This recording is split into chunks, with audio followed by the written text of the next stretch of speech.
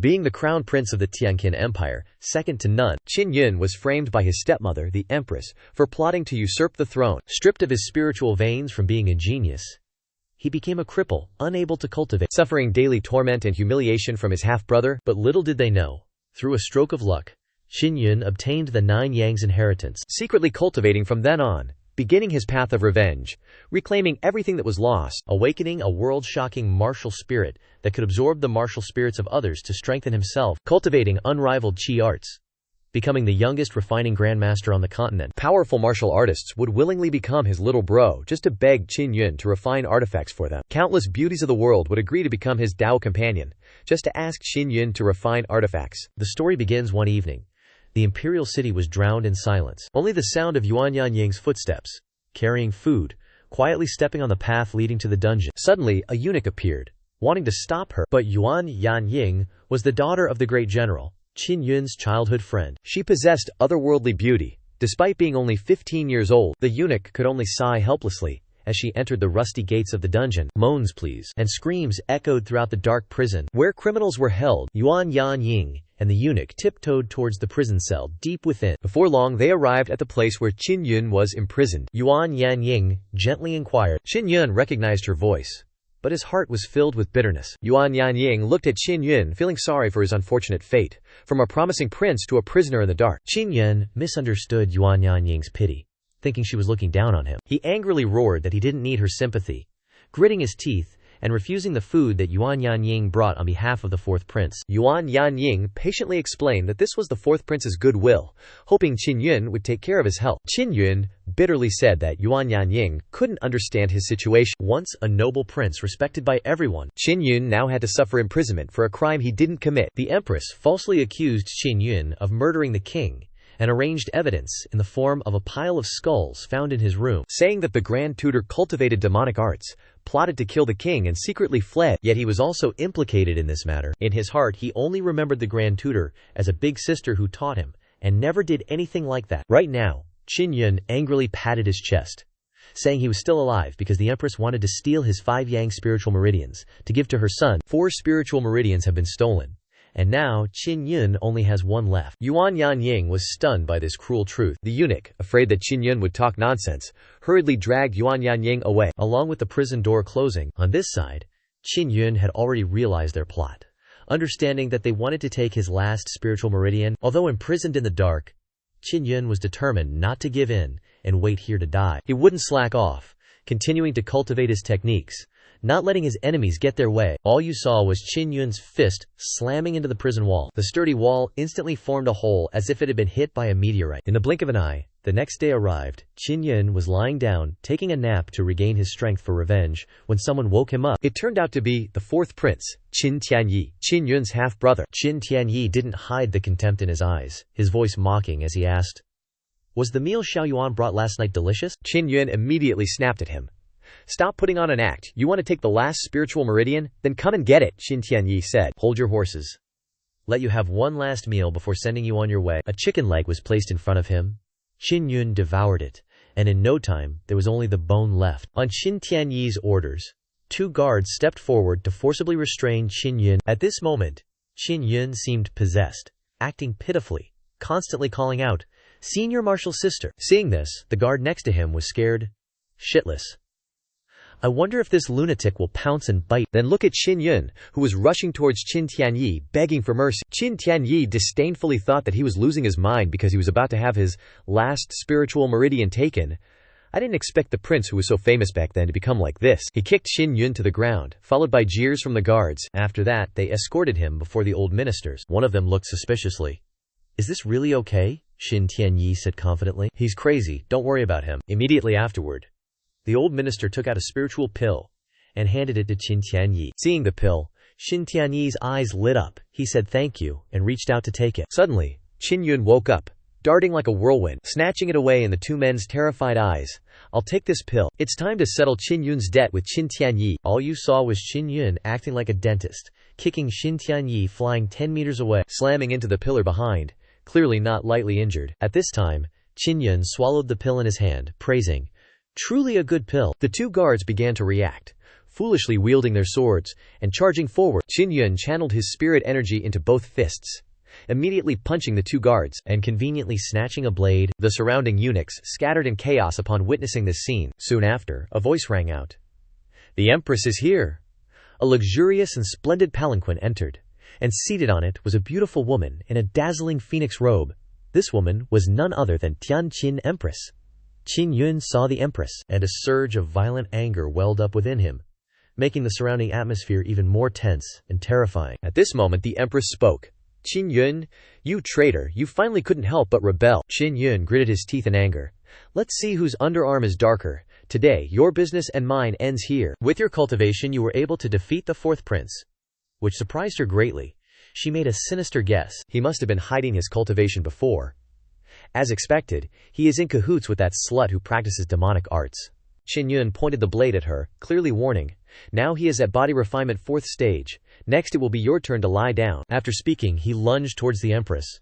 But at this moment the person in black beside her also flew up, blocking Qin Yun's blade with one hand. "You must get past me first," only to see Qin Yun snort, releasing the flames within his body, surprising the person in black as the flames burned away the black cloak, directly revealing a woman, after which this person did not expect that he had really reached body refinement 4th stage. When the two landed, the woman praised endlessly, "Kid, you're just a body refinement 4th stage and you were able to withstand one of her moves." Afterwards, she introduced herself as coming from the Hualing Martial Academy and is in great need of genius disciples, and suggested he go with her. Qin Yun didn't understand what she was joking about. Why would anyone want to go with her? Seeing him so stubborn, she sneered, "Then we'll just have to force it." Over here, the Empress was stunned, feeling a bad premonition. As a result, that person waved golden silk from her sleeve, wrapping Qin Yun into a cocoon. Amidst Qin Yun's cries for help, she bid farewell to everyone and pulled him flying into the sky, disappearing without a trace. Staring blankly at the two disappearing, the Empress still didn't understand what was happening, suspiciously asking the eunuch beside her, but how could he know? An hour quickly passed, and Qin Yun had been brought to a forest.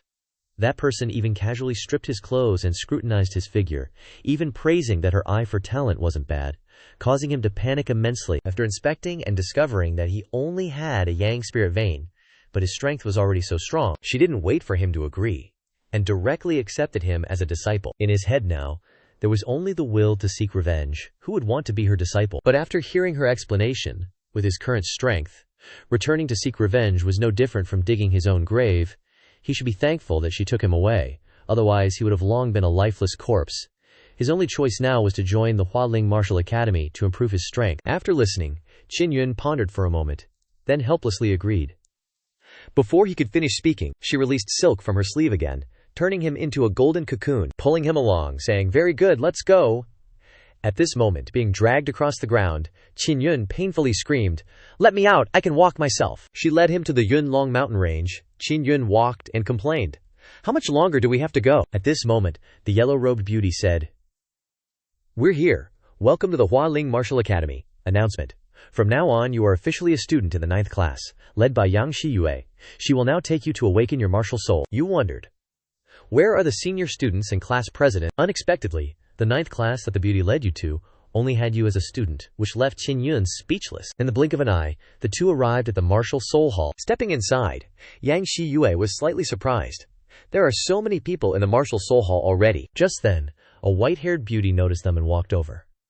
This person was Kui Hui, one of the few female teachers at the Hualing Martial Academy. Kui Hui was always jealous of Yang Shiyue, who was known as the most beautiful teacher in the Hualing Martial Academy. They were always at odds with each other, and the moment their eyes met, they started bickering. Kui Hui's voice was full of jealousy and sourness, which everyone could hear.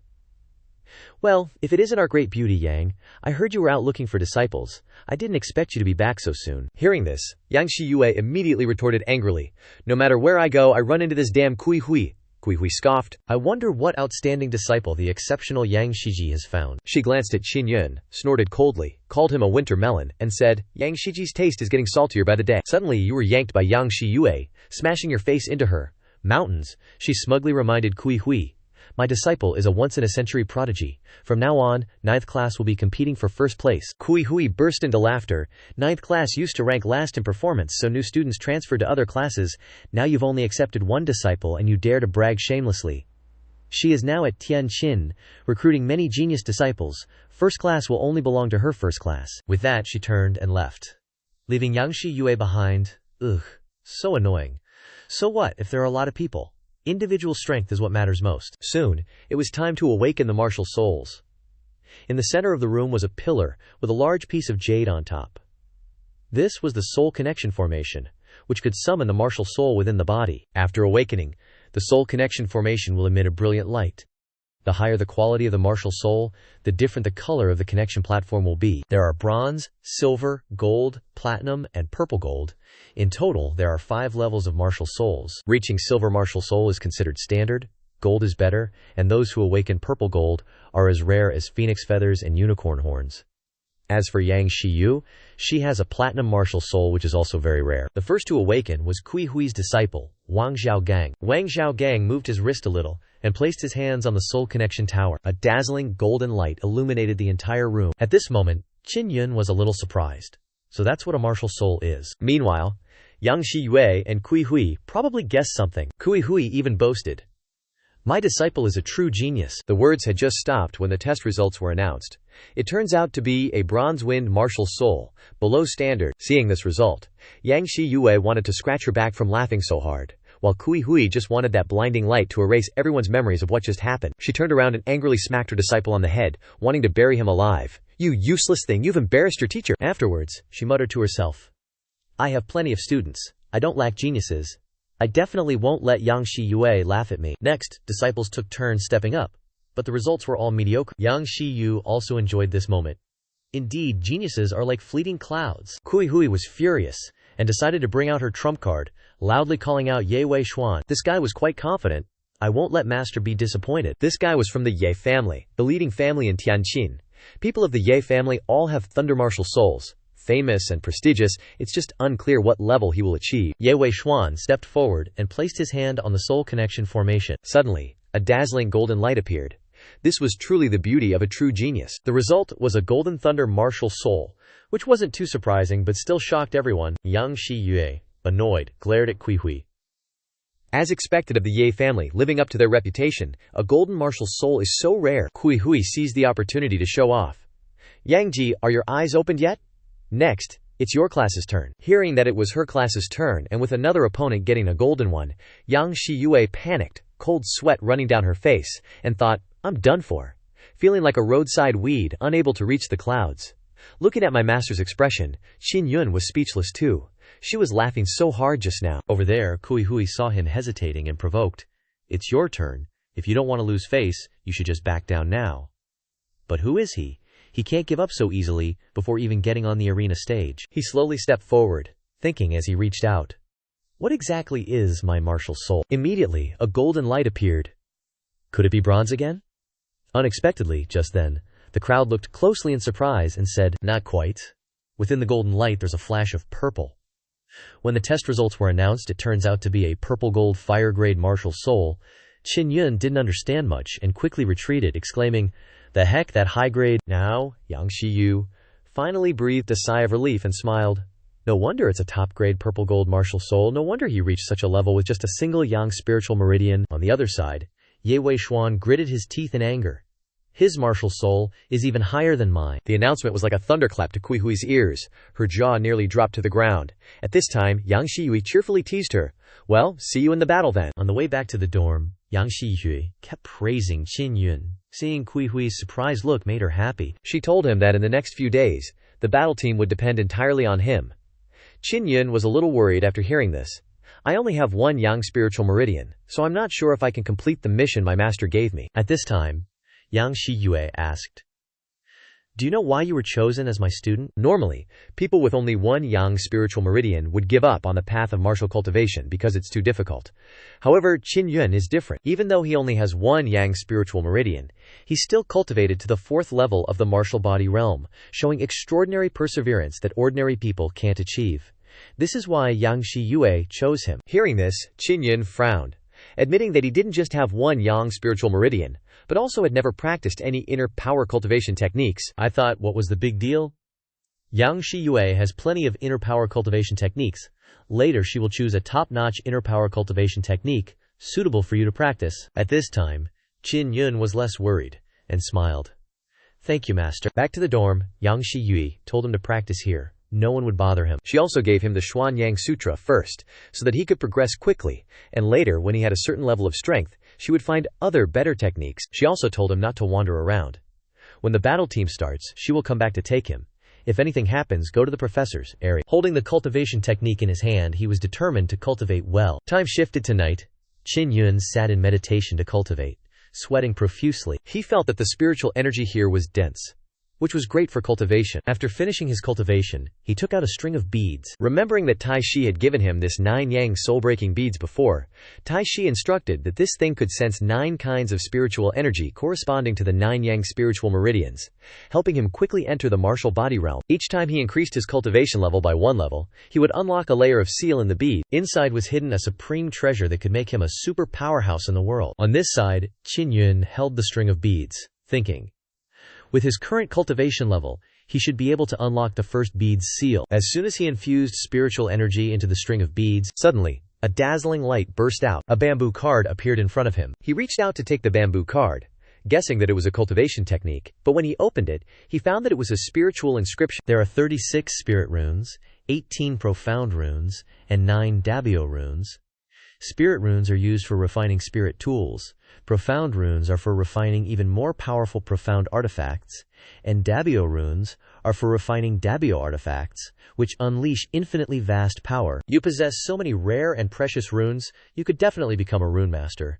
If others knew you had profound and dabioed runes, it would surely stir up a bloody storm. Even the dullest bead has so many runes, the others must have even better stuff. He thought to himself, I need to get stronger quickly, so I can open all 8 beads. With that thought, he decided to cultivate until dawn. The next morning, he had already passed out asleep sometime. Suddenly, Yang Shiyu pushed open the door and called him to the training grounds for the freshman tournament. Qin Yun rubbed his eyes, puzzled. So soon? Isn't it supposed to be in a few days? Yang Shiyue stepped forward and explained.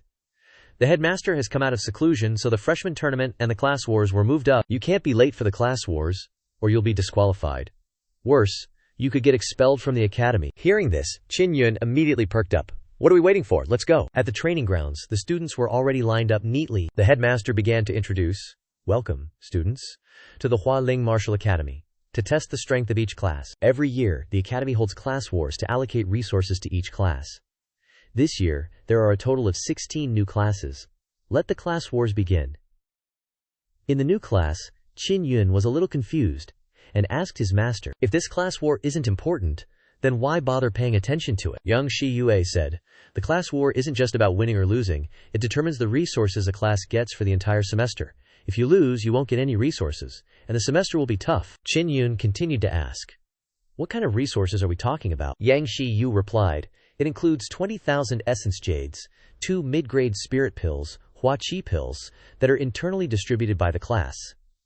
In addition, there's a high-level, top-tier martial art that all students in the class can learn. If you win 2 matches in a row, you get double that. Hearing this, Qin Yun felt the rewards were pretty generous, but their class only has him. Wouldn't they be gangbanged by the other classes? Yang Shiyue reassured him. The rules of the class war aren't a free-for-all. You only need to win 2 individual matches in a row to get the resources for the semester. At this point, he thought it was no big deal. After the draw, Class 9 will fight Class 6. Qin Yun stepped onto the arena and realized his opponent was Yan Zhongming. This guy's grandfather is a general of the Tianqian Empire who participated in extracting his spirit vein. The guy even takes pride in it, thinking that the Empress valued him, saying that as long as he apologizes to the Empress, he can show mercy. Qin Yun provoked him. All you can do is talk big. Anyway, his grandfather is just a lackey of the Empress. These words directly enraged Yan Zhongming. After a verbal sparring match, they began the official match with the announcement. Yan Zhongming immediately charged forward, wanting to cripple Qin Yun's inner core. He directly rammed into Qin Yun. Then, a light flashed, only to see Qin Yun standing still. Just as he was admiring himself, Qin Yun mocked him. Your punch is as soft as noodles. Grabbing his hand, throwing him backwards, knockout on the spot. When the referee announced Qin Yun's victory, everyone below the stage was shocked. At this moment, walking down the arena, Qin Yun complained. Master, the class war is much simpler than I thought. Right then and there, his master hugged him tight, showering him with praise. That's my boy, ha. So they breezed through the first round, easy peasy. Straight on to round 2. But this time, he's up against a much more promising opponent, Ye Wei Xuan from Class 7. At that moment, below the stage, Kui Hui from Wu Kingdom yelled, "Ye Wei Xuan, teach him a lesson he won't forget." But even if Master didn't say anything, Ye Wei Xuan would still be looking to get revenge for the Empress Dowager. On the other side, Yang Shi Yue also reminded Qin Yun, "Your opponent has lightning martial soul. Try not to face him head on." Qin Yun, brimming with confidence, gave his master a thumbs up. "Leave it to me." Right from the start, Ye Wei Xuan provoked him. "Dare to take a punch from me?" Of course, Qin Yun was always ready. Ye Wei Xuan condensed lightning in his palm, shouting, "Take my thunderclap fist." Over there, Qin Yun's hands were covered in flames, unleashing the Xuanyang art, as the two charged at each other. Qin Yun's flames instantly engulfed Ye Wei Xuan, shocking him. Immediately after, he was knocked back, turning into a roasted duck, sprawling on the arena. Clearly he'd lost the ability to fight. Even Qin Yun was stunned, not expecting it to be so easy. Not just everyone else, but Kui Hui, who was still sure of their victory the second before, witnessed his disciple getting knocked out with just one move in the next. After receiving his reward, Qin Yun gave it all to Yang Shi Yue, deeply moving her. She suggested he move in with her for easier guidance, making him a little hesitant. But no worries.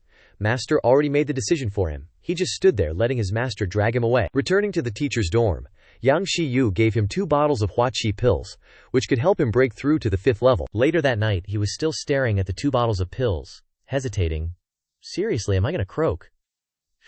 But then he recklessly downed them all in one go. As soon as he swallowed the pills, there was an immediate reaction. His body was covered in sweat, feeling a large amount of inner energy trying to break free. Immediately after, a lot of black gas emitted from his body. He looked up, his face filled with fear.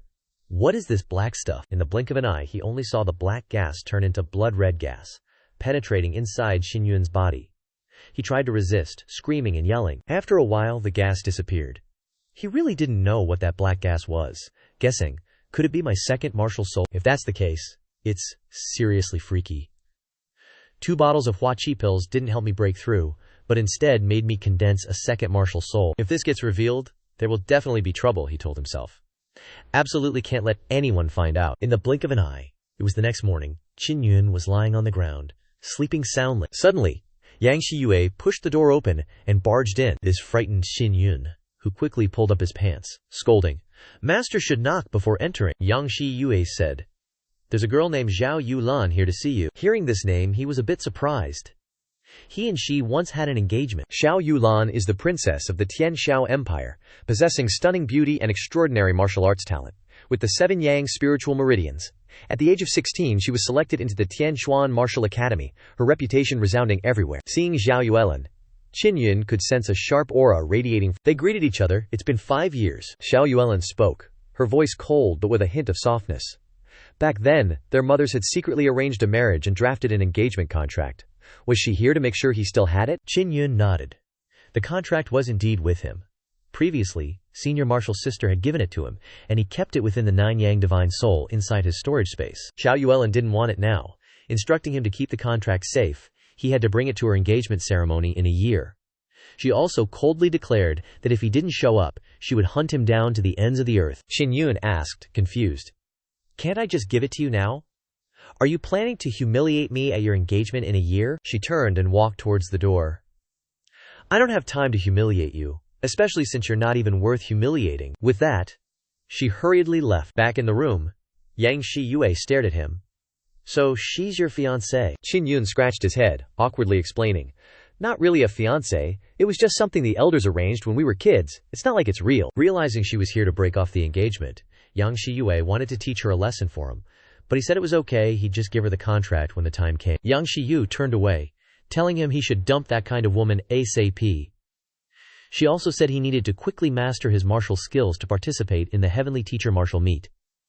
Hearing this, Qin Yun was confused, not knowing what the Heavenly Teacher Martial Meet was. She explained it was a martial arts tournament held every 5 years. For those at the 4th and 5th level of martial body realm, no 4th level students ever participated, but she thinks he should give it a try. But he felt like he had offended so many people.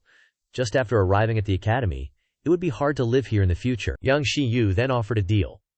If he won first place, she would grant any request of his. As she spoke, she moved closer and touched his chin before turning and leaving. Making him blush, he just wished his master would be more serious. Afterwards, he took out the 2 techniques, the Fire Cloud Step and the Blazing Light Fist, he had received as rewards, and began to cultivate them. 3 days later, the The Heavenly Teacher martial meet arrived. The massive, majestic Heavenly Teacher Grand Hall stood before them, its main gate adorned with fierce golden lion statues. Qin Yun and Yang Shiyue arrived early.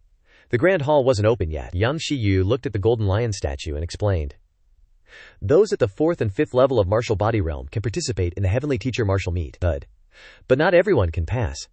To get on the fighting stage, one must have a certain level of strength.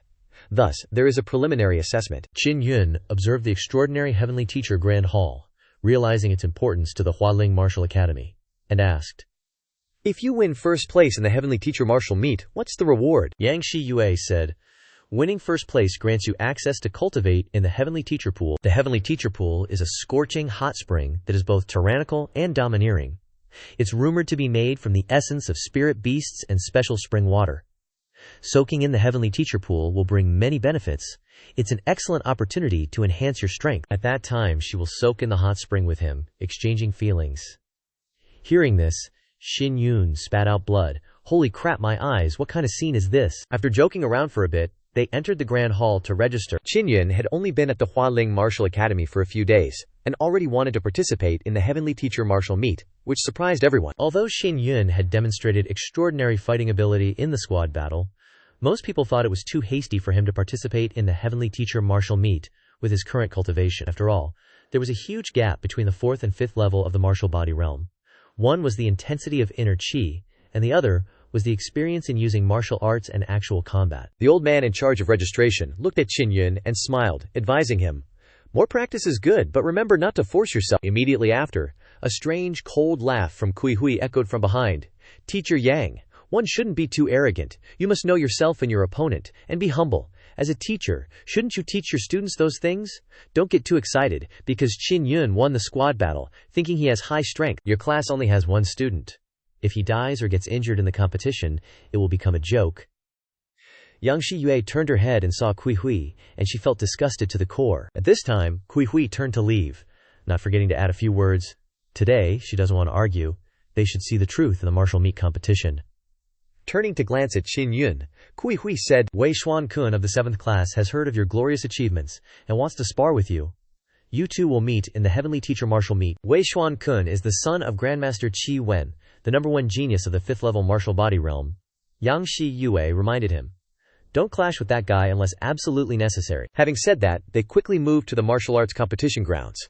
At noon, the bell resounded throughout the Tianxi Grand Hall. Headmaster Zhang announced, "The rules of this year's Tianxi martial arts competition are different from last year's. Because there are more participants, the rules will change. Everyone will enter the Yunlong mountain range to hunt and kill demonic beasts. The ranking of the martial arts competition will be based on the level of demonic beasts hunted and the quantity to score. The process of hunting and killing demonic beasts is extremely dangerous.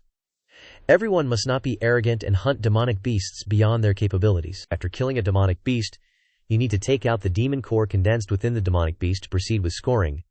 The time limit is 7 days. Failure to return here after 7 days will be considered eliminated." After explaining the rules, Headmaster Zhang pointed towards the gate leading to the Yunlong mountain range, signaling the start of the exam. Qin Yun was determined to win first place, and then also ran out of the gate following the crowd. Watching Qin Yun's back, Yang Shiyue couldn't help but worry.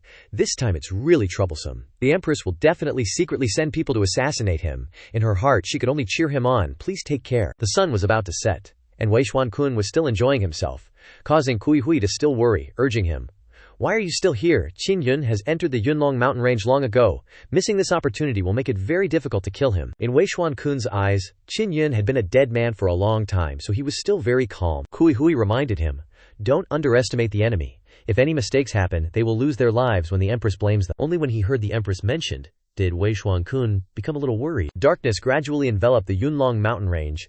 Qin Yun was still searching for demonic beasts but couldn't find any. The mountains and forests were dense, and the cold wind occasionally blew, enveloping the still atmosphere. This place was so vast that Qin Yun couldn't see anyone, not knowing where the other candidates had gone. After a long time of fatigue and hunger, Qin Yun was exhausted and sat down to rest. Suddenly, a drop of water fell on his shoulder. From the darkness, a dark shadow with red eyes and sharp teeth revealed a look full of thirst. "Where's the director? Turn on the lights so I can see." Realizing the danger, Qin Yun quickly turned his head and discovered a wild boar charging towards him. Qin Yun quickly dodged the wild boar's attack, but unexpectedly, The wild boar charged again, catching him off guard. Deciding not to waste time, Qin Yun unleashed a powerful punch using the Xuan Yang art on the wild boar's head. However, the wild boar's head was too hard, causing Qin Yun's hand to ache. Knowing he couldn't fight hand-to-hand, Qin Yun decided to run. The ferocious wild boar chased after him. Understanding that this wasn't the way, Qin Yun suddenly remembered the fire cloud steps, a newly learned ultimate skill. Immediately, he activated the fire cloud steps, creating a spiral of light around his body, helping him move at a terrifying speed, leaving the wild boar far behind. Thanks to the fire cloud steps, Qin Yun successfully escaped from danger. However, he realized that with his own strength, it was difficult to eliminate demonic beasts. Therefore, Qin Yun decided to find a companion to assist him on this journey. Meanwhile, Wei Xuan-kun had also entered the Yunlong mountain range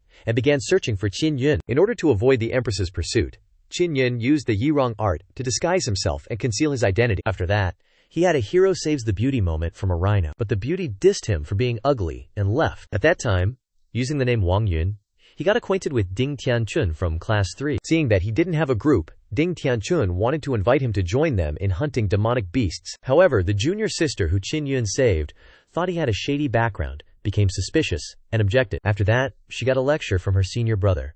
Judging a gentleman's heart with a petty person's mind. Suspecting your life-saving benefactor, forgetting master's instructions. Qin Yun saw that this guy was a righteous person, so he agreed to join the team. At this time, everyone stepped forward to greet him, while that junior sister was still unwilling, plotting to kick Qin Yun out of the team no matter what. About that rhino from earlier, it was a 5th stage demonic beast. After they obtained the beast core, they suggested that Qin Yun take it, since he was the one who defeated it. However, Qin Yun refused, saying, "No need to be so polite, everyone gets a share." By the way, he asked them where they were planning to go to hunt demonic beasts. Ding Tianchun said that they were planning to go deep into the Yunlong mountain range. That's where demonic beasts gather, where you can get the most beast cores and save time. But deep in the mountain range, there will be 6th-stage demonic beasts, which are extremely dangerous. After hearing this, Qin Yun was surprised. Deep in the Yunlong mountain range, there are even stronger demonic beasts than out here. How strong are they? Ding Tianchun explained. The entire Yunlong mountain range is many times larger than the Tianqin Empire. The 2 neighboring empires also border the Yunlong mountain range. In such a vast Yunlong mountain range, there are all kinds of natural treasures. Demonic beasts that eat these things will constantly evolve, so deep inside, there must be mystic beasts. Martial body realm corresponds to demonic beasts, martial Dao realm corresponds to spirit beasts, and mystic beasts are above the martial Dao realm. Remembering the python he had encountered, Qin Yun curiously described it to Ding Tianchun and learned that it was a Jin Tian, a 7th-stage demonic beast. Extremely dangerous. Ordinary people who encounter it have no chance to escape. At this time, he sighed. No wonder I used all my strength to attack and couldn't do anything to it. Knowing that Qin Yun was still safe and sound after escaping from that python, Ding Tianchun admired him even more, wondering which deity he was. After a moment of exclamation, they didn't delay any longer and quickly set off. Just like that, with Qin Yun's cooperation, after 2 days, they had collected a lot of beast cores. Before they could celebrate for long, suddenly one person was invaded by a strange wave. After looking around for a moment, Qin Yun realized that the attacker was sitting in a tree not far away. This guy was discovered. Just as he jumped to the ground, Ding Tianchun clearly saw the face of this person and recognized him as Jiang Lang from Class 1. I didn't expect this guy to kill his fellow disciples, and even recklessly wants to kill all the remaining people to silence them. 2 people wanted to rush forward, but Jiang Lang easily defeated them with just 1 finger. Feeling that no one was his opponent, Ding Tianchun told everyone to retreat first, and he would stay behind to deal with them. Ding Tianchun rushed up to activate his ice shield, but it was quickly broken. With lightning speed, Jiang Lang approached and struck Ding Tianchun's chest with a palm, leaving him unable to react. At this moment, Qin Yun finally made a move to stop him, saving Ding Tianchun's life. Jiang Lang underestimated his opponent, calling Qin Yun an ant. Immediately, Qin Yun granted his wish, throwing a punch straight into his handsome, girl-chasing face, sending him flying backwards, plowing a wide furrow in the ground. Witnessing this scene, everyone was dumbfounded. Jiang Lang also didn't expect to meet a worthy opponent here. Although he's a powerhouse, his head's still going to be throbbing after tangling with Qin Yun. This only further ignited the beast within him. He stood up, instantly creating a surge of energy that shook the earth. Immediately, rocks and soil exploded, causing everyone to fall to the ground, leaving only a black-robed figure standing firm, being battered by the power. With his disguise gone, Qin Yun's identity was revealed. At this time, Jiang Lang took a closer look.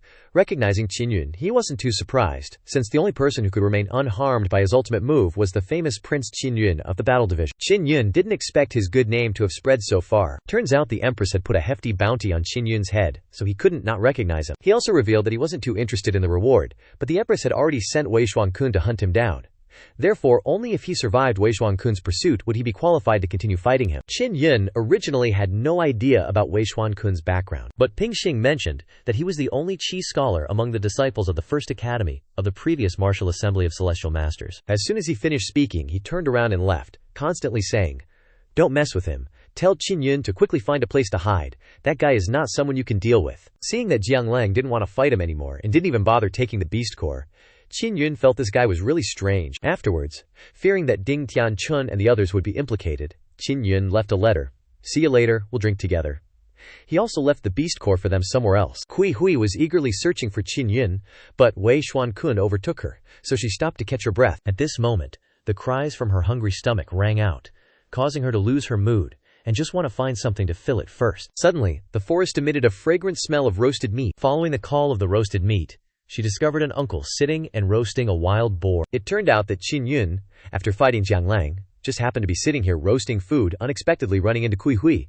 When he tried to strike up a conversation, she didn't seem to recognize him. Wanting to suggest trading spirit coins for some food, Qin Yun generously broke off a whole leg for her. Only after Kui Hui had eaten her fill did she pay attention to the person in front of her, feeling that he looked a bit familiar. Qin Yun, covered in sweat, awkwardly said, "She has mistaken me for someone else." She didn't suspect anything, reasoning that Qin Yun is being hunted by so many people, he must be hiding deep in the forest. Hearing this, Qin Yun breathed a sigh of relief. "Great," Kui Hui asked for his name, wanting to team up with new companions to be safe in this dangerous place. Qin Yun still used the alias Wang Yun, saying he came here to train and also to collect beast cores, also refusing her offer to team up. She decided to use the seduction technique, starting to seduce Qin Yun, causing him to retreat 8 meters in more fear than if he had encountered a demonic beast. Kui Hui wondered if her charm was really that bad. Then, a moment later, Qin Yun suddenly agreed to join her. Actually, Qin Yun thought it over. If he was with Kui Hui, the people hunting him wouldn't consider this, and he could be safe until the martial assembly ended. He also laid down a condition. Neither of them could interfere with the other's actions. He only needed to hunt enough beast cores to withdraw from the group. Before he could finish, he turned around and saw that Kui Hui was totally ignoring him and was already sitting there, devouring a whole roasted pig. Next to her was nothing but bones. "Unbelievable, this granny can eat so much," she shamelessly yelled. "Now that we're a team, we're all family, so there's no need to differentiate whose stuff is whose." After eating and drinking, they continued on their way. Kui Hui took the opportunity to ask him to help find someone named Qin Yun, in exchange for her helping him hunt beast cores. He asked her in return, "What kind of person is he that you have to personally come to such a dangerous place to find him?" She didn't hesitate to list his flaws. "He's an arrogant, self-important little punk, with a hateful face and no manners. Everyone who sees him wants to beat him up. I came here specifically to deal with him." Hearing this, Qin Yun was pissed, but he calmly asked, "Do they hate him that much?" Hearing this question, Kui Hui pondered a bit, wondering if she really hated him or not. She expressed, "Actually, he's a good disciple with amazing talent. If it weren't for Yangshi Yue, I wouldn't want to make a move. It would be great if he were my student." Hearing this, Qin Yun was a bit touched, but she immediately changed her tune, angrily continuing, "In the end, it's all Yangshi Yue's fault. Why does she get to find such a good student?" Qin Yun said, "It seems she's not a bad person." She was a little suspicious and quickly asked, "Why would uncle think that I was a bad person? What do you mean by that?" Qin Yun said, "I didn't mean anything." Only then did she stop, and they continued walking. After walking for quite a while, she asked, "Do you need to rest?" Qin Yun, seeing her talking so loudly, told her, "Keep it down. You'll attract demonic beasts." Kui Hui confidently said, "Don't underestimate me just because I'm young. I'm a master of the 6th level of the martial body realm. Ordinary demonic beasts wouldn't dare to come near. Speak of the devil, and he shall appear." And it was a blue octopus, an 8th stage demonic beast, equivalent to the 7th level of the martial body realm. Kui Hui, who had been so confident just now, was now tightly wrapped by the octopus's tentacles, unable to move, and crying for help. To avoid exposing his identity, Qin Yun couldn't use the Xuanyang art and the Flamelight Fist. He could only use the Qi Burst skill that the Grand Tutor had taught Qin Yun to protect himself. The advantage of this technique is that even without cultivating inner Qi, one can use weak spiritual Qi to perform a Qi burst, which can unleash great power. He quickly rescued Kui Hui from the octopus's tentacles, picked her up, and made a run for it. After running a few steps, he was hit straight in the back by the octopus king's tentacle and fell to the ground. Feeling like they couldn't escape it, they had to join forces to attack, with Kui Hui holding it back while he figured out a way to find an opening to deal with it. Qin Yun landed a few blows on the octopus's head, but they were insignificant, only making it angrier. It aimed a tentacle at him and casually sent him flying. Kui Hui wanted to rush up, but she was also strangled by the neck. Not knowing what cool thing to say, she screamed, "Too fast, way too fast, you don't even give a person a chance to dodge." However, Qin Yun didn't fall. He was determined to save Kui Hui. He was out of options, and had to use the ultimate move that he didn't know how to use, activating the Black Martial Soul. A black aura enveloped Qin Yun, knowing that with his current cultivation level, he couldn't control the power of this Black Martial Soul, and he might even suffer a backlash. But he couldn't care less anymore, he had to risk it all. He clenched his fist, looking for a chance to strike, and punched at its vitals. Anyone who could dodge that speed would be a god. Finally, Qin Yun had a chance to retaliate. "Who told you to hit me?" The octopus was annihilated after a pretty cool punch. Then he stood there for a sec, and then just straight up fainted. Flickering flames in the mountain forest night. Next to him is Qin Yun. Unclear if he's alive or just pushing up daisies. If the author wants him alive, he'll squint his eyes and wake up. He groggily gets up, not realizing what had happened before. After Kui Hui recounted the events, he learned that he had suffered a backlash from the Zendang martial soul and passed out. And that black Zendang martial soul is a super rare type of martial soul, containing extremely powerful vibration force. This was also the first time she had seen this kind of martial soul. She did not know the exact effect of it. Even he doesn't know the name of his own martial soul, making Kui Hui suspicious again. Good thing he was seriously injured, but his brain's still intact. He still justifies it by saying that he has amnesia due to the injury. Seeing the opponent's Cao Qiang ability, he could defeat the 7th level monster. Kui Hui started luring him to the Zhu Yang Gathering Spirit Formation. With his strength, they can easily enter the formation, a place protected by high-level beasts, set up by the founder of the Hualing Martial Arts Academy, to gather spiritual energy in the Yunlong mountain range. Cultivators sitting in the formation can absorb a large amount of spiritual energy and quickly improve their cultivation. But if there are too many cultivators in the formation, the spiritual energy in the mountain range will be overconsumed. Therefore, the Academy has arranged for a high-level monster to guard outside the formation, and only the elders of the Academy are qualified to enter for cultivation. Zhang Yuan, the director of the Hualing Martial Arts Academy, has entered the martial arts realm when he is in the Zhu Yang Gathering Spirit Formation. As for Qin Yun, he was shocked when he heard about the martial arts realm.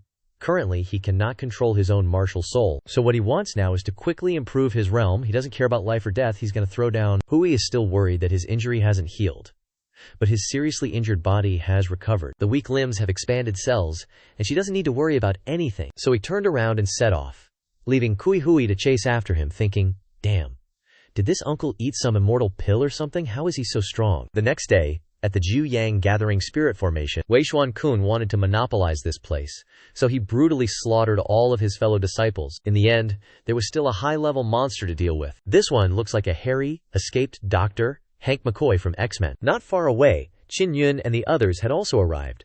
Kui Hui pointed to the area surrounded by blue light, which was where they needed to go. Absent-mindedly babbling and not paying attention to her surroundings, she just rushed forward, accidentally stepping on something squishy and still a little warm. Looking down, she realized it was a corpse.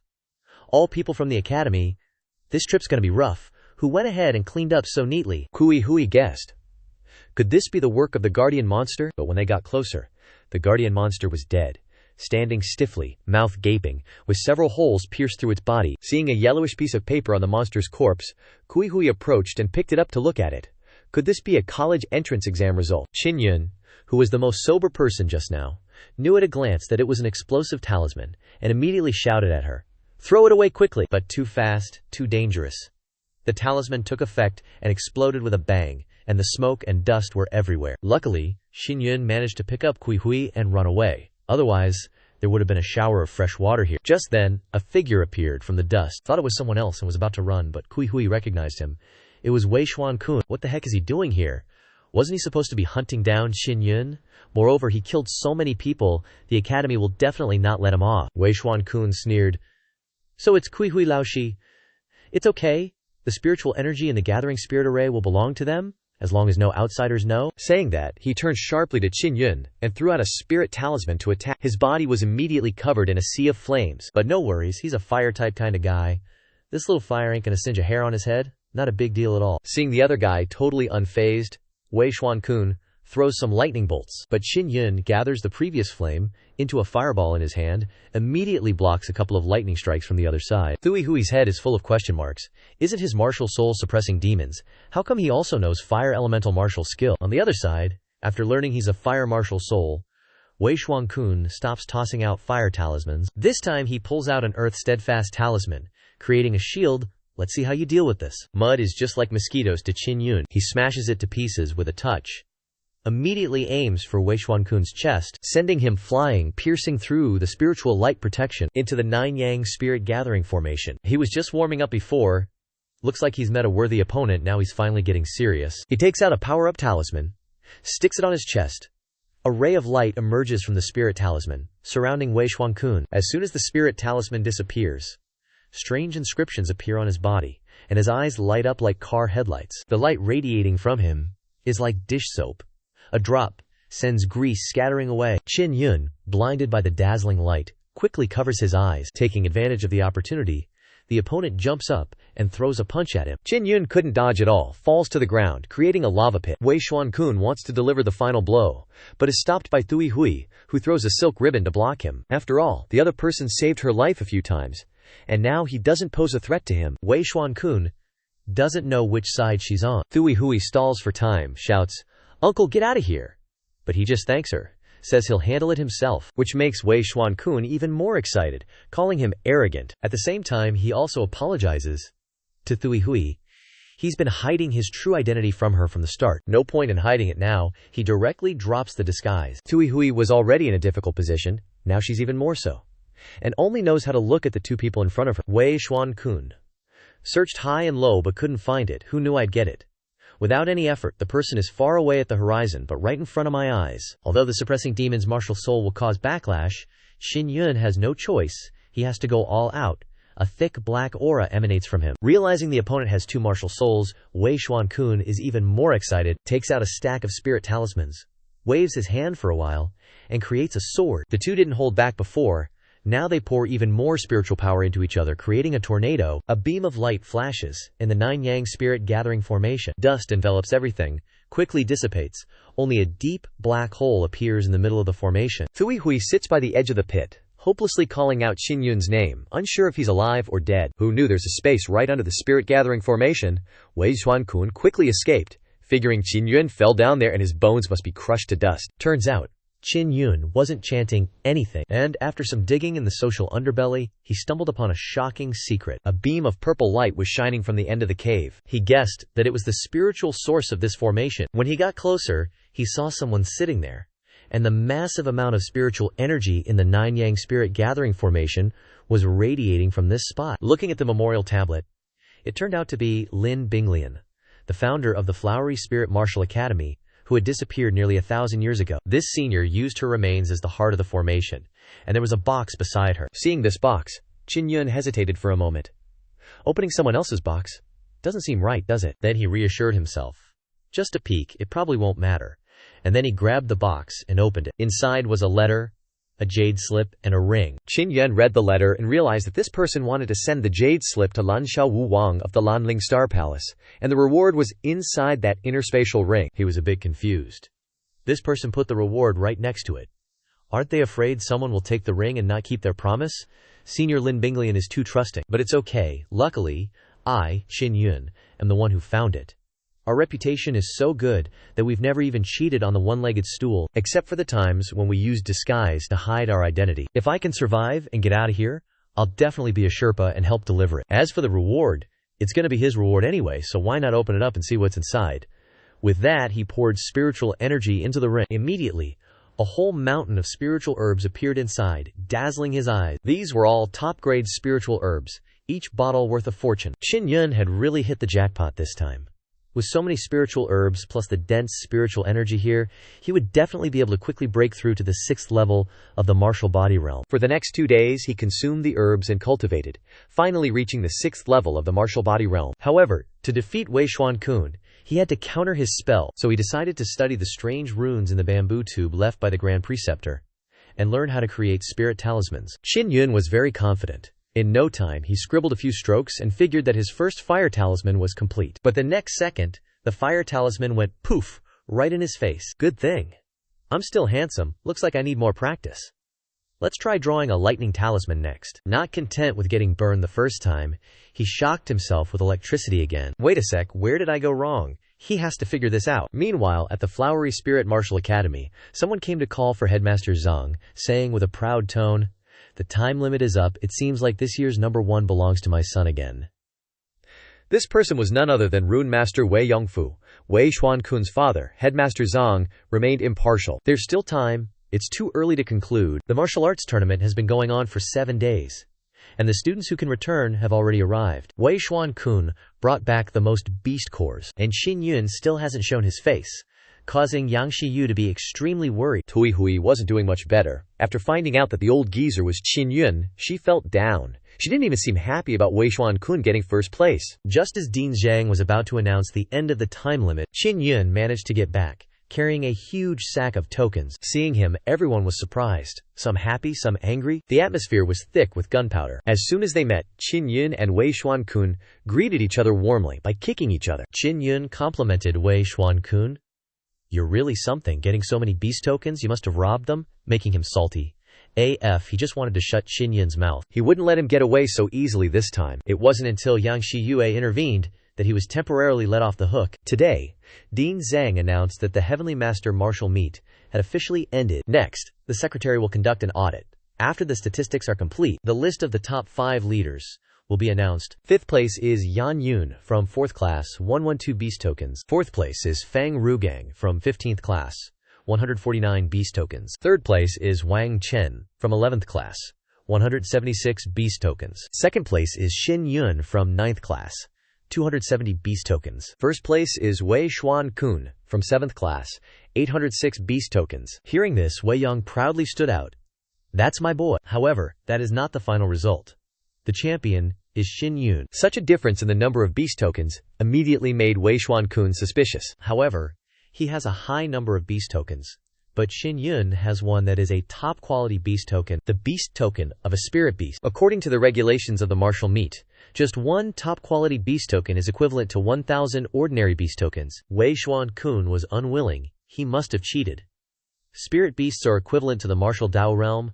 There is no way they can be defeated by a martial body realm level 4, but he also had to thank him for knocking him down to the 9 Yang spirit gathering formation, and now he has reached the 6th level of the martial body realm. At this time, Wei Xuankun was boiling with anger, wanting to chop Qin Yun into 100 pieces. Just as he was about to cause trouble, Grandmaster Qi Wen spoke out to stop him. He congratulated Qin Yun.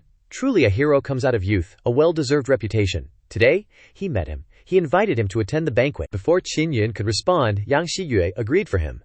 They, master and disciple, will be there on time. Knowing that going there was like a sheep walking into a tiger's den, which was too dangerous, he questioned his master. Yang Shiyu understood that Wei Grandmaster was insidious and cunning.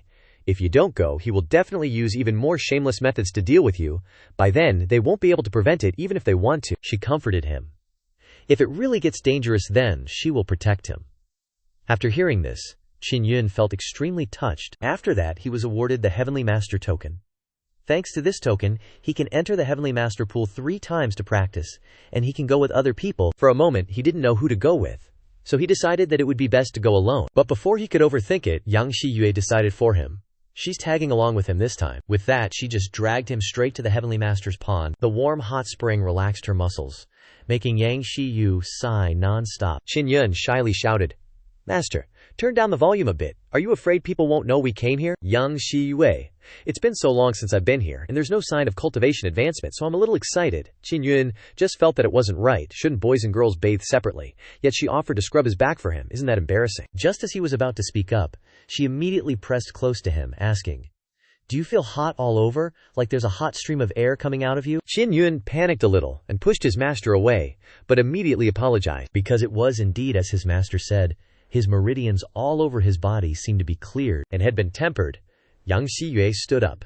Now they will go see what Wei Dashi is up to. Then they arrived right on time. Wei Dashi saw that everyone had arrived and started the banquet. Wei Dashi introduced, "Today's banquet also has guests from the distant imperial city, one of whom is Yan Guogong, General Yan. This person is the grandfather of Yan Zhongming, and also one of the people who took Qin Yun's spiritual veins back then. Wei Daxi raised his glass. I appreciate Qin Yun giving me face by coming here. He also replied, "You're being too polite. Everyone is from the Hualing Martial Academy. He can create talismans, so naturally he is the pride of the Hualing Martial Academy. Of course I have to come." At this time, Yan Guogong also spoke to Wei Daxi. He was taught by a female demon from a young age. Although they took away 4 spiritual veins, they still let him cultivate demonic arts, which is why he has achieved what he has now. Just a little devil, not worth your respect. Wei Xuankun also chimed in, "If he didn't practice demonic arts, how could he defeat the spirit beast and obtain the supreme quality beast core?" Yang Xiyue defended him. "He didn't cultivate demonic arts at all. The cultivation methods were all given to him by me, and he obtained them when he won the Ban battles." Yan Guogong insisted that he was cultivating demonic arts, which affected the reputation of the Hualing Martial Academy, and even made the martial academies of other countries laugh at them. But Yang Xiyue retorted, "If she sent thousands of people to spread rumors everywhere that Wei Xuankun was practicing demonic arts, before long, everyone in this country would think he was really practicing demonic arts. The rumors are all groundless." Feeling that what Yang Xiyue said made sense, Wei Daxi asked Qin Yun for his opinion. Qin Yun didn't hide it, and said that he had accidentally learned how to create talismans. Everyone was surprised to hear this, thinking that he was just joking. To create talismans, you must first become an inscriptionist. Becoming an inscriptionist is not something that can be done in a year or two. Qin Yun is so young that people dare not believe it. Qin Yun laughed it off and said that he was just lucky. Yan Guogong suggested that he compete with other talisman masters in creating talismans. If he can create talismans, he can prove his innocence. Then, he agreed without hesitation. Even Yang Xiyu reminded him to be careful with his mouth and not to talk nonsense. Then Wei Xuankun then went up to compete with Qin Yun. Before that, Wei Daxi had told him to pay attention to stopping at the point, and not to harm the harmony between the two sides. Yang Xiyu above also cheered for Qin Yun. "Just hit hard, and when you get back, I will go to the hot springs with you to celebrate," making Wei Daxi next to her a little embarrassed. They go to the hot springs together. As for the rules of the match, they both used cinnabar and golden paper as materials in front of them, and proceeded to draw talismans. Each person would create 4 types of attack talismans: wind, lightning, water, and fire. At the same time, they would use the talismans they created to attack each other. The judging of the winner would be best 3 out of 4 rounds. If both sides win 2 and lose 2, then whichever side's fire talisman can't withstand the opponent's talisman would be judged as the loser. If one side doesn't manage to create a talisman in time and gets attacked by the opponent's talisman without being able to dodge, that's also considered a loss. After saying that, Wei Daxi signaled for them to start creating the first talisman, the lightning talisman. Qin Yun was clearly slower than Wei Xuankun in terms of speed, and directly lost the first round. Looks like he has to find another way. The second round, drawing the Gale talisman, went a bit better. He managed to draw it in time and threw it straight onto the ground. Yan Guogong looked down on him. He actually throws his talisman onto the ground, but it blocked Wei Xuankun's talisman. This time, Qin Yun wasn't hit directly, but Wei Xuankun was still faster. So Wei Xuankun continued to win the second round. For the next round, a fire talisman duel, Wei Xuankun gritted his teeth, determined to turn him into ashes this time. Qin Yun knew that his fire talisman wouldn't be able to withstand Wei Xuankun's, so he could only use the method recorded in the bead that the Grand Tutor left behind. He could fuse his own martial soul into the talisman, and the talisman would increase in power based on the strength of the martial soul. After that, he infused the Zhendang martial soul into the talisman and threw it towards the large fire coming from Wei Xuankun's talisman. He looked down on it. What Qin Yun threw out is just a tiny flame. How can it withstand it? But the next second made him regret it. The small flame, however, was no joke. Instantly pierced through the huge fireball, heading straight for Wei Xuankun, causing him to fall off the stage. Unexpectedly, Qin Yun could defeat Wei Xuankun without using demonic arts. How could his strength suddenly increase so much? Wei Xuankun was unconscious and couldn't proceed with the third round. Yang Xiyu hurriedly said loudly. They all saw it. Qin Yun clearly didn't use demonic arts. Immediately after, Yan Guogong still didn't believe it. It can be confirmed that Qin Yun didn't cultivate demonic arts, but that doesn't mean he's not at fault. The Grand Tutor back then was because of his tolerance. No matter what, Yang Xiyue insisted that they apologize to Qin Yun today. If they don't admit their mistake, then she will make them crawl to leave Hualing Martial Academy. Knowing that the people here were no match for her, Yan Guogong had to take a step back and didn't dare to touch her. Wei Daxi also had to speak up to calm her down. General Yan will definitely give you a satisfactory answer, Yan Guogong suggested. I will apologize to Qin Yun, and 100,000 star coins should satisfy you. With these star coins, it's enough for Qin Yun to buy a lot of cultivation resources. Returning to the dormitory, Yang Xiyue instructed him, don't go out alone. After this, Wei Daishi, and Yan Guogong, will definitely use even more despicable methods to frame you. He always has to cultivate within the range she can sense. Meanwhile, back at the palace, the Empress received news that Qin Yun, or Xu Feng, is cultivating inscription arts and is now capable of creating talismans, becoming a beginner inscriptionist. But they weren't too worried about Xu Feng. Now they just need the national preceptor to reach the martial Dao realm, and then the Tianqin Empire will be theirs. They'll find a chance to deal with Xu Feng later. For now, the most important thing is to arrange the marriage of the crown prince and Xiao Yuelan. After consuming many spirit herbs, Xu Feng felt his yuan energy increase manifold, as if a breakthrough was imminent. Just then, Grand Manager Duan Xian of the Inscription Arts Hall personally came to see Xu Feng. Looks like this guy's about to change his fate. He came to give Xu Feng his beginner inscriptionist certificate, a badge. With this, he can hang out at the General Inscription Arts Hall anytime, and also entrust the Inscription Arts Hall to help sell spirit talismans, and also get the latest news about things he cares about. Xu Feng was worried that since he was a student of the Hua Ling Martial Academy, he couldn't join the Inscription Arts Hall. However, the Inscription Arts Hall manages the ranking of inscriptionists in the world. You don't have to formally join. When you get there, he'll give you guidance. Xu Feng brought the badge back to show off to Yang Shiyu. She felt that with this, Wei Daishi and Yan Guogong wouldn't mess with him anymore, because they wouldn't dare offend an inscriptionist. Xu Feng was surprised. Inscriptionists are that powerful. Even people from the Empress side won't touch them, Yang Shiyue then explained. It's been around for nearly 10,000 years, and it's scattered across 3 empires and several countries, and it's not bound by imperial authority. It's an extremely mysterious organization. As long as you have some achievements in the Inscription Arts Hall, you can get their help later, and seek revenge on the Empress. Just then, Yang Shiyue had to go away to do some things, and told him, go to the Inscription Arts Hall to train, and increase your level of talisman making. The next day, on the way to the Inscription Arts Hall, Xu Feng was ambushed by Yan Zhongming's group. They even used the soul-suppressing bell to trap him inside this spiritual energy. If combined with the soul-suppressing hammer, anyone trapped can be turned into a pile of mush. One guy holding the soul-suppressing hammer stepped forward, wanting to hit the giant bell, but at that moment he was invaded by a wave of sound, and fresh water poured out, dying of internal injuries. This move is a bit familiar. Turns out it's an acquaintance. Jiang Lang arrived in time. Jiang Lang appeared looking badass, yelling at them, "Why don't you guys fight fair and square, but sneakily use spiritual artifacts for a sneak attack?" Yan Zhongming was furious, not understanding why this guy was helping Xu Feng, yelling about the Empress to scare him. "If you dare touch us, you'll face the Empress." Wrath. Jiang Lang still has his familiar slogan, "Dead men tell no tales." The guy with Yan Zhongming was scared shitless, knowing that this Jianglang is a madman who won't let them go, so he quickly bolted. But Jianglang isn't just a name. He waved his hand. The sound wave hit that guy's back. He only had time to shout, "Ah!" and then he also went to his doom. Yan Zhongming tried to persuade him, saying he could split the reward money and also be valued by the Empress. But at this time, he ate a fist, losing the ability to resist. Xu Feng pierced through the bell with one hand, and in an instant, the soul-suppressing bell shattered. You want to trap your grandpa Xu Feng with some low-grade spiritual artifact? Yan Zhongming is too stingy. At least you should give him a mid-grade spiritual artifact. Jiang Lang laughed loudly on the other side. Looks like he was worried about Xu Feng for nothing. Xu Feng was like, "Wait, why is this dude here, and why is he helping him?" Jiang Lang actually had the qualifications to study at the Qiwen Hall, recommended by the academy. He just happened to be passing by and couldn't stand those guys, so he stepped in. Then he just straight up killed the dying Yan Zhongming. Qin Yun was like, "WTF?" He explained, "If the guy's dead, the Empress will just think he did it." But he also warned him that being merciful would only lead to his own death, like, he could stab him in the back later. Qin Yun said, "If you want to kill me, just do it now. If you want to come to the Qiwen Hall with me, you gotta agree not to kill people randomly, or don't blame me for getting rough." Jiang Lang just laughed. "If I kill you now, where am I gonna find such a potentially awesome rival later? Fine, I promise not to kill people randomly, unless they attack first." Watching Jiang Lang walk away, Qin Yun muttered, "This guy's seriously twisted." The two of them had been long gone from that place. Xiao Yulan arrived, discovered 3 corpses, and guessed that Qin Yun was the culprit.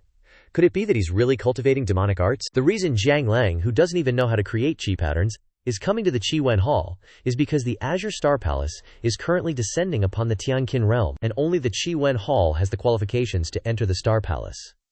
Talented disciples from all countries are heading to the surrounding Qiwen Halls. Among them is Xin Zhengfeng, known as the Tianqin's #1 genius, a 7th-level martial body expert. Just mentioning his name got Jiang Lang hyped, which made Qin Yun, walking next to him, question his sanity. Finally, they arrived at the Qiwen Hall. They were preparing for the Hidden Dragon martial arts tournament here, so a competitive guy like Jiang Lang wanted to participate. However, they had to participate in teams of at least 3, and they only had 2. Jiang Lang wanted to just grab someone random to make up the numbers, which made Qin Yun wonder what he was planning next.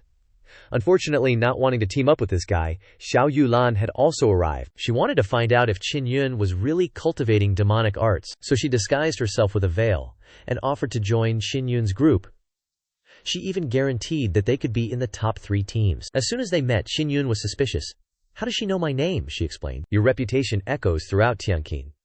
The story of you defeating Wei Xuan-kun has even reached the Tianxiao kingdom." As soon as Jiang Lang saw her, he recognized her as a 7th-level martial body expert and wanted to team up with her too. Hearing him say she was a 7th-level martial body expert and so young, Qin Yun was surprised. He turned to ask Jiang Lang, "What's your cultivation level?" Turns out he was also 7th level. That meant Qin Yun had the lowest cultivation level, and he had a bad feeling about it. After that, they decided to team up. But Jiang Lang warned her, "If you have bad intentions, I'll chop you into 1,000,000 pieces." Xiao Yuelan also recognized Jiang Lang, whose infamous reputation for killing many young experts of the Tianxiao Empire had spread far and wide.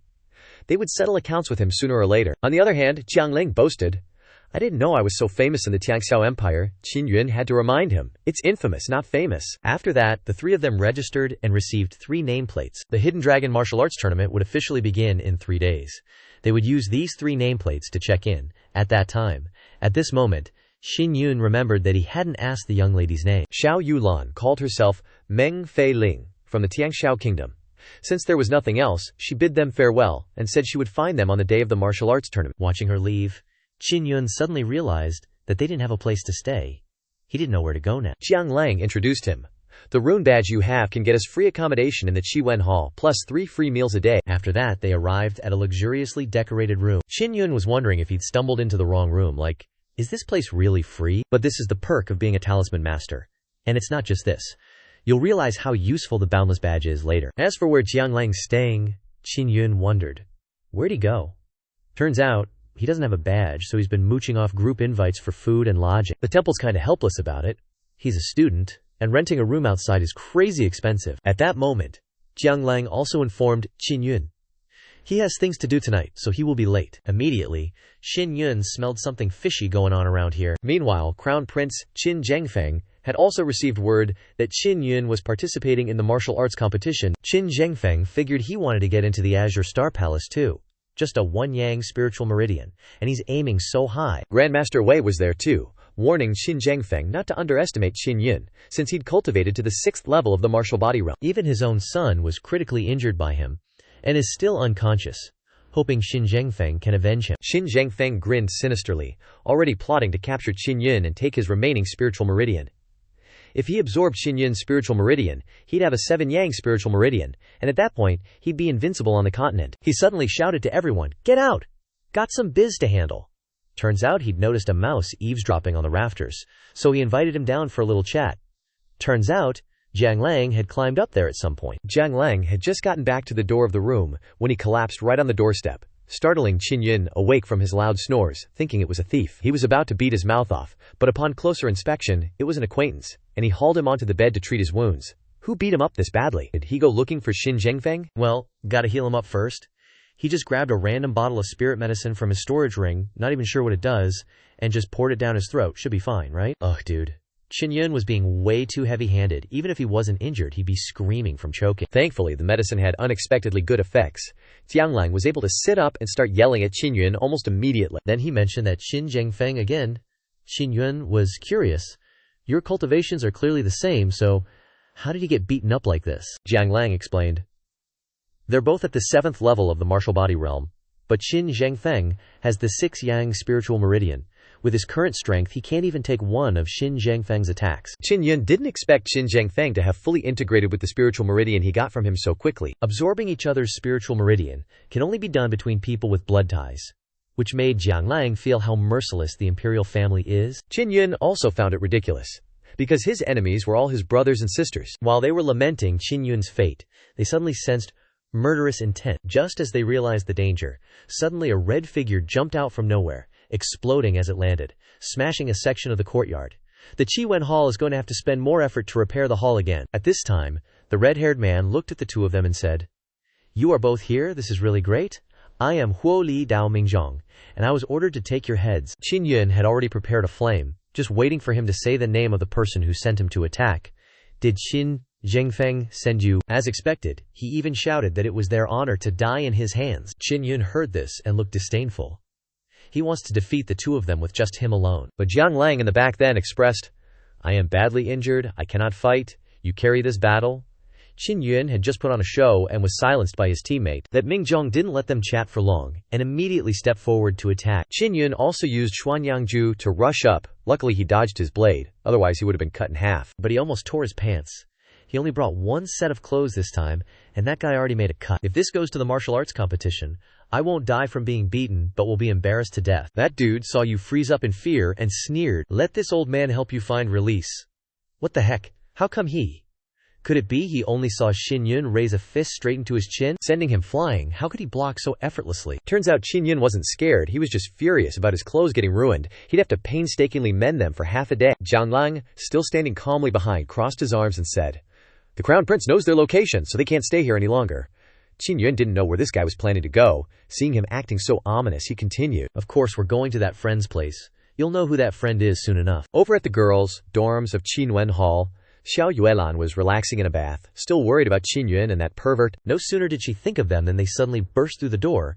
How did these two guys find out her location so quickly? And they even shamelessly barged into a girl's room. How rude! Xiao Yuelan was startled, and before they could even greet her, she immediately smacked them in the face with a chair. While they were still hissing in pain, Xiao Yuelan managed to get dressed and cover her face, turning around to scold them, then asked why they came. Qin Yun said awkwardly, Qin Zhengfeng discovered our location, so we wanted to crash here. As soon as she heard they wanted to stay with her, Xiao Yuelan scolded them again. Perverts. Jiang Lang chimed in, using the excuse, the Hidden Dragon martial arts tournament is about to start. Staying together can prevent opponents from ambushing them, making it safer. Xiao Yuelan reluctantly said, you can crash in the East Wing, but you're on your own for food.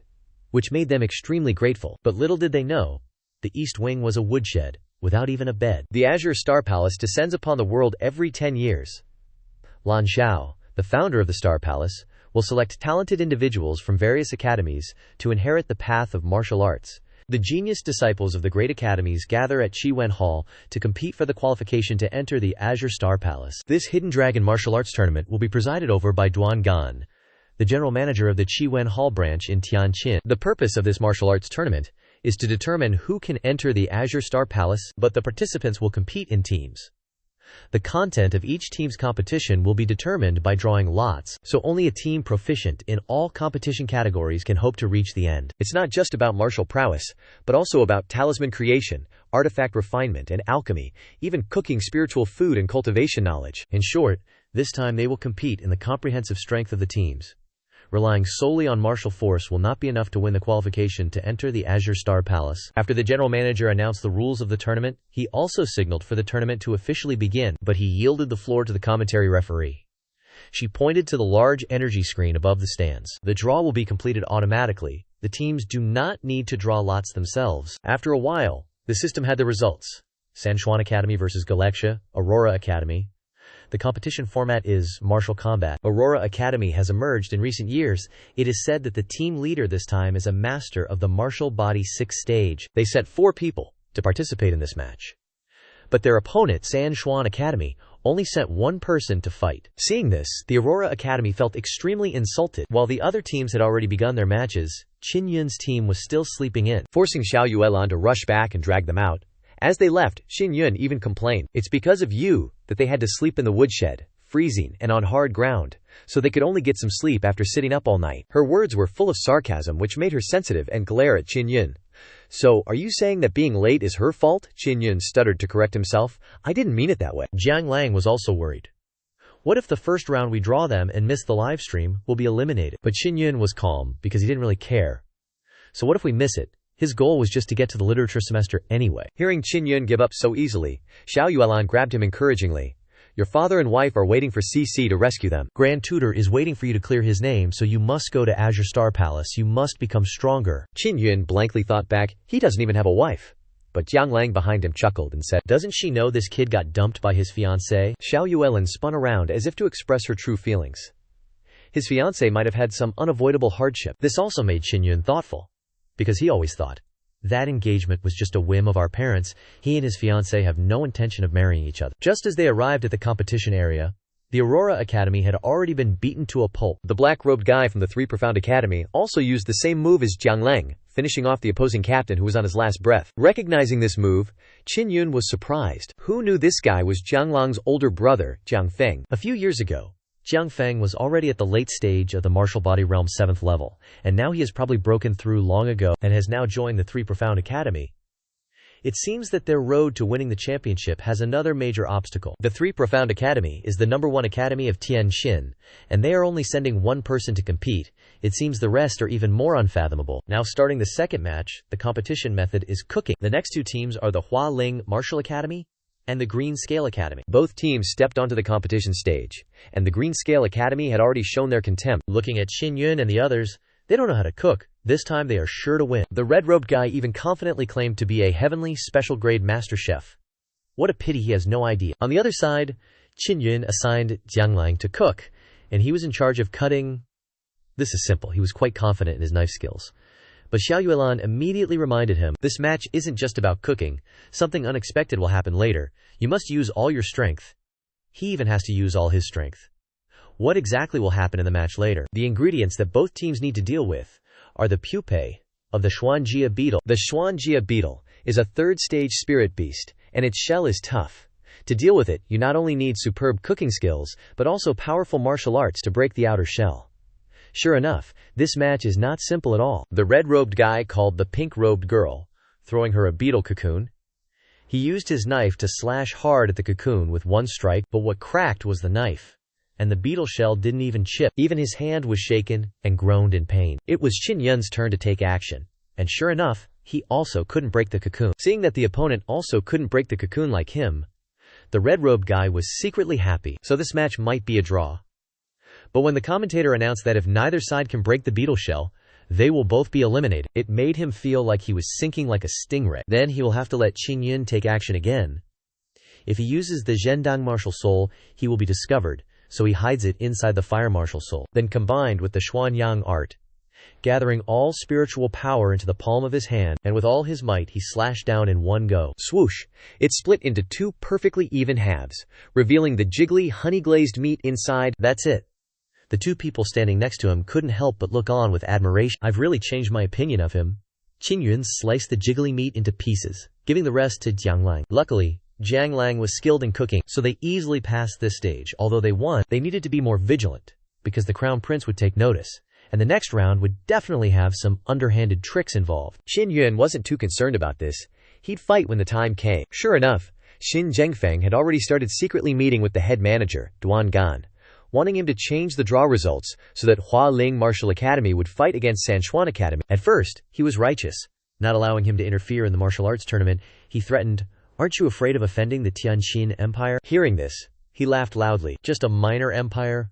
I don't care about it. He then brought out a mysterious man in black to threaten him. Duan Gan recognized the man in black at a glance, not expecting this person to join forces with the Tianjin Empire to interfere with the rules of the Qianlong martial arts tournament. But this reminded him that his purpose wasn't the Qianlong martial arts tournament, but what he was interested in was the Qi Wen Hall. After that, the man in black and Duan Gan had an interaction, but he was easily defeated.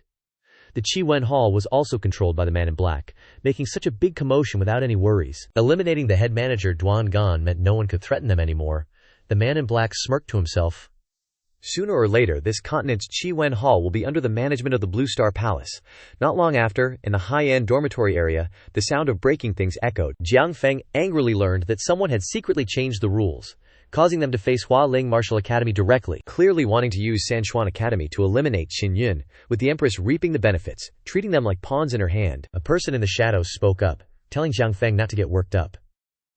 The one who changed the rules isn't just the Empress, there's someone behind her that they can't afford to provoke, Jiang Feng pressed. Doesn't that mean they don't even care about the honor of martial artists anymore? At this moment, a woman stood up and spoke. Let's put aside honor for now. It's just unexpected that Jiang Feng's younger brother and her older sister are on the same team as Qin Yun. Does Big Sis think that wearing a mask means no one will recognize her? How ridiculous. She wanted to know why Jiang Feng's dumb brother and her idiot sister were on a team with that trash. Unexpectedly, Qin Yun and Jiang Shan's group ran into bros from all over the world in their cultivation journey. At the same time, Xiao Yulan and Jiang Lang, standing still, sneezed. I think someone is talking bad about us. The next day quickly arrived. The first match of the day was the showdown between Sanchuan Academy and Hualing Martial Academy in a martial arts competition format. The crowd below was extremely excited. I didn't expect we could see Sanchuan Academy reverse killing people so quickly. The two teams began to advance onto the stage, greeting each other warmly as soon as they met. Long time no see. Seeing the woman on the other side seemingly directing her words towards Xiao Yuelan, Qin Yun turned to her. Do you two know each other? Xiao Yuelan knew she had encountered her younger sister Yue Min, but still denied it. Know each other, not at all. The two Jiang brothers were also being affectionate. Jiang Lang only felt excited at the prospect of being able to kill his older brother. Jiang Feng even called his younger brother, Yu Scum. Jiang Lang's family had abandoned the family, joining the Hualing Martial Academy without permission, and killing several family elders who came to stop him, a crime unforgivable, so Jiang Feng wanted to hunt him down to the end. Overall, the promising prelude suggests a satisfying showdown.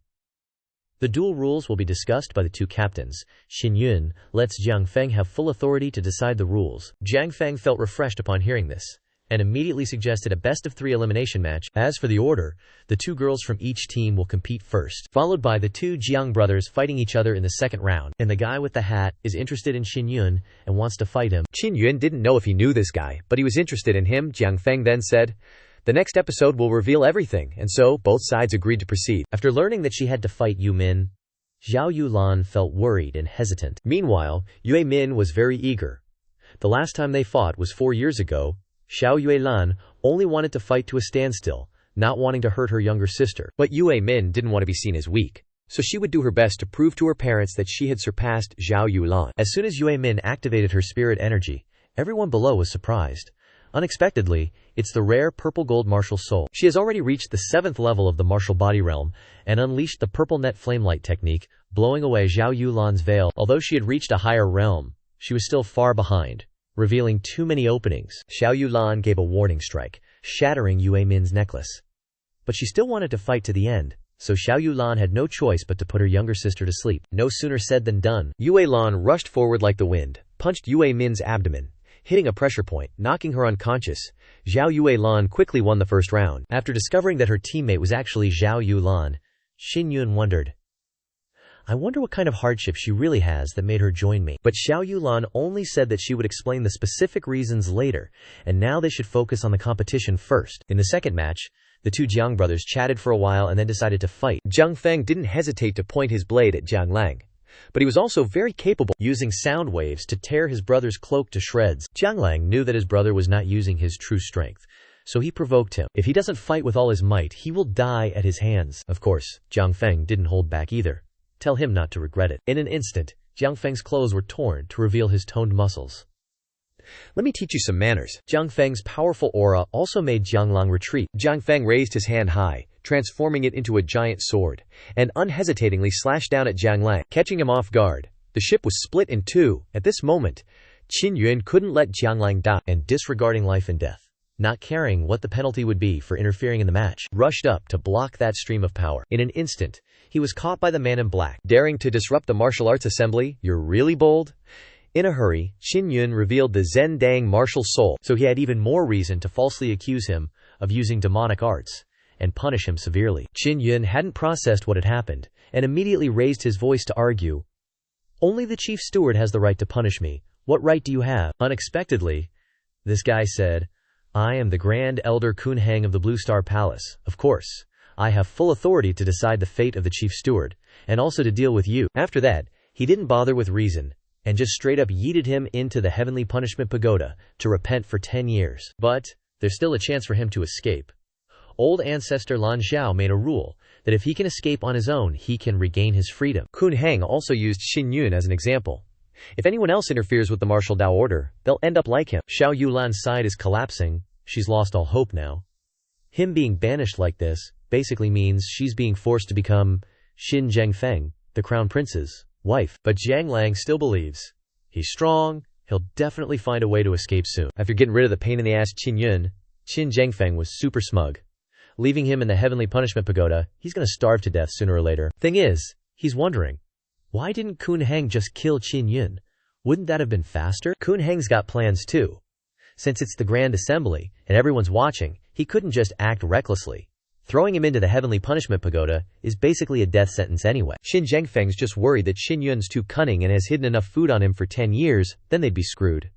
Doesn't know where Kun Heng gets the confidence that Qin Yun definitely won't escape, because there's another super strong dude in there who won't let him live for more than 10 days. But that very dude he's thinking about is actually the one who's going to help Qin Yun escape the heavenly punishment pagoda. Meanwhile, Qin Yun starts touring the pagoda. This place is full of skeletons, like a boneyard, not a single living person wandering around. While complaining, knowing this, he would have brought more food and drinks. Suddenly, he hears someone crying. Following the sound, he finds the figure of a woman. When she turns around, what the heck? What kind of Pacific Ocean cryptid is gnawing on bones and is covered in tentacles like an octopus? Qin Yun is scared AF. I'm not the Little Mermaid. You know, what are you doing coming here? Suddenly, a strong hand comes out of nowhere and punches the cryptid in the face, sending it straight to the afterlife. Qin Yun looks back to see who saved him and sees a tall dude with a scraggly beard, looking like a middle-aged man. This guy tells him, "Don't wander around, this place is dangerous." Then he goes over to the cryptids and rips off its tentacles. Who knew? He's gonna use it as dinner. But turns out fresh stuff like this, grilled, is super delicious. He's been able to survive in here by eating monsters. It tasted a bit weird at first, but he got used to it. Not a bad flavor. Even more surprising, this guy's been here for 300 years. Qin Yun guesses that his cultivation must be at the martial Dao realm or higher. But actually, his cultivation was crippled, so he can't break out of the pagoda. He's in such a miserable state, but still talks about it cheerfully. Qin Yun's current cultivation is basically useless for escaping. He's worriedly thinking of a way. The guy then tells him, "Fill your stomach first. Gotta have energy to cultivate." Then he reluctantly takes an octopus tentacle and eats a bit. This guy's trapped in here. Must have beef with the Azure Star Palace? Definitely has useful info about the Azure Firmament Martial Lord. Qin Yun wants to get some info out of him. But when the guy hears this name, he gets agitated and grabs his neck. "Who sent you? What's your purpose in finding the Azure Firmament Martial Lord?" When he hears that Qin Yun was entrusted by Lin Binglian to deliver something, he finally lets go.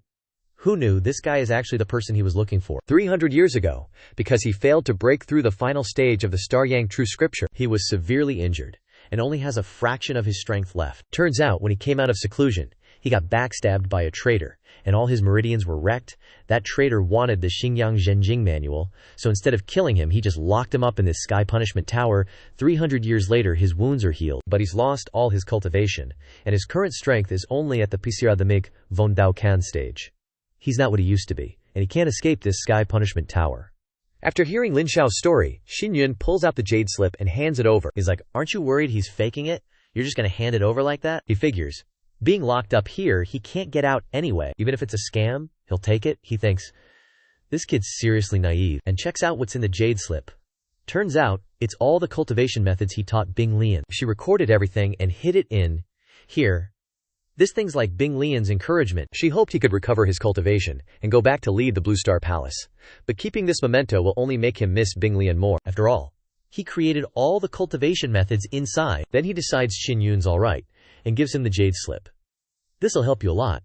He can barely cultivate in here. Unless he uses a formation filled with spiritual energy or high-grade spiritual herbs containing spiritual energy, he might be able to recover. Spiritual herbs, no prob. Qin Yun's loaded, high-grade spiritual herbs can solve this. He treats him like a sugar daddy and gives them to Lin Xiao, making him grin from ear to ear. "You really got guts. Just like me." Then, he wants to take him as a disciple, but he already has a master, so they become sworn brothers so he can pass on the Xinjiang Zhenjing. He sends a strand of his spiritual essence into his primordial spirit, helping him sense the spiritual laws and increasing his ability to understand the secrets of the Xinjiang Zhenjing. After that, he goes into secluded cultivation with the spiritual herbs to recover his cultivation, and Qin Yun diligently cultivates the Xinjiang Zhenjing outside the tower. Xiao Yue Lan has been captured by Crown Prince Qin Zhengfeng, who's forcing her to marry him, telling her to forget about Qin Yun. He's trapped in the tower, basically a dead man. Xiao Yulan can only tear up, enduring and waiting for the day Qin Yun comes back to save her. Sometime later, when Qin Yun finishes practicing the Xinjiang Zhenjing, Lam Xiao also recovers his youthful appearance. But his strength has only recovered partially. He still needs another 10 years of secluded cultivation to beat that traitor. Otherwise, if he goes out, he'll be hunted down by the traitor. With their current strength, they're no match for him. Their first goal is to get out of here. Then they just need to hide their aura. Escaping now is super easy. Lam Xiao just lightly taps the wall, and instantly a passageway to the outside is waiting for them. The next thing is how to get out into the middle of the sky, which is covered with thunder and lightning. Lam Zhao turns to Qin Yun. Can you fly? Besides flying underground, the only way he's gotten high is by plane. He can't fly on his own. This is easy. I'll just drag you along. So Lam Zhao lightly steps into the air, pulling Qin Yun behind him, straight to the Blue Star Palace. The flight's a bit long, so Qin Yun gets dizzy. His guts want to puke everything out, Lam Zhao says. That's because your cultivation is too low, and thinks for a moment they'll recognize us in this form. So he decides to turn back into a kid. Qin Yun is speechless. You were so big just now you're even smaller than me, Lam Zhao says. When your Xingyang Zhenjing is complete, you can control your body's form at will like me. But shouldn't old monsters like him, who've lived for thousands of years, have white beards? Turning into a kid is just too weird. Then, Qin Yun wondered, now that we're here, how do we get inside? Lan Zhao said that the Azure Star Palace, besides recruiting disciples from major academies, also accepts independent cultivators with sufficient strength. But independent cultivators need to go through rigorous tests. Even if they fail, Qin Yun's high-grade spirit elixirs should be enough to bribe their way in. Qin Yun suddenly realized, this Lan Zhao is so corrupt, no wonder he was overthrown by a traitor. After that, they went to the spirit hall to register. There was a girl named Su Ru there, snoring loudly. When she saw them, she looked down on them. Lan Zhao criticized her for being childish. Lan Zhao frowned angrily. In the exam rules he set, there's no age limit. She still insisted that it was the Great Elder's rule, that they don't accept kids. That's the rule. When Qin Yun took out the high-grade spirit medicine, her eyes lit up and she nodded, completely changing her attitude. Then, she led them to a drum.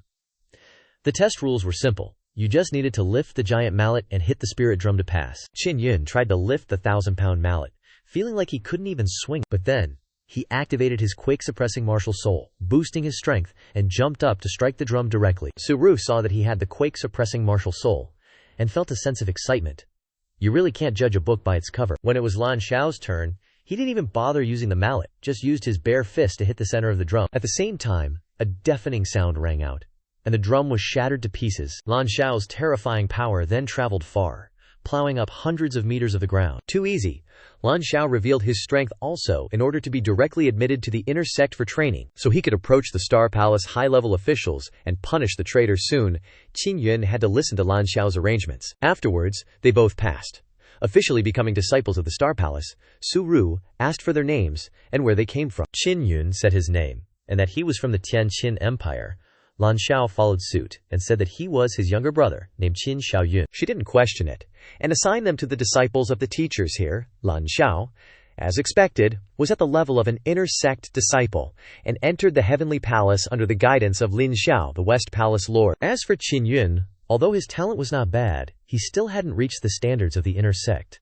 She would arrange for him an outer sect teacher, who turned out to be her. On the other side, Kun Heng went to inspect the heavenly punishment pagoda, and, discovering a hole in the wall, guessed that Lan Zhao had escaped, and ordered the West Palace Lord and the East Palace Lord, Yang Pan and Shui Yihui, to return and increase vigilance. If the pagoda has been breached, Qin Yun must have escaped as well.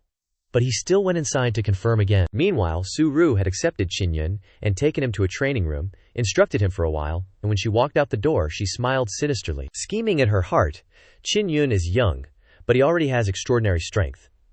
It's been a long time since she's met such a talented person. It seems her cultivation can increase another level. He will become a furnace for her to cultivate. She will absorb his quake-suppressing source power to use. Qin Yun in the room didn't notice anything unusual, only felt a chill down his spine. In the following days, she fed him nourishing food, but didn't teach him any cultivation methods, causing him to become suspicious. Ignoring Su Ru's instructions, he began to wander around the Star Palace, and unexpectedly met Xiao Yuemin, who was also here. Seeing him escape from the heavenly punishment pagoda, Xiao Yuemin truly admired him. She had underestimated him before. She said that after he was imprisoned, Xiao Yuelan had been brought to the Star Palace by Qin Zhengfeng and was currently imprisoned in the Heavenly Palace. Jiang Lang was being hunted down by his older brother and his whereabouts were currently unknown. Hearing that Xiao Yuelan was imprisoned, Qin Yun anxiously wanted to save her, but Xiao Yuemin persuaded him. My sister is now Qin Zhengfeng's fiancée, so not a single hair on her head will be harmed. You should give up early. The two of you have no future together. The engagement between him and Xiao Yuelan hasn't been cancelled yet, and he's using brutal methods to keep her locked up. There's no way you'll just stand by and watch. Xiao Yuemin realized he was also a man of integrity. No wonder my sister misses him so much. She then asked why he was at the Blue Star Palace, and learned that he was an outer sect disciple of Su Ru. This surprised her greatly, as he had no idea what kind of person Su Ru was. Everyone in the Heavenly Palace knows about Suru's wicked reputation. She specializes in taking in new students with high talent as her disciples. But her purpose is not to pass on martial arts techniques, but to absorb their origin energy to cultivate an evil technique. It's said she's already drained more than 100 of her disciples. Upon hearing this, Qin Yun was struck by lightning and panicked.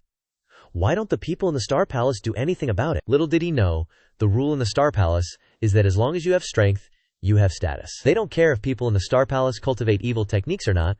Unless she's no longer useful to the Star Palace, then someone will naturally punish her. Qin Yun saw that in this place, if you had strength, you could do whatever you wanted. Now how was he going to get into the Heavenly Palace? Taking advantage of the fact that Zhao Yuemin was now a disciple of the artifact forging pavilion in the Blue Star Palace, he wanted to ask for a way. Out of respect for his deep affection for her sister, Zhao Yuemin also lent a hand. As long as you can escape from Suru's lower sect, she'll recommend you to the artifact forging pavilion. If your forging skills are noticed by someone from the Heavenly Palace and you're taken in as an inner sect disciple, you'll be able to enter the Heavenly Palace. Zhao Yuemin reminded him. First, you have to survive Suru's grasp, and then we'll meet here again in 3 days. Just like on previous days, Suru brought a tonic soup to Qin Yun. She originally wanted to keep him for a few more days, but she had already sensed his suspicion. So this time, while he was not paying attention, she knocked him out directly and took him to a secret chamber. Looking at him hanging on the scaffolding, she couldn't stop licking her lips, showing a hungry look. Tonight, he will be hers. Just as she reached out to touch him, his body, which was already sensitive to physical contact, immediately woke up, and he found he couldn't move his strength to break free, not knowing what the handcuffs were made of. She saw that he was trying to use his shock energy to escape, but warned him. That's just a waste of effort. Those handcuffs are made of dark gold. Unless they are burned by fire, they absolutely cannot be broken. She had no idea she had just revealed crucial information to Qin Yun, and even less did she expect Qin Yun to have a dual martial soul, and one of them was a fire martial soul.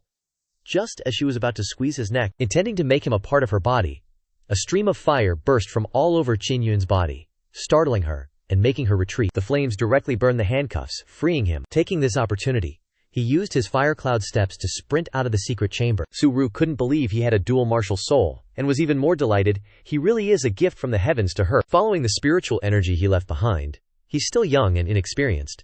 He actually ran back to his own room to hide. She entered the room and saw him hiding under the blanket, and once again she was confused. What trick is he trying to pull? When she pulled the blanket away, she found he had used a substitution dummy, which was also covered in talismans. At that moment she realized she had been tricked.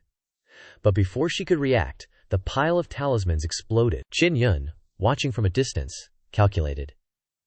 With so many violent talismans, that crazy old hag must be blown to smithereens. But he didn't expect that because she had absorbed too much spiritual energy, she was perfectly fine. She walked out of the rubble, enraged, and rushed toward Qin Yun, wanting to deal with him so cleanly that there wouldn't even be dregs left. Qin Yun pulled out a spirit talisman and threw it at her. She scoffed.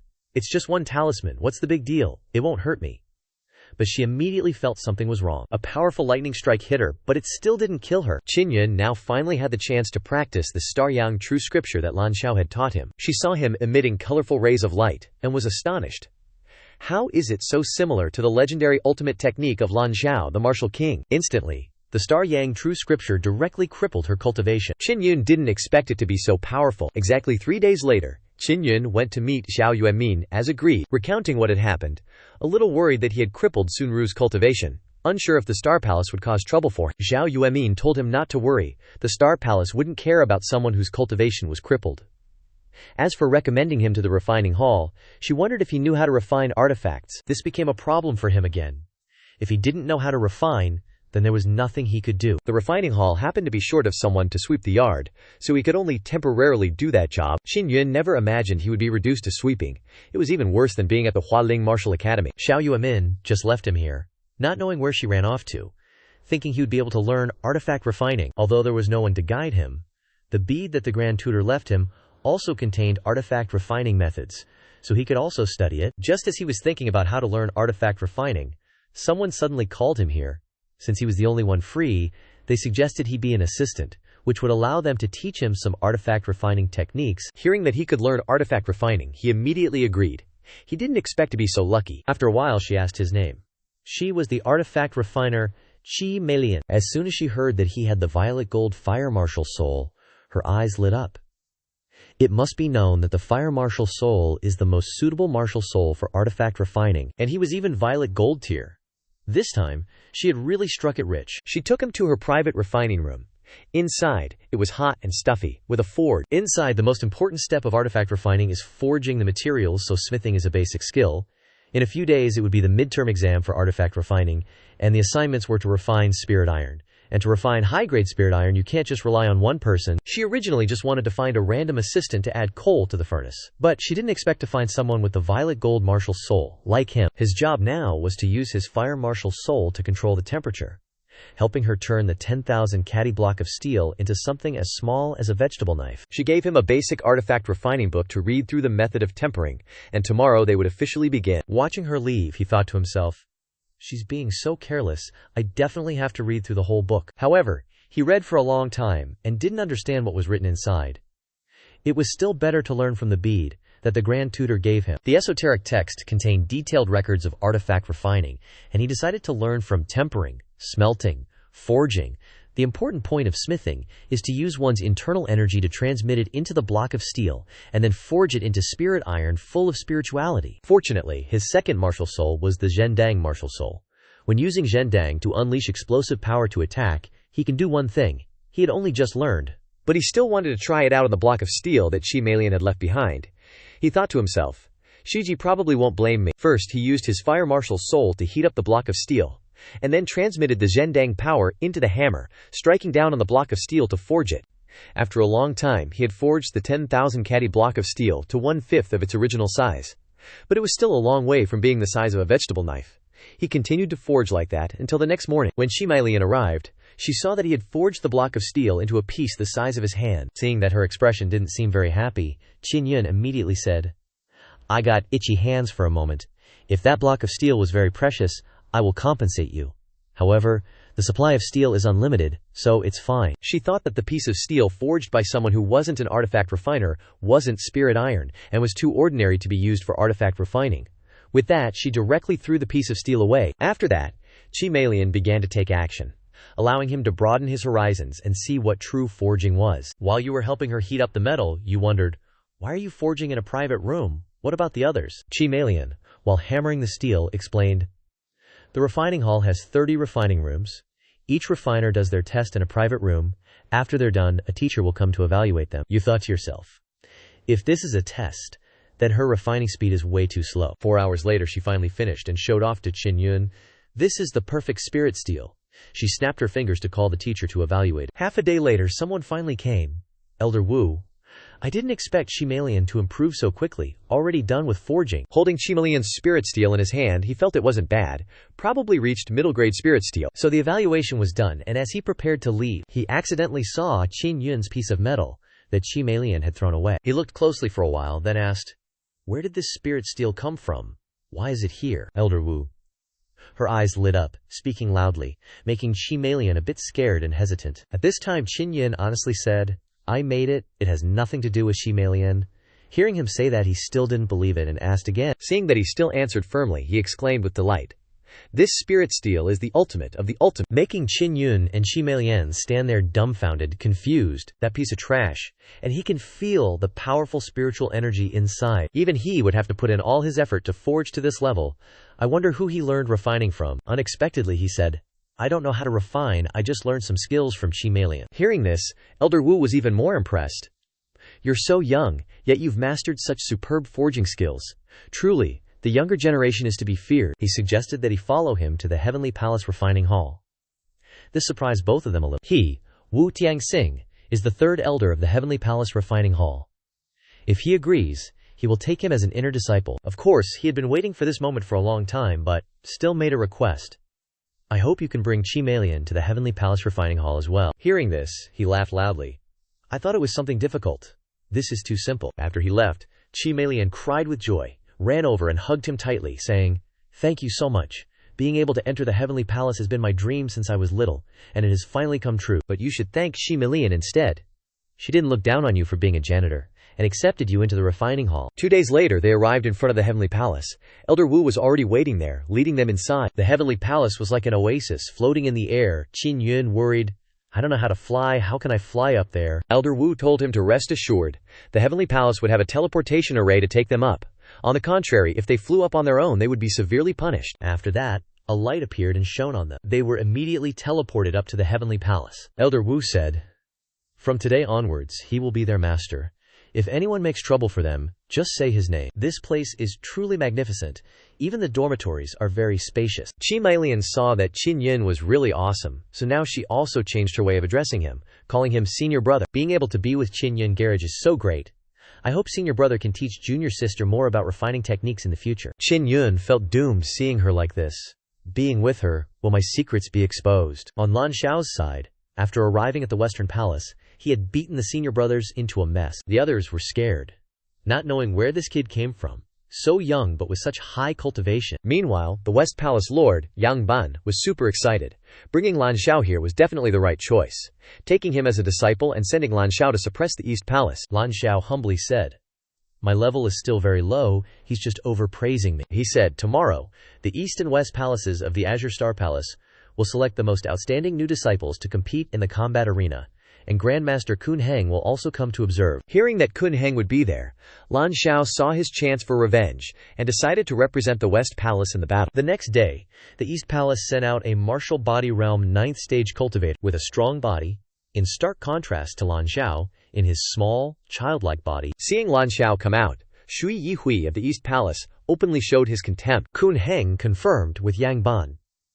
"Is this arrangement appropriate?" Yang Ban confidently affirmed, completely trusting in his disciple. Lan Xiao had barely greeted the big guy when he tried to stomp him flat. But he underestimated Lan Xiao too much. He blocked his foot with just one hand and asked if he couldn't stomp harder. Who knew such a small body could have such great strength? Lan Xiao found this big guy boring and didn't want to play with him anymore. So he aimed a punch at his heel, sending him flying and sticking to the ceiling. Seeing Lan Xiao directly defeat him in one punch, he asked for Lan Xiao's name. Yang Ban said proudly, "That is my disciple. His name is Qin Xiaoyun." Hearing this name, Kun Heng immediately remembered Qin Yun, the one who escaped from the Heavenly Punishment Tower. He asked, "Is Lan Xiao related to him?" Before Lan Xiao could speak, Yang Ban interrupted. "It must just be a coincidence." Lan Xiao, no longer hiding his identity, muttered, "The person related to him not only has Qin Yun, but also someone he fears the most." Kun Heng couldn't believe his ears. "What did you say?" Immediately after, Lan Xiao continued, "Repent for your past actions." With that, he gathered a palm strike in his hand, aiming directly at Kun Heng. Those standing there were shocked to see the elder being swallowed by flames. Is that kid crazy? When the smoke cleared, Kun Heng's cloak was gone. Kun Heng stepped out, unexpectedly revealing a woman. 300 years without seeing each other, Lan Xiao's power is weaker. She regretted not eradicating him completely back then. If Lan Xiao had recovered all his power and unleashed that move, she would definitely be dead. Lan Xiao continued, "Long time no see. This seat has also missed you dearly." Lan Xiao and the palace lord heard the name Lan Xiao. Both palace lords were extremely surprised. Lan Xiao gritted his teeth and angrily cursed, "You 3 traitors! Today he will clean up the sect." Shui Yihui hurriedly ordered all the disciples present to quickly capture Lan Xiao, but none of the disciples wanted to act. That was ancestor Lan Xiao. How could they dare to attack him? Seeing that the disciples were all useless, the 2 palace lords had no choice but to join forces and rush forward. Truly not knowing their own limits, those 2 lackeys dared to attack. Lan Xiao only used a palm strike gathered in his hand, enlarging it to form a shield that directly sent the 2 flying out. Lan Xiao turned his eyes to Kun Heng. "No need to waste time. Let's settle our grudges in this one move." Then both sides unleashed their moves. Light escaped inside the combat arena. The power created an earthquake that even Qin Yun felt, and ran out to see what was happening. After 300 years, Kun Heng has become much stronger. Plus, Lan Xiao hasn't fully recovered her cultivation, and is in a child's form, so she can't defeat Kun Heng in her current state. But as the battle arena fell into chaos, Lan Xiao managed to escape. As soon as she got out, she ran into Qin Yun, who happened to be there. No idea why he's here, but gotta drag him and run first. Kun Heng also came out of the rubble, determined not to let Lan Xiao escape this time, and ordered the disciples to search everywhere to find her. Back to Qin Yun's side. Seeing Lan Xiao in such a miserable state, he wondered what on earth happened.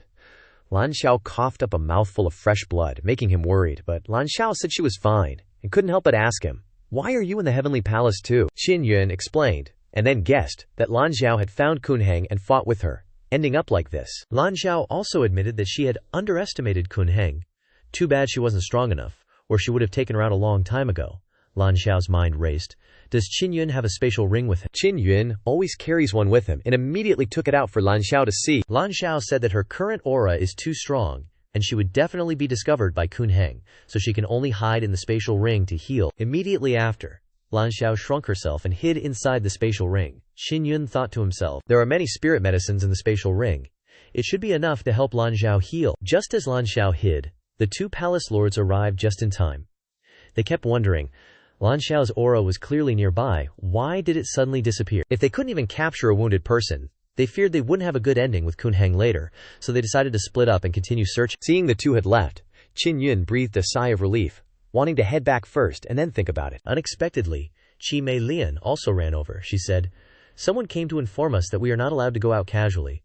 A powerful expert attacked the Heavenly Palace, but was defeated by the elders. He escaped, and the elders in the Heavenly Palace are all searching for him.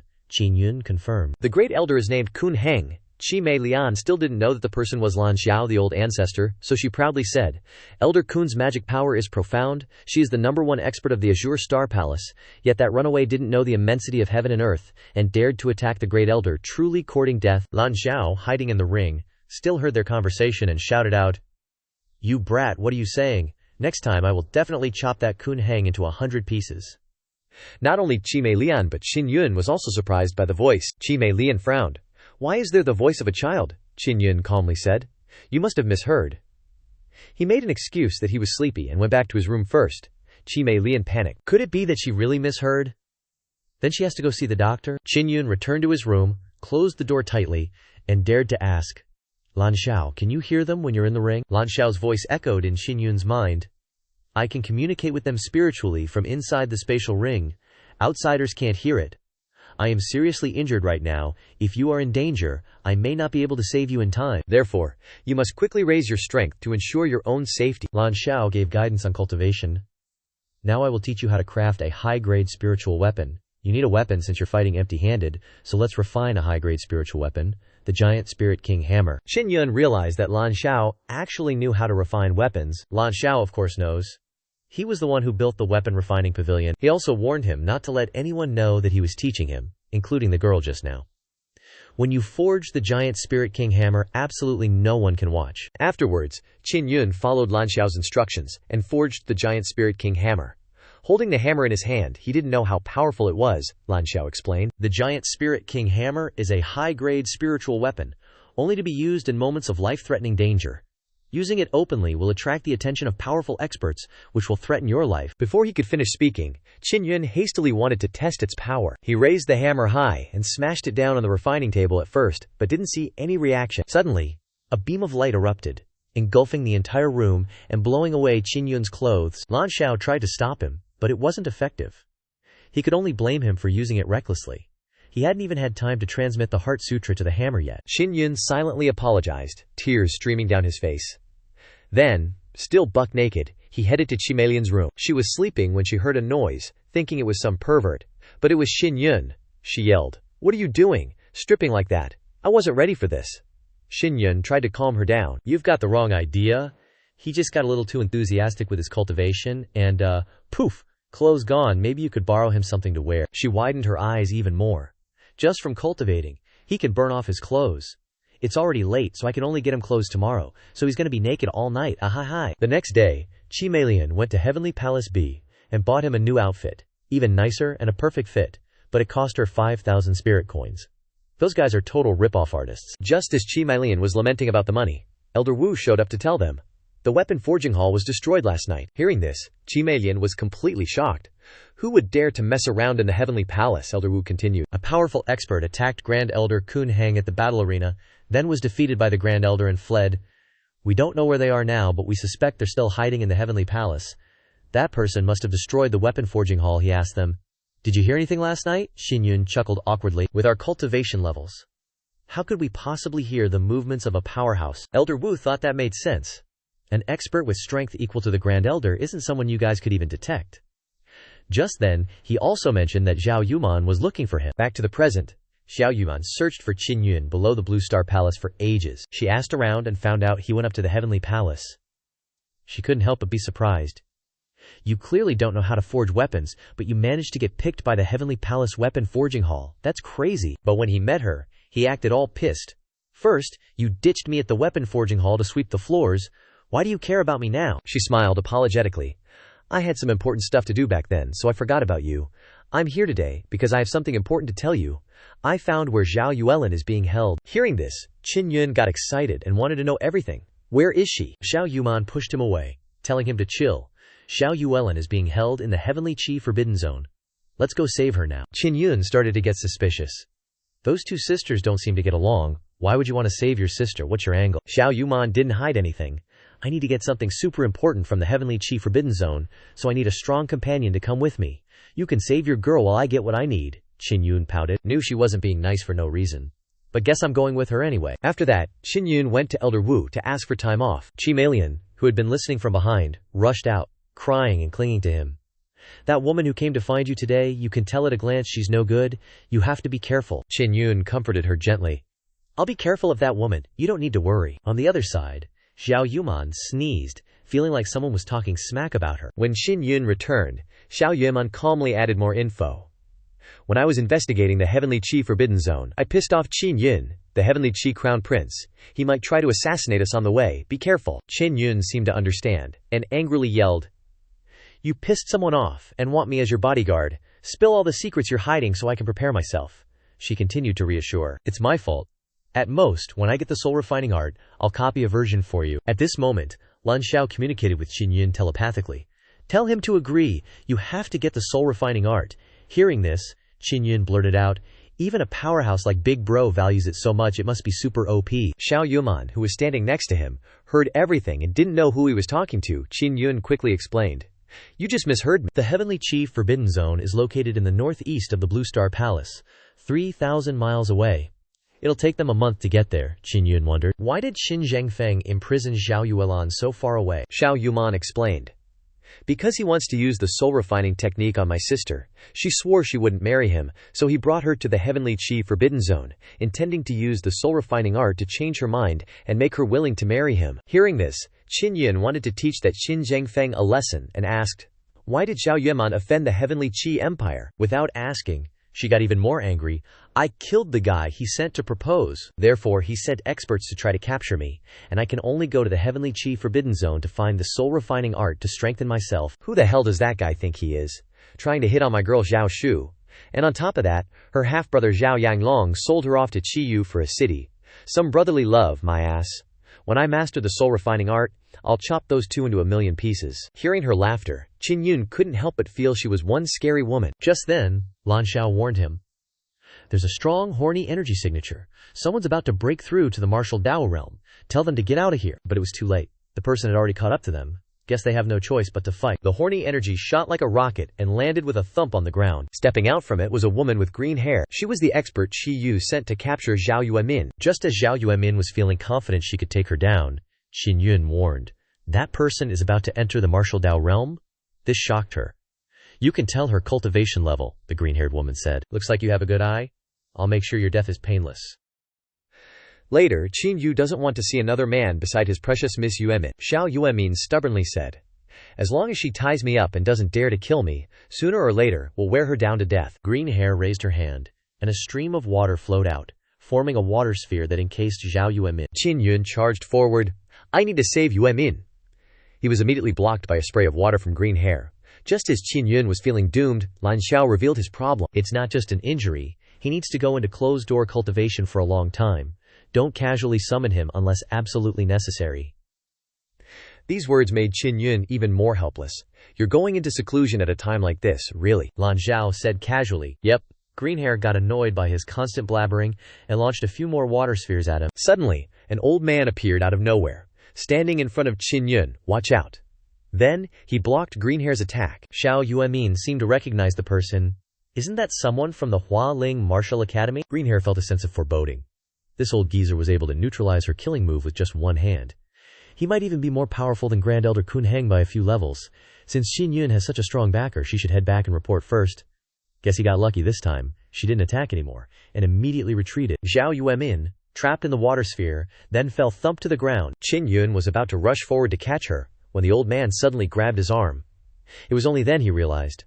Thank him. Claiming to be Qin Yonghe, his great-grandfather, it made him suspicious.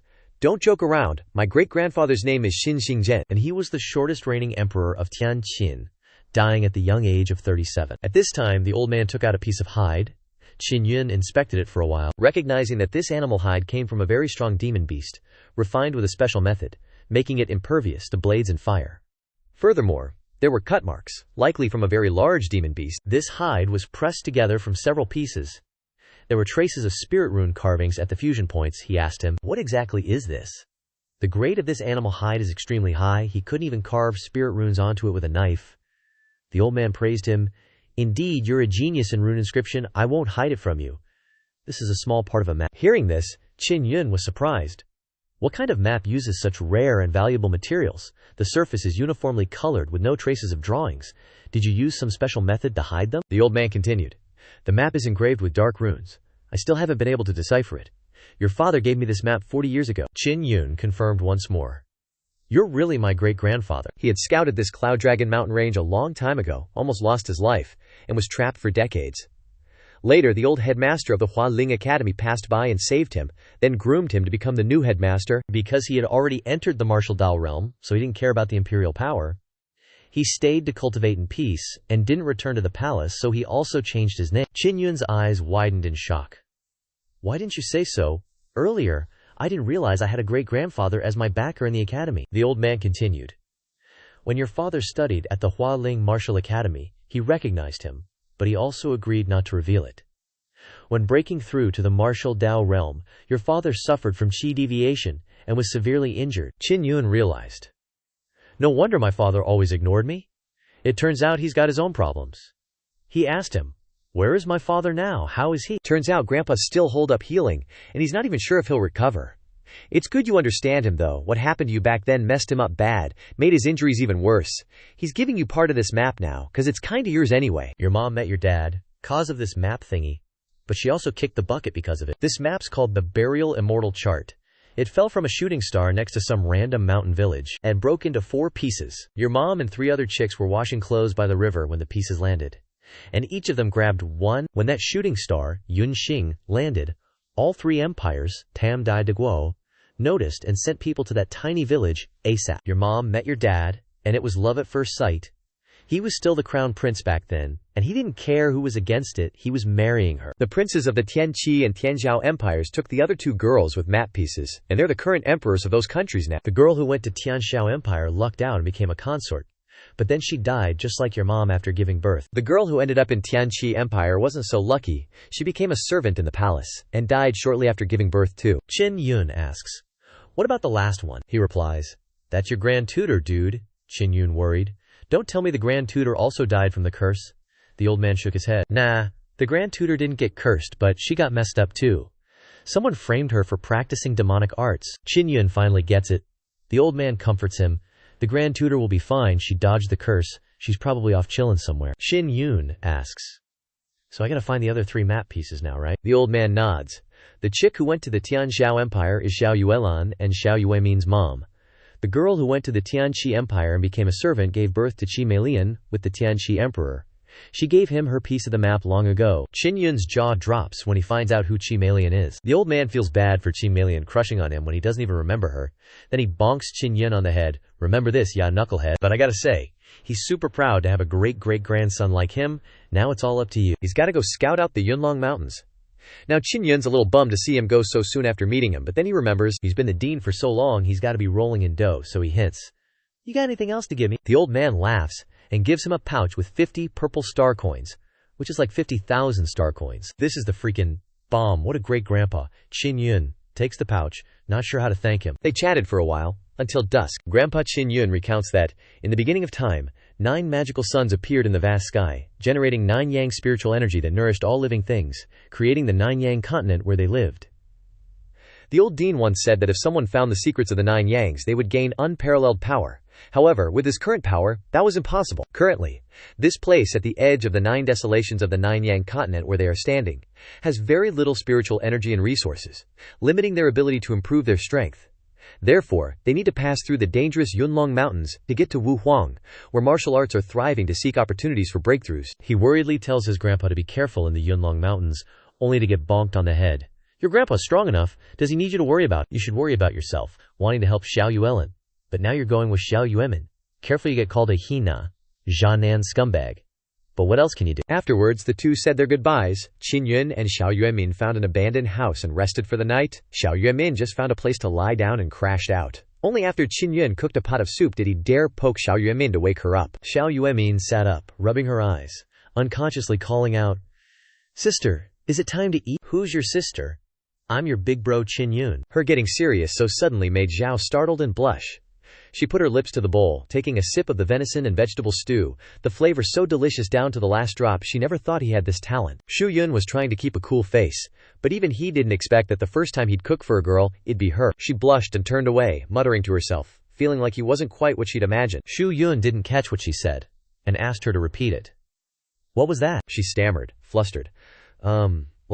The Tianqi Empire backs onto the Yunlong mountain range, and the Tianqi Forbidden Zone is to the northwest, a bit westish, and I don't even know if there are any demonic beasts there or what," Xu Yun thought innocently.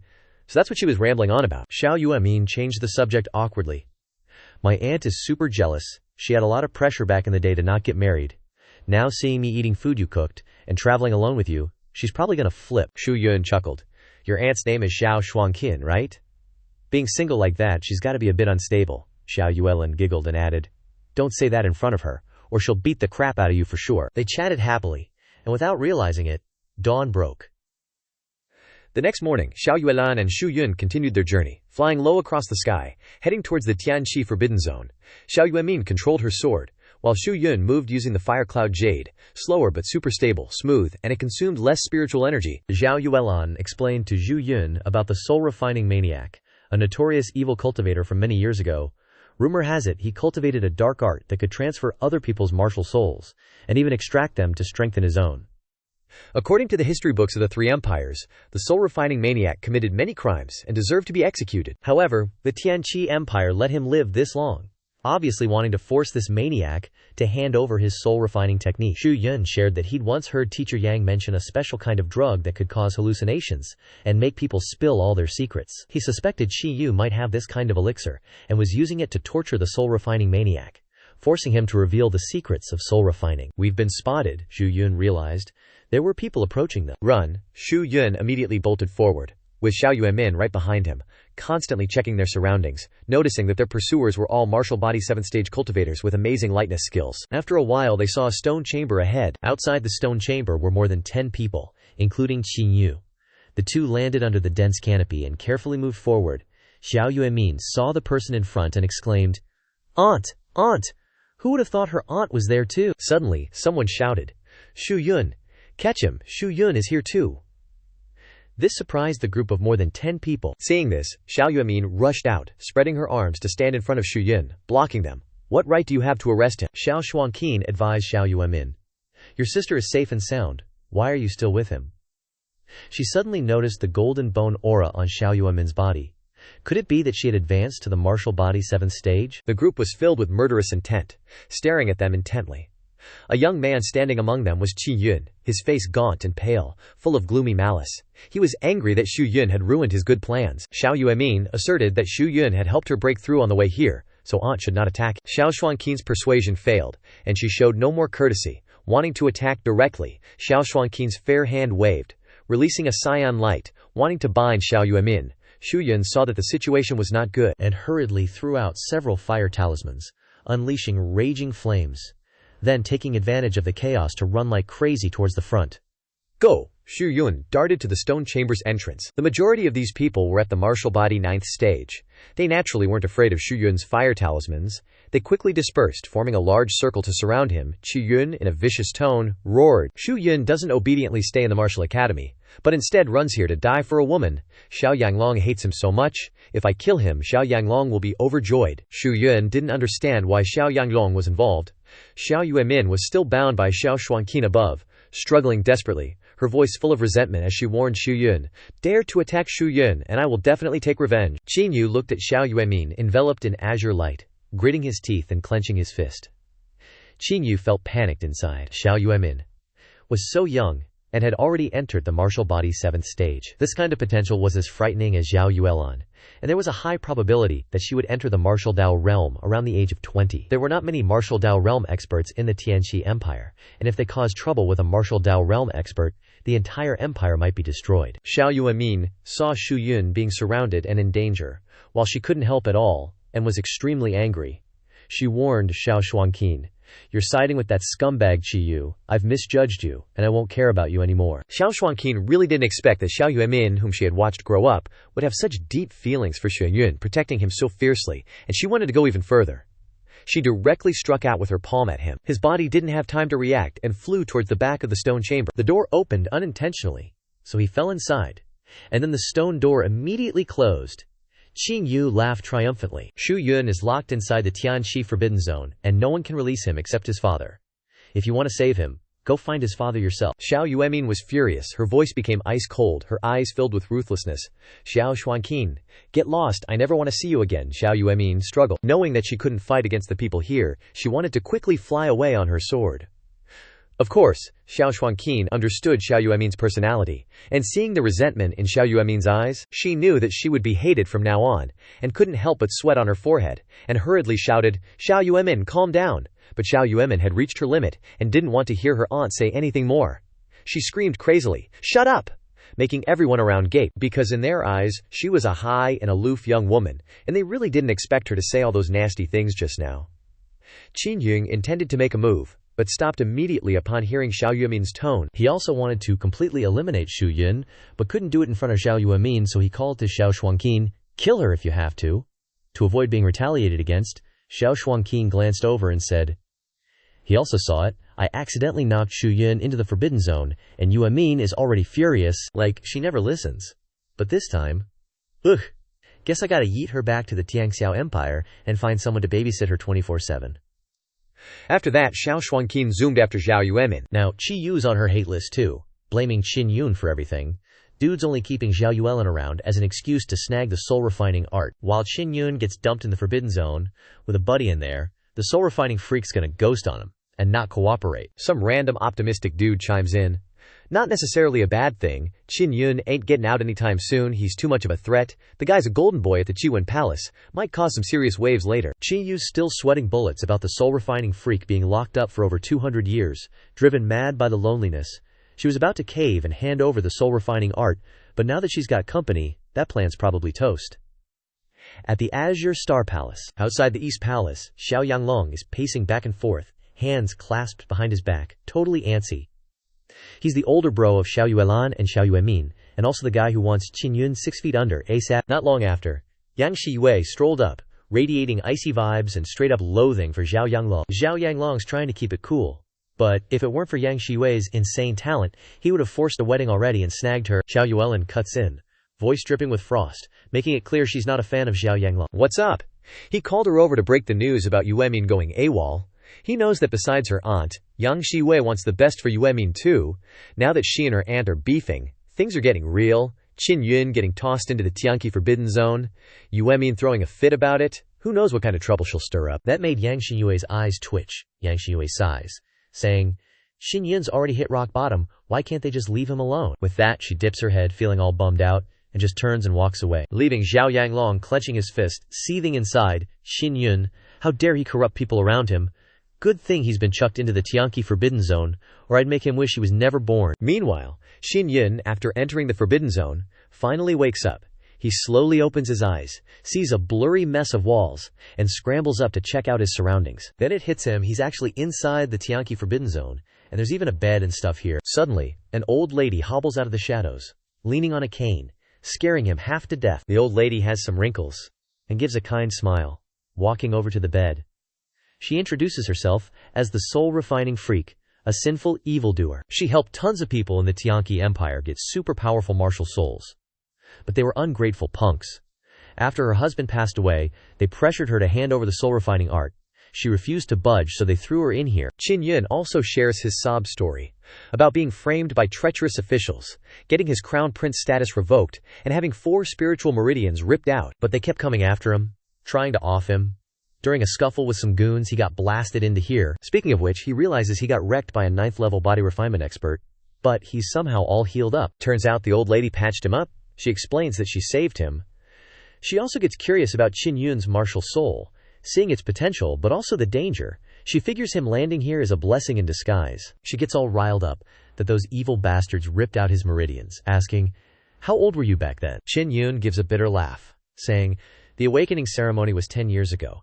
Not bad to have body refinement 6th level cultivation right now." Hearing that, the old lady feels even more for him, telling him, "You gotta remember those guys, and take them out one by one. Those kinds of scum can't be allowed to live." Seeing how nice the old lady is, Qin Yun gets bold and asks about the rumors of her snatching people's martial souls. Turns out she only uses ownerless martial souls, or beast souls, never steals anyone's martial soul. She used to be one of the 4 imperial concubines of the Tianqi Empire. When the emperor died, the empress, fearing she'd try to seize power, killed her 2 sons and pressured her to hand over the soul-refining art. If her sons could die with some dignity, she would have worked with them. Qin Yun lowers his head, confirming that there was such a period in the history of the Tianqi kingdom, according to the books he had read. Xiao Ruiwen, one of the 4 consorts, and her son plotted to seize the throne, so they were executed. No one knew that the soul-refining freak and that consort were the same person. The old lady also reveals that she uses the soul-refining art to keep her soul flexible and her martial soul from decaying, helping her live a long time. But the martial soul situation in his body is special. He also understands that his martial soul is now entirely focused on his arm, and if his arm is chopped off in the future, he'll be useless. He wants her to help transfer the martial soul and inner essence back to his dantian. She straight up objects. Why transfer it back to your dantian? Instead, the oscillating martial soul and inner essence of Qin Yun should be transferred into the heart, and the flame flower martial soul will sleep in the left arm. Not transferring it back to the dantian is to save space for the 3rd martial soul. This is the excellent place to accept the 3rd martial soul. The oscillating martial soul moves back to the heart. The heart is an important place, with the oscillating inner essence to protect it will not be hurt. Afterwards, Qin Yun laid down to cooperate with Granny Chao in the transfer. The oscillating inner core, which originally resided within his fire inner core, was now trying to burst out, causing him immense pain. His injured inner core was separated from his fire inner core and was being moved gradually towards the center of his body. Under Granny Chao's control, Qin Yun slowly asked, "His fire inner core is currently dormant. Does it need to fuse with an extremely powerful martial soul to awaken?" The old woman said seriously. "That's right. Moreover, this martial soul must be strong enough, otherwise it will destroy your fire martial soul and fire inner core. Luckily, you met me, old lady. Otherwise, if you went around looking for a martial soul recklessly, the consequences would be dire." Very quickly, Qin Yun felt a mighty energy entering his heart. Qiao Popo wiped her sweat and said with a smile, "If you hadn't cultivated the Xuan Huang Heart Sutra, she wouldn't have dared to help you move it like this. Only the Xuan Huang Heart Sutra can accept the oscillating inner core. Even ordinary Diamond Heart Sutras can't accept it. They'll definitely crack." The heart is a crucial point for energy circulation in the body, and fusing the oscillating inner core means that oscillating inner strength can be transferred to every part of the body in the blink of an eye to protect it. Qin Yun hurriedly thanked the old lady. After the transfer, Qin Yun asked Xiao Ruiwen about the power that was preventing them from escaping the Earth Palace. Qiao Popo explained that there was an extremely powerful formation inside, creating a barrier that covered the entire Earth Palace, and one could only enter from the outside, but not exit from the inside. Qin Yun tried to use his spiritual energy to probe, but to no avail. He realized that this place was even more impregnable than the heavenly punishment suppression. After exploring for a while, Qin Yun came out of the room and discovered a long tunnel with many forks leading in different directions. Qiao Popo had been here for over 200 years and knew the Earth Palace like the back of her hand. She explained to him that there were 109 stone chambers below, the largest being octagonal, followed by 36 square stone chambers that were also quite large, and 72 circular stone chambers that were quite small. Qin Yun walked along the dark corridor and asked Qiao Popo, "Have you been able to absorb spiritual energy smoothly all these years?" Qiao Popo confirmed that she could, and even broke through to the martial Dao realm right here in the Earth Palace. She also noticed that the spiritual energy here seemed more special than outside. Qin Yun had just sensed that the spiritual energy here was almost at the level of inner energy, but it was extremely pure. He recalled that he couldn't absorb spiritual energy outside the heavenly punishment pagoda, but in this heavenly chi forbidden land he could. However, his primordial spirit power couldn't escape. He hypothesized that the Forbidden Land needed to consume a lot of energy to maintain the powerful barrier, so it needed a large spirit gathering formation to collect spiritual energy from all directions. Qin Yun guessed that there must be a large spirit gathering formation used to gather spiritual energy from all sides, and this spirit gathering formation was likely connected to every big tree outside, accumulating through the big trees. Qin Yun wasn't just making wild guesses, because he could feel the essence of plants from the spiritual energy here. Xiao Popo wasn't very knowledgeable about formations and spirit inscriptions, and seeing that he was so well versed, she couldn't help but admire him. Qin Yun revealed that he was an elementary level inscription master. Xiao Popo was delighted by this, saying, "Maybe we'll be able to see the sunlight again." Qin Yun explained that this heavenly qi forbidden land had a huge flaw, which was that when gathering qi, the grand formation that provided energy for the barrier also poured a large amount of spiritual energy into the Earth Palace. At this moment he took out the giant Spirit King hammer that he had been hiding all these days. It's time to use it. Qin Yun used the giant Spirit King hammer and slammed it fiercely against the wall, executing the dragon severing descent. The strange thing was that his strike didn't create any sound waves, but was completely absorbed by the wall. Seeing this, Xiao Paopao sighed.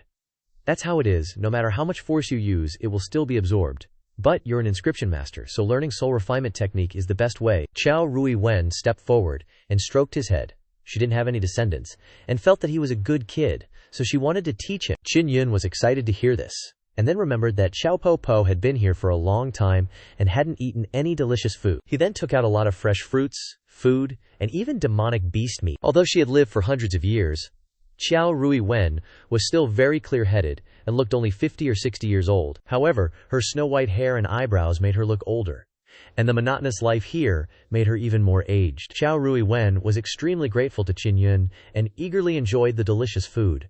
Qin Yun also shared a similar fate with Qiao Ruiwen, being caught up in the power struggle. This was the reason why they quickly sympathized and understood each other. While eating, Xiao Ruiwen began to transmit the soul refinement technique to Qin Yun. Over the past few days, Qin Yun had completely memorized the soul refinement technique. Xiao Ruiwen had spent many days and nights explaining it many times, making it almost impossible to forget. Xiao Ruiwen sat on the rocking chair that Qin Yun made from wooden materials in the storage space. "Xiao Yun, if we can get out, I'll take you to the Soul Guiding Star Peak." Qin Yun was munching on an apple. His face was smeared with it, and he was very interested in this. "What is this Soul Guiding Star Peak?" Qiao Ruiwen explained. "It is a mystical place built by Lan Xiao Wu Wang. There is a grand formation on the top of the mountain. As long as this formation is activated, it can lead to star martial souls. Although star martial souls are the weakest type of martial soul among the heaven-sent martial souls, they have a higher chance of awakening. Your fire martial soul is dormant. Only by merging with a star martial soul bestowed by the heavens can it be fully awakened." Hearing this, Qin Yun's heart burned with impatience, eager to escape this ghastly place as soon as possible. Great, great! Qin Yun explained that he had many enemies outside and needed to evade them. He told Qiao Ruiwen about the event. When he was young, his mother betrothed him to the princess of the Tiangxiao Empire. After Qin Yun was framed, the Tiangxiao Empire decided to marry the princess to the new crown prince, and the engagement ceremony will take place in 2 or 3 months. He didn't want to steal the princess back as his wife, but he felt that Xiao Yuelan had no malice towards him. Rumors outside said that Xiao Yuelan hated Qin Yun very much. Even her cold and heartless personality was due to being forced.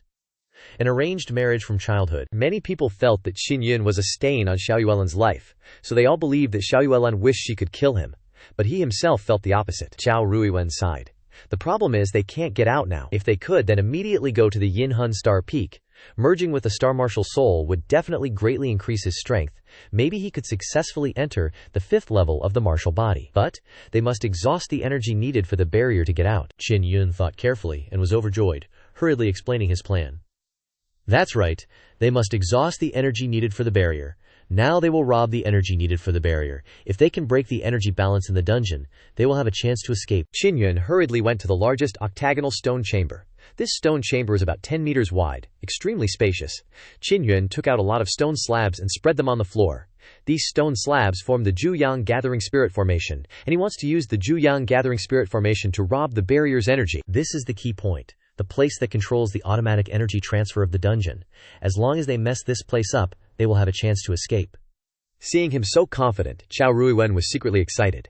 She had been imprisoned in this place for so many years, almost in despair, and now hope was rekindled in her heart. Qin Yun completed setting up the Zhuyang Gathering Spirit Formation, activated the formation, and stood on it. He released his spiritual essence to help sense the Zhuyang spiritual energy more clearly. The Zhuyang Gathering Spirit Formation absorbed a large amount of spiritual energy, all of which was poured into the formation by Qin Yun to replenish the missing energy, and at the same time he also absorbed a large part to temper his body.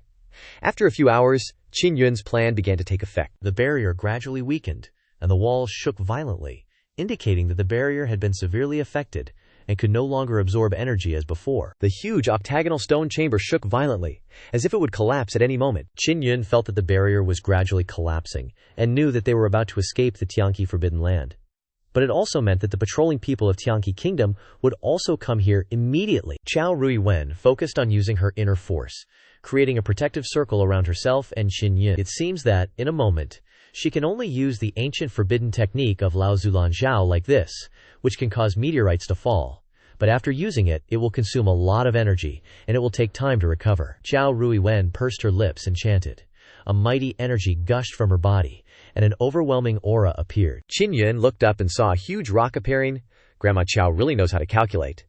Qin Yun was imprisoned in the Tianqi Forbidden Land with a soul-refining maniac for a long time. If Qin Yun were still alive, he would definitely be suspected of having learned the soul-refining technique. Since the Azure Star Palace appeared, meteorites occasionally fall, but none have been so large. Therefore, people will not think much and think that this is just a coincidence, so no one will pursue it. Especially those who hate Qin Yun, they believe that this is heaven's punishment for Qin Yun and the soul-refining maniac. The energy bursting from her body became even more intense. She weakly tried to pull Qin Yun's hand. Run quickly, this place is about to collapse, they won't be able to hold on any longer. In the sky, a scorching heat was rushing down, and the trees below burst into flames, turning into a sea of fire. Qin Yun carried her on his back, using the fire cloud step to fly away at the fastest speed. A loud explosion rang out, and the meteorite crashed into the ground, creating a scorching heat like a huge rock thrown into a calm lake, stirring up a raging fire that spread everywhere, covering a vast forest of thousands of miles. Qin Yun flew in the air, covered by the scorching heat. This forbidden technique is terrifying, no different from a natural disaster. Qin Yun carried Qiao Ruiwen, who was unconscious, and was extremely horrified. He continued to fly north, looking for a mountain peak for Grandma Qiao to rest before making plans. Seeing Qiao Ruiwen so weak, Qin Yun worriedly shouted, "Wake up!" Qiao Ruiwen tried to open her eyes and said, "Grandma's fine. It's good to see the sun again, after resting for a while. If you recover, go to Martial Wasteland. Tell you to go to Yinhun Star Peak. It will be very inconvenient to bring Grandma, and she can't recover quickly. All the people Grandma knew when she was in the Zhu family of Tianqi are dead, and she has no nostalgia for this place." After saying goodbye to Qiao Ruiwen with reluctance, Qin Yun flew to the top of the mountain, heading north. I don't know if he can make it to the wedding. He looked to the north and saw a bright star, which was the Big Dipper. The Big Dipper is slightly bluish, the brightest star in the northern constellation, and is easy to see. He landed on the ground and rested in the night forest, secretly hoping that Yinhun Star Peak would help him obtain a heaven-sent martial soul. Late at night, a crisp dog bark suddenly echoed in the silent forest. Qin Yun hurriedly stopped, using his cultivation technique to hide all his aura, and hid behind the dense foliage of a large tree. Not far away, 3 large dogs like House, with red glowing eyes, carried 3 large men on their backs, constantly sniffing the ground, heading towards Qin Yun. Qin Yun worriedly realized that these were hunting dogs.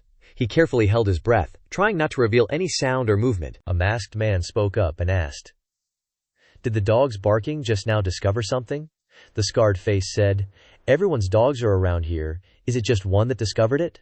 The bald head comforted himself. Maybe his dog's hearing is too good, that's why it barked. Scarface reminded them that they were guarding the extremely high-quality spirit iron mine, a rare and important spirit iron, so they needed to be careful. The masked man complained, "That Western Palace is really something. Hundreds of slaves have died, and they still haven't sent slaves to mine so much spirit iron ore. They also don't send people to collect it, they don't say anything about piling it up here, and now they have to guard it." Qin Yun eavesdropped on the conversation of the men, extremely surprised to learn that there was a spirit iron mine here. Spirit iron ore only needs to go through a simple refining process to become spirit iron. The place with this spirit iron mine is very important, not to mention that it is extremely high-quality spirit iron ore. This patrol group are all 5th-level martial body cultivators. Qin Yun assessed that with his current strength, it would be difficult to deal with them. After the patrol group left, Qin Yun continued to hide and follow them. After a while, Qin Yun heard a lot of commotion, including the crack of whips, the screams of slaves, the curses of overseers, and even the cries of children. These sounds painted a picture of the chaotic and cruel scene taking place below. He stood on a high branch for a moment, looking down. A massive pit, hundreds of meters wide and over 10 meters deep, its bottom filled with hard rock. At the bottom of the pit, numerous burly men, both young and middle-aged, were shackled, their bodies covered in purple and black whip marks. What horrified Qin Yun even more was that beside these men were many children, from just a few years old to over 10, also tied up. These slaves were forced to mine the hard rocks, and if they didn't work, they and their children would be beaten. Hearing these sounds, Qin Yun became enraged, cursing under his breath. These beasts of the Western Palace! They're clearly working the slaves to death just for mining.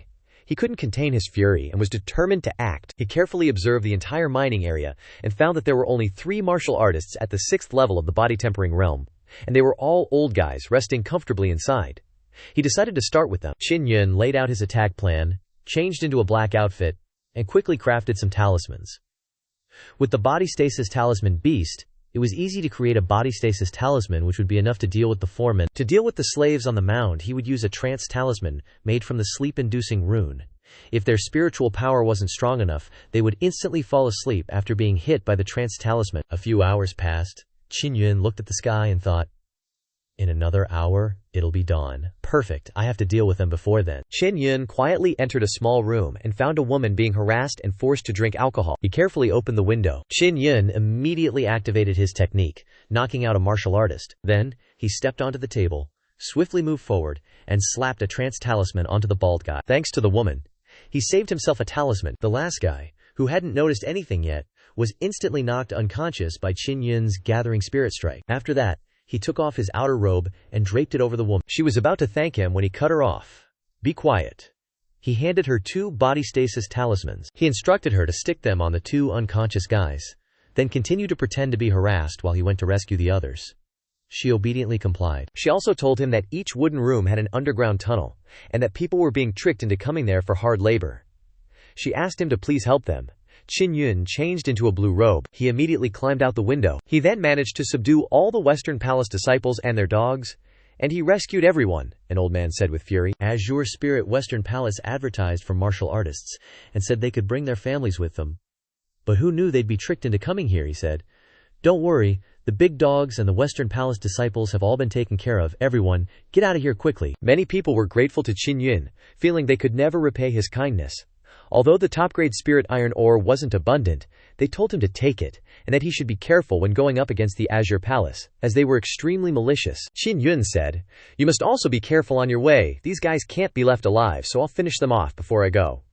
Also, it's best to report this matter to the Qiwen Hall. Only the Qiwen Hall can stand up to the Azure Spirit Western Palace. In the Western Palace, a young man suddenly rushed to report to Zhao Yanglong and Zhao Xuanqin the news from the top-grade spirit iron mine.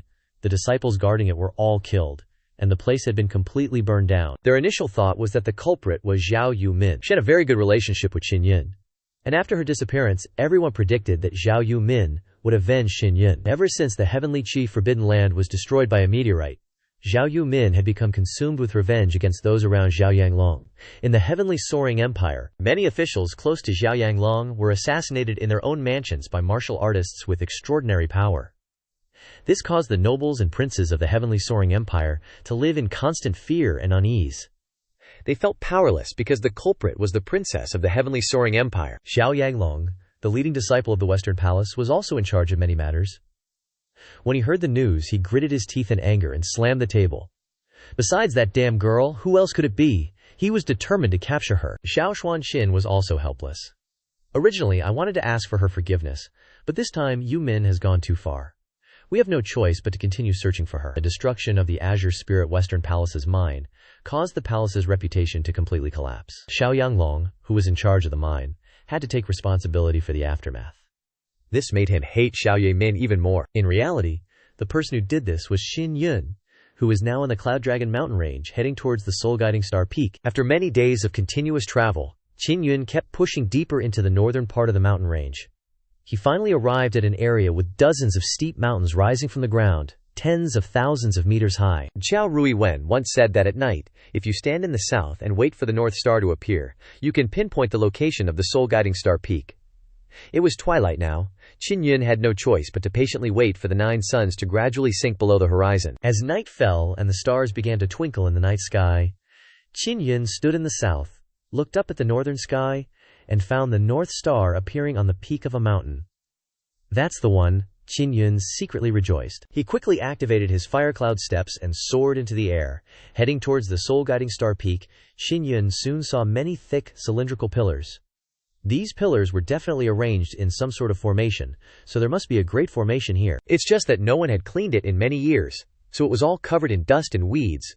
Qin Yun decided to play janitor, using all his strength to pull out the vines. After a few hours of cleaning, a bagua-shaped plaza appeared at the center of the mountain peak, with crude cylindrical pillars arranged in a pattern on the plaza. Qin Yun carefully examined the ground and discovered numerous lines, all of which were incredibly complex chi patterns.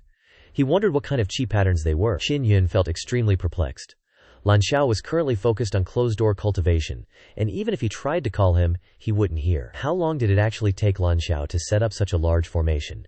He went to the center of the formation, sat cross-legged on the ground, and released his spiritual power into the formation. Immediately, he sensed the formation operating slowly, the grand formation frantically absorbing spiritual energy. Qin Yun looked around in shock, discovering that the cylindrical pillars above were also gradually condensing into an unbelievably magnificent glow.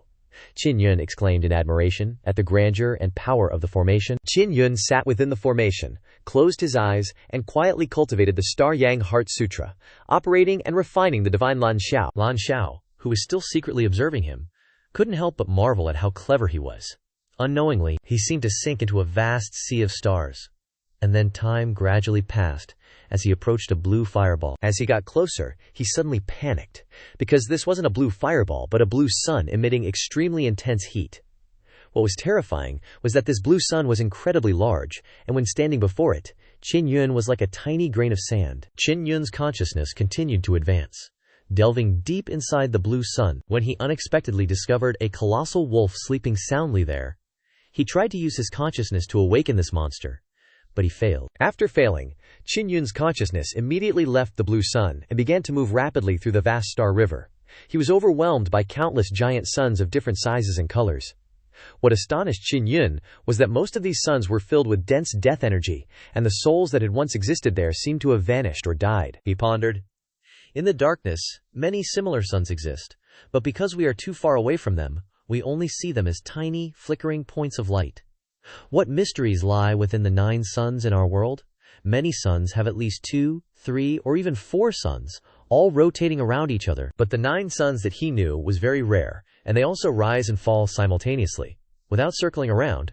It seems that the soul-guiding star wind grand formation can help people enter the star river to search for a suitable martial spirit. Qin Yun adventured in the endless star river, and emotions surged in his heart, further fueling his desire for power. Only by forging through such arduous trials can one explore the mysteries of this star river. He headed towards the spiral center of the star river, because that was where the most brilliant light was, symbolizing even greater suns. At the very center of the spiral star river was a gigantic black sphere, so dark that it was difficult to see. Qin Yun could see these giant suns, because they revolved around the black sphere. These suns all emitted intense light, but they couldn't illuminate the black sphere. When light touched the edge of the sphere, it was distorted and swallowed. The entire giant spiral star river revolved around the black sphere, demonstrating its immense power. Although the black sphere was extremely large, compared to the entire spiral star river, it was incredibly small, just like a tiny dot in a vortex. However, it could cause the star river to revolve around it, showing its extraordinary power. Qin Yun's whole body trembled, and his consciousness gradually became unstable. An unprecedented sense of fear flooded his entire body and soul, as if he himself would be completely swallowed. This isn't good. If his consciousness is seized, it means he will forever lose consciousness. Qin Yun shouted in his heart. His mind was extremely firm. He absolutely cannot let fear sway his heart. No matter what it is, the more it makes him afraid, the more he wants to conquer it. Qin Yun's consciousness was being swallowed very quickly, and then he quickly circulated the Star Yang Heart Sutra to stabilize his consciousness. Gradually, the consciousness being swallowed by the black sphere began to break free from its powerful pull. Qin Yun felt his consciousness leave the dark sphere, and a bang suddenly exploded in his head, causing immense pain. The headache didn't last long, and gradually dissipated. By the time he opened his eyes, it was already dawn. Astonishing! What happened? The cylindrical pillars around him were completely destroyed, and beside him was Lan Xiao, who was cooking. Lan Xiao actually said that he had slept for an entire month, forcing Lan Xiao to show up to protect his safety, ruining his closed-door cultivation.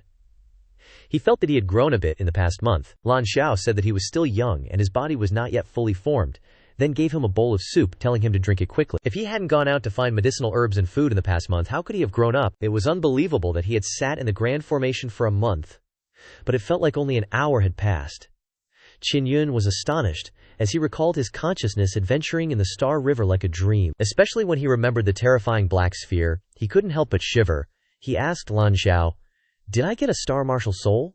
Before, the inner core vibration was also a sphere and also has a color black, but the surface has light reflection and is not as black as this thing. Lan Xiao pointed to his left arm, where the fire martial soul was sleeping soundly.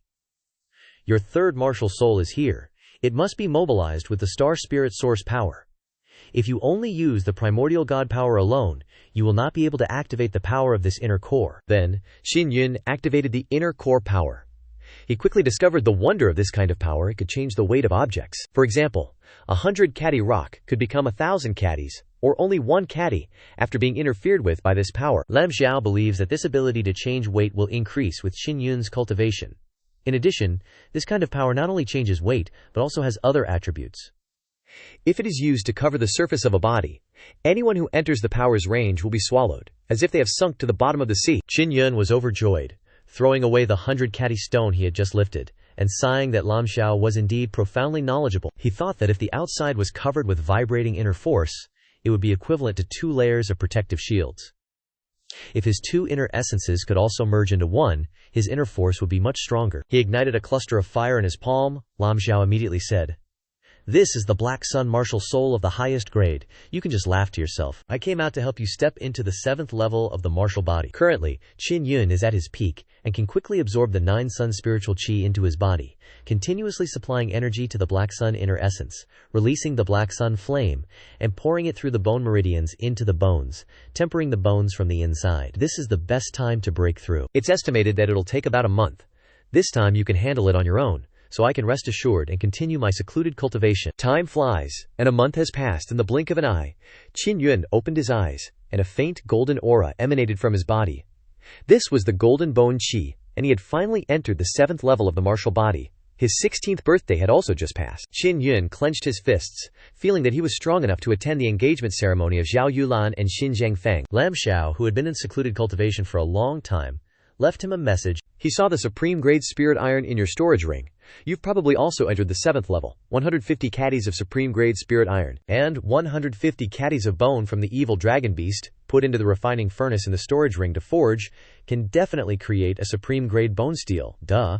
You'll also want to add many more spiritual inscriptions to make the supreme grade bone steel even more powerful. Having entered the 7th level of the martial body, Qin Yun was even more enthusiastic and confident in his strength. Qin Yun looked at the mace that he had spent more than a month crafting, feeling extremely satisfied. So smooth. In reality, he didn't know that this giant Spirit King mace had been classified as a top-grade spirit artifact because of the extremely complex spiritual inscriptions on it, plus the supreme-grade bone steel material. This mace was no weaker than any top-grade spirit artifact. A month seemed quite long, but for a regular inscription master, the time to craft a mid-grade spirit artifact could range from 2-3 months to a year, or even half a year. If Qin Yun had only carved low-grade spirit inscriptions, he could have crafted the spirit artifact much faster.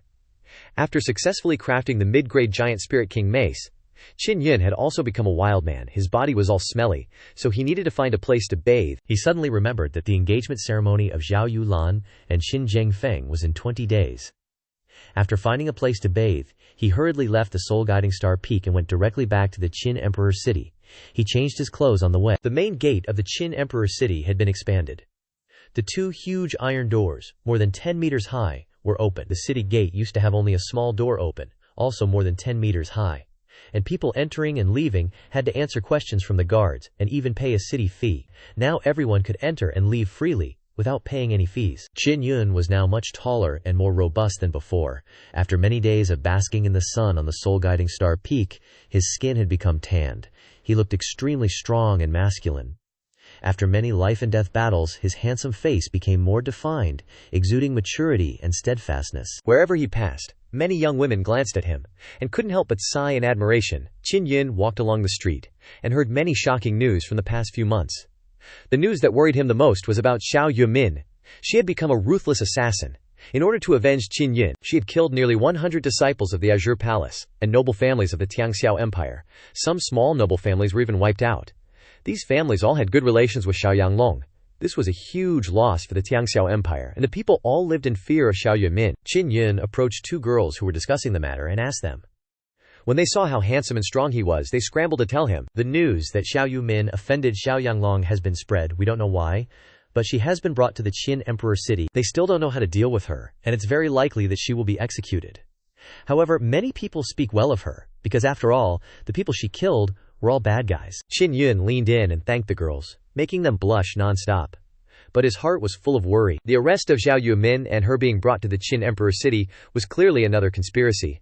It was very likely that they wanted to use Xiao Yumin to pressure Xiao Yulan, forcing her to obediently cooperate with the engagement. Xiao Yuemai has the mirror martial soul. She once said on the way that she couldn't use her mirror martial soul to replicate a powerful martial soul for her sister, only able to replicate from Xiao Yulan's golden fire dragon and star martial power. In other words, Xiao Yulan has a third martial soul, and it's so powerful that Xiao Yumin's mirror martial soul can't replicate it. The dragon martial soul belongs to a beast soul.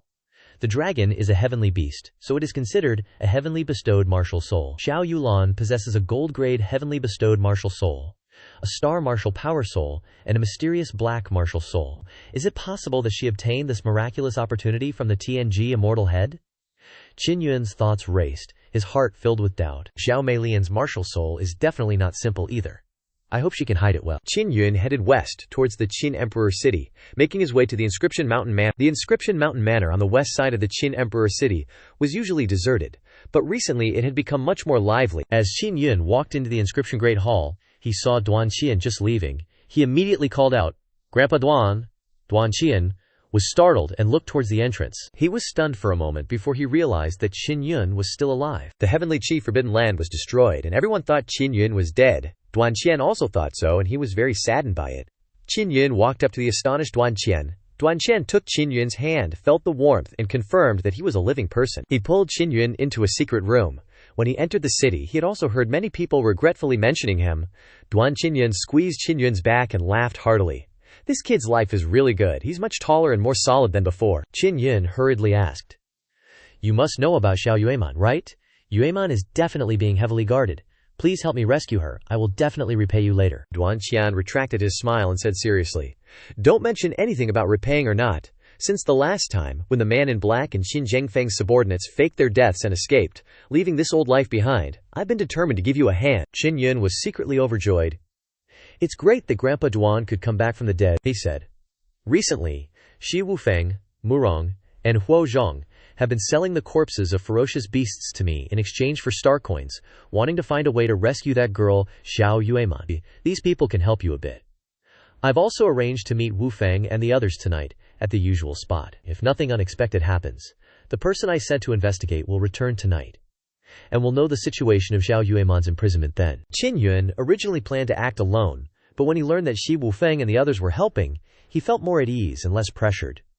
He smiled and gave him the bag of star coins to repay Shi Wu Feng and the others on his behalf. Duan Qian took the bag of star coins and didn't forget to remind him, among the guards watching Xiao Yueman, there will definitely be experts from the martial Dao realm. With their current strength, they absolutely can't resist. Moreover, due to identity restrictions, I can't directly take action. However, I will provide you with clues and help you prepare a thorough plan. Qin Yun nodded, knowing that this was an extremely difficult task. Yueman is actually a very good person.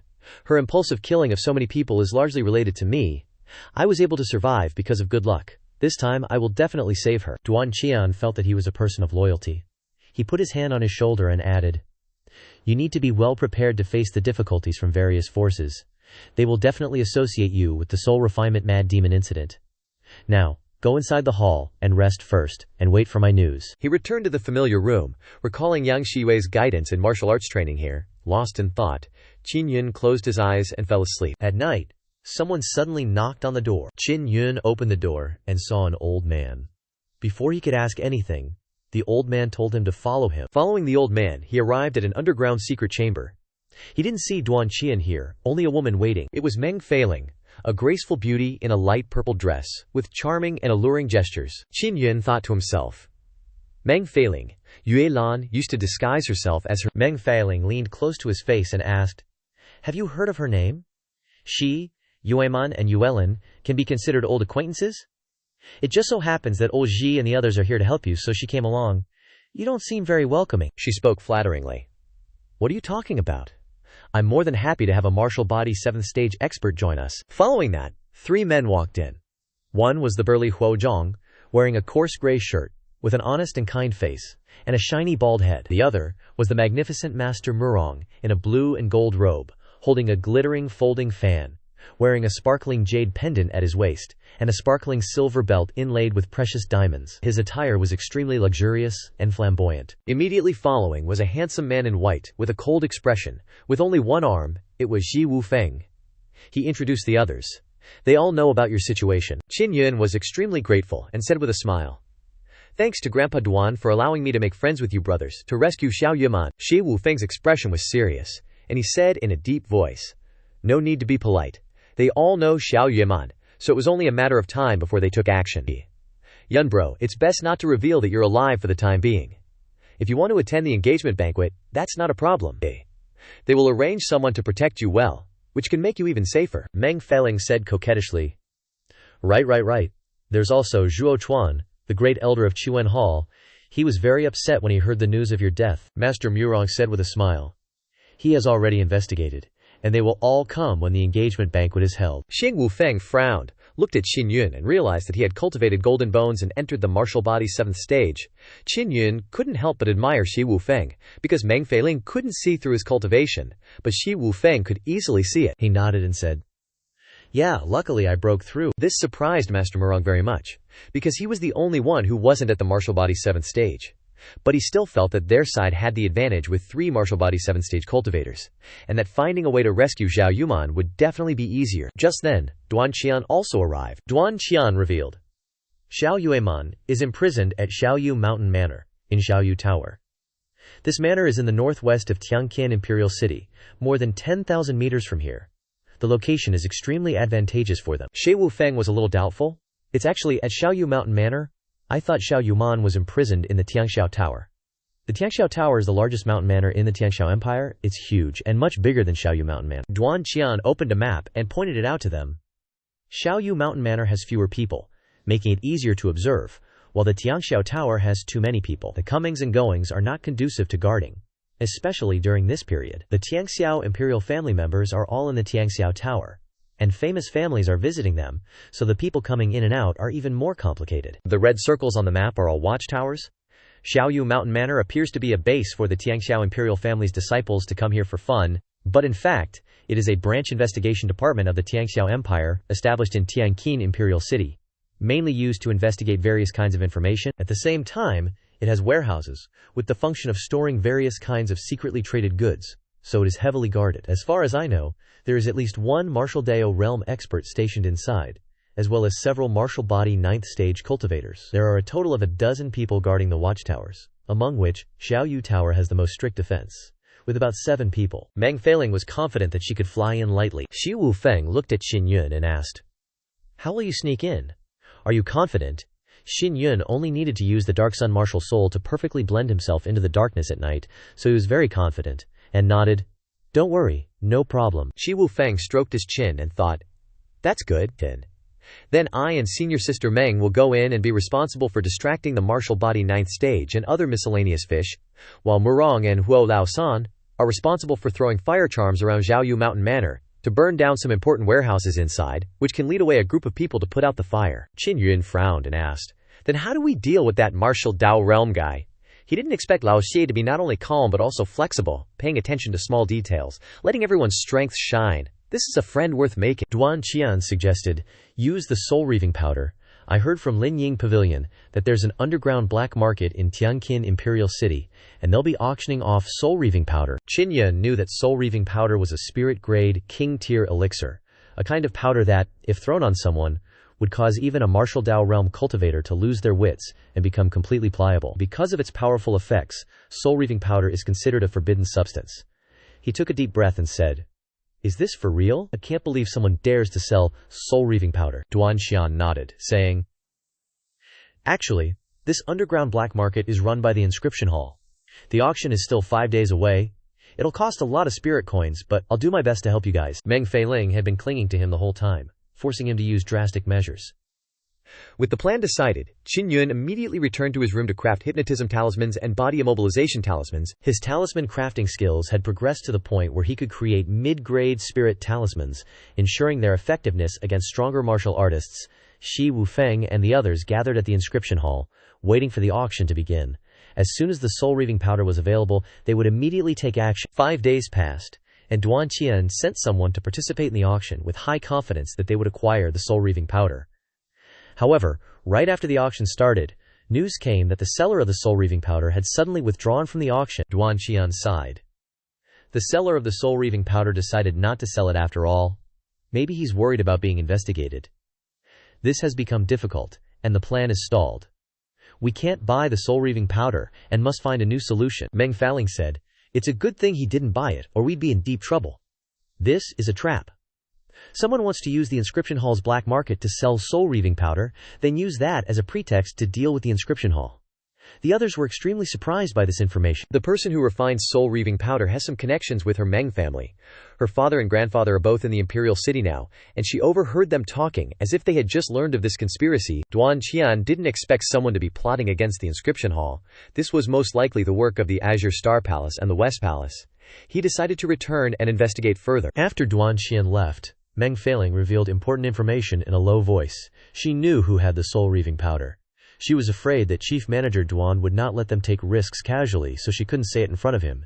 Qin Yun hurriedly questioned, "Who has the soul-reaving powder? We must get it." Meng Faling explained.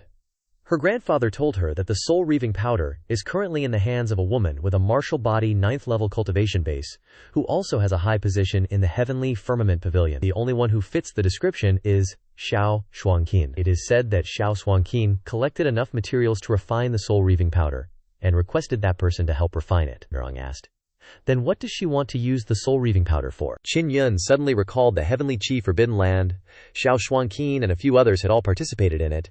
Maybe they wanted to use the soul-reaving powder to deal with Qiao Rui Wen and dig out the secrets about the soul-refining technique. Shi Wufeng believed that they simply had no chance of getting the soul-reaving powder from Xiao Shuangqin. Normally, they could only steal it. Although the chances of winning were not high, there was no harm in trying. After hearing this, Xin Yun stood up abruptly.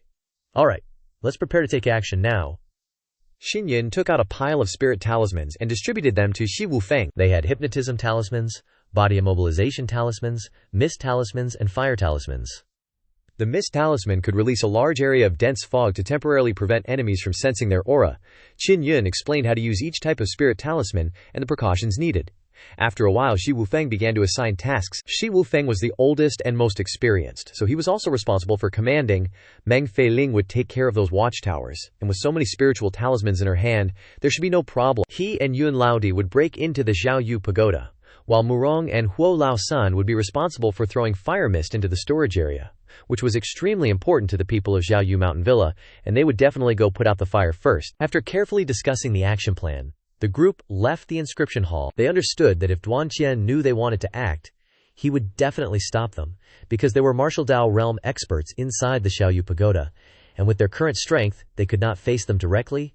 Night shrouded Tianqin Imperial City. The sky was dark without a star or moon shining. Even with bright lights, the deserted areas of the city were still shrouded in darkness. Qin Yun and the others were all dressed in black, covering their faces with black scarves, and secretly approached the high wall of Xiaoyu Mountain Villa. Following Qin Yun's signal, they split up to take action. Huo Zhonghe and Murong Renzi approached the large warehouses at the foot of the high wall. Meng Feiling flew high, hid in the darkness, and broke into Xiaoyu Mountain Villa. Qin Yun and Shi Wufeng carefully flew in the air, waiting for Meng Feiling to enter before following. The inside of Xiaoyu Mountain Villa was very deserted and dark, with only a few lights in the large garden and all kinds of lush trees. Qin Yun and Shi Wufeng moved stealthily in the garden, heading towards Xiaoyu Pagoda. Xiaoyu Pagoda was a tall 5-story pagoda, without lights, making it difficult to see in the dark. When Qin Yun and Shi Wufeng came out of the garden, they saw the watchtower. All the people above were hypnotized by Meng Feiling with hypnotism talismans. Thanks to Meng Feiling's quick movements, a few watchtowers near Xiaoyu Pagoda were also resolved smoothly. Taking advantage of this, Qin Yun and Shi Wufeng easily approached the Zhen Pagoda. Using divine essence power, Qin Yun explored the inside of the pagoda. There was no one and no trap mechanism on the first floor, confirming safety. Qin Yun carefully pushed the door open and walked in. If he accidentally made a sound, he could also use his spiritual essence power to block the sound. The first floor was pitch black and empty, without anything at all. Both were surprised, originally thinking that Xiaoyu Pagoda was just a warehouse, storing many valuable items inside, But as a result, there was still nothing on the second floor. They went up to the second floor, the third floor, and the fourth floor, but found nothing. Each floor was empty. Finally, they reached the fifth floor, where it was as dark as ink, just like the floors below. But it exudes a powerful aura, the aura of a martial body tier 9. Who goes there? A voice echoed from the darkness. It was an old man. Qin Yun hurriedly threw out a handful of spirit talismans. Shi Wufeng observed Qin Yun throwing out a large number of spirit talismans, but didn't rush forward. Instead, he drew his natal sword to shield himself and released his divine force to the limit. Because it was too dark, they needed to use their divine force to sense the surroundings. The Tier 9 martial artist initially wanted to attack, but he was stunned by the amount of mid-grade spirit talismans, and his body was bound by a strong force. Although he could still move, his speed was greatly reduced. In the darkness, Qin Yun sensed Shi Wufeng moving past silently. Ah! A miserable scream rang out. It was the cry of the Tier 9 martial artist. Shi Wufeng took out a night-luminescent pearl to illuminate the area. On the fifth floor, they saw the old man lying on the ground. Although he wore thick armor, it couldn't stop Shi Wufeng's terrifying natal sword. Xiao Wufeng was extremely anxious. Looking around and frowning, said, "They're late. Xiao Yoman isn't here. She's probably been moved not long ago." They went to another table, covered in complex patterns. On the table was a key. Could it be the treasury key? Shi Wufeng reached out to take the key, but Qin Yun hurriedly pulled him back. "Careful. This is a dangerous formation." Then, he took out the giant Spirit King hammer and smashed the table violently. The table shattered, releasing a burst of freezing cold air that made both of them shiver. The Xiaoyu pagoda also shook slightly. "We're screwed. Won't breaking it like this attract everyone here? The pagoda's about to collapse. Let's get out of here." Shi Wufeng picked up the black key and rushed to the wall. He used his sword to cut out a large hole and flew out with Qin Yun. All around them, a group of people noticed them flying in the air, wanting to attack. But they heard someone shout, "Fire! Fire! The warehouses are on fire!" The south of Xiaoyu Mountain Manor was engulfed in a sea of flames. With raging fires and billowing smoke, Murong and Huaozhong had successfully set fire to several large warehouses. The people in charge of guarding the warehouses were worried about the valuable items inside, so they rushed to put out the fire. Only 3 martial body tier 8 cultivators chased after Qin Yun and Shi Wufeng. Qin Yun threw a few fire talismans behind them, slowing down those martial body tier 8 cultivators. Then, they quickly flew out of Xiaoyu Mountain Manor. The remaining guards didn't chase anymore. From a high floor in the inscription hall, Duanxin saw the towering flames from tens of thousands of meters away, and immediately guessed that Qin Yun and his gang had made their move. "These brats, they actually acted without telling me. You guys are so foolish," seeing the pack of leopard cubs return safely yet still feigning innocence. Duanxian suppressed his anger, feeling much more at ease. Qin Yun smiled and said, "Didn't we get out without any trouble? By the way, Grandpa Duan, Yu Min isn't at the Xiaowu Tower. We don't know where she was moved to. Can you help us investigate?" Duan Qian was slightly surprised. She was actually moved. It's a good thing she was moved, otherwise the Xiaowu Tower would definitely have a martial Dao realm master guarding it, and maybe they wouldn't have been able to come back. "I can go investigate, but you guys absolutely cannot go causing trouble again. Rescuing little Yue Min next will definitely be even harder. Plus, you've stirred the grass and startled the snake. I might not even be able to find out where she is," Duan Qian strictly warned them, then hurriedly left the inscription hall. They went to Qin Yun's spacious room. Their faces were filled with disappointment, and they sat in silence. Shi Wufeng broke the silence, took out the key he had obtained from within the Xiaoyu Pagoda, and said, "This key was placed in the Xiaoyu Pagoda and guarded by someone. It's definitely not simple." Qin Yun took the key, used his mental power to probe it, and nodded, saying, "This key was placed on a special table covered with patterns. It seems to be a place where it gathers energy." While they were discussing, Meng Feiling was happily enjoying Qin Yun's bed, causing him to remind her to be serious again. Meng Feiling suddenly said that her grandfather once said that Xiaoyu Mountain Manor was a yin land, extremely cold all year round, very suitable for storing the meat of demonic beasts or something. Shi Wufeng pondered for a moment and then spoke up. "Gathering Yinqi keys, the meaning must be to open a tomb. Could this be the key to open the gate of the Tianxiao Emperor's mausoleum?" Hearing Shi Wufeng's speculation, Qin Yun and the others were filled with shock. Huo Lao San blurted out, "Tianxiao Emperor's mausoleum. That should be the burial ground of the heroes of the Tianxiao Empire. To be buried in the imperial mausoleum as a non-royal member, one must have made great contributions to the Tianxiao Empire." Murong Daren, eyes full of calculation, suggested, "That Zhao Yanglong of the Tianxiao Empire is so annoying. How about we go dig up his ancestor's grave?" Everyone burst out laughing in agreement. However, Zhi Wufeng thought it needed more discussion. First, they needed to determine if the key could open the Tianxiao Emperor's mausoleum. Second, they needed at least the 8th level of martial body cultivation to deal with the potential dangers. And furthermore, once the Tianxiao Empire discovered such an important key was missing, they would definitely send stronger martial artists to guard the mausoleum. Zhi Wufeng reasoned that if the Xiaoyu Villa didn't have her, then Xiaoyu Min was most likely moved to the Tianxiao Tower of Tianxiao Mountain Villa. Anyone could usually enter and exit Tianxiao Mountain Villa. Enter Tianxiao Tower to drink, eat, or stay. But during this period, entering and exiting Tianxiao Mountain Villa has certain restrictions, requiring 100 million coins. That's not a problem. Qin Yun decided to scout at night to find out where Yumin was being held. Before acting, he could easily blend into the darkness at night to sneak in, and he could also see through traps and formations. Without waiting for his consent, Meng Feiling volunteered to disguise him, to prevent the experts of Tianxiao Tower from discovering that he was still alive. After being skillfully disguised by Meng Feiling, Qin Yun was transformed into a charming beauty that captivated people. Credit must be given to Meng Feiling's disguise skills, who not only changed his appearance, but also skillfully added a voluptuous and attractive rack to Qin Yun. However, his gait was still a bit stiff, not entirely as natural as a real young woman. As dusk approached, Qin Yun left the Chuan Hall and went to the Tianxiao Tower himself. Thanks to his beautiful appearance and elegant temperament, Qin Yun easily attracted the attention of the guards, who flirted with Qin Yun blatantly. Qin Yun cleverly responded with shy smiles and graceful gestures, making the guards feel like they were struck by Cupid's arrow. To affirm his status as a big spender, Qin Yun took out a glittering purple crystal coin from his storage ring. The possession of a storage spiritual artifact completely convinced the guards that Qin Yun was a distinguished guest, because not everyone could have this kind of rare item. Thanks to this, Qin Yun easily entered Tianxiao Mountain Villa and proceeded to Tianxiao Tower without any obstacles. When leaving, Qin Yun didn't forget to glance back at the guards, giving them a playful smile that made them even more infatuated, as if their hearts had been stolen, almost wanting to divorce their wives. Fortunately, no one recognized that Qin Yun was a man in disguise. Entering Tianxiao Tower, Qin Yun couldn't help but wonder if Yumin was really here. Without specific clues, Qin Yun had to decide to find Xiao Xuanxin to ask for more information. The late-night party at Tianxiao Tower was lively and vibrant, with dazzling performances, lively conversations, and resounding laughter. Qin Yun cleverly blended into the bustling atmosphere, eating and drinking a lot for free, without anyone coming to ask questions. But then Qin Yun quickly became the center of attention at Tianxiao Tower. A noble guest was curious about the mysterious identity of this beauty, and tried to strike up a conversation to invite her for a drink. This person looked like a gentleman, so Qin Yun decided to pry for information from him. But he was wrong. That person kept groping around, making him scream in his heart. At this time, another woman passed by and felt jealous of him.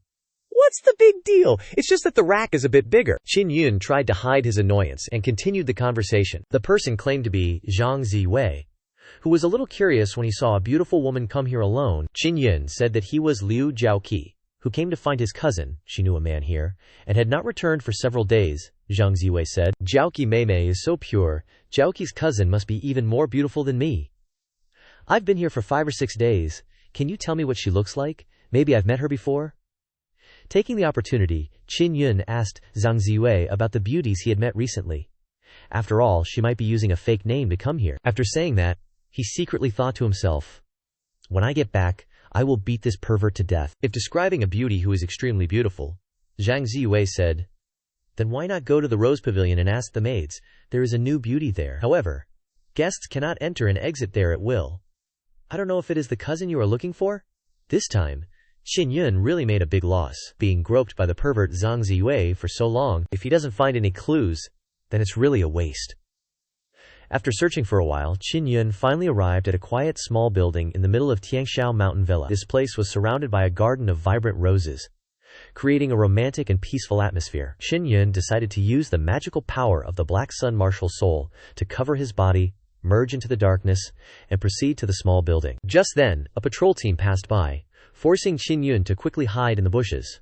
Fortunately, he was not discovered. Taking advantage of his spiritual power, Qin Yun gently flew up, opened the second-floor window, and sneaked inside.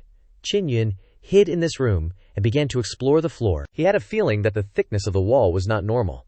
Could the wall be hiding a secret room? Qin Yun carefully moved, listening to every sound to determine if there was anyone else in the small building. Suddenly, a noise came from outside the room, startling Qin Yun. He quickly jumped onto the rafters, hid high up, and concealed his aura. The door opened, and the person who entered was a beautiful woman, precisely Zhao Xuanqin. Zhao Xuanqin wore a simple but elegant white dress, which highlighted her delicate and noble beauty. Every gesture, lifting a hand or placing a foot, exuded grace and elegance. Her beautiful oval face showed fatigue as she gently took off her dress. It was then that Qin Yun realized this was a bathroom with a small tub. This shameless hussy, I can't watch anymore. Qin Yun had a nosebleed, shut his eyes tight, his mind in chaos. A series of images danced in his head, his eyelids itching to open. Because his mind wasn't focused, Qin Yun unintentionally revealed a bit of his aura. Xiao Xuanjin was, after all, at the 9th level of martial body, and she had complete faith in her intuition. She furrowed her brows, thought for a moment, then gently waved her hand toward the rafters, unleashing a powerful gust of wind. Crap, Qin Yun cried out in his mind. Then, he was swept away by the internal force and fell into the water. Xiao Xuanjin was also startled, only then seeing that the person who fell seemed to be a beautiful woman, ready to unleash another burst of internal force. However, a wig floated up from the water, followed by a very familiar person stepping out. Her face was full of surprise. Are you a person or a ghost? Zhao Xuanjin didn't see anyone on the rafters earlier, and she believed Qin Yun was dead, so she was extremely shocked to see him again. In addition, she felt very regretful for Qin Yun's death, fearing that he had become a vengeful ghost seeking revenge. Qin Yun grabbed Zhao Xuanjin's hand and placed it on his chest, letting her guess for herself. At this time, she was also skeptical.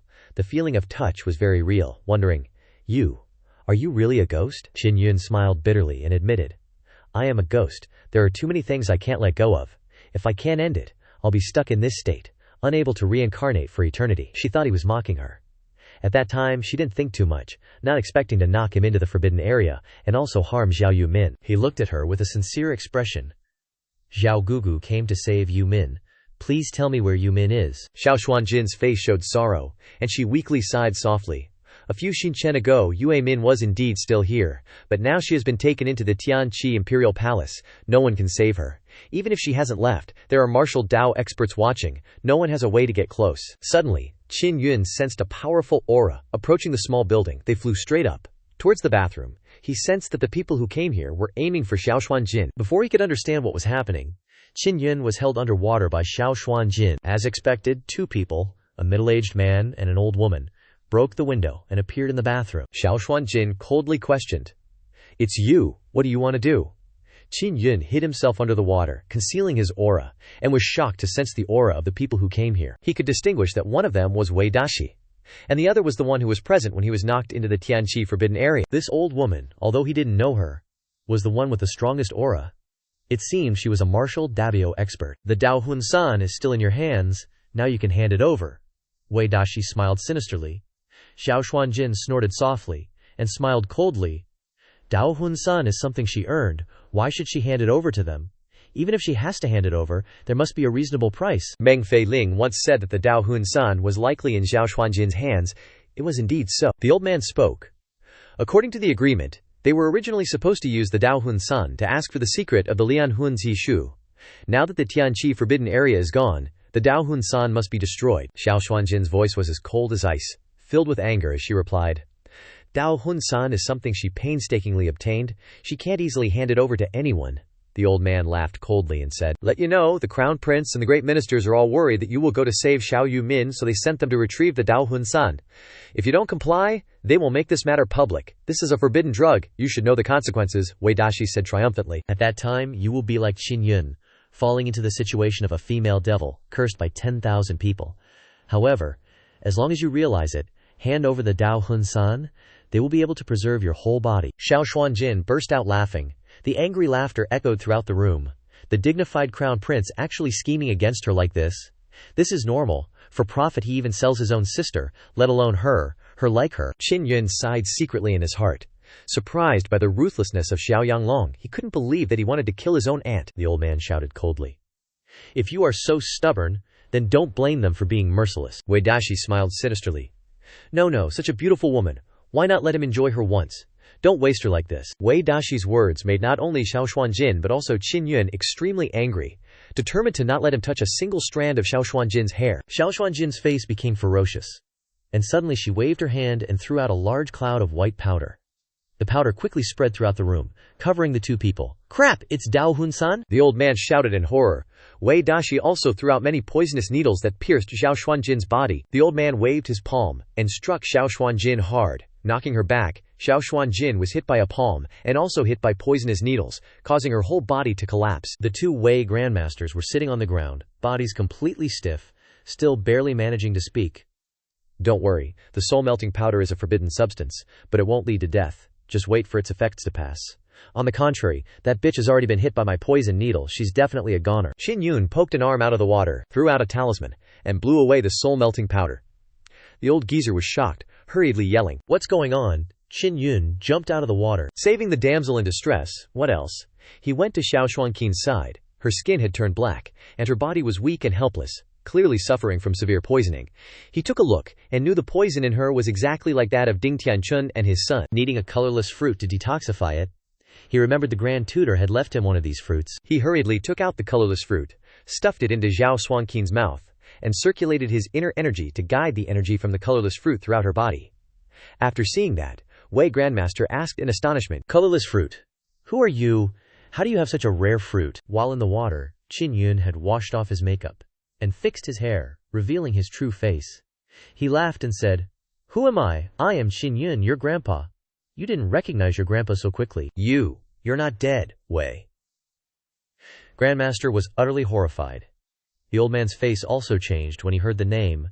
Fear was written all over their faces. After eating the colorless fruit, Xiao Xuanqin's complexion gradually returned to normal, but she was still very weak, so Qin Yun temporarily gave her his coat. He raised a hand, sending Wei Grandmaster flying into the wall. Then, he stepped out of the lake. "How could I be dead if bastards like them are still living comfortably? Not only am I not dead, but I'm also going to make them pay for their wicked deeds."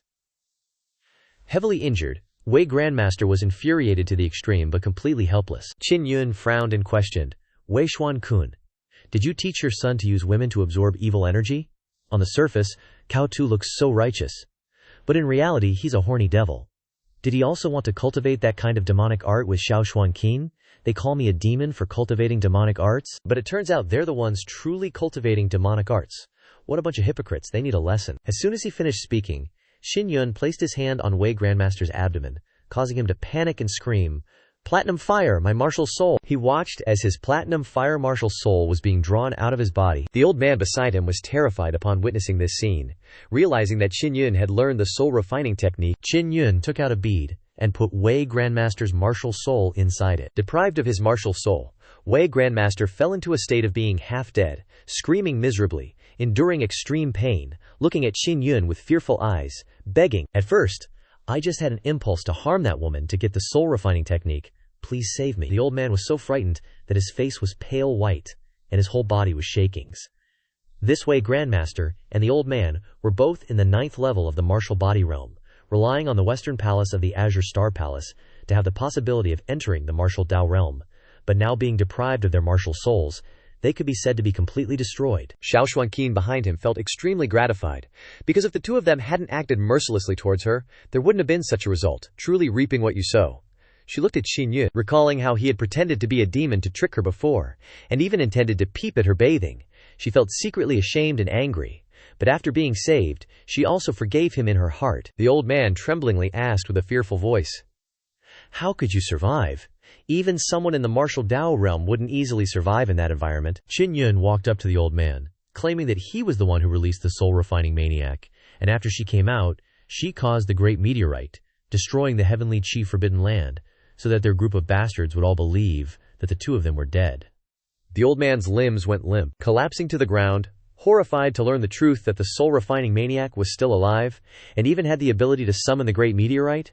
The old man cried out in agony, "She's an elder of the Heavenly Radiance Empire. You can't take her martial soul." Then he hopelessly called, "Xuanqin, quick, persuade him. He can't be stopped from the start." The martial soul surged out of the old man's abdomen, shining brightly, and it turned out to be a platinum lion soul. The black marks from the poisonous gas on Xiao Xuanqin's face that had faded away were spreading again. She panicked and softly called out, "Qin Yun, there seems to be another kind of poison in my body." Wei Grandmaster opened his eyes slightly and smiled weakly. "This is another poison of mine, Zhao Xuanqin. You're doomed. Let's go to hell together, haha." He laughed more and more madly, causing Qin Yun to be annoyed and slap him, extinguishing his breath instantly. The old man gasped weakly but still struggled to curse. You who have the soul-refining technique in your hands, you want to snatch everything, you will not have a good end, you will definitely die a miserable death." Then Qin Yun finished off the old man, and threw them into the furnace to burn. He then hurriedly picked up Xiao Xuanqin and placed her on the bed. Not only on her face, but also under Xiao Xuanqin's skin, there were black gases moving, and her whole body seemed to have black smoke secretly erupting, which was an extremely strange poison. Xiao Xuanqin looked at Qin Yun with eyes full of despair, struggling to sit up and saying, "The poison she was poisoned with has poisonous inner energy, which has penetrated into the whole body, and is definitely beyond saving anymore, telling you to kill her quickly. If you meet Yue Min and Yue Lan in the future, apologize to them for her." Qin Yun quickly said, "Your dark sun inner force has a strong attraction? Who knows, maybe it can draw out the poison? Plus, it won't let you get poisoned." "Xiao Gugu, forgive me if I'm being too forward, but this is to save you." Xiao Xuanqin didn't want to but had no choice. She just closed her eyes. "I understand. If you can save me, that's already great. Why worry about the rest?" Then she directly took off her undergarment, letting Qin Yun use his spiritual essence to cast divine control art to remove the poison needles from her chest. He combined the divine control art with the dark sun inner force to create a special suction, guiding the toxins out of her body. Because the poison was spreading throughout Xiao Xuanqin's body, Qin Yun had to move his hands all over her to guide the poison out. This meant he almost touched her skin a few times, which could be considered disrespectful to a woman. After half an hour, Qin Yun saw that Xiao Xuanqin's face was turning rosy again, showing signs of life, and breathed a sigh of relief. He went back to the table, downed some tea, and his eyes almost popped out. He thought to himself, "That was close. Even though I basically saw everything, I really tried to focus and be careful not to touch her." At this moment, Xiao Xuanqin had recovered and walked towards him, expressing her gratitude. Qin Yun tried to sound sincere but didn't dare look at her. "Xiao Gugu, I swear to heaven I was seriously detoxifying you just now. I absolutely didn't have any impure thoughts about you." She huffed playfully. "Weren't you just trying to peep when she's bathing?" No, Qin Yun, was embarrassed and didn't know what to say. After all, Xiao Xuanqin is over 30 and still unmarried. She must be a super conservative woman. "I'm screwed this time," Qin Yun said worriedly, stuttering a bit. "Then, I'll go. You should recover quickly. I'm worried you'll beat me up after you recover."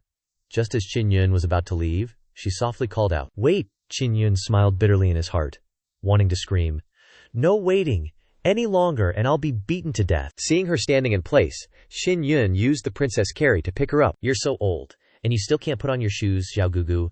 You should rest well before we talk." Qin Yun quickly sat down on a chair, not daring to look directly at Xiao Xuanqin. Xiao Xuanqin chuckled.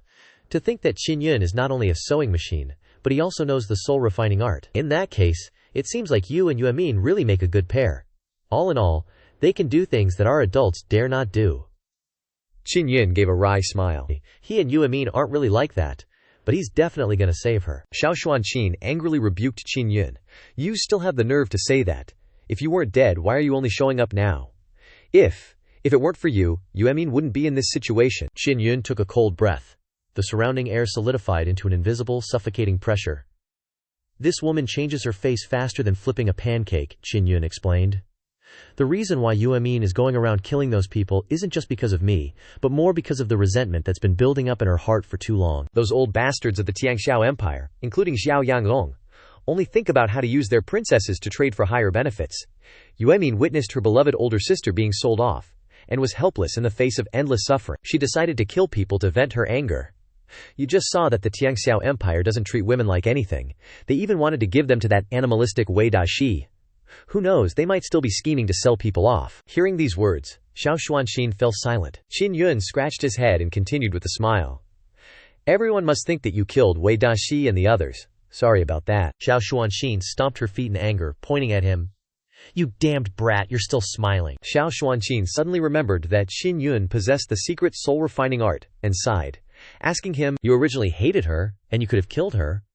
Why didn't you make a move, and instead saved her?" Qin Yun replied, "Having grown up in the palace, I know how precious family feelings are to the children of the royal family. Yuemin has deep feelings for her. If she knew I couldn't save her, she would definitely hate me for life." Hearing these words, Xiao Xuanqin looked at Qin Yun with a gentler gaze, mixed with a hint of regret. So he also has this side to him. Xiao Xuanqin looked at Qin Yun carefully. Her voice asked seriously, "Answer, honestly. Was the Xiaoyu Tower incident done by you guys?" Qin Yun nodded straightforwardly. "Yes," Xiao Xuanqin then asked. "Which also means that the key is in your hands." That's right. He guessed that the key's origins weren't small. Immediately, Xiao Xuanqin moved closer to him, delighted. That's the key to the Tianxiao Imperial Mausoleum. You must use this key to enter the Tianxiao Imperial Mausoleum. And it is also Yucalan's dowry. In theory, whoever marries Yucalan will get the key. Qin Yun couldn't believe that the Tianxiao Empire would use this item as dowry, she continued. Yuelan has the TNG immortal picture on her body, and the TNG immortal picture has a close connection with Yuelan's mother. Now the TNG immortal picture and Yulan have merged. You need the blood of Yulan's mother to remove the TNG immortal picture, and Yulan's mother and Yue Min are buried in the Tianxiao Imperial Mausoleum. After listening, Qin Yun was so angry that his whole body trembled. He clenched his fists and paced back and forth. Xiao Xuanqin shook her head. Yue Min is currently imprisoned in the Tianqin Imperial Palace. Are you sure you can rescue her? Now it is not easy to break into the Imperial Palace, especially after the incident at the Xiaoyu Mountain Villa. The Tianqin Imperial Palace will definitely strengthen its defenses. Hearing this, Qin Yun thought it was true.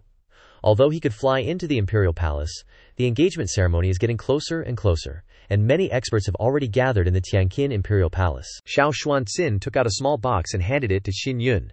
She still has the last soul exchange powder. You can take it with you and use it when necessary. There is an antidote in this box. Taking one pill will make you immune to the poison of the soul exchange powder for 10 days. Qin Yun opened the box, took a black detoxification pill, and asked, why did she suddenly withdraw from the auction? Xiao Xuanqin sighed. The fact that she possesses the Jiaohunsan was discovered by some people, and Shi Yu was the one who revealed this secret. Lan Se Shigong also knew about it, and forced her to bring the Jiaohunsan to the black market of Qiwendian for auction, using this opportunity to smear the reputation of Qiwendian. Later, she learned that they wanted to marry Zhao Yuelan off with the key to the emperor's tomb. In a fit of anger, she decided to use the Jiaohunsan to rescue Xiao Yuemin and Zhao Yuelan. However, Zhao Yanglong seemed to be vigilant, and had Zhao Yuemin leave that night. Qin Yun understood. So the situation is this complicated. It's rumored that the Tianxiao Emperor is in poor health, and Zhao Yanglong is in charge of national affairs. What benefits did Tianqin ultimately offer to make someone as powerful as him marry off Xiao Yuelan? Xiao Xuanqin shook her head. She doesn't know the specifics either. Right now, all you can do is rescue Zhao Yuemin, and Zhao Yuelan will probably be satisfied as long as she knows Zhao Yuemin is safe. However, Qin Yun insisted on attending the wedding. My marriage with Xiao Yuelan was arranged by my mother, and I have to see it through no matter what. I'm holding the engagement contract, and it even has the blood handprint of the Emperor of the Tianxiao Empire on it. I want to see how he plans to weasel out of it. Xiao Xuanqin looked at Qin Yun, who wouldn't listen to her advice, and was a little angry. You're crazy! Once you cause trouble like that, you'll definitely be walking into your own grave. She also wanted to help Zhao Yuelan, but acting rashly would only give them all sorts of excuses to imprison her in a death trap. Qin Yun's mind was made up, and no matter what she said, he couldn't be stopped. He could only thank Xiao Gugu for her good intentions. Qin Yun then asked her, were you originally looking for Lianhun Guangmo to obtain the Lianhun Jishu? At this moment, Xiao Xuanqin sat on the bed, hugging her pillow tightly, her eyes filled with helplessness, and she sighed weakly. Actually, there's a problem with my martial soul. Lianhun Guangmo has a deep understanding of martial souls, and she might be the only one who knows how to solve it. Qin Yun snatched her pillow away and frowned. Who said that? I came to help you. Let me investigate a little. I have some experience in the area of martial soul recovery. Zhao Xuanqin was a little doubtful, so Qin Yun moved next to her and gently placed his hand on her abdomen. The touch startled her, but she tried to remain calm. Zhao Xuanqin's cheeks flushed red. This was the first time she had ever had such intimate contact with a man. Qin Yun, on the other hand, was very serious, probing her martial soul, using his spirit primordial power to penetrate into the inner dantian. He quickly discovered her platinum martial soul. He sensed the personified state of the martial soul. Her martial soul was dim, as if it were in a deep sleep but not quite, and it had a sickly appearance. Withdrawing his hand, Qin Yun asked, when did your martial soul start showing this condition? She said in a somber tone, this state has been going on for several years now. Right now, I can only roughly see that this is a platinum-level martial soul. Even the form of the martial soul has disappeared. The original form of my martial soul was a zither, but now I have no feeling for the zither, and playing it no longer brings me into a trance. Qin Yun was like a doctor diagnosing a disease.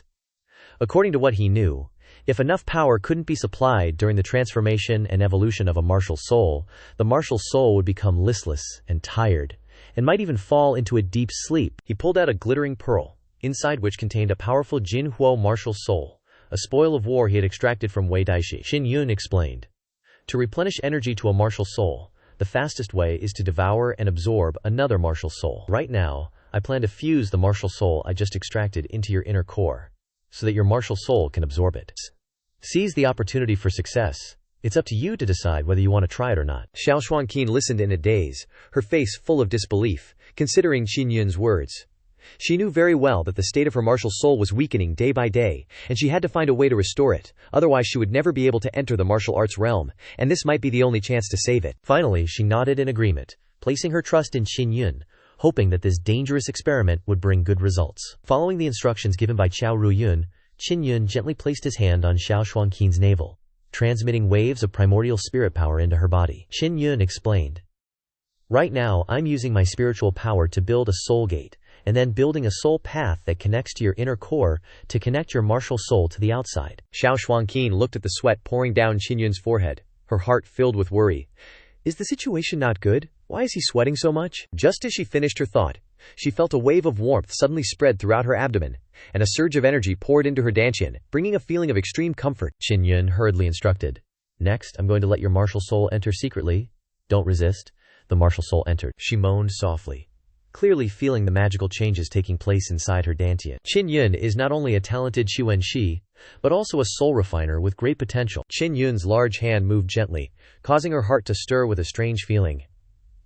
That's special, but still not enough. The power of one martial soul isn't enough. We have to do it again. Qin Yun was covered in sweat, and it was obvious that he was very tired. Xiao Xuanqin felt the positive changes in her martial soul, and was very happy, feeling hopeful. Seeing Qin Yun exhausted, she quickly stepped forward to wipe his sweat. Her jade-like hands gently brushed across Qin Yun's forehead, her gentleness and concern evident on her beautiful face. Qin Yun suddenly realized that Xiao Xuanqin was completely different from what Xiao Yuanmin had described. She wasn't cold and stern at all, but possessed a gentle warmth. Qin Yun rested for a while and frowned, saying, "Thank you, I'm okay, but it's still a little short. Let's continue to fuse. We have to awaken the martial soul in your inner core to succeed." Xiao Xuanqin was startled. We have to do it again. Qin Yun took out another pearl, inside which contained a metal fire martial soul, also recently extracted. She couldn't help but admire him, because Qin Yun had completely mastered the technique of soul refinement. In the future, if he could obtain more martial souls, he would definitely be able to refine even stronger martial souls. You have to know that if you don't understand the art of soul refinement, you won't even know how to preserve a martial soul. You can see how admirable the art of soul refinement is. Time passed, and the crucial moment arrived. Qin Yun rested for a while and recovered to his best state, then continued to help Xiao Xuanqin fuse the martial soul. Xiao Xuanqin's dantian was spinning rapidly, and the martial soul inside also moved to the rhythm of it. Inner origin spiritual sense. I can use inner origin spiritual sense now. Xiao Xuanqin couldn't help but jump up slightly, her face full of fear and joy.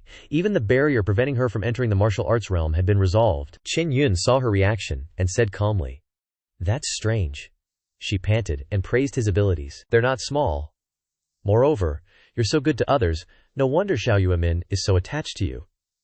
Thank you for giving me such a precious platinum martial soul. Xiao Xuanqin said, I need to find a place to seclude myself now.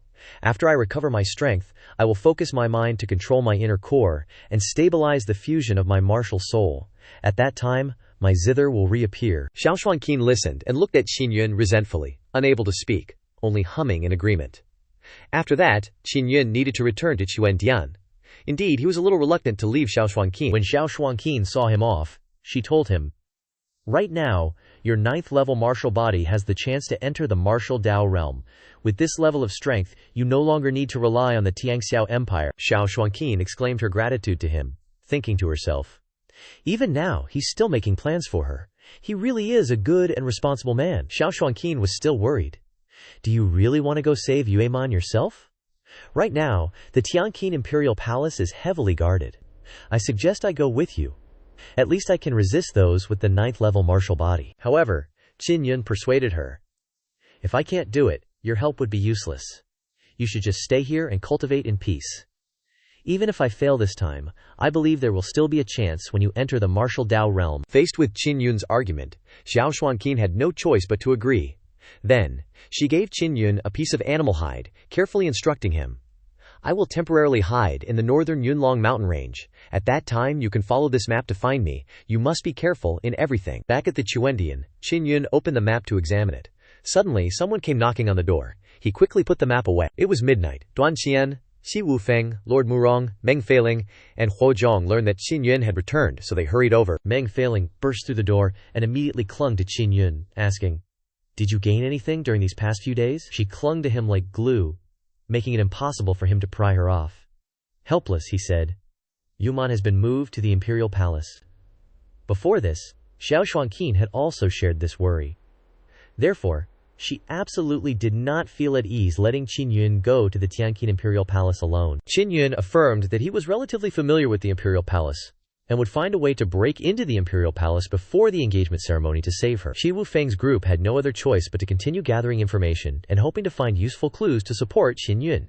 Their limited strength meant they could only secretly monitor and wait for an opportunity. Lord Murong and the others had uncovered all sorts of shocking news.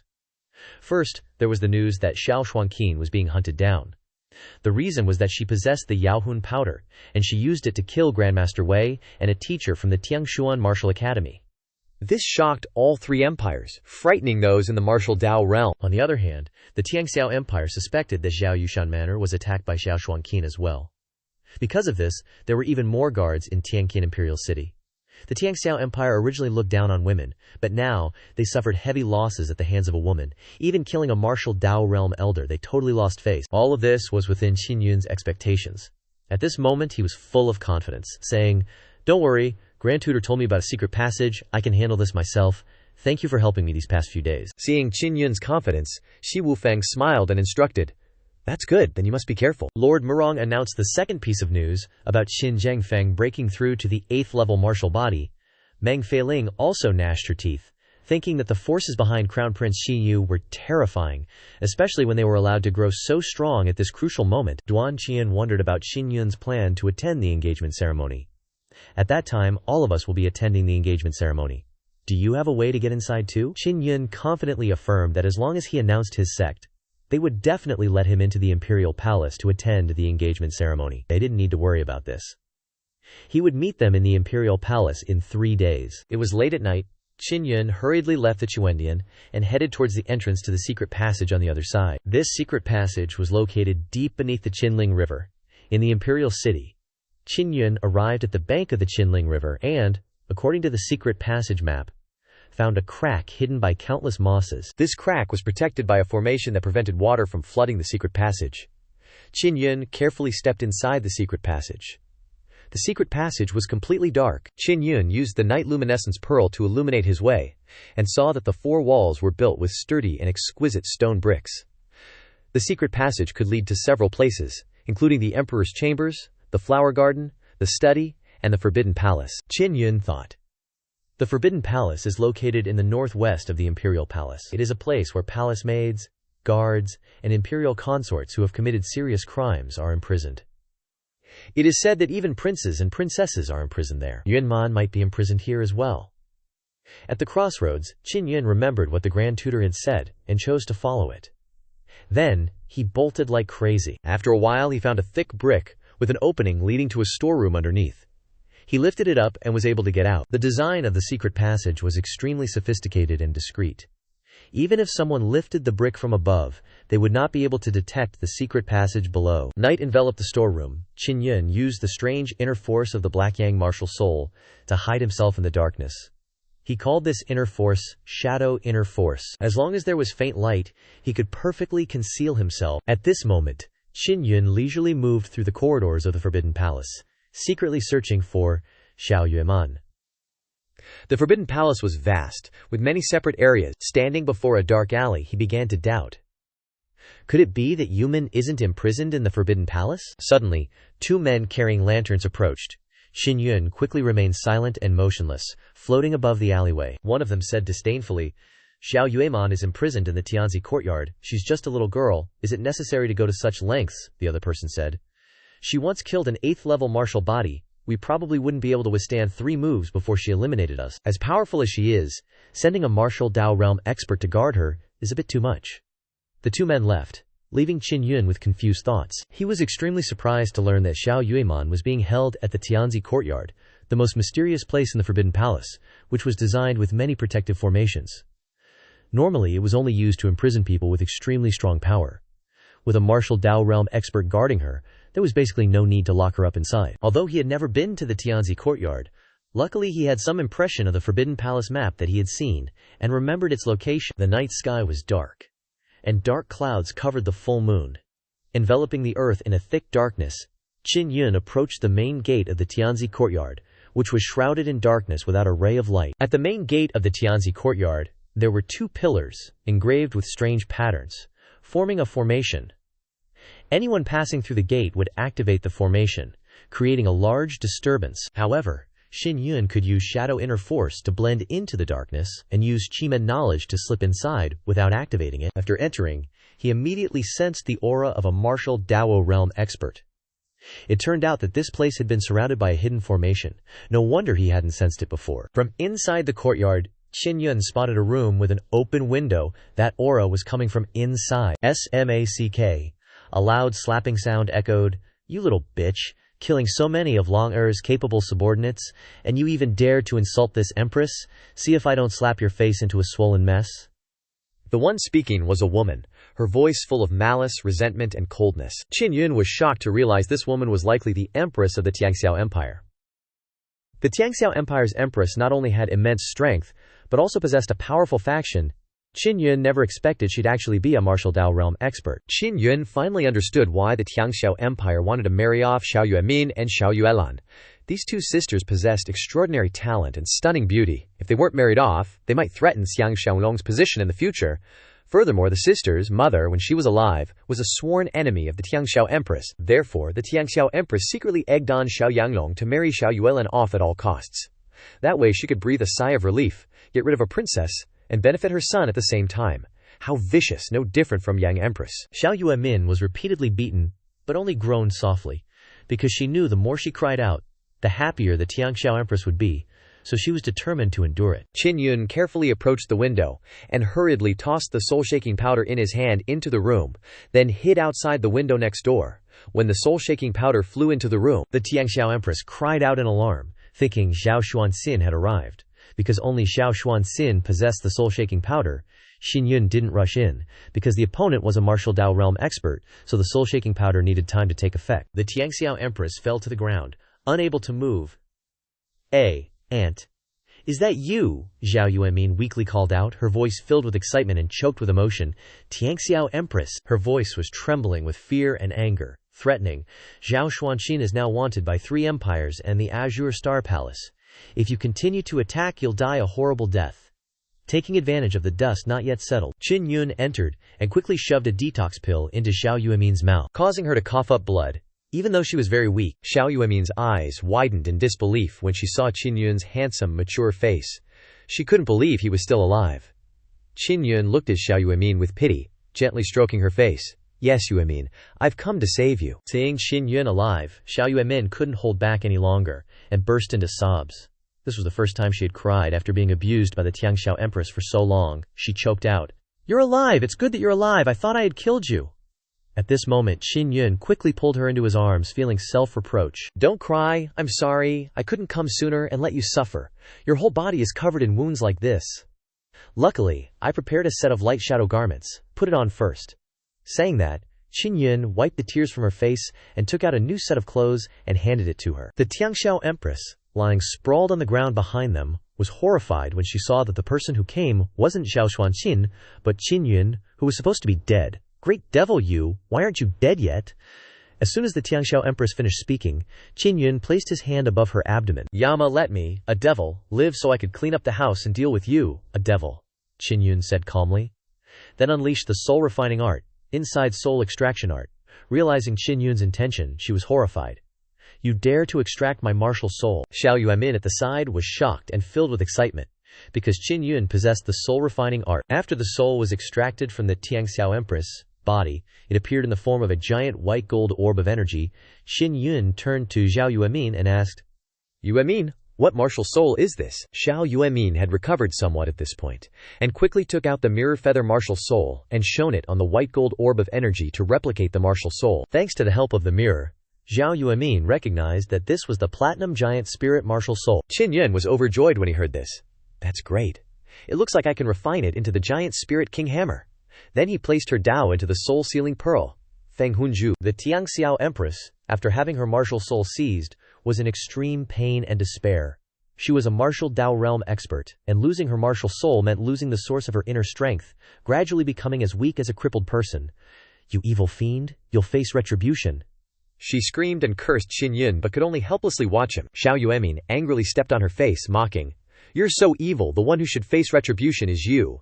Isn't she facing retribution now?" Suddenly, a powerful aura descended. Qin Yun sensed this enormous power, immediately pushed the Tiangxiao Empress back, and directly had her inhaled incense. Then he put her corpse into his storage ring. Qin Yun quickly carried Xiao Yuemin on his back, using the Shadow Force inner strength to jump out of the window, avoid the dangerous formation, and quickly leave the Tianzi Institute. He sensed the aura of a martial Dao realm expert, and it was also a bit familiar. Immediately afterwards, he suddenly remembered. That was the state preceptor Ye Chengchao, the father of Ye Empress and the Ye family patriarch. The Ye family was a powerful force, and Ye Qingfeng, Ye Empress' older brother, almost reached the martial Dao realm before being killed by Qin Yun, and Ye Empress' father, Ye Chengchao, had long since reached the martial Dao realm, and had always coveted the throne of Tianqin, and now had finally achieved his wish. At this time, at the Tianzi Institute, Ye Chengchao saw the chaotic scene and the residue of soul-shaking powder, and closed his eyes to sense something. As a cautious person, he had previously sprinkled a special fragrant powder that he had concocted in this institute, and to avoid detection, the amount of powder sprinkled was extremely small.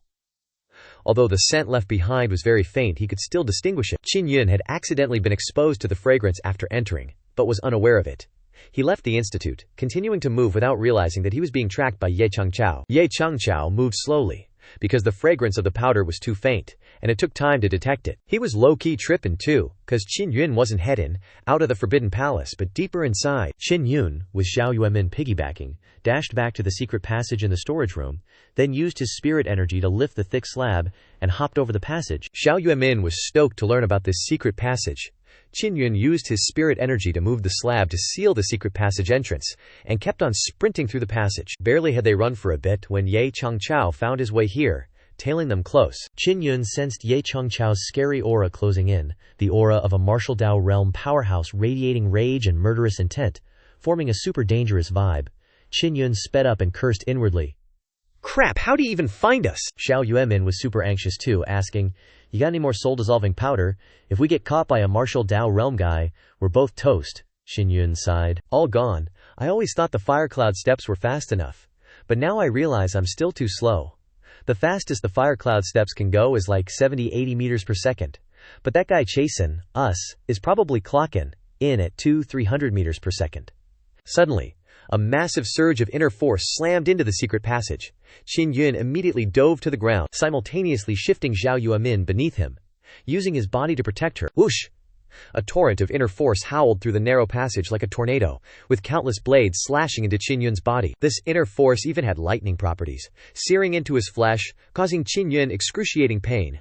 Qin Yun's back was riddled with wounds, but he bit his lip, filled with resentment because, with just a little more time, he could have escaped the secret passage and completely saved Xiao Yuemin, face-planting onto the ground. Qin Yun turned his head and saw a gaunt old dude standing behind Ye Chengchao, eyes sparking with electricity, face looking fierce, tightly clenching his fist, which emitted flickers of lightning illuminating the dark passage. Ye Chengchao, seeing Qin Yun's face, exclaimed in shock, "Qin Yun, you're still alive. Where's the corpse of the Heavenly Radiance Empress?" He seemed to know that the Heavenly Radiance Empress had been killed. Qin Yun calmed down, and replied casually, "Don't get your panties in a twist.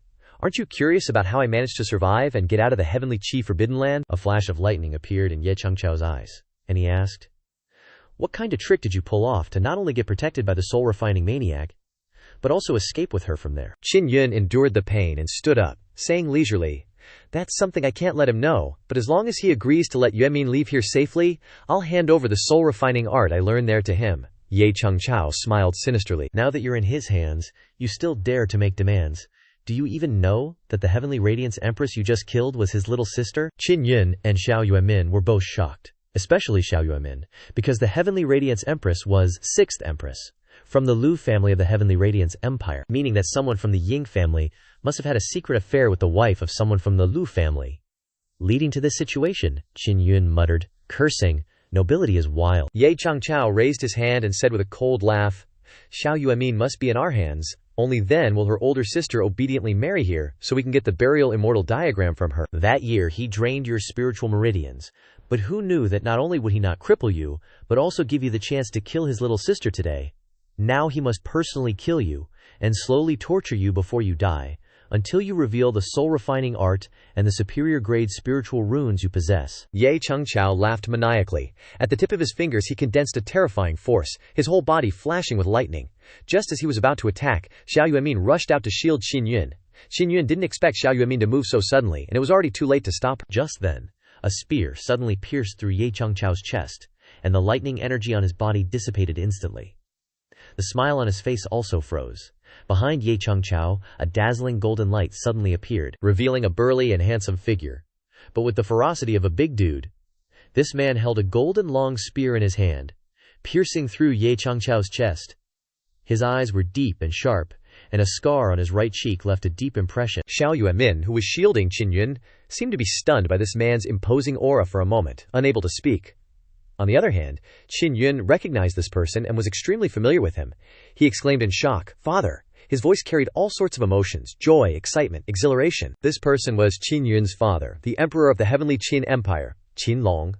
"Little Yun, I knew you weren't dead, haha." Qin Long laughed heartily, full of bravado, unlike those other self-proclaimed kings. While laughing loudly, he kicked Ye Chengqiao's body, sending him flying away from the Long Lord's spear. Ye Chengqiao suffered a fatal wound, his heart pierced through, and gasped weakly, "Xinlong, you broke through, and even found the Dragon Lord's spear." Xinlong held the Long Lord's spear, and stabbed Ye Chengqiao a few more times. "Ye Chengqiao, you guys coveted my throne. I'll give it to you, what about it? You even wanted to harm my little Yun, couldn't let it go, huh?" Qin Yun hurried forward and placed his hand on Ye Chengqiao's stomach. "Father, wait for me to extract his martial soul, then we'll leave this place and talk." "Xinlong, quickly tell your son to stop," Ye Chengqiao screamed in terror, veins popping out on his forehead. Seeing his terrified appearance, Xinlong couldn't help but laugh comfortably. "Go for it, little Yun." Qin Yun looked indifferent. "Ye Chengqiao had a hand in taking away your spirit vein back then, so now it's time for him to pay the price." Ye Chengqiao couldn't resist at all, painfully begging him, "Stop it, I can agree to all your conditions, and I can even let Xiao Yuanlan marry you." Seeing Qin Yun pull the violet gold thunder martial soul out of Ye Chengqiao's stomach, Xiao Yuanmin quickly took out the mirror martial soul, aiming to replicate the newly extracted martial soul. Qinlong laughed triumphantly. "Aya, this is a rare martial soul, but so what? In the end, didn't it fall into my son's hands?" Qin Yun put the violet gold thunder martial soul into the soul-sealing pearl, looking at Ye Chengqiao with despair and resentment. "Old ghost, you took away my spirit vein back then, never thought you'd end up like this today, right?" Ye Chengqiao chuckled.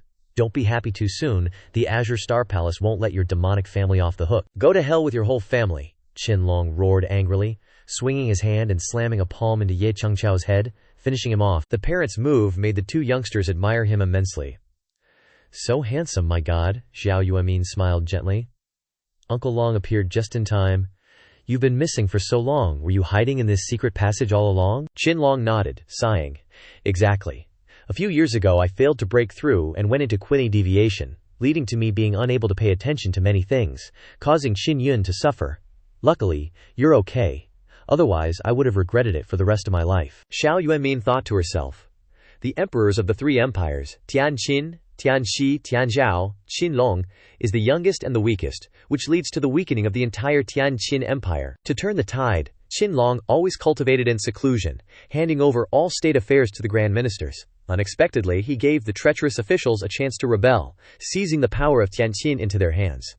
Afterward, Qinlong went into Qin deviation, his cultivation regressed, his power was further diminished, and Qin Yun was also harmed. At that time over there, the father and son chatted for a long time. Qin Yun praised him endlessly, feeling that his father had become more handsome than anyone. What kind of magical skincare products did he use? Qinlong arrogantly raised his face and humorously replied, "This is natural beauty, not thanks to cosmetics, got it, ha." Then, Qinlong pulled out his long spear, wiping the blood off it. Seeing the spear with exquisite dragon carvings, Xiao Yuanmin wondered, "Uncle Long, the Azure Dragon King spear of Tianqin, wasn't it lost? When did you find it again? It's said to be the strongest weapon among the three empires." Qinlong smiled helplessly with some embarrassment. "Turns out this thing was in my father's hands. Who could have thought he was still alive? After finding him, he gave me the spear. That old man is in secluded cultivation all day now. Otherwise, with his help, little Yun and I wouldn't have been so miserable." Qin Yun's grandfather is the supreme emperor of Tianqin, the dean of the Hualing Martial Academy, Qin Yonghe. After he disappeared, the Dragon King's spear was also lost. This was a heavy blow to Tianqin at that time. At this moment, Xiao Yuemin suddenly remembered that the day after tomorrow is her sister's engagement, asking Qin Yun if he was going. Qin Yun hadn't answered yet. Qin Long interrupted. Of course we're going. He had a hand in Yuelin and little Yun's marriage in the first place. How can we just change it like that? Qin Long declared. Qin Yun smiled. He knew he definitely wouldn't bear to leave that girl Yuelin alone. When the time comes, he'll go too, telling him to rest assured. Xiao Yuemin whispered. That's great then, but even though I really want to go too, what if I fall into their hands again and become a pawn for them to control Yuelin?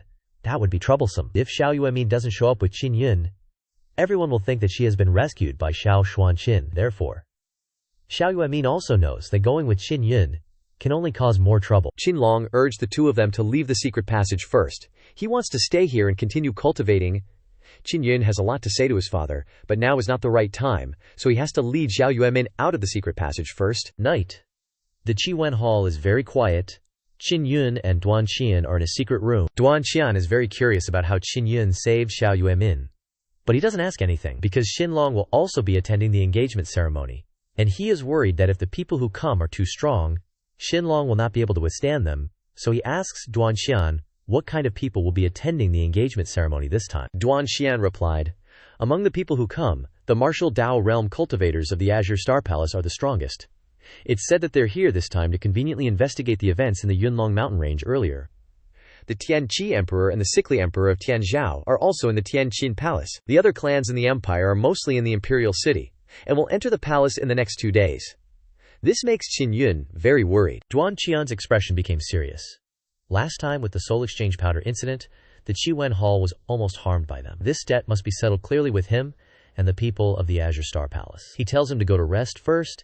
He will have the assistance of several of his people at the engagement ceremony and definitely won't let him be persecuted. Qin Yun returned to his room, soaking in the bathtub, recalling what had happened, and couldn't help but feel emotional. It's so great to see my father again. Qin Yun closed his eyes, feeling very at ease. The Tianqin Emperor, who was said to be seriously ill, has now appeared, and has even reached the martial Dao realm. Qin Yun hurriedly opened his eyes after closing them, because he remembered that there was a strange scar on the right cheek of Qin Long that looked a little familiar. He suddenly remembered that when he used the inner scripture on his body, a similar pattern appeared. Then looking down at the heavenly master pattern on his shoulder, Qin Yun sat in the bathtub with his eyes wide open in indescribable shock. Does that mean that the scar on my father's face is the dragon mark pattern? After the shock, joy surged in his heart. If that's the case, then my father's current strength must be extremely powerful. He suddenly saw that the wound on his back had almost recovered. In the secret passage, he was hit in the back by Ye Chengchao, and the skin was eroded by his terrifying inner force. Duan Qian's medicine was very effective. Although his back still hurts, the wound has healed, and tomorrow there may be no scars left. Early the next morning, Qin Yun dragged out the giant Spirit King hammer. He could refine the spirit martial soul of the Tianzhou Empress into the giant Spirit King hammer, but he temporarily didn't know how to use Ye Chengchao's violet gold thunder martial soul. If Granny Qiao were here, that would be great. Maybe she could help him refine this violet gold thunder martial soul into the heavenly master arm. It's not easy to possess a good martial soul, because those who possess powerful martial souls often have noble status and are difficult to kill. However, the martial souls that Qin Yun has collected in the past few days are mostly high-level martial souls. Of course, if his actions are exposed, he will definitely be regarded as a demon. Qin Yun carefully guided the white gold giant spirit martial soul into the mid-grade giant spirit king hammer in the secret room. Fortunately, this giant Spirit King hammer was made from top-grade spirit iron, otherwise it would be difficult to withstand the white gold giant spirit martial soul. Qin Yun happily gripped the giant Spirit King hammer, and then activated the giant spirit martial soul, and the inside of the hammer suddenly grew larger. Originally, the entire hammer, including the handle, was less than half a meter long, but after growing larger, the hammer handle was more than 1 meter long, and the hammerhead became huge, and the weight increased to 5,000 pounds. With power like that, it's truly worthy of being called the giant Spirit King hammer. Zhu Feng controlled the hammer to return to its original form with ease, and he was overjoyed. Just then, Duan Qian rushed over, flustered. He had just learned something that could be a huge blow to Zhu Feng, but he had to tell him. News has arrived from the imperial palace, saying that Qin Long suffered a qui deviation and, due to serious injuries, has already passed away. The announcement is being made today so that after the engagement ceremony, Crown Prince Xin Zhengfeng can rightfully ascend the throne. Zhu Feng sank into thought, understanding that his father was not dead and was probably doing well. He figured that Empress Yam and the others must know that Xiao Yueman had been rescued, and that Heavenly Empress Xiao and Ye Changchao were still missing, so they made such a statement. Early in the morning in Heavenly Qin Imperial City, all the tea houses and hotels were incredibly lively. Everyone was eagerly awaiting the latest news about the upcoming engagement ceremony. On the bustling streets, martial artists from various countries gathered in groups, chatting animatedly about everything, and the lively scene spread everywhere. Suddenly, a golden shimmering lion appeared at the city gate, attracting everyone's attention. The crowd immediately guessed that it was a puppet beast. On the back of the lion, Qin Yun was handsome in white robes, his face bright and his demeanor resolute. Xu Feng said with confident eyes, "This time, I really have to thank the Duan family for allowing me to return in glory." With the lion's roar, he headed towards the gate of the imperial palace. On both sides of the road, many martial artists were gathered, and many of them recognized Xu Feng, who looked much more mature than the last time they saw him. Xu Feng's appearance immediately caused an uproar on the main street. "It's Xu Feng, he's not dead. Is it really Xu Feng? Are you sure? Definitely. Although his appearance has changed a bit, I remember him very clearly. Especially that look full of fighting spirit, I will never forget it. He's 16 now, so it's normal for him to look more mature. But wasn't he supposed to be dead in the Heavenly Qi Forbidden Land? He's even riding a puppet beast. I remember he was just a beginner-level inscriptionist. After being trapped in the Forbidden Land for a few days, a meteor fell. Who knows? He might have learned the soul refinement technique of the soul-refining madman. If that's really the case, then that's too scary." Arriving in front of the main gate of the imperial palace, Xu Feng was stopped by the guards. Xu Feng said in a firm voice, staring at the gate guards with sharp eyes, "I am the 5th Prince Xu Feng of the Heavenly Qin Empire. Anyone who wants to stop me is guaranteed to meet their death." The guards also recognized Xu Feng, and they were extremely surprised, unsure whether to allow him to enter or not. While they were hesitating, Xu Feng controlled the giant silver puppet lion to charge straight in, heading towards the center of the palace. From inside the main hall, a commotion resounded, where many people of high status and powerful martial arts strength were gathered.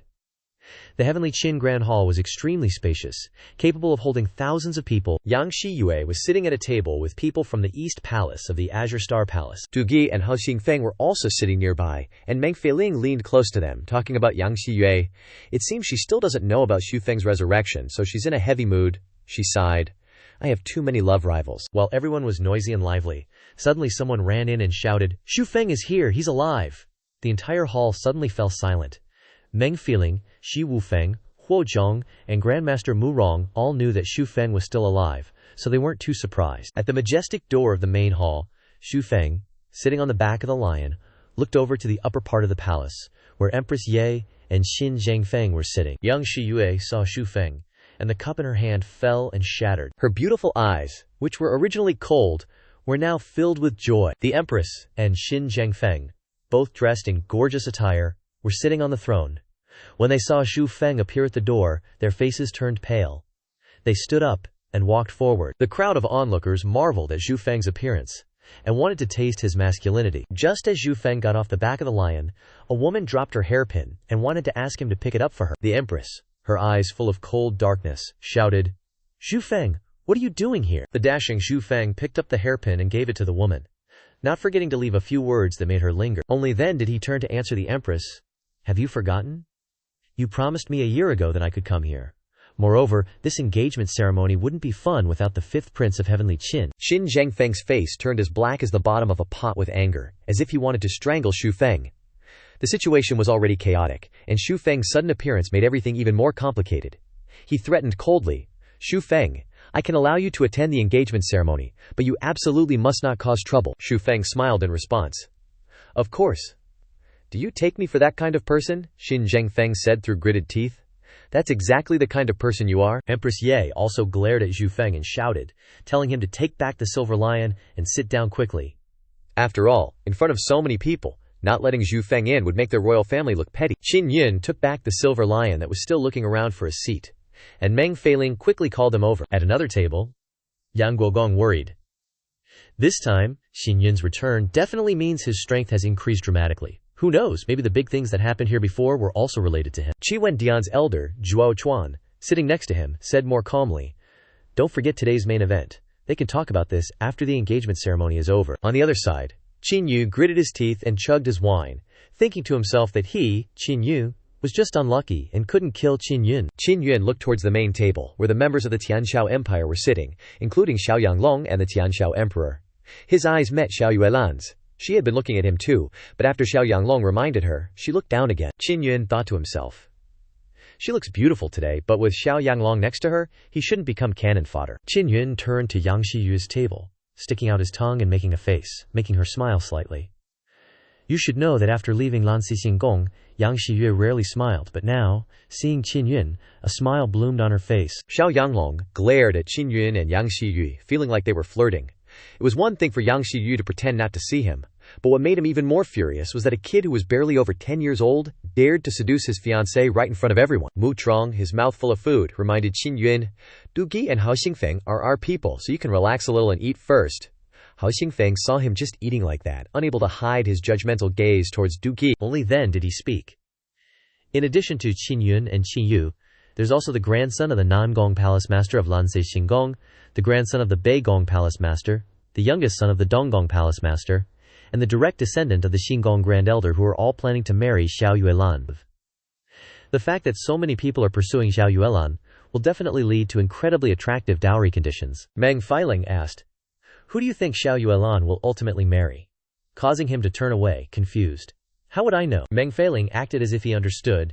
He doesn't have feelings for Xiao Yuelan, so why bother saving Xiao Yuelan? At this moment, Yan Guogong stepped into the center of the main hall, declaring, everyone here knows that Qin Yun, due to his scandalous reputation before he was the deposed crown prince, has had a very bad influence on the Tianqin Empire. Moreover, Qin Yun's engagement to Princess Yuelan also means being ridiculed by the world, damaging the prestige of the Tianzhou Empire. Today, Tianzhou and Tianqin have reached an agreement to marry Princess Yuelan to the Crown Prince of Tianqin.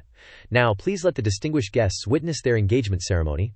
Please invite Princess Yuelan to come forward and complete the engagement ceremony. After standing up, Xiao Yuelan said clearly, she and Qin Yun were engaged first, and the marriage certificate still has the seals of the two emperors. I believe you all know what that means, right? Everyone in the hall was in an uproar upon learning that the marriage contract between Qin Yun and Xiao Yuelan back then was not just empty words, but was also signed with a blood oath. A blood oath is the most sacred type of agreement. Anyone who does not fulfill their promise will be considered untrustworthy, recorded in history, and carry a bad reputation for eternity. Moreover, this is the seal of a country's monarch, affecting the honor of the entire empire. Everyone's eyes turned to the Tianzhou Emperor, Xiao Rongzhen. Xiao Rongzhen was over 50 years old, tall and thin, with 2 rows of catfish whiskers on either side of his mouth, looking somewhat refined but lacking the majesty of an emperor. Xiao Yanglong's face was full of worry, and his voice even had a hint of blame as he asked Xiao Rongzhen, Father, is this true? His eyes were blurry, and his spirit was not very good.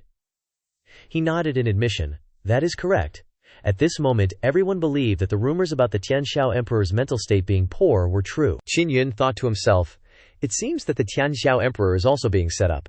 Otherwise, he would have quickly denied it, instead of confirming it with Xiao Yanglong. Yan Guogong hurriedly said, I've long heard that the Tianzhou Emperor had an accident during cultivation, leading to damage to his spirit, and his memory is muddled, so his words cannot be fully believed. Unless we see the marriage certificate, we cannot confirm whether the engagement was bestowed by the previous emperor and empress. The marriage certificate must still be in their hands. However, they have not mentioned this matter, nor have they handed over the marriage certificate to the ministers, so I fear this is just hearsay, and has no basis. Xiao Yanglong hurriedly advised Yuelan. He knew that she was very dissatisfied because of Yue Min's matter, but she couldn't make a joke out of important matters. At this moment, Qin Yun quickly stood in front of Xiao Yuelan, took out a yellowed piece of paper, and on it were 2 large seals. Qi Wendian's grand elder, Zhuo Chuan, spoke up to explain. Those are exactly the seals of the Tianzhou Emperor and the Tianqin Emperor. The signatures match those in Qi Wendian's. You should know that Qi Wendian has branches in many countries, and they have signed blood oaths with the emperors to cooperate. Zhuo Chuan had just arrived, has a certain position and voice.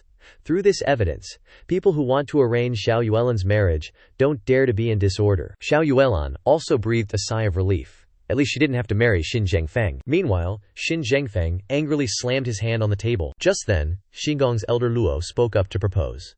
As long as you burn the agreement will expire. He reminded Qin Yun. Your inner core has been shattered, and your spiritual meridians are also lacking. Although you have quite a few high-grade spiritual inscriptions in your possession, they are not enough to improve your tragic situation. Why don't you hand over that marriage agreement to him? Zhao Yanglong also hurriedly added, if Elder Luko can buy back the marriage certificate, the Tianzhou Empire can discuss remarrying Yuelan. Marrying her to his grandson is also a good option. Xiao Yanglong's proposal caused Qin Zhengfeng and the empress to immediately glare at him. They did not expect that Xiao Yanglong would quickly decide to marry Xiao Yuelan to the grandson of Xingong's grand elder. Elder Luo stroked his long white beard and laughed loudly. If it really succeeds, his betrothal gifts will definitely not be few. The so-called betrothal gift is the money to buy Xiao Yuelan.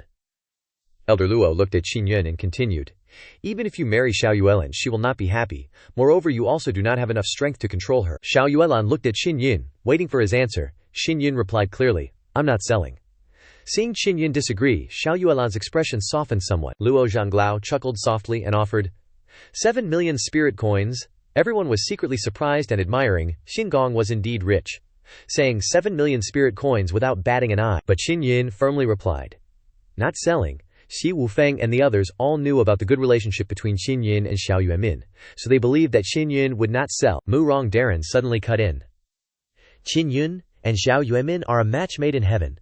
And he even wants to marry the older sister? Then the heavenly Qiao sisters will fall into Qin Yun's arms. Oh my, this is a priceless treasure, a paradise on earth. If it were me, I wouldn't sell it no matter how much money I had." Hearing these words, everyone couldn't help but stand up, dreamily imagining the scene of Xiao Yuemin and Xiao Yuelan, two absolutely gorgeous young ladies, living together with Qin Yun, one on each arm. Such a pleasure of enjoyment cannot be bought with money. At this moment, Xiao Yanglong's eyes were filled with murderous intent as he stood in front of Mu Rongdaran, but Mu Rongdaran just laughed heartily and continued. So what if his inner core is crippled, and his spirit veins are weak? Qin Yun's two Qiao wives are both gifted and peerless martial artists. Hearing this, Xiao Yanglong became even more repressed and roared out his command, "Mu Rongdaran, shut your mouth." In short, no matter what, Qin Yun has already made his decision today. Meng Feiling also wanted to join in the fun, standing up and smiling charmingly, showing off the ring on her hand. Qin Yun just gave her a storage ring. This thing must be very valuable, which shows that he doesn't lack spirit coins at all. Qin Yun giving away a storage ring made everyone, especially many women, look at Meng Feiling with envy. At this moment, everyone suddenly remembered that Qin Yun was a Qi-Wen master, capable of refining spirit artifacts with storage. How amazing! Luo Zhanglao was no longer as relaxed as before, frowning as he raised the price. 100 million spirit coins, sell or not? Qin Yun shook his head decisively. Not selling. Luo Zhanglao continued to bid. 150 million. Qin Yun fell into thought, and the entire hall fell silent, waiting for his answer. 150 million was not a small amount. Enough to buy a lot of rare elixirs. Luo Zhanglao offered Qin Yun a tempting proposition for a deal. He could have countless spirit coins. He promised that with this money, Qin Yun could buy a large amount of elixirs, plus his Qi-Wen skills. Who knows? He might be able to extend his lifespan by 200 or 300 years, and at the same time, he could satisfy all his desires for beauty, as many beautiful women as he wanted. After thinking for a while, Qin Yun nodded. "You're right, I'm giving up on marrying Xiao Yuelan." Hearing this, Xi Wufeng and the others were extremely shocked, immediately staring wide-eyed at Qin Yun. "Was this in the script?" Luo Zhanglao smiled and said, "A wise man submits to circumstances." He guaranteed that Qin Yun would definitely not regret this decision. He asked Qin Yun to give him the marriage agreement, and he would immediately give Qin Yun the spirit coins. Faced with Qin Yun's decision, Xiao Yuelan was filled with anger and disappointment. She looked at Qin Yun with a resentful gaze, saying that she had misjudged him. Xiao Yanglong was also very uncomfortable in his heart about Qin Yun making money from this, but he couldn't help Qin Yun. He loudly said, "Whoever wants it can buy the marriage agreement. We will marry Yuelan to that person." Only Yang Shiyue understood Qin Yun the most here. Qin Yun was definitely not that simple. Before, when she was at Blue Star Palace, she had a good relationship with Xiao Yuelan, and she often heard Yuelan mention Qin Yun. When she heard the news of Qin Yun's death, Yuelan was sad for a long time. Now seeing Qin Yun like this, it would be strange if Yuelan wasn't angry. Starting the auction, Qi Yu shouted, 170 million. Immediately, the auction war began with the participation of the Eastern Palace's female elder, with a price of 230 million. Ye Huangzhao, Empress Ye, couldn't stand by either.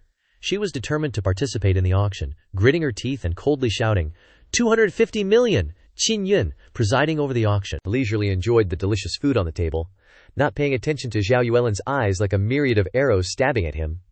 Killing is only in a moment. The price of the marriage agreement rose to more than 400 million spirit coins. Luo Zhanglao said in a deep voice, 450 million. This price silenced everyone because no one could afford to bid higher. Ye Huangzhao was covered in sweat. Although she wanted to continue participating, she had to give up because she couldn't raise such a large amount of money in a short period of time. Qin Yun wiped his mouth and reconfirmed, Is there still anyone who wants to raise the price?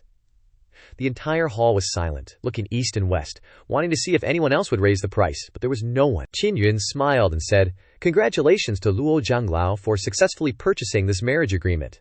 Now he handed this thing to Zhuo Chuan Zhanglao. Luo Zhanglao finally breathed a sigh of relief, agreeing to give Zhuo Chuan a banknote worth 450 million spirit coins. Zhuo Chuan accepted the banknote, checked it for a while, and there were no problems, then handed it to Qin Yun. Qin Yun also felt extremely happy, because now he had become richer than Croesus. His smile was even brighter than Luo Zhanglao's. Luo Zhanglao's face was full of smiles. He released a spark to burn the marriage agreement, and then looked at Xiao Yanglong to discuss Xiao Yuelan's marriage. Qin Zhangfeng and Ye Huangjiao were the most unhappy, because today was originally the engagement ceremony between Qin Zhangfeng and Xiao Yuelan, and in the blink of an eye, she was married to someone else. They all glared angrily at Qin Yun, who was the suddenly appeared good brother who ruined their plan. Yang Shiyu saw Xiao Yuelan quickly walking to Qin Yun's side, worried that Xiao Yuelan would do something rash. Xiao Yuelan exuded murderous intent, her whole body emitting a blazing aura, causing the entire hall to be shrouded in a gloomy and tense atmosphere. Everyone looked at Qin Yun with shaking heads, secretly blaming him for going too far in selling Xiao Yuelan. She coldly said, "Qin Yun, you sold me. Are you very happy to have earned so much money?" Qin Yun suddenly laughed, poked her head, and whispered in her ear, "Look at you. What are you getting angry about? I'm not selling you. Rest assured, the good stuff is yet to come."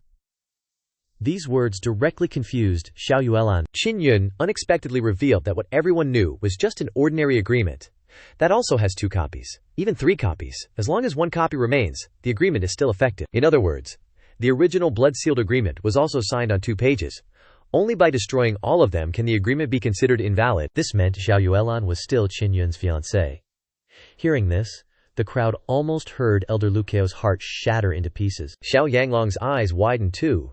Qin Yun actually swindled 45 million spirit coins with a piece of trash paper.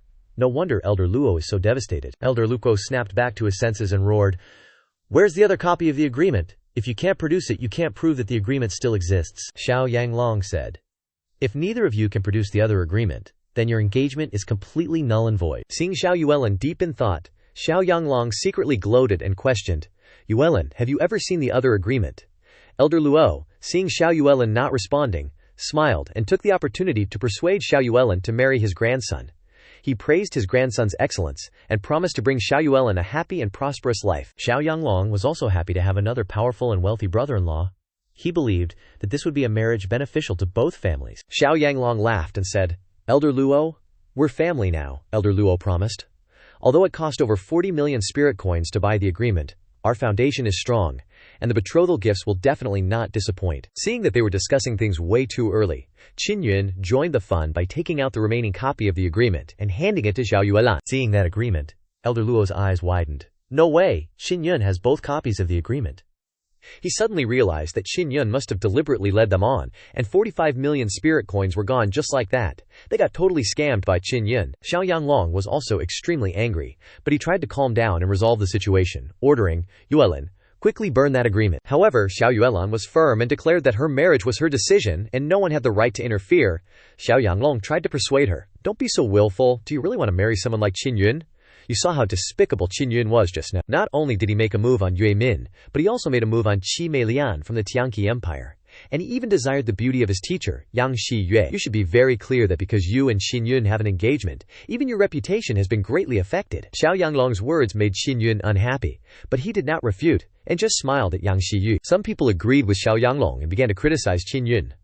But some people still supported him, thinking he was being too playful. Xiao Yuelan, hearing everyone's comments, fell into contemplation. Xiao Yanglong was pleased with the effect he created, and continued to tell Xiao Yuelan that he knew she was only using Qin Yun to escape danger, and would kick him away after everything was over. Seeing that Xiao Yuelan did not respond, he turned to Qin Yun and mocked, "You don't really think she wants to marry a good-for-nothing like you, do you? You don't have an inner origin martial soul, only a spirit meridian. You basically have no future." Qin Yun continued to remain silent, not reacting to Xiao Yanglong's words. Xiao Yanglong called out to Xiao Yuelan, "Quickly hand over the agreement, and he guarantees she will have a good life if she marries into the Shigong." Xiao Yuelan resolutely refused, shouting, "Xiao Yanglong should find a way to solve it himself. Don't use her to exchange for benefits. Why doesn't he marry over there himself? Then he can enjoy all the good things." Xiao Yanglong's face turned dark, and he had to threaten Xiao Yuelan with Yu Min. reminding her, if Xiao Yuelan agrees to marry Elder Luo's grandson, then Yu Min will be able to live a carefree life. Everyone in the room whispered to each other, all surprised by Zhao Yanglong's actions. In the end, he still used this trick, using Zhao Yu Min to threaten Zhao Yuelan. Compared to Qin Yun, he was clearly even more despicable. The imperial family is really full of dirty tricks. Qin Yun continued to remain silent, not reacting to Xiao Yanglong's words. Helpless, he turned to Qin Yun again. Haven't thought it through yet. The Xiao Yuelan sisters are just using you. He advises you to just write a letter of annulment, remove Yuelan's name, and he will give you another 45 million spirit coins. Xiao Yuelan suddenly drew her sword and pointed it at Qin Yun's neck. Xiao Yuelan said decisively, if you agree to write that letter, you are looking down on her, and that is an insult to her. Anyone who insults her must die. Xiao Yuelan's cold and murderous words silenced everyone in the hall. Qin Yun took a step back, pushing the tip of the sword aside. Okay, you decide this, I have no opinion. Xiao Yuelan lowered her voice. Xiao Yuelan keeps her word. When she was young, she promised her mother that she would marry you. Words once spoken cannot be taken aback. What has been agreed upon must be done, unlike some people, who can sell anything for profit. Qin Yun suspected that he had misheard, and confirmed that he was not dreaming. Then he asked Zhao Yuelan if she really wanted to marry him. Xiao Yuelan answered with extreme determination, clenching the sword in her hand. Yes, marry or die. Qin Yun looked at Xiao Yuelan, noticing her cold, domineering, and murderous beauty. Everyone was waiting for his answer. Meng Feiling felt like she was heartbroken. Xie Wufeng and his group were still sneering at Xiao Yuelan for being blind. Some had 2 boxes of milk, some had none. Everyone didn't understand what was good about Qin Yun. Did he use black magic on Xiao Yuelan? They also didn't understand why Qin Yun didn't want Xiao Yuelan, a beautiful and talented girl who many talented men dreamed of marrying. Qin Yun didn't know what to do, because he really just wanted to pursue the person he liked in a happy way. If he agreed to marry Xiao Yuelan at this time, then he would have to take responsibility. An idea struck him, and he suddenly said, I actually already like another girl. He thought that Xiao Yuelan would definitely be embarrassed, and be able to cancel this engagement smoothly. It doesn't matter. Even if you treat 2 other girls well, I must marry you today. Xiao Yuelan's words left Qin Yun speechless. Seeing Xiao Yuelan determined to marry him, Qin Yun didn't even bother to care, and started talking nonsense. Not only are there 2 women, but there's also a child who's a few years old who already calls me dad. Then Qin Yun spoke arrogantly and outrageously. Everyone secretly despised him. He's deceived so many women, and he still dares to say he's loyal? What a joke. Xiao Yuelan's eyebrows twitched slightly, revealing nothing of her thoughts. Not knowing when, Xiao Yuelan just wanted to resolve this matter quickly, so she drew her sword again and aimed it at Qin Yun's waist. You're still lying. Do you believe I'll cut it off? Her voice became gloomy, as if suppressing a raging anger. This situation made Qin Yun extremely afraid, but everyone in their hearts was rejoicing, cheering her on to cut it off. Qin Yun trembled with fear. He understood that his junk was more important than his life. He tried to force a smile, advising Xiao Yuelan to consider carefully before deciding, because he was not worthy of her. However, Xiao Yuelan did not waver. She coldly declared that even if Qin Yun was castrated, he would still have to marry her, whether he was alive or dead today. As if a cold wind swept through, he made Qin Yun force a smile and say, calm down, if you really do it, it's even less worth it to marry me. Suddenly, Xiao Yuelan's face became much gentler, and she changed her mind. Before Qin Yun could be happy, she continued, if you dare to write a letter abandoning her now, she will not kill you immediately, but castrate you first, and then kill you. The cold atmosphere made Qin Yun shudder. His mind was confused, and he couldn't cry. He helplessly sighed and explained, I just feel that being with me will ruin her future. Xiao Yuelan was all IDGAF. If she's cool with it, why are you tripping? Decide now. Marry or ditch, those are your only options. Say one more word and I'll cut your tongue out. Qin Yun felt so wronged. Just now, Zhao Yanglong had agreed to give him 450,000 10,000 spirit coins. If she can compensate him with the equivalent amount of spirit coins, he'll agree to marry her. Everyone secretly cursed Qin Yun for being a shameless, thick-skinned bastard. Xiao Yuelan was flushed with anger. Qin Yun actually brought up money. Is that all she's worth? What? Still not deciding? Last chance, or I'm sending you on your way? At worst, I'll kill you and then myself. Qin Yun hurriedly shouted, I've decided to marry her. Absolutely not ditching her. Seeing Qin Yun about to escape the engagement with Xiao Yuelan but being forced back, Xiao Yanglong and Elder Luo didn't know whether to laugh or cry. Xiao Yanglong quickly spoke up, telling Qin Yun to think carefully. Forcing a marriage won't win her heart, you should know that better than me. Xiao Yuelan snapped, Xiao Yanglong, don't think everyone's as shameless as him, only thinking about taking advantage of others. When she was little in the palace, she was often bullied by the powerful princes of the maternal clan. Then Emperor Tianqin and the Empress, along with the young Crown Prince Qin Yun and the Grand Tutor, came to visit. Qin Yun drove away all the bullies back then. and was even seriously injured protecting her. Qin Yin was utterly shocked. I can't believe she still remembers. Xiao Yuelan continued. It's because Qin Yun saved her when she was little that she's respected, admired, and loved him since she was a child. Later, thanks to the Grand Tutor's teachings, her constitution improved, and she was able to cultivate normally and achieve what she has today. When she found out that Qin Yun would be her future husband, she didn't hesitate at all, and even promised her mother that she would be a good wife to him. Everyone listened silently to Xiao Yuelan's confession, and they were all incredibly surprised. No one expected that Xiao Yuelan had been harboring feelings for Qin Yun since she was a child. Xiao Yanglong clenched his fists after hearing this, not saying a word. For a long time, he and Xiao Yuelan had been rumored to be a perfect match. But now Xiao Yuelan was saying that she had deep feelings for Qin Yun, making him feel extremely awkward. He couldn't possibly say that Xiao Yuelan was taking advantage of Qin Yun anymore. Xiao Yuelan continued. Moreover, the Tianji immortal chart on her body was obtained by her mother. It has nothing to do with your Tianshao imperial family. Don't even think about getting ill. The Tianji immortal chart is one of the most precious things on Xiao Yuelan's body, which is why the Western Palace was willing to spend 450,000, 10,000 spirit coins to buy the marriage contract. Xiao Yanglong's tone was full of threat. If you stubbornly insist on marrying him, don't blame our father for disowning you. You should know that with our father's strength, abolishing Qin Yun isn't difficult at all. If Emperor Tianshao, Xiao Rongchen, doesn't care about his life and makes a move here, the consequences are truly unimaginable. Qin Yun has now truly offended the Western Palace, Empress Ye, and the Tianxi Empire. If Xiao Rongchen makes a move, only Duan Kan and Zhuo Chuan can stop him. Xiao Yuelan looked at Qin Yun and Qin Zhenfeng with arrogant disdain, saying, Qin Yun isn't worthy of her, so are these guys worthy? None of them can beat her, they're nothing. These words were like 10,000 arrows piercing Qin Yu and Qin Zhenfeng. So humiliating, Qin Yu was not convinced. He was the crown prince of Tianqi, and was already at the 8th level of martial body at less than 20 years old. Moreover, Xiao Yuelan had only just entered the 8th level of martial body not long ago. How much stronger could she be than him? So he thought he could beat Xiao Yuelan, and confidently challenged her. If he defeats you, then you must marry me. Qin Yun saw that she was about to step forward, and hurriedly stopped her. He thought it would be embarrassing for Qin Yun to fight a woman, and said, I suggest I fight instead, and Yuelan can watch from the side. Since you've already said that you only want to marry me, then I definitely won't let you marry someone else. Qin Yu took off his formal attire, revealing a light yellow close-fitting suit inside for easy fighting. He sneered. Just what he wanted. When he beats you up, he can marry Yuelan fair and square. Xiao Yanglong scolded Qin Yun for causing trouble. Her opponent is Yuelan. Qin Yun disagreed, and asserted that he was at the 7th level of martial body. Beating someone who had just entered the 8th level of martial body like him was not a problem. Moreover, Yuelan is also considered his fiancée. If he can't handle someone who's trying to steal his wife, what kind of reputation will he have in the future? So if you want to get Xiao Yuelan, you have to get past him first. Everyone in the main hall was shocked when they saw Qin Yun emit a strong golden bone aura. What surprised them even more was that Qin Yun could hide this aura inside his body without anyone noticing. Even Xiao Yuelan, who was standing so close to Qin Yun, couldn't sense anything. Kui Zhen frowned, sensed Qin Yun's aura, and exclaimed, This isn't ordinary golden bone aura, but Xuan Huang golden bone aura.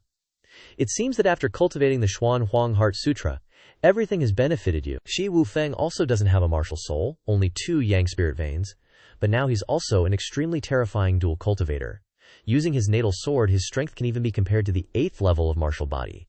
So if they underestimate him because his spirit vein was taken away, it can only be said that they are ignorant. Qin Yun stepped into the center and said to Qin Yun, If you can't even defeat me, then don't even dream about marrying Yuelan. You're not worthy. He and Jia requested that weapons, spirit, talismans, and puppets not be used. Qin Yun smiled confidently and agreed. On the viewing platform above, many people thought that Qin Yun was too arrogant, because Qin Yun was the crown prince of Tianqi and also one of the few powerhouses in the Xuan Grade Martial Academy. For a noob like Qin Yun to claim that he could defeat him, and he doesn't have inner yuan, he's no match for Qin Yun in any aspect. A fat, middle-aged man laughed confidently, asserting that even if Qin Yun had just stepped into the 8th level of martial body, he couldn't defeat his son Qin Yun. He was none other than the emperor of Tianqi, Qi Minghai. Inside the martial arts stage, Qin Yun looked at Qin Yun with contempt, suspecting that he had used evil magic to bewitch Yue Lan, and even bewitched Qi Mei Lian to be head over heels for him. Not only that, he also scorned Qi Mei Lian for being born to a maid, definitely having a naturally promiscuous nature. Although her appearance isn't bad, Qi Mei Yu's offensive words caused many in the hall to echo his ridicule of Qi Mei Lian, because they valued status and absolutely did not welcome children born to maids. Qin Yun continued to slander Qin Mei Lian as a slut who frequently flirted around at the Star Profound Martial Academy. These words made Qin Yun extremely angry, his fists clenched tightly, the sound echoing, resounding. Qi Mei Lian had always been bullied since she was young, but still maintained her innocent nature. Such a good girl was repeatedly hurt by people like Qin Yu. He thought of Qi Mei Lian's purity and radiant smile. Qin Yun couldn't suppress his anger. He swore he would make Qin Yun pay a terrible price for his words. Qin Yun looked at Qin Yu with cold eyes, his aura as cold as ice, and said in a deep voice, "Say a few more words. Maybe you won't have the chance to speak later." Xiao Yulan anxiously said, "Qin Yun, come down quickly, let her teach him a lesson." Qin Yu smirked triumphantly. A pair of golden jian suddenly appeared in his hands. Qin Yun looked on without expression, so Qin Yu didn't use ordinary weapons, but his martial soul. He had a pair of martial soul weapons, while Qin Yun didn't. This was the difference. Qin Yun had experienced many things and had become more composed, but at this moment he was still provoked by Qin Yu's words, and almost lost his mind. Zhuo Chuan saw the situation was not good, and started the duel. Qin Yu laughed arrogantly, confidently claiming that he only needed 3 moves to make Qin Yun fall to the ground. He grabbed the pair of golden jian and rushed towards Qin Yun, swinging with great force. Qin Yun stood still, not blinking, as if immersed in extreme rage. Qin Yun approached and raised his swords to strike, when suddenly, a powerful mental force came. Qin Yu screamed miserably. The golden jian in his hands trembled violently. 2 dazzling golden rays shot out. Everyone was extremely shocked. Qin Yu's martial soul was blown apart, and he was seriously injured. Before he could recover, a fist flew towards him. Qin Yun roared, raising a fist full of golden bone energy, and punching Qin Yu hard.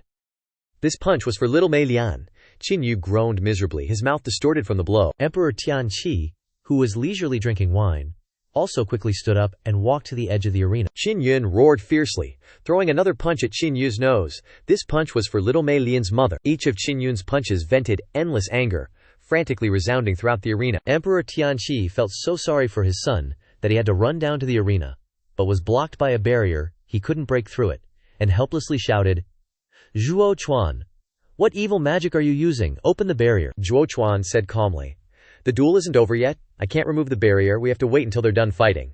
Because Qin Yun had insulted Qin Mei Lian's mother and daughter, Zhuo Chuan didn't feel any pity for him, and even found Qin Yun's beating extremely satisfying. Emperor Tianqi was so anxious that his eyes turned red, completely unaware of what was happening, shouting, "Qin Yun, stop!" Qin Yun was originally confident of winning, but in an instant he was brutally beaten, becoming Qin Yun's punching bag.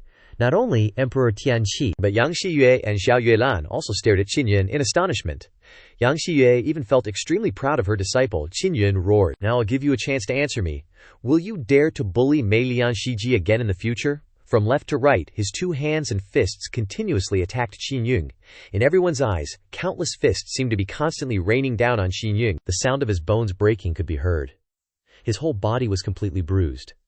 When he couldn't hold on anymore, he managed to croak out his surrender with difficulty. Qin Yun immediately withdrew his hands. Zhuo Chuan also quickly released the barrier so that the 2 Tianqi emperor and son could reunite. Qin Yu sobbed, his mouth full of blood. Father, my dual martial souls are gone, my inner core is gone, I'm done for. Waha! Emperor Tianqi trembled as he held the dying Qin Yu. He looked at Qin Yun with furious eyes, killing intent erupting like a huge wave, engulfing Qin Yun. Not understanding what Qin Yun had done, and wanting to kill him at all costs, he still didn't know how to get to quelling this demonic explanation. Qin Yun had reached the great completion realm of the spirit-gathering assassination. His divine sense turned into qi, using mental power to condense into spiritual energy to attack the soul body. Qi Yu used an immature martial soul to block the mental power attack of a spirit assassin. Of course, his inner core was destroyed. Truly ignorant to the extreme, Grandmaster Murong laughed. Qin Yu is just too fond of showing off, wishing everyone knew he had dual martial souls. Now he's met his match, haha. He's too arrogant. It's like hitting a rock with an egg. It's a miracle he survived this long. Being laughed at, Emperor Tianqi was extremely angry, looking at Grandmaster Murong with eyes as sharp as knives. "You in the green robes over there, I've got you in my sights!" Emperor Tianqi roared, adding another name to his list of enemies to eliminate. Grandmaster Murong thought, "Oh crap, I'm just an NPC," then continued to laugh. Hee hee! Emperor Tianqi, after ordering people to take Qi Yu away, remained in the arena, waiting for the next person to challenge Qin Yin. Xiao Yanglong looked in the direction of Qin Zhengfeng and asked, "Crown Prince Tianqin, do you want to compete with Qin Yin?" Grandmaster Murong quickly interrupted. He wouldn't dare. He doesn't want to become a useless dog like Qin Yu. You need to do a lot of wicked things to become a crown prince. Moreover, he's about to ascend the throne if he gets crippled here. What a pity. Qin Zhangfeng originally didn't want to go on stage, but being provoked by Grandmaster Murong, he couldn't refuse, especially since he had lost to Qin Yun many times before. Moreover, if he defeated Qin Yun, his prestige in the Tianqi Empire would increase, and the old ministers would support him even more. Qin Yun's current fame completely overshadows Qin Zhangfeng, and he knew that today's wedding was supposed to be centered around him, so he could only use strength to regain his prestige. Qin Zhangfeng took off his dragon robe, wanting to make Qin Yun understand one thing: he can become the crown prince, is that God has willed it. Today, he will not only defeat Qin Yun but also complete the engagement with Princess Yuelan. Qin Zhangfeng stepped into the arena, his face full of arrogance. He would make Qin Yun understand clearly and thoroughly that he did not deserve Xiao Yuelan. Yet Qin Yun ignored him and showed off to Yuelan. Moreover, they were canoodling in front of him, making him extremely uncomfortable. Qin Zhangfeng looked at the calm Qin Yun, and for some reason felt a little guilty, and hurriedly said, "Qin Yun, you are at the 7th level of martial body, while I am at the 8th level. I don't want others to say that I won not because of my skill, so I allow you to use the weapon you are best at." He spoke very reasonably, and took out a long sword shining with a blue light. One look was enough to tell that its quality was extraordinary. A voice from the crowd murmured. He recognized that it's the wind sword that Qin Zhangfeng got from the Southern Palace, a top-grade spiritual weapon. Qin Zhangfeng suggested using weapons, but his weapon is actually a top-grade spiritual weapon. Qin Yun wasn't fazed at all. He also took out his giant Spirit King hammer. Although it's only a mid-grade spiritual weapon, overall it can be considered a top-grade one. Seeing Qin Yun take out the giant Spirit King hammer, Qin Zhangfeng grinned smugly, feeling that his azure windsword was much more powerful than Qin Yun's hammer. Up above, Empress Ye wore a cruel smile, her eyes filled with cold killing intent, signaling Qin Zhangfeng to kill Qin Yun. The barrier was opened upon Zhuo Chuan's command, and the match began. Qin Zhangfeng possessed 6 yang spiritual veins, but his martial soul had always been a mystery. Qin Yun didn't know much about Qin Zhangfeng, so he chose a defensive strategy at the start to observe his opponent's strength. Eager to defeat Qin Yun, Qin Zhangfeng darted towards Qin Yun like a gust of wind, the sword in his hand, thrusting out along with him. The sword blade shone, transforming into dozens of swords that hurtled towards Qin Yun from all directions like a sword formation, leaving him no way to dodge. Qin Yun hastily swung the giant Spirit King hammer, spinning it around him, while simultaneously using the Roaring Tides force, unleashing visible shockwaves of power. Qin Yun's Roaring Tides force, channeled through the giant Spirit King hammer and amplified by his golden bone strength, created shockwaves that blasted away dozens of Qin Zhangfeng's swords, sending them hovering in mid-air. Unexpectedly, these weren't illusions, but real swords. Shi Wufeng recognized the secret of Qin Zhangfeng's azure sword. It contained a storage space inside, capable of releasing many swords at any time. Everyone suddenly realized what was going on. Lord Murong acknowledged this sword. It's truly not easy at all, and the swordplay is also very high. Ming is not easy to deal with. Qin Zhangfeng once again controlled the sword formation, dancing his sword around, relentlessly pressuring Qin Yun, but didn't dare to get close. Having witnessed the terrifying power of the Roaring Tides force at close range, Qin Zhangfeng realized that Qin Yun wasn't using any inner force, only his golden bone strength. Therefore, he concluded that Qin Yun had no inner core. That he was able to cultivate to this extent was all thanks to his spiritual power bearing the burden, so he thought that he only needed to protect his head and martial soul from being attacked by spiritual power. As analyzed, he formed a Q cage with the inner force of martial body 8th stage, moved under his head, and then he could use inner force to cover his martial soul, preventing attacks. Qin Zhangfeng sheathed his swords, clenched the hilt of his sword, the veins on the back of his hand bulging as if a hidden power was brewing inside. He swung his sword, unleashing a massive wave of radiant sword energy like lightning, shaped like a serpent's head, hurtling towards Qin Yun. The sword energy merged with lightning, creating a horrifying power. Shi Wufeng exclaimed in shock.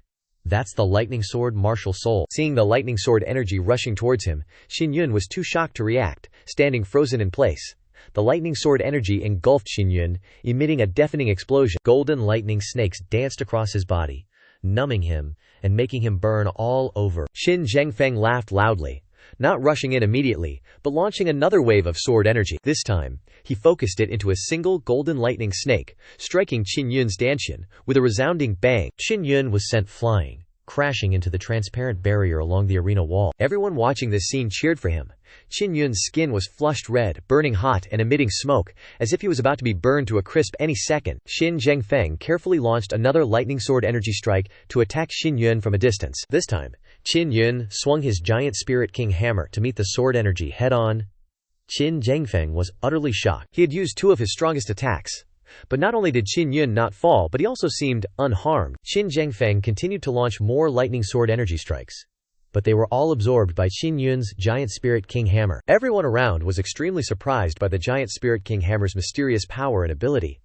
Zhuo Chuan also couldn't understand why the giant Spirit King hammer had this ability, and speculated that Qin Yun had secretly modified it himself. Frustrated by his inability to defeat Qin Yun, Qin Zhengfeng charged in for a direct attack. He continuously unleashed powerful sword strikes, creating a wild spray of electric sparks. Qin Yun tried to dodge, but was still hit by some sparks, making his body go numb. Qin Zhengfeng looked at Qin Yun struggling to block his fierce attacks, and said with a sneering smile, "Enough playing around. It's time to end this game." Qin Zhengfeng roared and swung his sword fiercely towards Qin Yun's right hand, aiming to destroy the giant Spirit King hammer in his hand. Qin Yun hurriedly channeled his Dark Sun inner force into the giant Spirit King hammer to defend. The sword and hammer collided, emitting a blinding light and a deafening explosion. The flash of light made everyone dizzy, and the heavenly Qin Grand Hall shook violently, with dust flying everywhere. When the light dissipated, Qin Yun's clothes were tattered, his skin cracked, and the giant Spirit King's hammer in his hand was sent flying, landing far away. Everyone was incredibly shocked by Qin Zhengfeng's terrifying power. Hao Xingfeng exclaimed in surprise, "That's the Ye family's Thunderclap sword art, a Dai-level, Xiacheng martial art. Qin Zhengfeng has already cultivated it to the minor accomplishment stage." Zhuo Chuan was probably freaking out. How is that possible? A Dai-level Xiacheng martial art isn't easy to unleash without the body refinement 9th stage. Zhao Yanglong was secretly amazed. Qin Zhengfeng's reputation is truly well-deserved. He's comprehended a Dai-level martial art, something few can achieve. You gotta know, Dai-level martial arts are way more precious than Xuan-level ones. Even ancient texts don't record much about them. Only those who reach the martial Dao realm can steadily learn them. Qin Zhengfeng, long sword in hand, stood proudly and coldly laughed. "Qin Yun, you should know just how insignificant you are."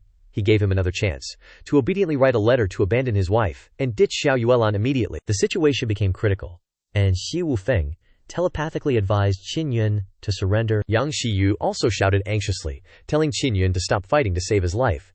As for Xiao Yuelan, she looked at Qin Yun but said nothing. However, Qin Yun didn't yield at all. He wiped the blood from his mouth, smirked, and stated that the martial arts Qin Zhengfeng was using weren't the secret, inherited techniques of the Tianqin royal family, indicating that his mother and he weren't valued by the emperor at all. Qin Zhengfeng's face suddenly turned gloomy, and he declared, "You don't even know the martial arts of the Tianqin royal family? They're just child's play for weaklings.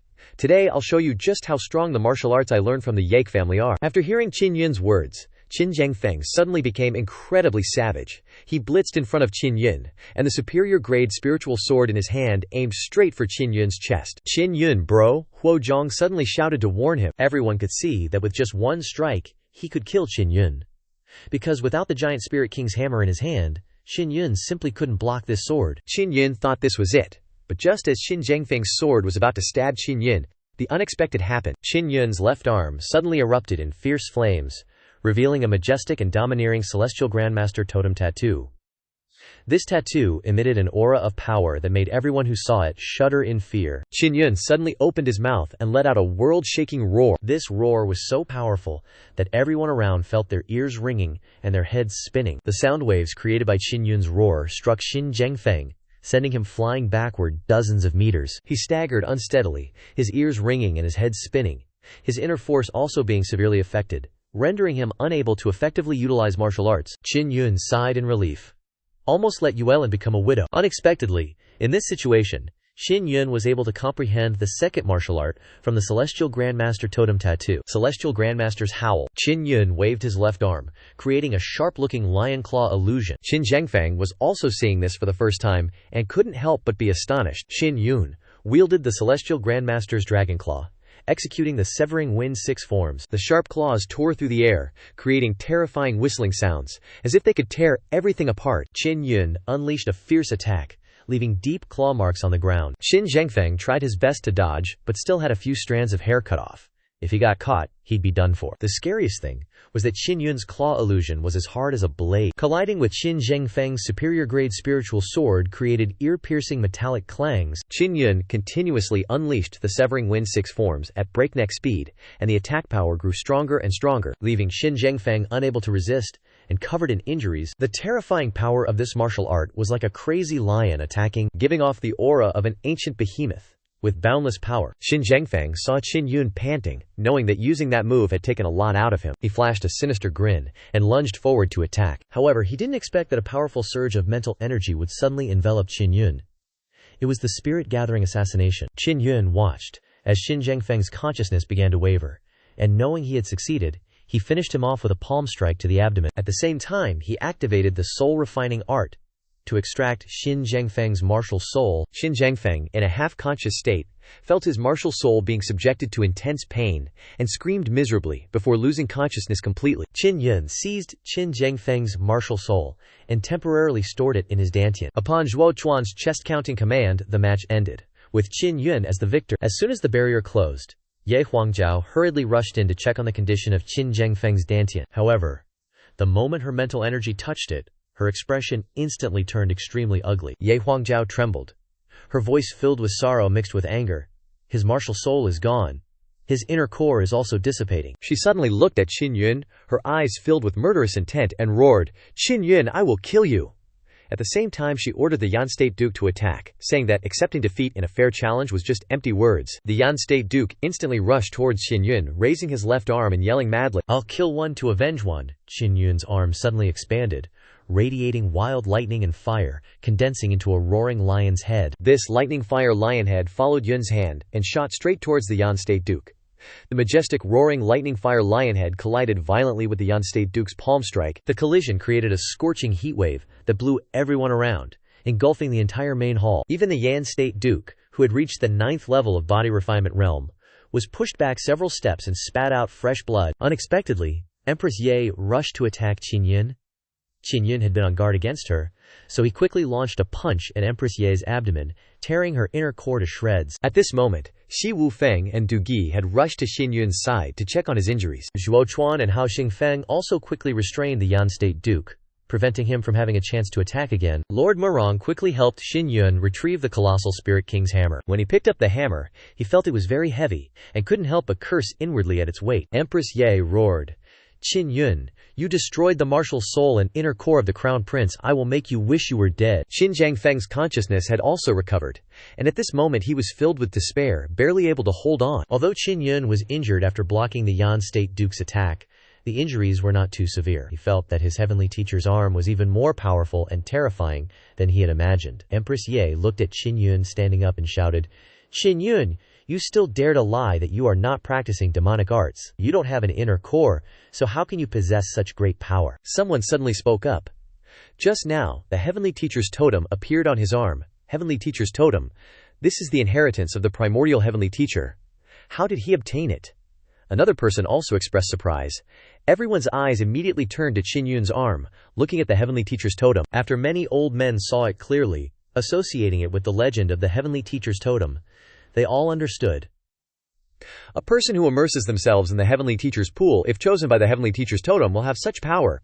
No wonder his martial arts are so terrifying. It turns out that they are all martial arts inherited from the Heavenly Teacher's totem. When he came to ride the puppet lion, he must have refined it using totem inscriptions. The old men all discussed animatedly, their faces revealing shock. After being extremely shocked, most of them showed envy. Qin Zhengfeng and the Empress watched the chaotic scene in the main hall, stunned. All the good things had been taken by Qin Yun. He suddenly remembered that he still had a trump card, and grinned smugly.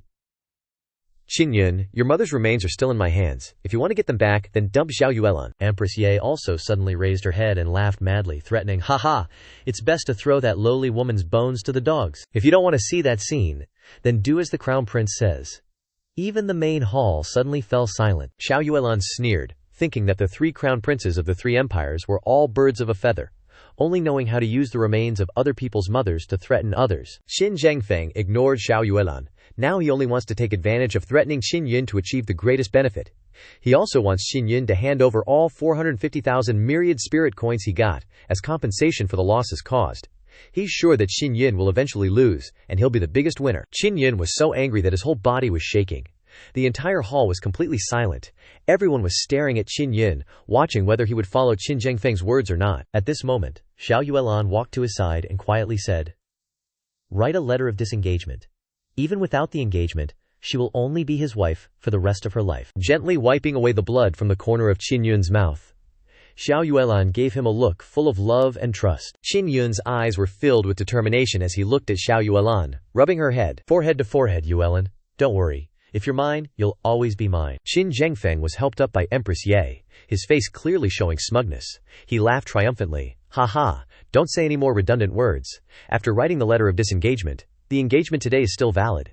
Qin Yun, so what if you inherited the heavenly tattoo totem? So what if your spiritual power is strong? In the end, you're still played by me." Just as Qin Zhengfeng was laughing loudly, suddenly, an extremely terrifying aura rushed over. Immediately afterwards, a streak of golden light flashed, darting towards Qin Zhengfeng, piercing through his body and throwing him high into the air. Qin Zhengfeng was impaled by a golden long spear onto a large pillar.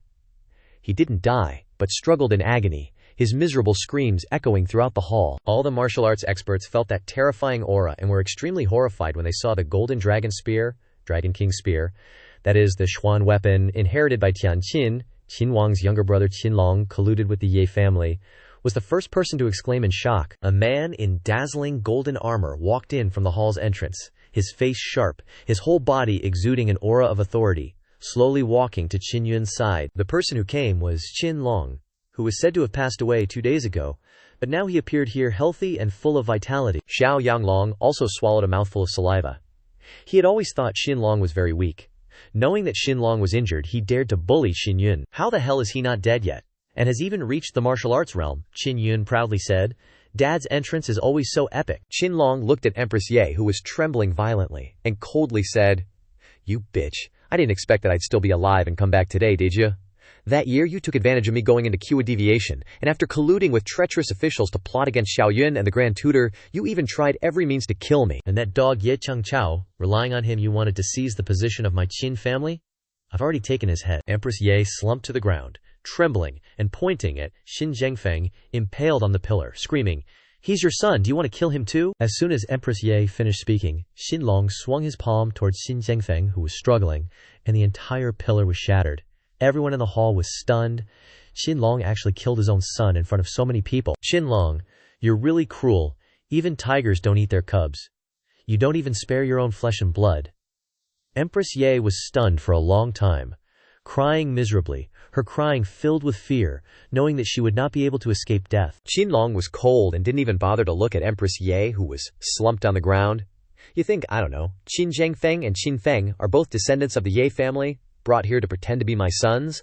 My biological sons are only Qin Yun and Qin Tianyi." Everyone's eyes were filled with judgment, focusing on Qin Tianyi, who was still busy eating. The crowd secretly imagined, and couldn't help but sigh, if Qin Zhengfeng had successfully ascended the throne, then the heavenly Qin Empire would have belonged to the Ye family. The Ye family really had a good plan. Then, Qinlong ordered the demon-suppressing King Di Meng to take charge of capturing the Ye family gang, locking them up in the heavenly prison, and slowly dealing with them. Then the demon-suppressing king, along with the others in the family, quickly carried out the order, arresting Empress Ye and Duke Yan. And the old officials were also captured. Qin Wang was also in this place. Although he was Qinlong's younger brother, he secretly colluded with the Ye family, a matter Qinlong also knew. Qin Wang looked at Qinlong with the wrong eyes, and hurriedly ran towards the main gate. But he had only taken a few steps before Qinlong struck him with a palm, causing him to vomit blood. Xiao Yanglong, who was originally arrogant, also became more cautious, mainly because Qinlong's strength was very strong, and he also had the Dragon King's spear in his hand. Xiao Yanglong slowly suggested that Qinlong continue Yuelan's marriage arrangement. Yuelan had just said that whoever could defeat her would be qualified to marry her, and there were still some handsome young men from the Azure Star Palace waiting to challenge her. Qinlong agreed, not caring much anyway. Qin Yun had just been injured by Duke Yan, and there was no way he could continue fighting in a short time, so next, he could only let Xiao Yuelan personally take the field. From the West Palace, a handsome young man walked onto the arena, loudly suggesting that Xiao Yuelan not use weapons but compete based on fists. He also wanted to see if she was worthy of him. Xiao Yuelan calmly stepped onto the arena, signaling Zhuo Chuan to open the barrier. Xiao Yanglong smiled and said, "This is the grandson of West Palace Elder Luo Yan, with a martial body cultivation of the 8th level, possessing 6 young spirit meridians, and about to step into the martial body 9th level." West Palace Elder smiled and reminded, "Princess Yuelan, Luo Yan is much better than Qin Yun." Qin Long thought it was nonsense after hearing that.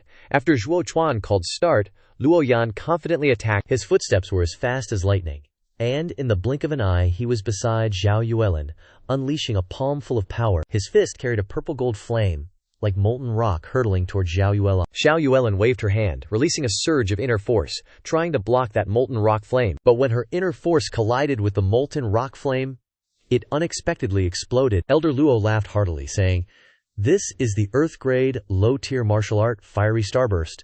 This kid Yan just started learning it, but his grasp is not bad." The other disciples of the Azure Spirit Star Palace were all surprised. They had just learned that Luo Yan had just begun to learn Earth-grade martial arts. After the smoke gradually dissipated, Luo Yan wore an arrogant smile, as if he had already won.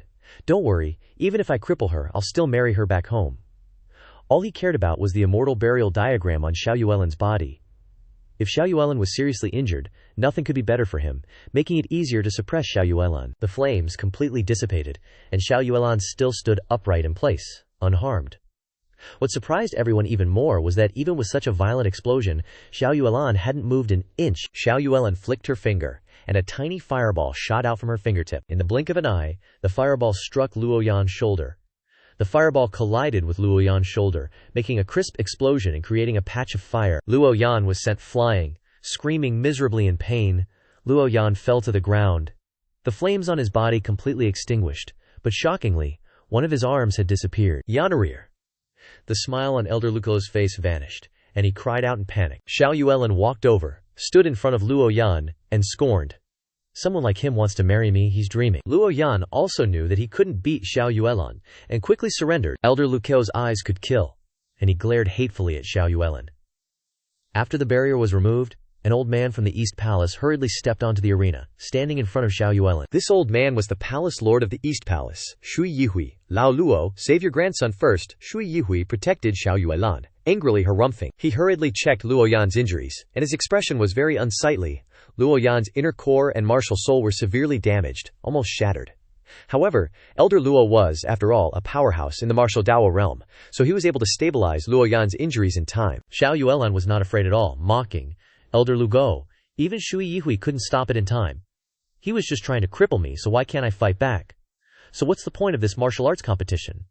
This kind of person has no talent, only knows how to boast, always acting like he's number one under the heavens." Elder Luo immediately flew into a rage, angrily shouting, "You damned girl, shut your mouth." Shui Yihui smiled and added, "Lao Luo, Xiao Yuelan is already at the martial body 9th stage, higher than your grandson. He is indeed inferior to her. Just now she showed mercy, otherwise your grandson would have died long ago.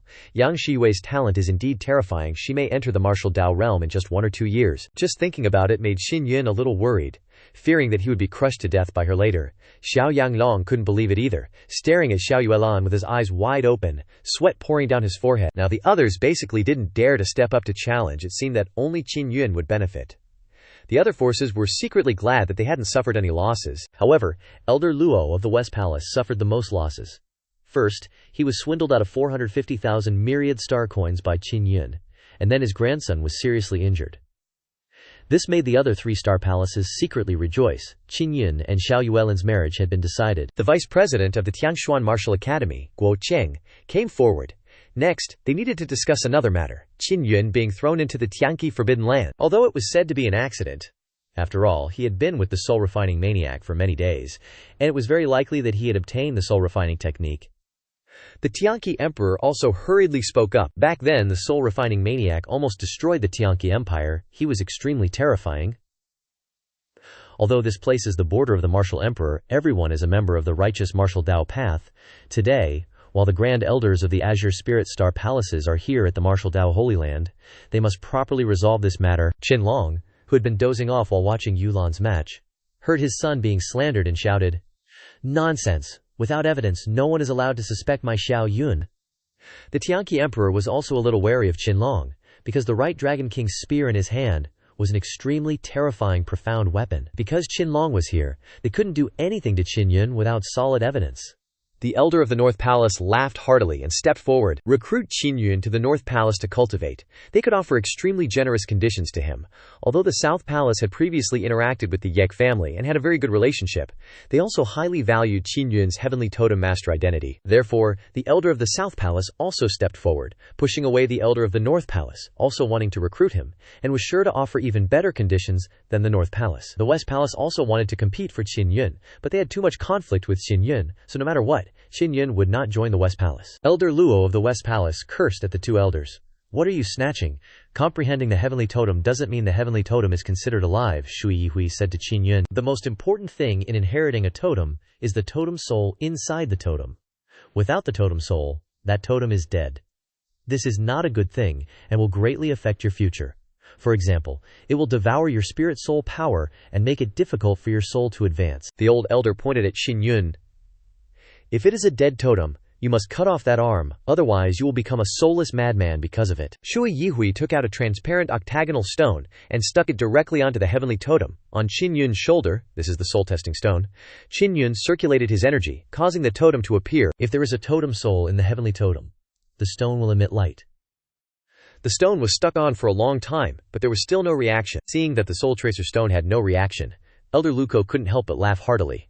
As expected, just a dead totem. After learning that Qin Yun didn't have a celestial totem, the attitude of the other forces towards him immediately changed, Elder Nangong said in an indifferent tone, advising him to stay at the Star Xuan Martial Academy to cultivate first. Then she turned and left.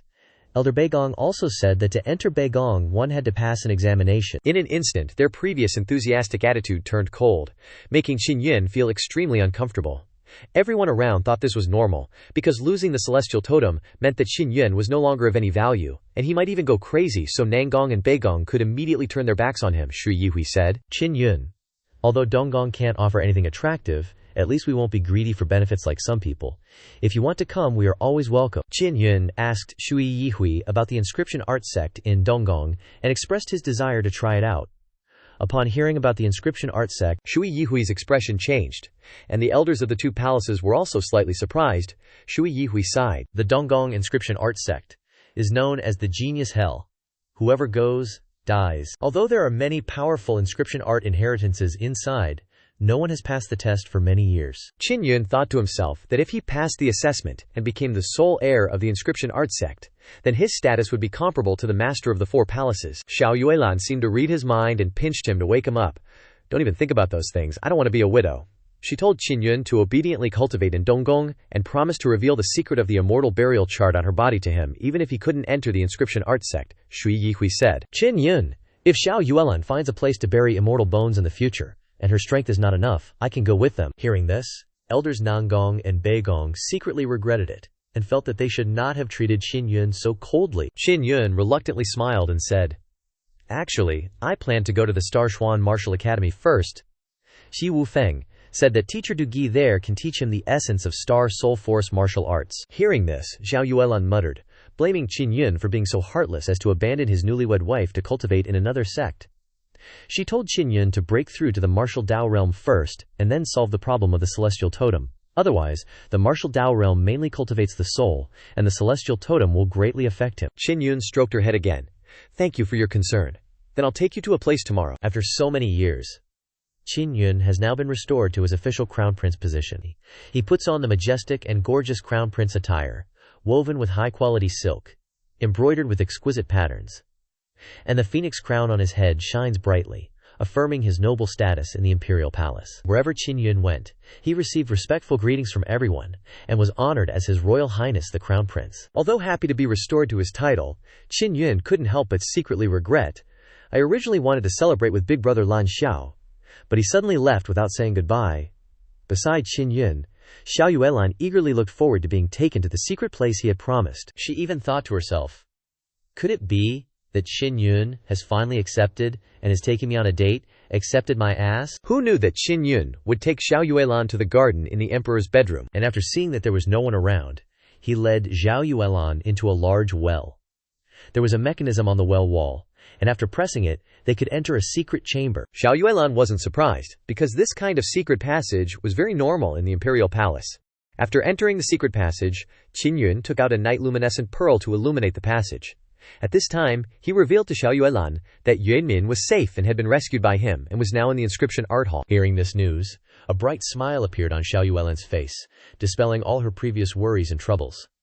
Then, Xin Yun told Xiao Yuelan about the process of rescuing Xiao Yuemin and the matter of her aunt Xiao Xuanxin.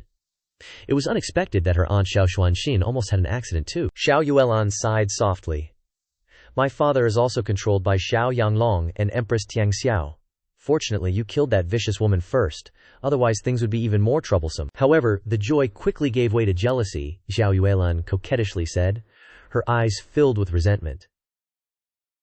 She suspected the relationship between him and Yuemin and asked him about the number of young girls he had harmed, including Yang Shiyue. Qin Yun avoided her gaze and explained, not even one.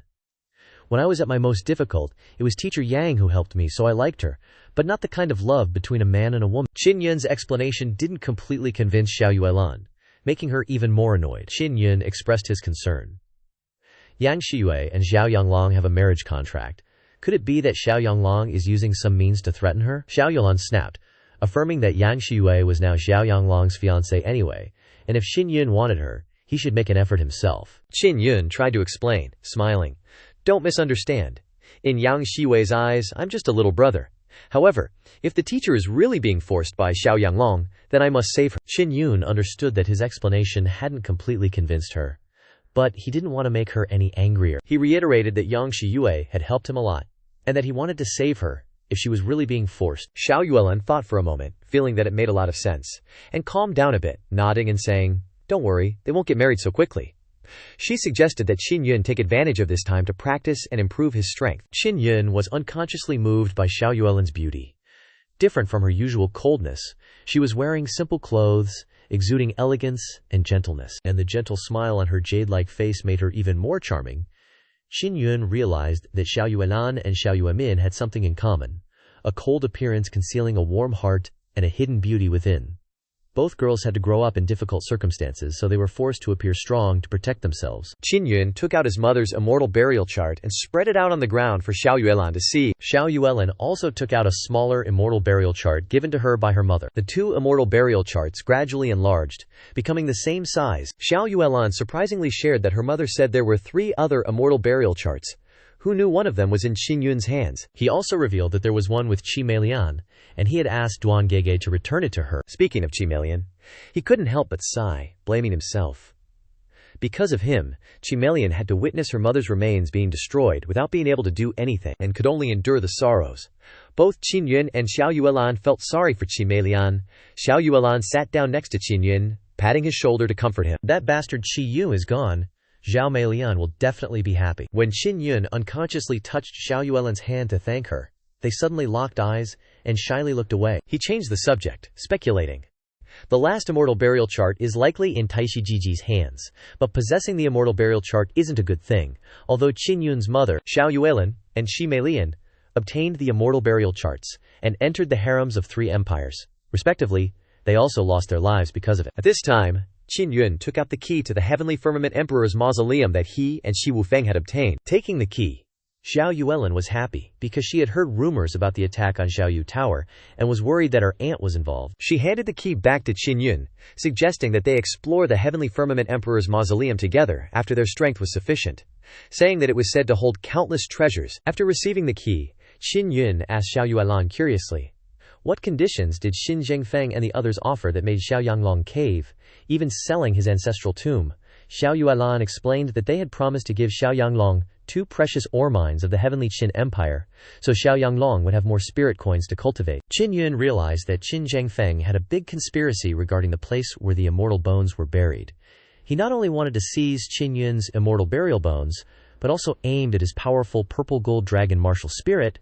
Qin Yun took out a spirit-sealing bead and then focused his mind, drawing out a small piece of golden metal from his body, which was the Golden Thunder Sword martial spirit he had obtained from Qin Zhengfeng. Qin Yun gently placed the martial spirit into the spirit sealing bead. He realized that the martial spirits of Qin Zhengfeng and the others were indeed too weak. Just golden rank, no wonder they needed so many spirit coins to cultivate. Xiao Yuelan saw the Golden Thunder Sword martial spirit in Qin Yun's hand and was extremely surprised. Could it be that you really mastered the soul refining technique? He recounted that during the fight yesterday he had quickly extracted Qin Zhengfeng's martial spirit when he was knocked unconscious. Xiao Yuelan gently pinched Qin Yun's cheek, complaining coquettishly, "You're so reckless, what if you got caught?" Qin Yun stroked her hair.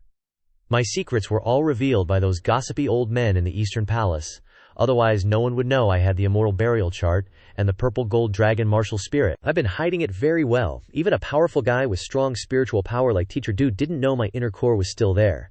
Hearing Qin Yun's explanation, Xiao Yuelan felt more at ease. They had discussed everything they needed to, and Qin Yun pulled Xiao Yuelan to go outside. In the heavenly Qin Grand Hall, Qinlong decided to hand over all matters in the palace to the Demon Suppression King. The Demon Suppression King is Meng Feiling's grandfather. "You have a close relationship with Qin Yun?" Qinlong had secretly informed the Demon Suppression King in advance and arranged manpower to the palace, so the takeover went very quickly and smoothly. Xiao Yuelan gave her a friendly smile. "Feiling Gigi, I heard that you and Shi Wufeng are all at the Star Profound Martial Academy. You have to help me keep an eye on Qin Yun in the future. Don't let him go around flirting all day." "Of course," Meng Feiling said jokingly. The atmosphere in the hall was full of gunpowder, causing Qinlong to secretly signal Qin Yun to take care. Fortunately for him, Shui Yihui then spoke up to take Yuelan back to the Eastern Palace. He stayed here just to return to the Blue Star Palace with Xiao Yuelan. Qin Yun had to secretly thank him because he didn't dare to look at the scary eyes of these women anymore. Although the palace was where Qin Yun had lived since he was a child, it had been occupied by the Empress for many years. Qin Yun didn't know if there was any place in the palace where he could rest peacefully, so he decided to go to the Odd Patterns Hall. Qin Yun went to the Odd Patterns Hall, and in the room, he only saw Duan Gan and Xiao Yuemin chatting about the heavenly Qin Grand Hall. Qin Yun squeezed Xiao Yuemin's cheeks hard, announcing, "Her Gigi is fine now." Xiao Yuemin waved her hands, indicating that she was fine, but she still couldn't hide her worries. They were just discussing that, and instead, they were concerned about whether Qin Yun's injuries were serious. At this time, Qin Yun had changed into a blue outfit and was healing his injuries. He said, "It's nothing serious. I can recover in one night. After things here have settled down, I will take her to find Aunt Xiao." Xiao Yuemin nodded, smiling charmingly. "Although you will be her brother-in-law in the future, she will treat you like an elder brother. You are much better than that bastard Si Yanglong." Qin Yun took out a spirit sealing bead containing the Golden Thunder Sword martial spirit, and then told Xiao Yuemin, "I got this from Qin Zhengfeng." Qin Yun smiled and said, "Wait until dawn tomorrow. You and her will enter the Imperial Palace. There are still many martial spirits waiting for them to harvest here." Xiao Yuemin was very happy, took out a small mirror to copy the Golden Thunder Sword martial spirit, and then also laughed slyly. "That's great, he." After a night's rest, Qin Yun had fully recovered. Early in the morning he was woken up by Xiao Yueman, and then went with her to the Tianqin Imperial Palace. When they arrived, the sun was already high in the sky, shining warm golden rays down on the entire Imperial Palace, adorning it with magnificent and majestic beauty. Inside the Tianqin Grand Hall, Qinlong was looking across the empty hall, reminiscing about the old days. Xiao Yueman approached Qinlong from behind and called out, "Long Shushu, Yueman, you little rascal." Qinlong cheerfully responded. Xiao Yueman asked in a low voice, "I saw her royal father that day. Is there still any hope of saving him?" Qinlong shook his head. "He's now just a puppet. I don't even know what kind of evil arts Xiao Yanglong and his mother used on him." Xiao Yueman sighed, angrily saying, "Who told him to love Xiao Yanglong so much? He didn't even have a shred of caution." Qinlong placed his hand on Qin Yun's shoulder. "Let's put this aside for now. They will deal with those rebellious traitors first. The guards of the Earth Prison have been pushed aside by him." Qinlong led Qin Yun and Xiao Yueman into the Forbidden Palace, and proceeded to a dark prison. All the guards in the dark prison were dismissed by Qinlong, leaving only the group of Empress Ye, the rebels who had been captured and imprisoned. Because they were bound by special chains, they could not use their inner strength, and had absolutely no chance of escaping. Seeing Xiao Yueman, Empress Ye exclaimed in shock, "Xiao Yueman, how come you little bitch still aren't dead?" Xiao Yueman snapped at Empress Ye. "She's just as hateful as the current empress of the Tianxiao Empire. Once she's dead, you're next." Qin Yun walked over, without saying a word, and directly placed his hand on Empress Ye's abdomen. Immediately after, Empress Ye cried out in agony. Beside her, Duke Yan, witnessing this scene, was stunned, his heart filled with fear. Because he saw Qin Yun extracting the martial spirit, Empress Ye understood that Qin Yun would do the same to him. At this moment, Xin Yun recognized that she also had a golden thunder martial spirit, and then poured the martial spirit into the soul-sealing orb. Duke Yan looked at Xinlong standing at the door in horror, begging him, "I know I was wrong. I'm willing to be imprisoned for the rest of my life." But Xinlong's expression remained unchanged, as if he didn't hear anything. Qin Yun then also extracted Duke Yan's martial spirit. Empress Ye and Duke Yan were both deprived of their martial spirits, becoming completely useless, like losing half their lives. The Ye family was also completely finished. Now, they finally understood the pain and despair that Xin Yun had once suffered when he was deprived of his spiritual veins at the age of 10. Qinlong coldly said, "This is a fitting punishment for what they have done. Not sentencing them to death is already being merciful." Duke Yan groaned in despair and fear, cursing Qin Yun as a demonic devourer of martial spirits. Qin Yun was filled with resentment for what Duke Yan and Empress Yi had done to him in the past when they deprived him of his spiritual veins. He wanted them to slowly savor the same taste of suffering as back then. Qin Yun drew out the ghost-head saber, ready to punish them. Xiao Yuman also wanted to participate, and took out the poisonous needles that Qin Feng had given her, which she heard were given to him by Empress Ye for self-defense. Empress Yi fainted directly upon seeing the poisonous needles, showing that she herself was extremely afraid of this type of poisonous needle. Qinlong stopped Qin Yun. "They won't live much longer anyway. This must be karmic retribution." Thinking back, if Xinlong hadn't escaped into the secret passage, he might have been tortured by the queen with this type of poisonous needle. After everything in the imperial palace was settled, Qinlong sent Qin Yun and Xiao Yuman back so they could focus on cultivating. However, Qin Yun appeared worried, asking, "Is there a hidden danger about to occur?" Qinlong's expression turned serious, and he sighed. According to news from the town Demon King in the Yunlong mountain range, there will be 7 evil demonic beasts crossing the Yunlong Gap. At that time it will destroy 3 empires, including the Tianqin Empire and many other small countries. Realizing this danger, Xinlong ordered the use of the entire national treasury to strengthen the defenses of the 10 major cities and 50 medium and small cities of the Tianqin Empire. Once a large number of evil demonic beasts, invade outside the city walls, it will become extremely dangerous. Qin Yun and Xiao Yuman were extremely worried because they knew that Xiao Xuanqin was hiding in the Yunlong mountain range, where the 7 evil demonic beasts, were about to attack. They hastily inquired about the exact time the 7 beasts would arrive, so that they could save Xiao Xuanqin in time. Qinlong also did not know the exact time, only that the beast horde had just crossed the gap and would arrive in a short time, and other cities had already strengthened their defenses day and night. Qin Yun was worried about Xiao Xuanqin, and hurriedly told Qinlong that he wanted to go to the Yunlong mountain range to save her. The round trip from Yunlong mountain range would take 3 days. Qinlong suggested going together to ensure the safety of Qin Yun and Xiao Yuman. After deciding, they immediately left the imperial palace, left the imperial city, and headed towards the Yunlong mountain range. Xiao Xuanqin's hideout was a cave on a mountain in the Yunlong mountain range, but it was not deep inside. When they arrived, they did not see any traces of the beast horde passing by, and felt more at ease. Very quickly they found Xiao Xuanqin. Xiao Xuanqin saw Xiao Yuman, and couldn't help but tearfully cry because she was worried that Qin Yun wouldn't be able to save Xiao Yuman. Later, she also learned about Xiao Yuelan's engagement and felt very happy, especially when she found out that Xiao Yuelan had escaped Xiao Yanglong's control. She was even happier. Because Xiao Xuanqin had experienced soul scattering, her reputation was affected. However, Qin Yun didn't care about that at all, suggesting that Xiao Xuanqin come to the Qinyun Hall in Tianqin Imperial City and arrange for her to cultivate there. Xiao Yuman also stayed with Xiao Xuanqin, so Qin Yun could often come to them to hang out. Hearing that, Xiao Xuanqin hurriedly thanked Qin Yun. Under the starry night sky, Qin Yun and Qinlong sat in front of the cave entrance grilling meat. Qinlong opened his mouth and asked, "Do you know if his Long Tu Tang was obtained from the Dragon King's treasure?" Qin Yun smiled. "It's a pity that your totem is dead," Qinlong shared. "Your totem is very strange, unlike common totems, so it's hard to say if it's alive or dead. He's had the totem for years but still can't figure out the martial arts hidden within." Beneath this Ju-Yang world, the colors are vibrant, concealing all sorts of mysterious great Tao martial arts. "What we humans grasp is only a small part of this world," Qin Yun nodded in agreement. "The Azure Star Palace is a big deal to them, but in Martial Wasteland they're just small fries, so what they say isn't necessarily true." Qinlong looked up at the starry sky, slowly expressing, "The Martial Wasteland is vast and ancient, with countless sects and martial nations. There are also countries there that call themselves martial nations, and their rulers are martial kings, with immense and terrifying power."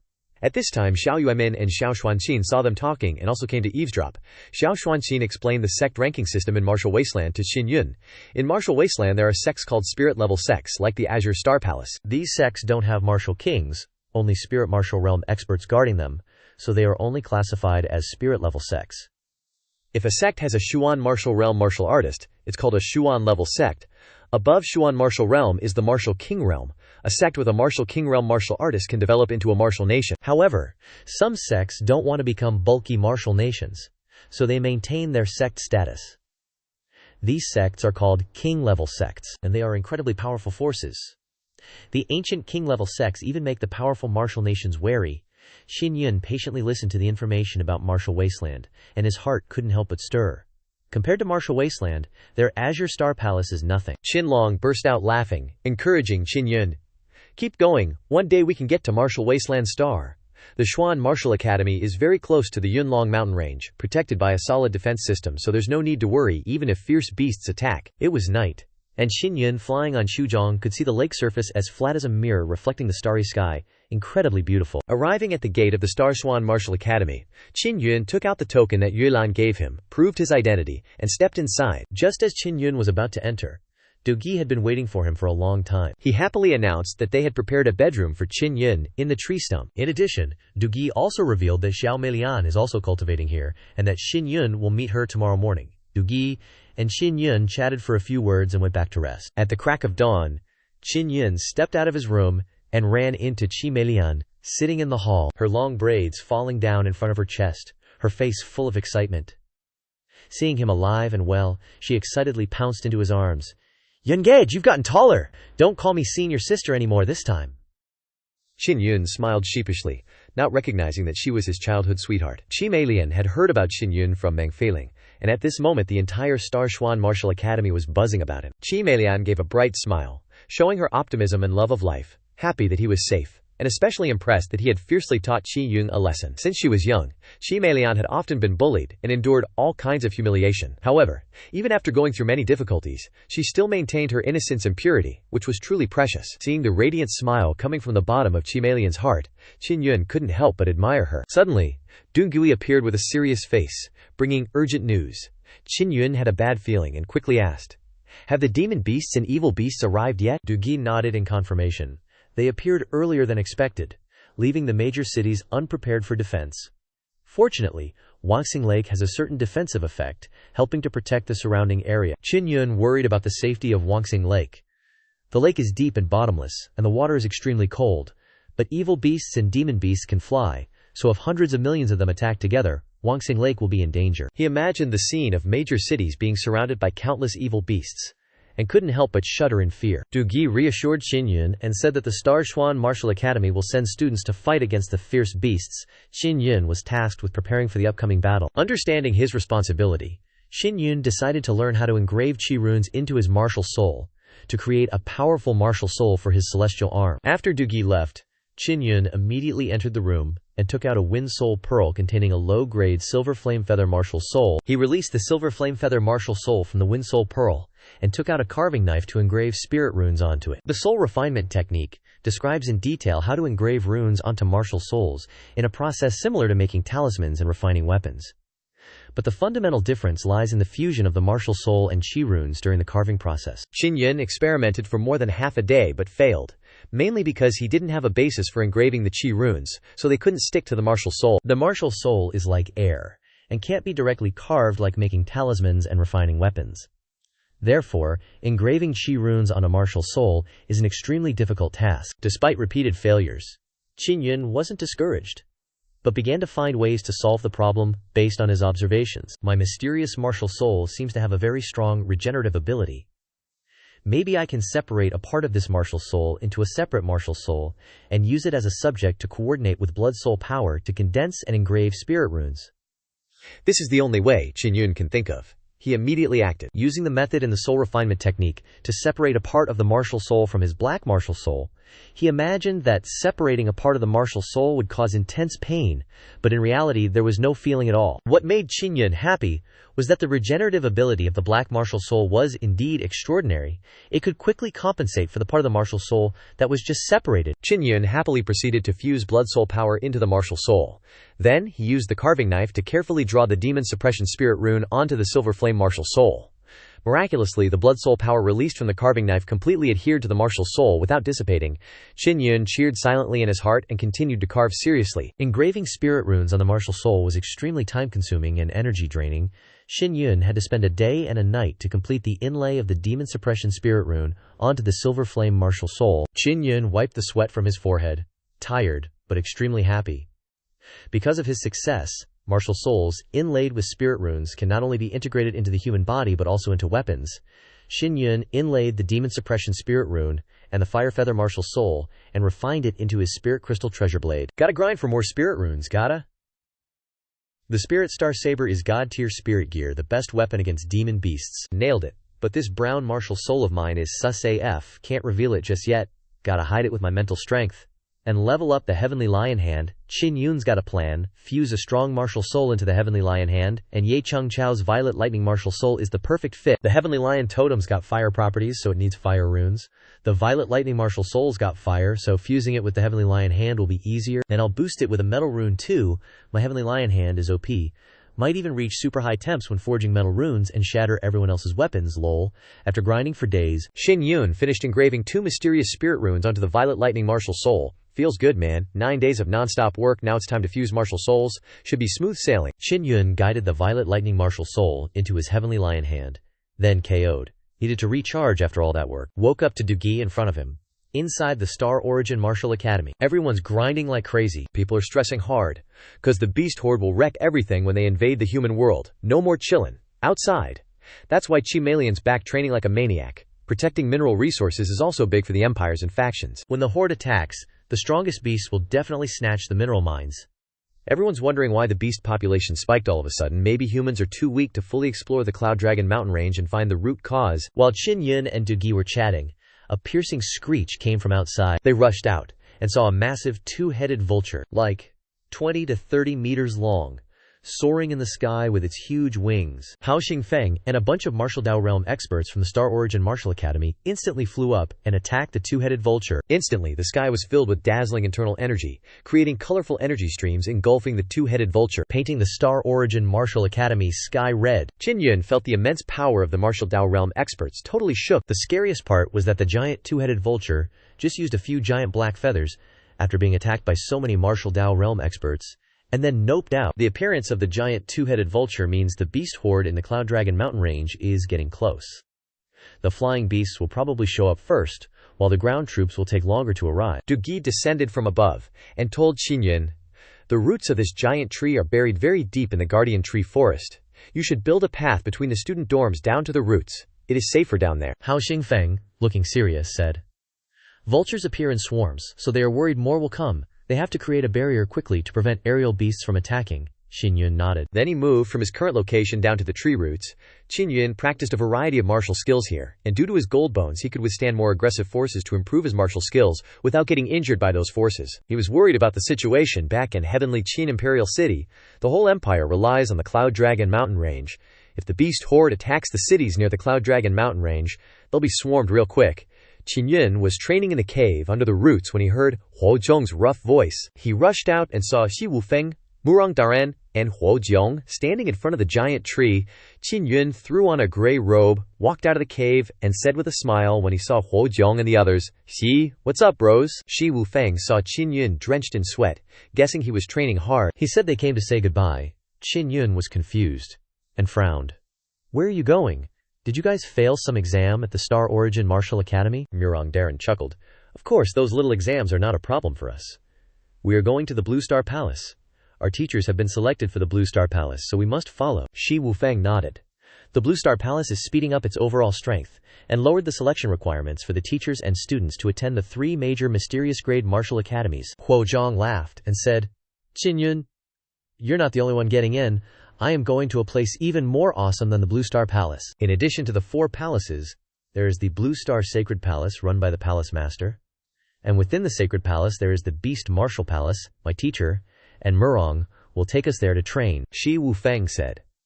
They will go with their teacher to the Blue Star Sacred Palace to become Blue Sacred Spirit Masters. After you finish training here you can go there and meet them. After saying goodbye to Xi Wufeng, Murong Daran, and Huo Zhong, Qin Yun returned to the cave under the giant tree. Qin Yun felt the tension and fear everywhere.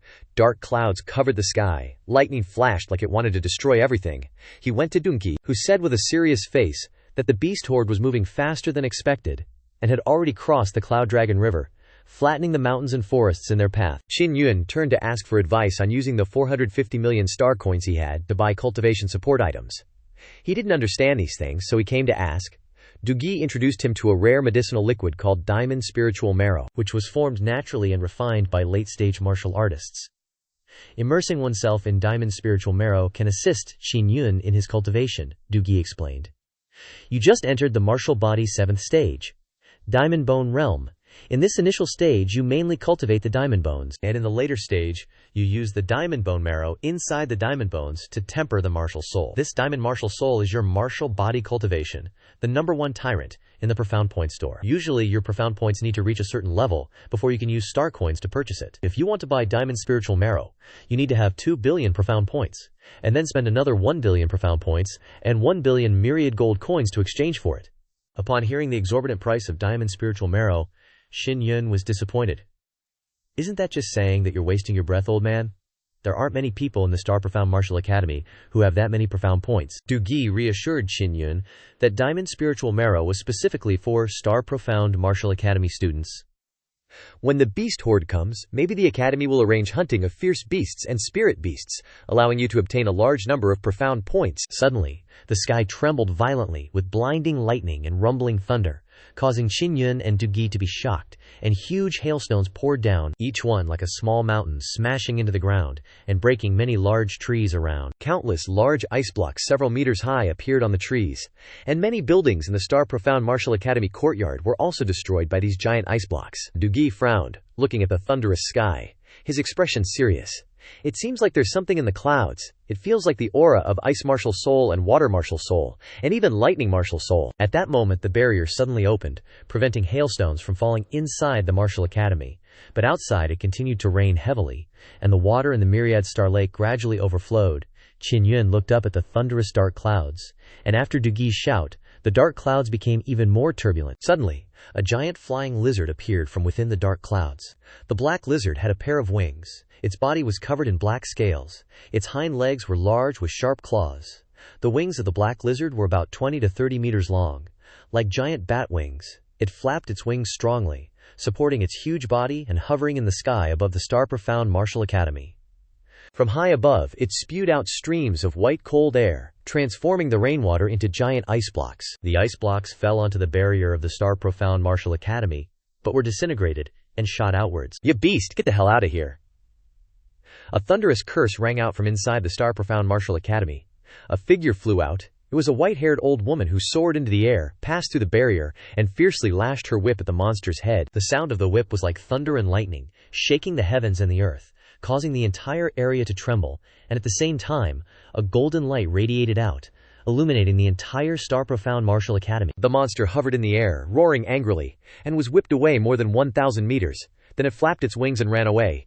"That old woman is so OP." Qin Yun stared wide-eyed at the figure slowly descending.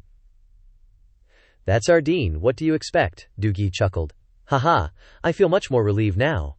The rain gradually subsided, the dark clouds dispersed, and the sky appeared again, a starry sky covering the Star Profound Martial Academy, and the fog of fear also dissipated. In the middle of the Star Profound Martial Academy there was a tall tower that pierced the sky. The top of the tower shone brightly. Dugi saw it and said to Qin Yun, "The dean is summoning all the teachers. He has to go to a meeting. If you're bored, just stroll around the central area." Qin Yun nodded, then also left the protected forest area and entered the inner courtyard area of the Star Profound Martial Academy.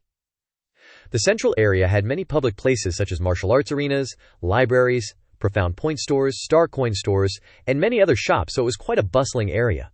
Although it had just experienced a hailstorm, this area was not damaged because the shopkeepers also had high cultivation and could resist the giant ice blocks falling down. Some people even took advantage of the ice blocks, just breaking them into small pieces, pouring fruit syrup on them, and making delicious shaved ice. The areas that were destroyed were mainly the tree root dormitories of the students, so they had all run to the lodging area. Here, Qin Yun went to the Star Profound Library. This was a 9-story square stone tower, which looked extremely solid. The library housed countless books, Each bookshelf was covered by a special type of glass that could record the surrounding images. Anyone who intentionally destroyed or stole books would be immediately detected and would be severely punished, even expelled from the martial academy. The library was extremely vast. Qin Yun entered here and immediately felt overwhelmed. Qin Yun asked and found out where the area for books on martial soul knowledge was. Then he went up to the third floor, went to the back area, and found a bookshelf filled with books about martial souls. Qin Yun quickly skimmed through the pages of the books. Thanks to his strong spiritual power, he could read a page in the blink of an eye. He searched for the information he needed, while memorizing the knowledge he had read. The books about martial souls here recorded countless types of martial souls, with their own unique characteristics and abilities. He was completely immersed in this treasure trove of knowledge, forgetting the passage of time. Qin Yun read through hundreds of books about martial soul knowledge, and breathed a sigh of relief. His mysterious martial soul is called the Ming-Yang martial soul, which can release mysterious dark inner force, decompose energy, and absorb energy quickly. The dark inner force also allows people to hide in the shadows, and the most amazing thing is that it can release a powerful Ming-Yang fire. This fire can melt everything quickly. The more he understood his martial soul, the calmer Qin Yun became, and he realized that it could greatly assist in his qi refining. Qin Yun left the library, thinking as he walked down the street. Qin Yun returned and saw that Dengyi was already waiting, ready to smack him. Dengyi saw Qin Yun returning, scolded him, assuming that he was out chasing girls and had only just returned, making him have to explain for a while. Then he took out a card and handed it to him. This is a profound point card. Just drip a drop of your blood on it and you can use it. The beast hunting training is about to begin. The academy needs to capture demonic beasts for research. You can find teammates to hunt beasts together and exchange them for profound points. Qin Yun accepted the card, suddenly feeling a little regretful. Because Shi Wufeng and the others had just left not long ago, if they were all here, they could form a very strong beast hunting team. However, the only acquaintance he had here was Meng Feiling, so he decided to go find her. Qin Yun found Meng Feiling at a high-rise tavern named the Star Rain Pavilion, which was decorated extremely luxuriously. He knocked gently on the door, calling, "Feilingji, it's me, Qin Yun." Before long, someone came to open the door. Meng Feiling, wearing a loose purple nightgown, flashed a charming smile, and hurriedly pulled Qin Yun inside. Qin Yun was pulled in, and saw that this was a relatively small room, only suitable for one person to live in. The room was extremely clean, and the furniture was arranged neatly and exquisitely. Qin Yun sat down, looked around, and exclaimed, "Although the place is a bit small, it's super refined." Meng Feiling sighed softly. "What can I do? Didn't her treehouse get destroyed?" As she spoke, she took off her loose purple robe, revealing a hot, snow-white body with a supple figure. She saw Qin Yun blush slightly and giggled, saying, "What are you getting all nervous for? She's wearing a bra underneath." She put her armor back on, tied her hair up, and changed into a pair of hard leather boots, adding a touch of heroism and some swag to her charming appearance. Meng Feiling said with a smile, "She knows that Shi Wufeng and the others aren't here, and you're here to find someone to team up with, so she's already chosen teammates for you. They're all martial artists at the 7th level of martial body. A married couple, Big Bro Lai and Big Sis Lai, who are descendants of the Meng family. After the four of you gather, you'll go to the Xuan Point store." Meng Feiling quickly found Big Bro Lai and Big Sis Li, who were both wearing ash-gray light armor battle suits. Their appearance was ordinary and simple. They had kind smiles on their faces and greeted Qin Yun. They were all disciples of the Meng family, so Qin Yun was considered a young master in their eyes and held a noble position. They are all people that Sister Feiling trusts, so he immediately gifted them 2 storage pouches. He took out 2 storage pouches made using beast tendons, with a capacity that could hold 100 elephants. A drop of blood is all it takes to recognize its owner. Big Bro Lai and Big Sis Li were extremely surprised by Qin Yun's generosity. They didn't expect that he would give them such valuable spirit-grade storage pouches right on the street. They took turns thanking Qin Yun. Big Bro Li suggested that they should first go to the Xuan Point store to see the list of goods, calculate the required Xuan points, and then they would help him earn Xuan points. Big Bro Li's cultivation is close to reaching the 8th level of the martial body, and he often goes out hunting fierce beasts, so he has a lot of practical combat experience. The Xuan Point store was extremely large. A large square building built of stone bricks, measuring over 100 meters in both length and width. Inside the Xuan Point store, goods were not displayed in the conventional way, but instead, there were many bookshelves full of product catalogs on the walls. Qin Yun picked up a book and flipped through the pages.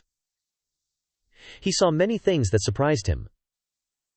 There are Xuan pills for sale, requiring 10 billion Xuan points and 1 billion star coins. There are also spirit-grade storage items for sale, requiring 5 billion Xuan points and 5 million star coins.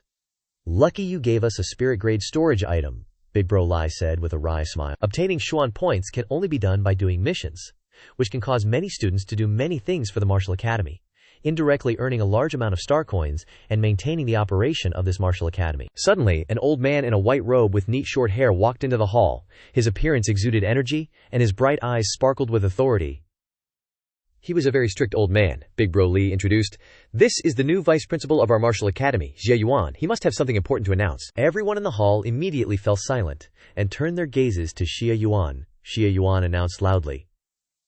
According to the decision of the Star Profound Conference, the Martial Academy has decided to purchase a large number of demon beast cores from the bodies of demon beasts for research. Immediately, the already crowded mission hall became even more lively, as the students gathered to listen to the announcement and discussed it enthusiastically. A 7th stage demon beast core can be exchanged for 10,000 Xuan points.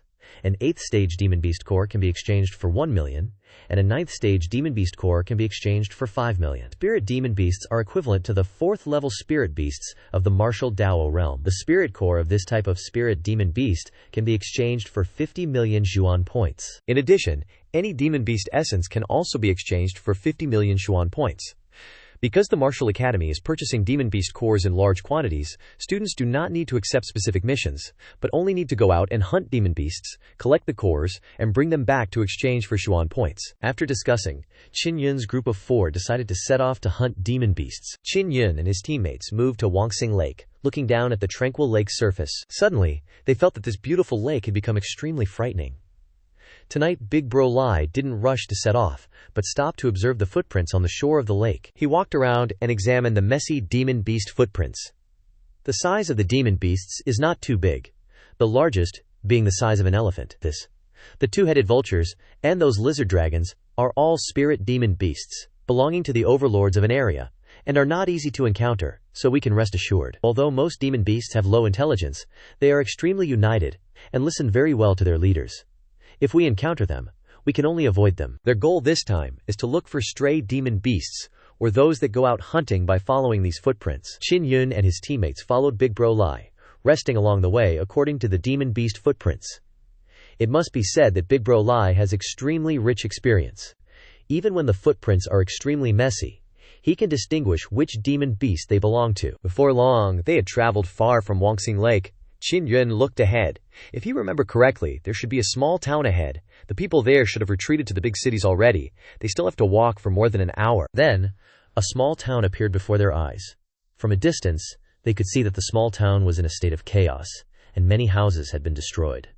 This small town is located near the Star Martial Academy, so it is relatively prosperous and has tall buildings. Qin Yun had passed by before, and it wasn't like this. Suddenly, Big Bro Lai's expression sank, and he said in a low voice, "There are demon beasts inside, but the number is uncertain. Her martial spirit is an eagle, and if she obtains the eagle totem, her strength will be greatly enhanced." Qin Yun released the silver lion puppet and entered the small town. Immediately afterwards, he discovered a 3-eyed wolf with a gray body, 3 meters tall. "Found one behind that big building? Get ready to fight," Qin Yun blurted out, hastily controlling the silver lion puppet to escape.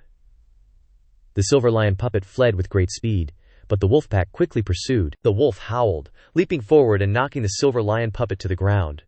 It then opened its mouth full of sharp teeth and bit down on the puppet's neck. In just a few seconds, the silver lion puppet's head was bitten off. Qin Yun and the others were dumbfounded. This demonic beast was truly too savage. Your silver lion puppet was made from very valuable materials, yet it was destroyed in just a few attacks. The power of these demonic beasts is truly terrifying. Qin Yun gritted his teeth, then controlled the silver lion puppet to self-destruct.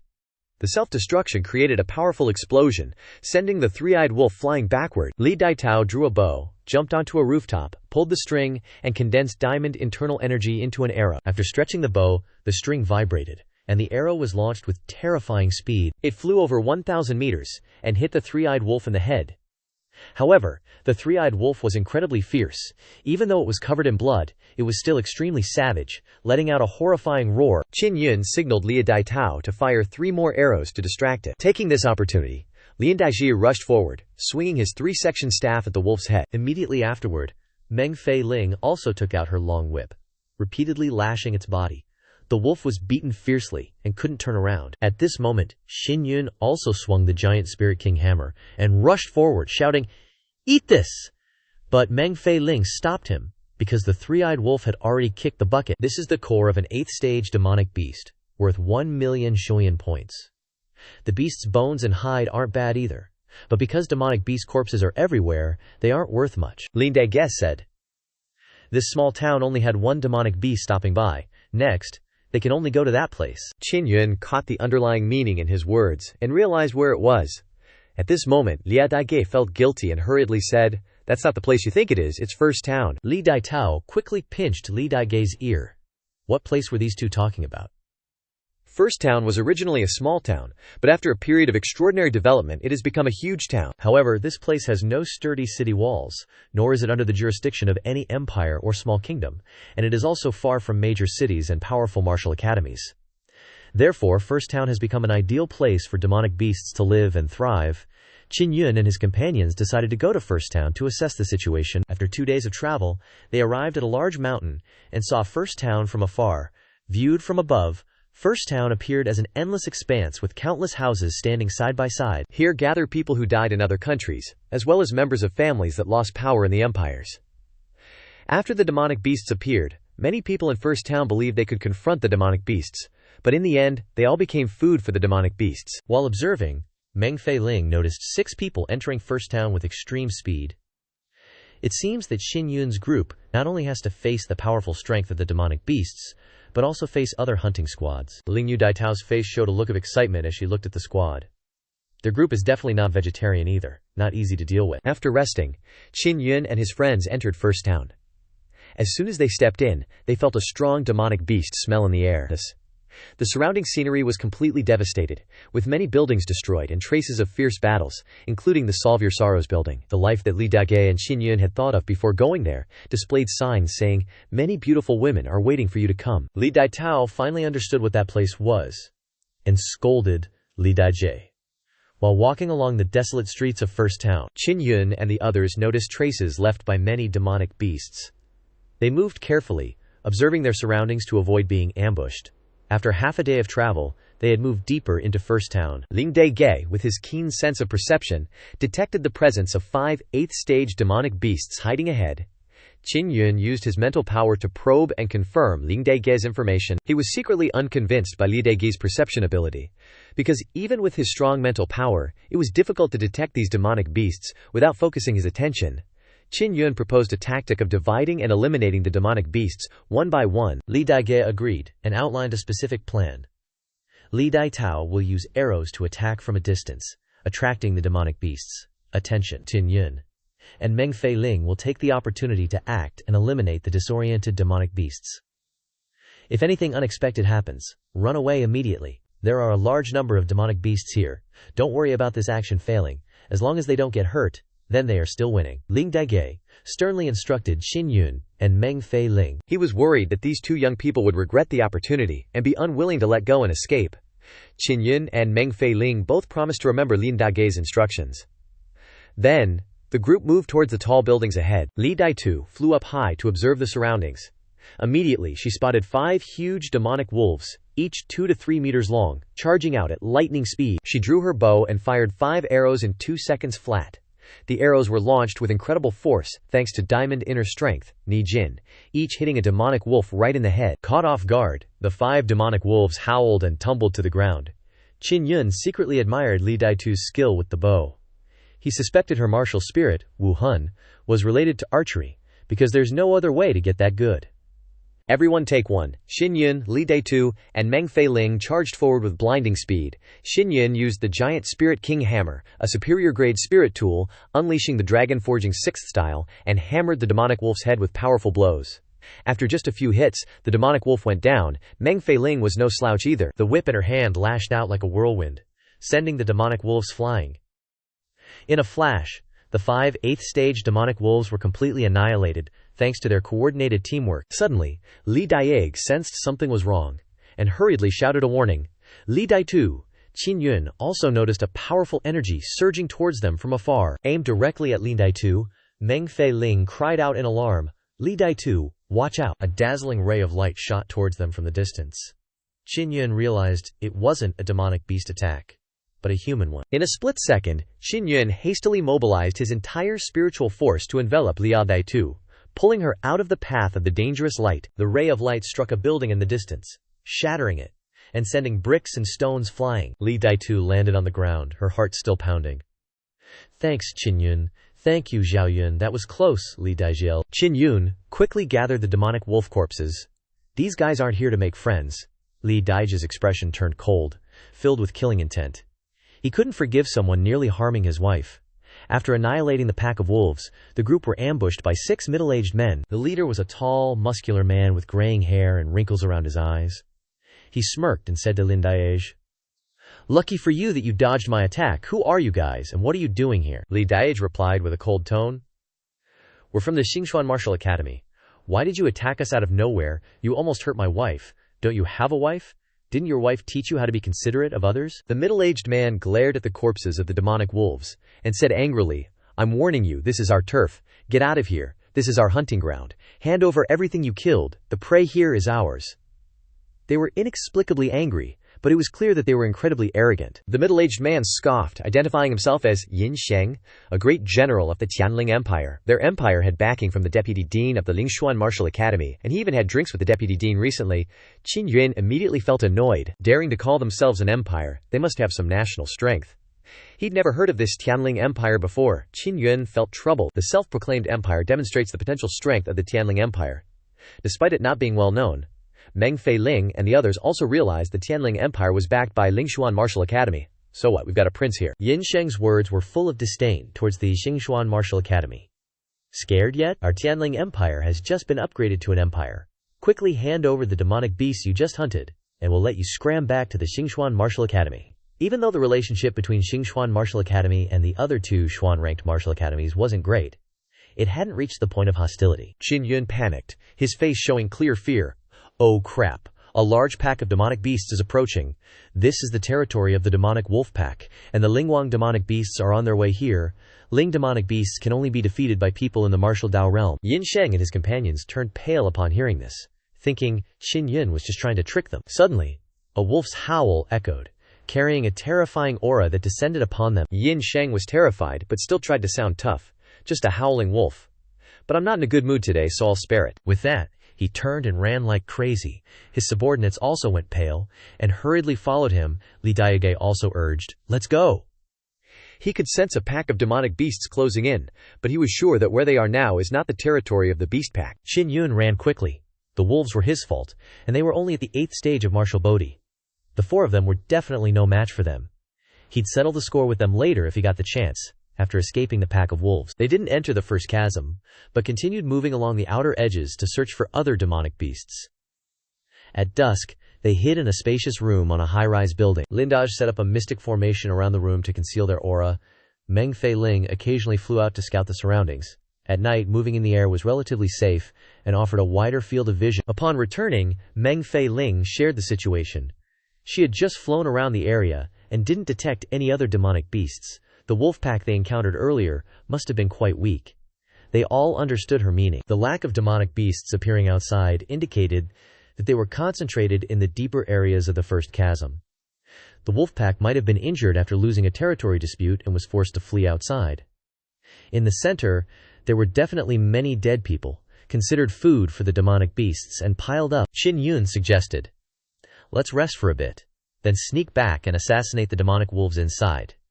Let's get whatever we can." Lai Daj also said, "The stronger the demonic wolves inside, the smaller their size. The size of a rank 9 demonic wolf is roughly 2 or 3 meters. They chatted without needing to sleep. Simply relaxing their bodies allowed them to recover their strength. However, sleeping in a dangerous place like this was extremely risky. As night fell, Qin Yuan and the others set out to return to the area where the wolf pack frequented. There were many high-rise buildings here, some reaching over 10 stories. They moved cautiously on the rooftops of the buildings, gradually approaching the wolf pack's territory. Meng Feiling whispered, "Slowly approaching the wolf pack's territory. How exciting. If the demonic wolf lord is really injured, they might be able to take down a spirit beast level demonic wolf, and that would be 50 million profound points." Then, she gently jumped from the roof of an 8-story building, leaping onto a roof 1 meter higher. Laidage also said. They returned to the area where the wolf pack appeared to observe. If there are still a few rank 9 demonic wolves in the pack, then forget it. They shouldn't risk it. They believed that, if they cooperated well, they could take down a rank 9 demonic wolf. but dealing with the entire pack was impossible. They finally returned to the area the wolf pack frequented. From the roof of a high-rise building, they looked out at the building in the distance. The wolves were all inside that building. They were only hiding on the first floor of the shops. There was definitely no one upstairs. After a period of observation, they discovered there was one on the first floor, and the floors above were spaced out. They were sparsely distributive. If they could land a fatal blow and prevent the demonic wolf from making any noise, they might be able to successfully ambush them. It was night. It was time for them to perform. Qin Yun and Li Daj began to act. They split up in two directions, approaching the building, breaking in through the windows, and carefully going down to the first floor via the internal staircase. Qin Yun told Li Daj to stay up high, while he used the bright yang martial spirit and the power of shadows to hide himself in the darkness, moving easily down to the first floor. Upon reaching the source of the aura, Qin Yun discovered it was a rank 9 demonic wolf sleeping soundly. Its aura was extremely terrifying, much stronger than any rank 8 demonic beast he had encountered before, even though its size was only about 2 or 3 meters. Qin Yun concluded, "This is a rank 9 demonic wolf." As he hesitated whether to attack, he suddenly noticed many claw marks on the demonic wolf's body, indicating it had fought other demonic beasts and was heavily injured. He decided to attack. Qin Yun unleashed the spirit-gathering kill, condensing a powerful amount of mental energy and attacking the rank 9 demonic wolf's head from a distance. Caught off guard, the demonic wolf's body convulsed violently. However, due to severe brain damage, it fell into a coma, unable to control its body or make a sound. Attacked repeatedly, the demonic wolf gradually weakened and collapsed. Qin Yun quickly finished it off with a fatal blow. Then he called Li Daj to come check it out. Qin Yun took out a rank 8 demonic core from the demonic beast's body. It was a bit heavier than usual, not bad. This was his first spoil of war after entering the first chasm. They continued to move cautiously through the building, wary of other demonic wolves. Their next goal was to find other injured demonic wolves and take them down to collect spoils. Over an hour passed, and Qin Yun and Li Daj had successfully killed 10 rank 8 demonic wolves and 2 rank 9 demonic wolves. The spoils they obtained were immense. This could be said to be due to their luck. If it weren't for encountering the attacking wolf pack, they wouldn't have had this opportunity. What astonished them was that the bodies of the demonic wolves they killed all had horrifying claw marks, indicating that the wolf pack had fought an even more terrifying enemy, forcing them to flee. Qin Yun and Li Daj were preparing to leave, when suddenly they saw a group of people moving in the sky. Since only Meng Feiling and Li Daisao were in this area but they couldn't fly, Qin Yun and Li Daj guessed it was definitely Yin Sheng and his gang. Were they also planning to secretly assassinate the wolf pack? Then, Qin Yun sneered and took out a thundering talisman, sticking it to the wall and pouring a stream of mental energy into it so it could be activated remotely. Qin Yun and Li Daj carefully moved to the rooftop, where Meng Feiling and Li Daisao were. The two women had been watching them from the rooftop and were ready to attack if any movement occurred. They hid behind a demonic beast statue to observe. A total of 10 people entered the building, some at the 9th level of martial body, some at the 8th level, and one at the martial Dao realm. Then, they split up and stuck mid-grade thundering talismans inside the building where the demonic wolves were resting. It was time to wake up the wolf pack. Yin Sheng learned of the wolf pack's presence and guessed they had been driven away. He immediately returned to report, and a martial Dao realm expert praised him. Then, he and the others went to the wolf pack's lair, but because the released blood aura spilled out, the martial Dao realm expert quickly realized someone else was here. Yin Sheng angrily guessed it was the people from the Star Profound Martial Academy. The rank 8 and 9 demonic wolves here must have been mostly killed by them. They definitely wouldn't dare to touch the Wolf King, so he suggested his companions go directly to kill the Wolf King. The old martial Dao realm expert also nodded in agreement.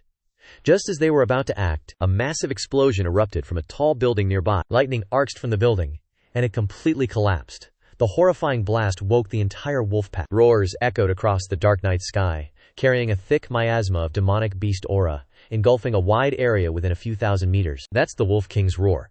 The bastards from the Xingxuan Martial Institute are definitely behind this. We gotta bail, Yingsheng shouted in a panic. You and those guys had a conflict. Why didn't you tell us? If we knew, we would have been prepared. The old martial arts expert scolded Yinsheng in a furious voice and then flew away. More than 10 people fled in terror, not daring to face the enraged Wolf King. Just as Yinsheng and his group took to the air, a colossal demonic wolf leaped high into the sky. It roared ferociously and spat out a beam of purple light that hit one person, blasting him into pieces. Wolf howls reverberated, and the entire pack frantically attacked the people flying in the air. The enraged Wolf King continuously released terrifying bursts of aura, locking down those in the air. Seeing this terrifying scene, Yin Shang was filled with fear and hurriedly sped up to escape the Wolf King's sensing range. Qin Yun and his group, witnessing this from afar, were overjoyed. "Serves those bastards right, who told them to be so arrogant and even dared to attack our sister-in-law," Meng Feiling said with a laugh. Li Dajie nodded in agreement. Yin Shang ain't getting away with this. They had gained a lot of loot tonight, and now seeing Yin Shang and his group fleeing, they were extremely gleeful. "Let's go, let's leave the Wolfpack's territory before we talk," Qin Yun said and began to retreat from the rooftop. Of Yin Shang's group of more than 10 people, only 6 survived and retreated, gathering in a dense forest with extremely unsightly expressions. Yin Shang was also full of fury. If everything had gone smoothly, he could have received the appreciation of that old martial arts expert, but now he had suffered such a heavy loss because of it. He gritted his teeth and said, "Senior, it's all Junior's fault. Junior will definitely chop off the heads of those 4 bastards and bring them back to the Tianlang Empire." The old martial arts expert shouted, "That goes without saying. The specific cause of death of our 6 comrades is not allowed to be spread. Just say that we were attacked by a demonic beast pack, and they sacrificed themselves. Half of his team had died. If the real reason were told, his reputation would also be affected." Day had broken. Qin Yun and his group had arrived in a safe area. Lia Dege sat down to take stock of their loot. 4 rank 9 demonic spirit stones, which can be exchanged for 20 million profound points, plus 28 rank 8 demonic core crystals, for a total of 46 million. The couple didn't need these core crystals, as they had promised Qin Yun that they would help him earn 100 million profound points. Meng Feiling also didn't need them, as she had promised to obtain the divine leopard's echo. Li Dege said, "We're about to enter the 4th area. If the demonic beasts are too strong, we'll leave. We can't go any deeper. It's already not simple." Lin Dasao slapped Lin Dege, because she heard Li Dege still wanted to go deeper. Meng Feiling flew in the sky, hiding in the clouds, making Qin Yun couldn't help but sigh in admiration. Her eagle martial soul helped her fly very fast, far surpassing Qin Yun and Li Dege. At the same time, it consumed less inner force. Thanks to her sharp eagle eyes, she could spot prey from above, even when they were hiding in houses. But if she encountered large flying demonic beasts, it would be very dangerous. After only a moment, Meng Feiling landed with a delighted expression and announced, "Discovered a lone iron armor giant crocodile. It might be a rank 9 demonic beast. It's over 10 meters tall, its whole body emits a strong light. It must be a demonic beast with extremely strong defense. It has a person's corpse in its mouth." Li Dage received detailed location information from Meng Feiling and immediately set off. Before long, they saw the gigantic iron armor giant crocodile. Qin Yun stood high and observed. There may be other demonic beasts around here, but their strength isn't strong, so they're all hiding in the houses, afraid of being eaten by this rank 9 demonic beast. Li Dasao nodded and took the lead in launching the attack. Their strategy was for Li Dasao to shoot arrows from afar, then Qin Yun and Li Dage would rush in to attack.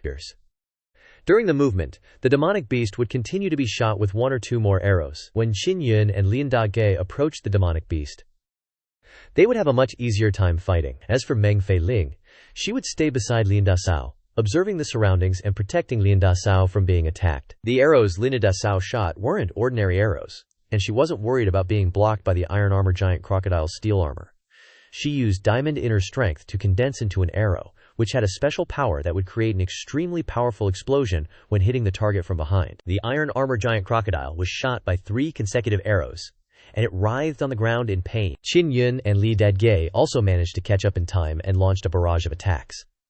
The iron armor giant crocodile's steel armor was extremely sturdy, and moreover, it was a rank 9 demonic beast. Qin Yun unleashed a powerful dragon-plundering 6th form strike on its head, but it couldn't penetrate the armor. Lin Dege used his 3-section staff to strike fiercely on the armor, creating flashes of sparks. The giant crocodile lashed its tail with terrifying force, creating a terrifying gust of wind that forced Qin Yun and Lin Dage to dodge. This gust of wind was like a sweeping storm, destroying dozens of buildings around. Dozens of buildings collapsed in an instant, and dust billowed up. Qin Yun and Lin Dage continued to attack fiercely in the dusty haze, coordinating rhythmically. However, they also felt worried, because the loud noise would attract more demonic beasts. Meng Feiling and Lin Dasao were extremely worried, because the area where Qin Yun and Lin Dage were fighting had many buildings collapsing, and ash was swirling, making it impossible for them to see. Through the dust cloud, Qin Yun sensed the ironclad behemoth nearby, hastily unleashing his dragon plunder's 6 forms, relentlessly attacking the beast's head. "Now's our chance," Big Bro Lai roared. Then he combined his 3-section staff into a single long staff. He viciously thrust the staff into the beast's mouth. The staff pierced through its mouth and into the ironclad behemoth's body. Big Bro Lai continuously poured diamond inner strength into it, destroying the beast's internal organs from the inside, ultimately obliterating it. The ironclad behemoth, in excruciating pain, swung its tail, unleashing a terrifying blast that devastated the surrounding ruins and created a massive cloud of dust. More buildings collapsed. Over 100 meters around were flattened by the tail shockwave.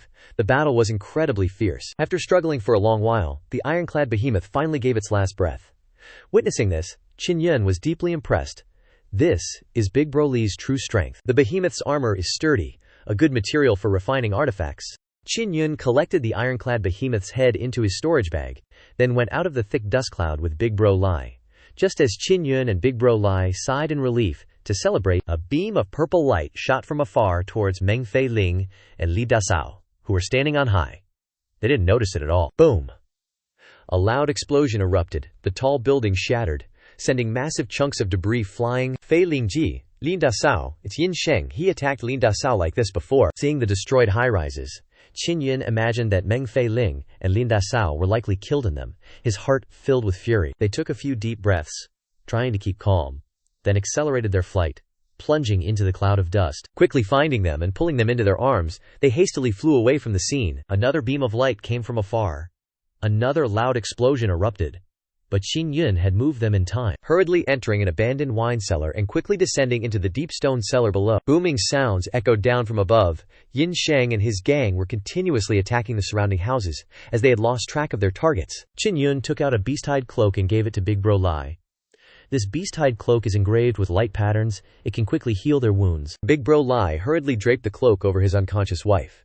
Seeing his wife's aura gradually stabilizing, he also breathed a sigh of relief. Qin Yun also draped the light patterns over Meng Fei Ling. Seeing Meng Fei Ling injured and unconscious, Qin Yun's anger couldn't be contained. "I promise I will help you get this debt back." Outside, Yin Sheng's group was making a lot of noise, which attracted magical beasts. Yin Sheng was very afraid of death. The night before, he was almost killed by Ling Wang, but still had to pretend. Before small magical beasts, how can he be stopped? It was his brothers who called to withdraw, so he withdrew. Qin Yun released his spiritual power, hearing all their conversation. Realizing that this new empire's crown prince had such subordinates, and certainly was no good, it's best not to let him run into them again. The two crown princes, Qin Yu and Xin Zhengfeng, were both crippled by him, basically not afraid of any crown prince. Light pattern cloaks have very fast healing speeds. As long as there are beast hides, Qin Yun can easily craft them. He took this opportunity to give Big Bro Lai and his wife a set as well. Although Meng Fei Ling's face was still pale, she had regained her radiant beauty. However, she was still pretending to be weak, leaning into Qin Yun's arms, acting coquettish. How could Qin Yun not realize this? But he had no choice but to let this enchantress take all the advantages. Big Bro Lai smiled when he saw that his wife had recovered. Fortunately, she woke up. It was really dangerous just now. This inscriptionist, Zhao Yun, is really amazing. Everyone's wounds are healed by his beast hides. Meng Fei Ling forgot she was pretending and added, thinking that the wounds were caused by that bastard Yin Sheng, she became angry again. Big Bro Lai suggested that they go back first. This time the harvest is also very large. Go home and call more people. Later, if they encounter such a situation, they don't need to worry anymore. Li Dasao and Meng Fei Ling both nodded in agreement. Qin Yun thought for a moment and told them to go back first, while he stayed behind. He wanted to go to the first district and see. He thought he could infiltrate inside. Meng Fei Ling hurriedly jumped into his arms. "No way, it's too dangerous outside." Big Bro Lai and his wife also hurriedly advised Qin Yun not to be reckless. He hurriedly said, "Rest assured, Qin Yun is not someone with an empty name." Qin Yun closed his eyes, collected a large amount of Yin Sheng's aura, then absorbed it into his body, condensing it into blood-soul power, and drew a spirit rune on the spirit talisman. This spirit rune is called the soul-chasing rune, an extremely strange type of spirit rune. By condensing the target's aura and blood-soul power, one can create a soul-chasing talisman. The soul-chasing talisman can track the location of the person with that aura. Qin Yun wasn't in a hurry to advance to Zone 1. He planned to hunt down Yin Sheng first. Yin Sheng is at the 8th level of the martial body realm, but Qin Yun believes he can defeat him. Even if he can't kill him, he can severely injure him. As long as he separates from the group, he will strike immediately. Qin Yun is determined to spend time hunting down Yin Sheng until he eliminates him. Qin Yun quickly refined a soul-chasing talisman. After activating it, the soul-chasing rune talisman glowed, floating and moving slowly in a specific direction. He immediately set off. Faint sounds echoed from afar, secretly delighting Qin Yun. Yin Sheng must be over there. If he's fighting magical beasts, I can take advantage of the chaos to attack him. Qin Yun cautiously moved closer to the battle area, hiding behind cover and clearly sensing Yin Sheng's inner energy aura. Besides Yin Sheng, there were also 7 other martial body cultivators at the 8th and 9th levels. Qin Yun thought to himself, this Tianling Empire has some strength. It's a pity their luck isn't good. Just when they became an empire, a horde of magical beasts appeared. The Tianlang Empire probably seized the opportunity of the magical beast invasion to seize other small countries. With the Lingshuan Martial Academy backing them, other small countries were able to join. Qin Yun approached the intense battle area. Yin Sheng and his companions were dealing with a small horde of magical beasts consisting of over 10 8th and 9th grade magic bulls, covered in sharp teeth and 3 meters tall, looking like several buffalo. Could it be a small team of magical beasts that Yin Sheng and his companions ambushed? Qin Yun hid in the shadows, slowly moving closer. Perfect timing to test the body immobilization talisman, a top-grade spirit rune nurtured with diamond inner energy. He threw it towards a guy nearby. The body immobilization talisman activated, emitting a colorless, transparent energy that enveloped the guy. He instantly couldn't move, his face filled with horror. A magic bull roared like a tiger, charging forward, its horn stabbed into the immobilized martial artist, then charged towards Qin Yun. Qin Yun then took out a saber, unleashing the wind, severing 6 styles towards the magic bull, slicing the magic bull into pieces of fresh, delicious meat. Qin Yun successfully killed an 8th grade magical beast, secretly delighted in his heart. The meat quality isn't bad. I'll kill a few more later. I wonder if I can dry it into beef jerky.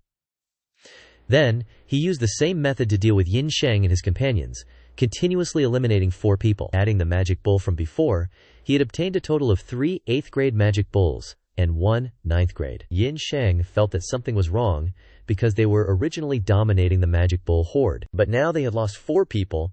If they continued fighting, they would be completely wiped out. Qin Yun hid in the shadows. Watching the group of magic bulls chase after Yin Sheng, he also secretly followed. The magic bulls chased Yin Sheng and his companions for over an hour. Finally stopping, Qin Yun stopped, hiding near the magic bulls, hesitating whether to try to eliminate this horde of magic bulls, because this horde of magic bulls was more or less injured, especially the 9th grade magic bull. The wound on its body was terrifying. He counted the remaining body immobilization talismans. There were 12 in total. Throw 10 at the same time, controlling all the magic bulls. If I can't immobilize the majority of the magic bulls, I'll have to give up. The magic bulls were still gathered in groups, not separating. Taking this opportunity, he took a few deep breaths and threw out 10 body immobilization talismans, covering all 7 magic bulls. The body immobilization talismans exploded. All the magic bulls noticed, trying to move but unable to, held in place by a strange force. As expected, the magic bulls were all injured, their strength reduced, unable to escape the power of the body immobilization talisman. Immediately, Qin Yun took out the giant Spirit King hammer, rushing out, channeling all the Mingyang suppressing thunderfire inner energy into the giant Spirit King hammer, forming a powerful diamond inner energy. The giant Spirit King hammer absorbed the diamond inner energy and became even more violent. Qin Yun unleashed a powerful dragon severing 5th style towards the 9th grade magic bull. With a boom, raging thunder and fire erupted, piercing through the head of the 9th grade magic bull, being eliminated in just 1 hit. Taking advantage of the momentum, Qin Yun continuously launched attacks on the other magic bulls. Each of his attacks shook the earth, creating large cracks. All the magic bulls fell to the ground dead. Qin Yun breathed heavily, feeling extremely excited in his heart. Damn, this is so like whack-a-mole. He looked at the giant Spirit King hammer in his hand, still feeling unbelievable. Although he didn't use all his inner energy, the battle just now was extremely intense, forcing him to exhaust all his strength. On the other side, Yin Sheng didn't see any magical beasts chasing after him. Wondering if he had escaped, Qin Yun collected the magic bull corpses. Hunting the magic bulls gave him over 20 million profound points. Currently, he has about 80 million profound points from magical beast cores. Since entering Zone 3, Qin Yun has continuously heard the roars of magical beasts, echoing from afar. He raises his vigilance, ready to deal with it if he discovers the aura of a magical beast. Qin Yun looked at the soul-chasing talisman moving slowly towards Zone 2, hesitating whether to continue pursuing. In the end, Qin Yun still decided to go there, but it's almost dawn. So yeah, no shadow force for him. Right now, he scrambled to find a cellar to craft talismans. With only martial body stage 7th level cultivation, using shadow force in broad daylight was a no-go.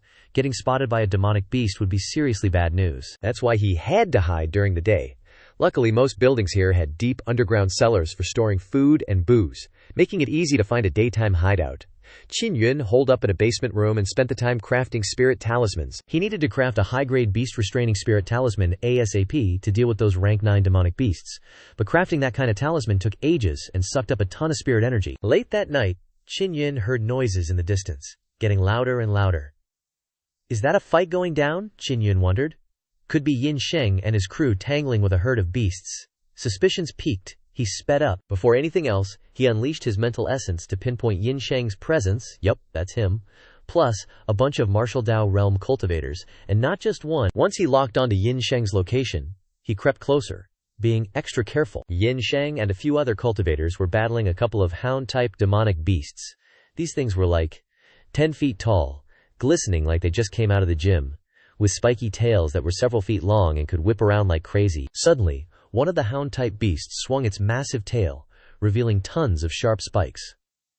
The spikes looked like they were packed with energy, and when they launched, they exploded on impact. Instantly, a cloud of dust billowed up as the surrounding buildings crumbled. Yin Sheng tossed out a few gale talismans to clear the dust. Qin Yun gripped his body immobilization talisman tight, but held back from jumping in. He wasn't sure if he'd succeed, and he was worried about getting spotted by Yin Sheng's buddies. Hound-type demonic beasts had crazy good senses, so if he got sniffed out, Qin Yun would be in deep trouble. Since he hadn't found the perfect opening, he decided to keep observing. As he was focusing, Qin Yun suddenly sensed someone approaching. Before he could react, bam! A net was thrown over him, trapping him tight. As soon as he was caught, the net started shrinking and zapping him with electricity, making his body go numb. He looked in a panic towards the source of the disturbance, and saw a young man in silver armor striding over. He was here for one reason and one reason only. He was part of Yin Sheng's group and a VIP at that. General Yin, I caught a fish, haha, the silver-armored youth laughed. Your Highness, what are you doing here? It's too dangerous. Yin Sheng rushed over, looking worried. The silver-armored youth was none other than Ling Yuan, the crown prince of the Tianling Empire. Ling Yuan grinned triumphantly. Look what I caught. This guy was sneaking around behind you, plotting something. Yin Sheng saw Qin Yun's face and immediately looked shocked, then roared in anger. It's this guy. He's the one who caused us to get attacked by that wolf pack, costing us so many cultivators. Ling Yuan took a closer look at Qin Yun's face and exclaimed in surprise. It's Qin Yun. I've seen his portrait. This guy is Qin Yun. Yin Sheng was stunned. He couldn't believe that the famous Qin Yun was right in front of him. Ling Yuan smirked. As long as he kills Qin Yun, he will be famous. Bring glory to the Tianling Empire. This trip is indeed not in vain. Yin Sheng laughed, looked at Qin Yun and said, the crown prince of the Tianling Empire is the grandson of the dean of Lingshuan Martial Arts Institute, who is destined to become a blue saint, much stronger than Qin Yun. Crushing the reputation of a brilliant genius gave Ling Yuan an overwhelming sense of superiority, and he fought even harder. Don't get cocky just yet. Qin Yun roared in anger, tossing out a fire talisman to create a raging inferno, trying to escape the net. Your broken fire talisman can't burn through my high-grade spiritual gear. Ling Yuan laughed loudly, blasting the flames away with a single palm strike. Qin Yun stared at Ling Yuan's grinning, savage face, gritted his teeth, unleashed Gathering God Assassination, and zipped over in an instant. Ling Yuan collapsed. Qin Yun casually turned his back and shrugged. You know what? Villains just talk too much. Yin Sheng watched the crown prince fall to the ground, his legs going limp. The crown prince of the Tianluo Empire is dead. Ling Yuan was too focused on hitting Qin Yun, and with Yin Sheng by his side he had relaxed his vigilance, and laughed provocatively. With Ling Yuan no longer controlling the net, Qin Yun quickly escaped, and tossed a body immobilization talisman at Yin Sheng, freezing him in place. Bound by the body immobilization talisman, Yin Sheng could only close his eyes and wait for death.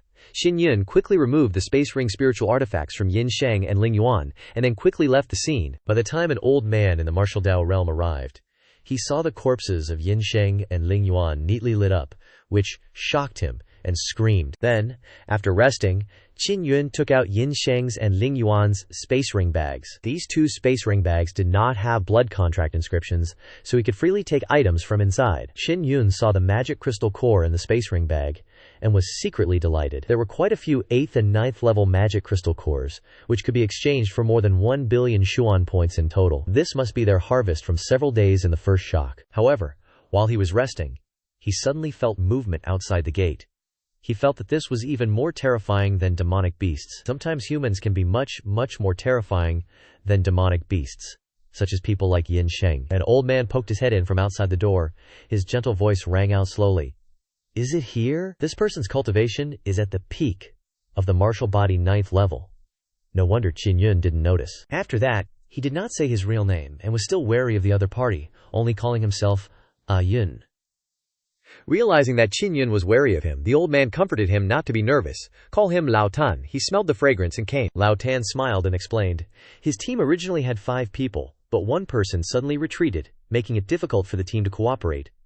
All the members of the team are at the martial body 9th level, and he also offered to invite him to join the team. Qin Yun is only at martial body 7th stage, while Lao Tan and his teammates are all at martial body 9th stage, so there's a bit of a power gap. Seeing that Qin Yun wasn't keen on joining, Lao Tan started begging and crying, confessing that he wanted to find a teammate who knew how to cook, because the food he cooked was just too hard to swallow. Seriously, it's all Qin Yun's cooking's fault for smelling so damn good. The aroma traveled far and wide, and then it also lured Lao Tan's other 3 teammates over here. Qin Yun then took out some food and shared it with them. Lao Tan grinned with satisfaction, went over to Qin Yun's side and introduced the other 3.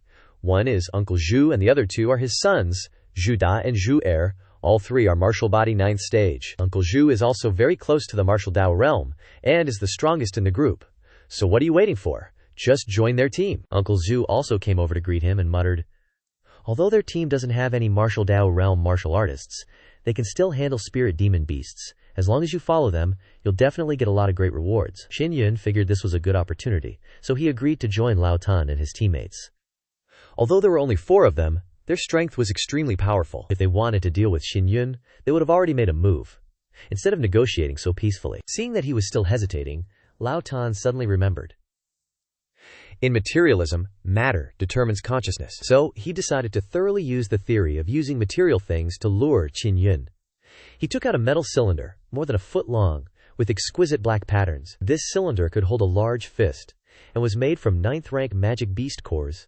It's a king-rank spiritual artifact called the Spirit King Cannon. The Spirit King Cannon has great power and can inflict heavy damage on spirit demon beasts. Lao Tan handed the Spirit King Cannon to Qin Yun and told him that this was the key to defeating spirit demon beasts. Only those with strong mental power could control it accurately. Qin Yun was extremely surprised by the power of the Spirit King Cannon, so he immediately accepted their invitation to join. So he officially got the position of the team's chef, huh? Should Qin Yun make seafood soup or curry next time? Qin Yun followed Lao Tan and the Zhu family out of the building, raised his head to look at the 9-sun sky, and felt the rich spiritual energy in the air. He carefully walked and asked Lao Tan, are there many people in the second area? Lao Tan explained that there are quite a few teams lurking in the second area, and it's usually very difficult to meet them. This place has a lot of people, making it harder to find suitable teammates. Furthermore, the second area is a mixed bag, and it's extremely dangerous to join a team with members who have bad intentions. Qin Yun thought to himself. So, didn't they just invite me to join because of my grilled meat? But in reality, Qin Yun, with his martial body 7th stage cultivation, and being alone here and not a local, Lao Tan and the Zhu family weren't too worried about him posing a threat to them. Lao Tan stopped and let Uncle Zhu go to check the situation around.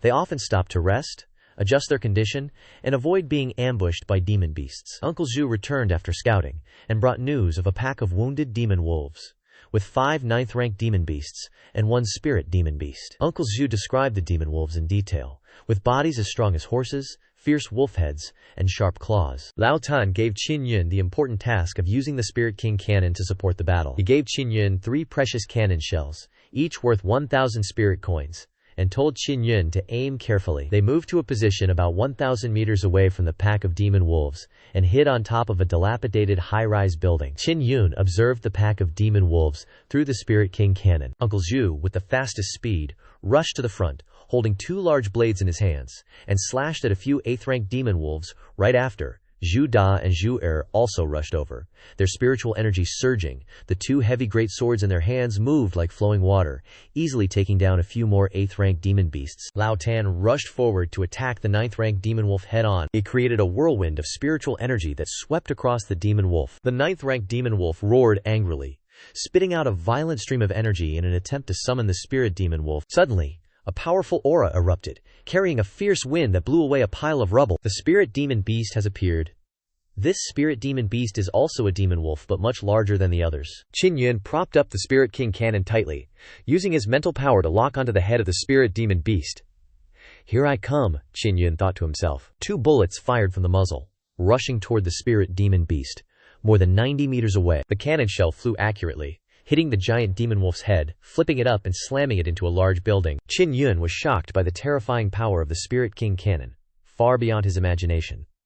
If a person in the martial Dao realm were shot twice, they would either die or be injured. The pack of demon wolves was scattered, and the 5 people in the team had taken down a pack of demon beasts, with even a spirit demon beast. Afterwards, Lao Tan led the team into an abandoned 7-story stone tower and rested on the top floor. He stood by the window looking at the sky, contemplating that searching for demon beasts was not easy, requiring patience. However, what he was more concerned about at the moment was whether Qin Yun's soup was ready yet. In contrast, Qin Yun was quite patient. Then they checked and divided the spoils equally.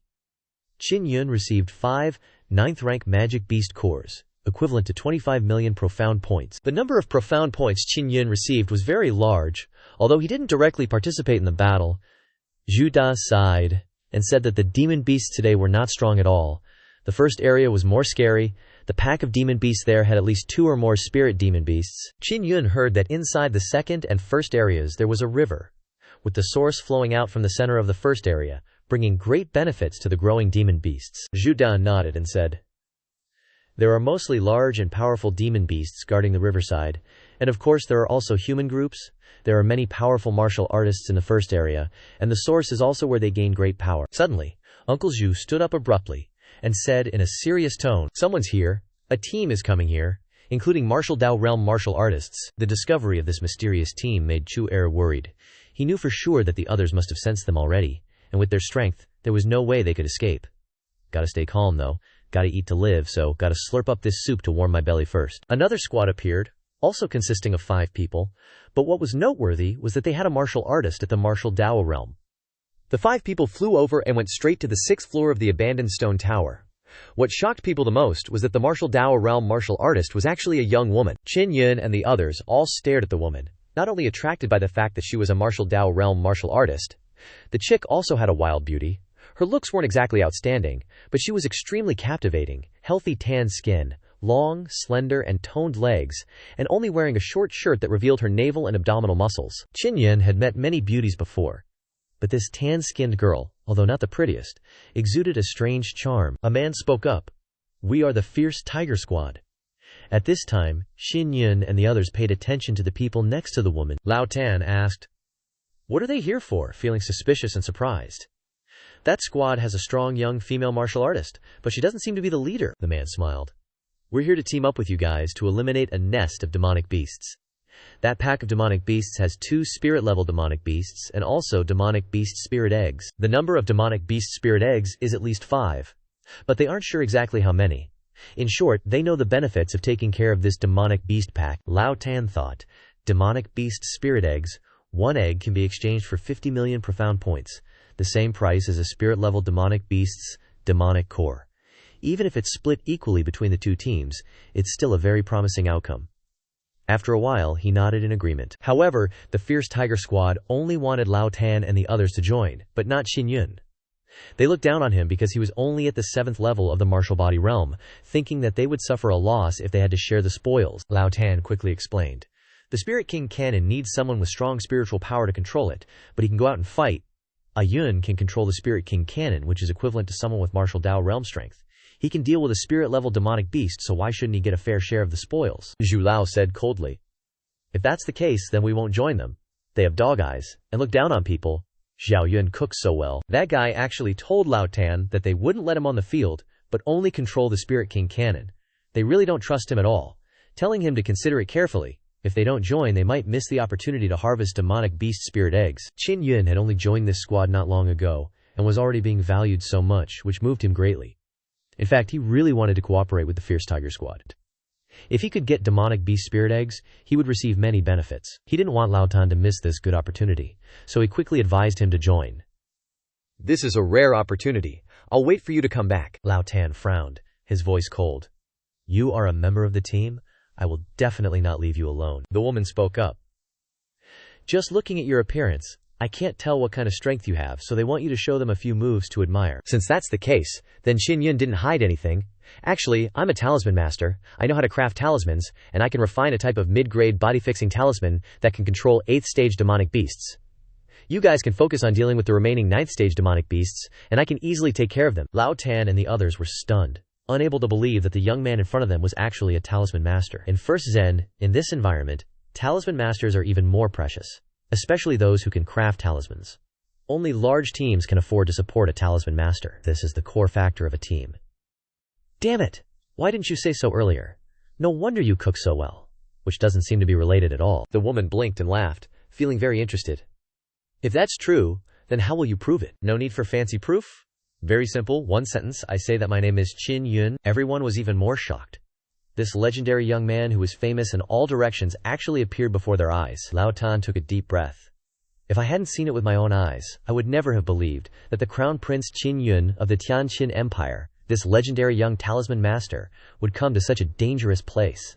Just revealing his real name completely convinced the fierce Tiger Squad, and they directly invited him to join. At this time they all hurriedly reintroduced themselves. The woman was Lan Feng Jin, also encountered this squad on the road.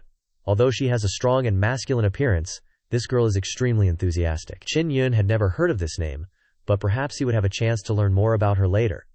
A girl like that definitely has an extraordinary background. The two teams began to get to know each other. A few days later, the group carefully approached a huge mountain manor. As they approached the demonic beast pack, Qin Yun felt an extremely strong demonic beast aura. He climbed up a building far enough away so that the Spirit King cannon could attack accurately. Qin Yun's mission was extremely difficult. Among the demonic beast pack were two spirit-level demonic beasts. He needed to use the Spirit King cannon to seriously injure one of them, while Lan Fengjin would deal with the other one. Daishan and Lao Tan approached the territory of the demonic beast pack. Daishan shouted loudly. They had thoroughly discussed their tactics beforehand and knew how to coordinate with each other. The two teams unleashed their fastest speeds and charged in. 7 demonic beasts at the same time roared from the building occupied by the demonic beast pack. The earth-shattering roar of the beasts rang out, shaking the heavens and the earth. On the tall building, Qin Yun looked through the Spirit King cannon and saw red shadows rushing out from inside the walls of the mountain manor. These demonic beasts were all agile and covered in red fur. These demonic beasts were terrifying.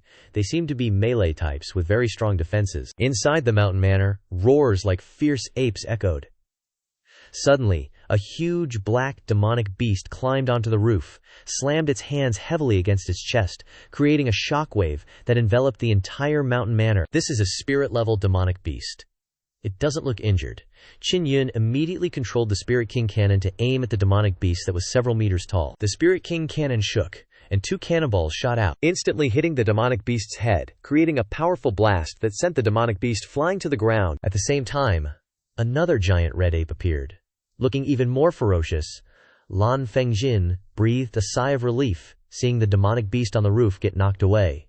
One spirit demonic beast down, and this one's mine to handle. As soon as it showed up, the red ape charged at Lan Fengjin. But something felt off to her. Just as Qin Yun was focusing on the fight, he suddenly realized that the black demonic beast he knocked away earlier wasn't dead yet. This demonic beast roared, its raging aura terrifying Lan Fengjin, Lao Tan, and the others, especially Lao Tan and Daishan, who thought the Spirit King cannon had finished off the black demonic beast. They never expected it to be alive. Lan Fengjin immediately signaled him to keep hitting the black one. Qin Yun had 2 cannonballs left, so he immediately aimed the Spirit King cannon and fired again. Hit from behind the chest, the black demonic beast got a hole blown through its body and finally collapsed, dead. Everyone breathed a sigh of relief. Lan Fengjin also felt more at ease and continued fighting the red demonic beast. After the black demonic beast died, the red demonic beast became even more enraged, like it was going berserk. It charged forward, attacking fiercely. The long horns on its head suddenly shot out red beams towards Lan Fengjin. Lan Fengjin also swung her axe, hacking at the demonic beast's body repeatedly. Each hit was deep, but the demonic beast still didn't fall. From afar, Qin Yun watched Lan Fengjin fight, feeling that this red demonic beast was too strong. It had been hacked so many times with the axe and it was still full of energy. Lanji's axe can't cut through the bones, it's just tearing the flesh. Qin Yun was extremely worried that other demonic beasts would be attracted by the loud noise. Suddenly, a muffled sound rang out, startling everyone. Where did another demonic beast come from? It charged towards Lan Fengjin. Lao Tan saw it and hurriedly shouted, Dao Shan, didn't you say there were only 2 spirit demonic beasts? Why are there 3 now? Dao Shan was a little regretful. Sorry, I didn't scout carefully enough. Now we're facing tier 8 and 9 demonic beasts, way more than predicted before. Moreover, Qin Yun is out of cannonballs. They couldn't split up or retreat, so they were in a difficult situation for the moment. Seeing such a serious situation, Qin Yun took it upon himself to rush to the rescue. Very quickly, he approached the target, still calm, and hurriedly threw the body-freezing talisman in his hand at the Tier 9 demonic beast, causing it to freeze in place. Then he jumped down. The once clear blue sky suddenly filled with thick, dark clouds, and a heavy rain suddenly poured down. Lan Fengjin sensed an aura surrounding them. "Be careful, there are many people nearby." Lan Fengjin's expression was serious as she said calmly. As soon as she finished speaking, one person after another appeared and surrounded Qin Yun's entire group. More than 100 people, all armed with weapons, wearing cold expressions and eyes full of murderous intent. "You guys killed the pack of blood-frenzied spirit beasts. You aren't many in number, and your strength isn't that great, yet you were able to wipe out this demonic beast pack. You really do have some skill." An old man took off his wide-brimmed hat, revealing a bald head, holding a sharp scythe, and said with a cold laugh, "What do you want?" Lan Fengjin asked coldly. This hunting squad had 3 martial Dao realm experts. The others were all at martial body tier 9. Their strength was extremely terrifying. Qin Yun's group was completely unable to handle them. The bald old man laughed coldly.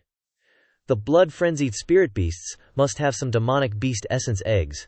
Hand them over, and we won't make things difficult for you. After all, we came from so far away, we can't go back empty-handed." It seemed that Qin Yun's group, attacking the 7 demonic beasts, had created a commotion, attracting the attention of this hunting squad. When they arrived, the beast pack had disappeared, leaving only scattered corpses and the remaining aura of the demonic beast essence eggs. So they pursued them here.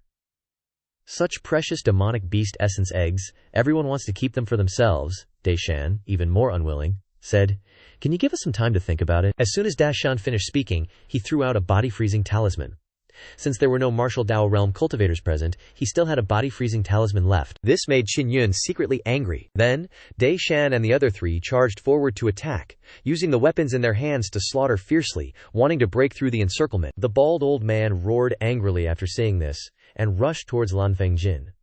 The other 2 martial Dao realm cultivators also rushed towards Lan Fengjin at the same time. They didn't dare to face a mysterious young woman at the martial Dao realm alone, especially when she was holding a giant axe, a mysterious king-grade spirit artifact. In an instant, a chaotic battle erupted. Lan Fengjin struggled to resist the 3 old men at the martial Dao realm. Deshan and the others made a sudden move, clearly anticipating that Lan Fengjin would block the 3 martial Dao realm experts, and the remaining people would deal with Lao Tan's group. In this way, they would have a greater chance of escaping. Lan Fengjin and Lao Tan were both extremely angry. Deshan's actions were clearly betraying them. Lao Tan whispered, "Tell Qin Yun to find a chance to escape." Just as he finished speaking, he saw Qin Yun take out a demonic beast essence egg. He didn't understand what he wanted to do. When Qin Yun took out the demonic beast essence egg, the people surrounding them immediately stopped. Qin Yun smiled inwardly. He wanted to pull something big. Then he threw the demonic beast essence egg hard on the ground.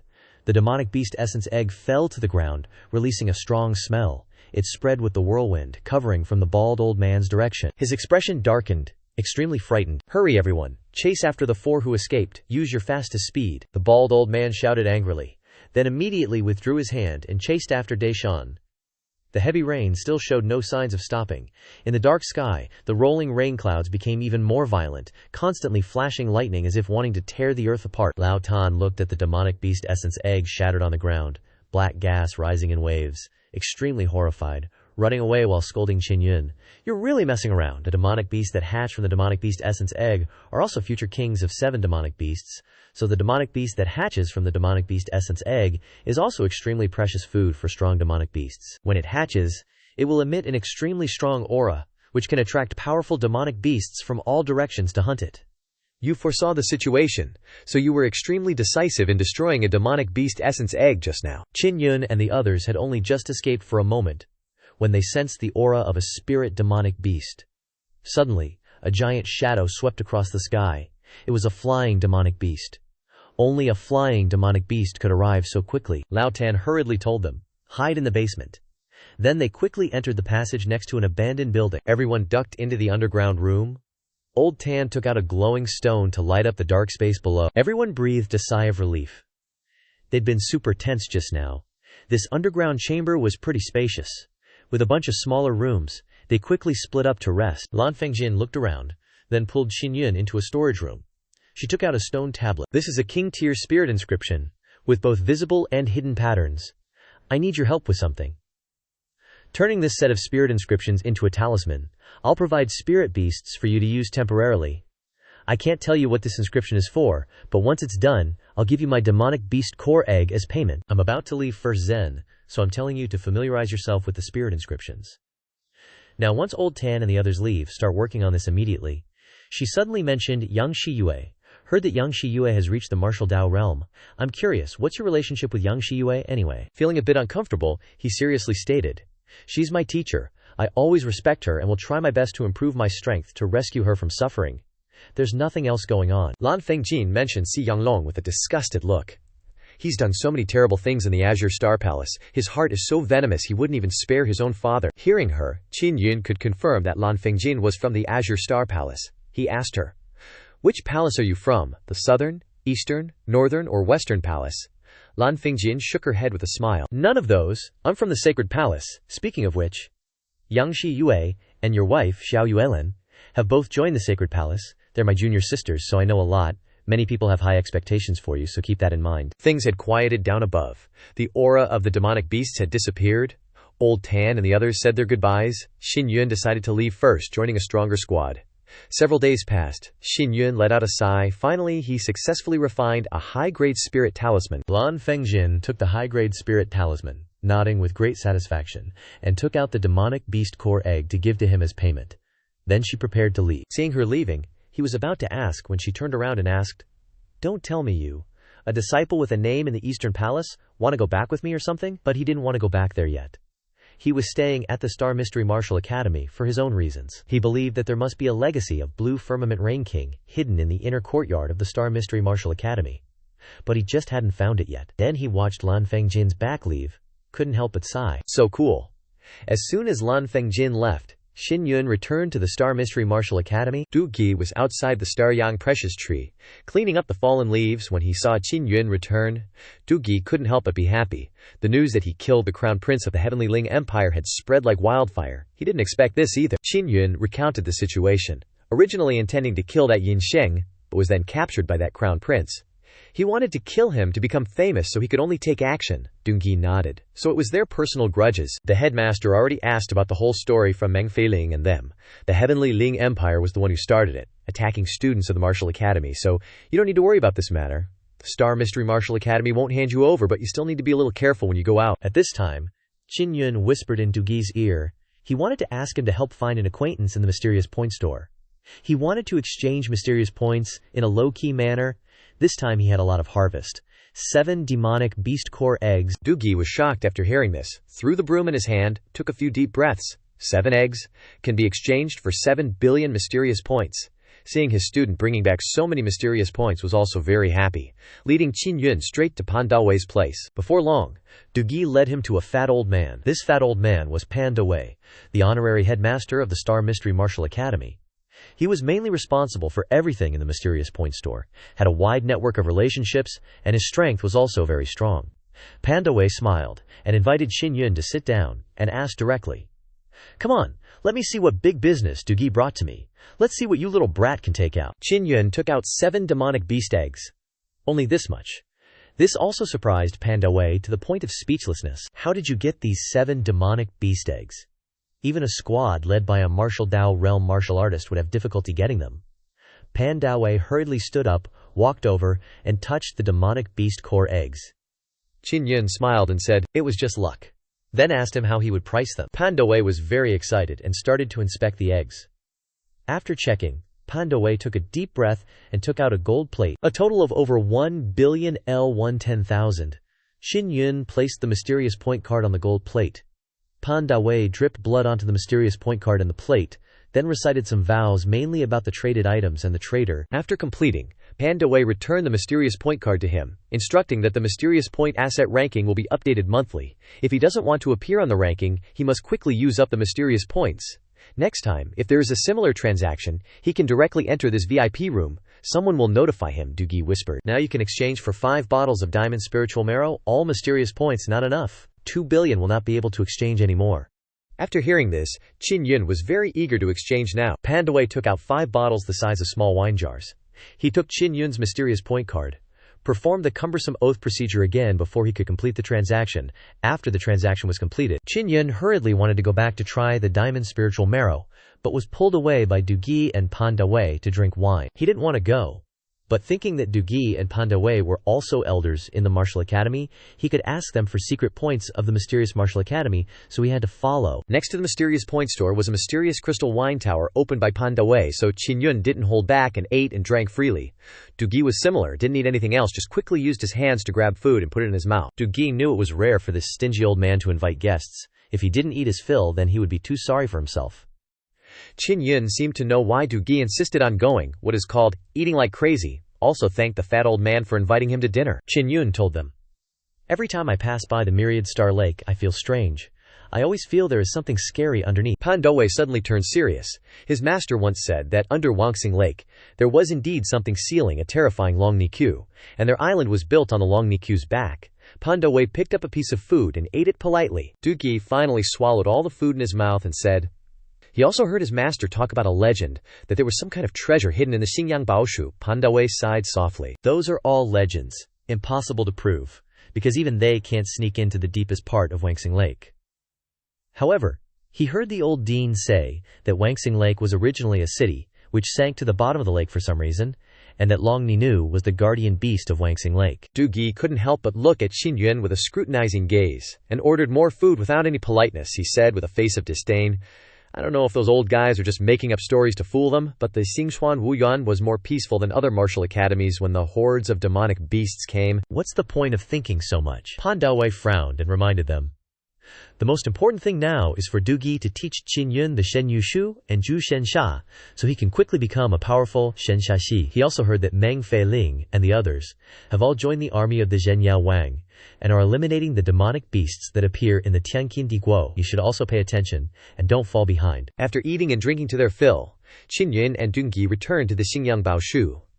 Qin Yun took out a large cauldron and placed it in the middle of the secret chamber. Then, he took out a large beast skin and spread it under the cauldron. There were spirit patterns on the beast skin that formed a formation. Before long, the cauldron was full of water. Qin Yun took out the diamond ling sui, poured it into the large cauldron, and jumped in to start soaking himself. The diamond ling sui had a shimmering golden color, and when poured into the cauldron of water, it also turned golden. The martial body's 7th stage, Golden Bone Realm, requires undergoing the diamond bone refinement, transforming the golden bone chi into a liquid, so that the martial soul becomes a diamond martial soul.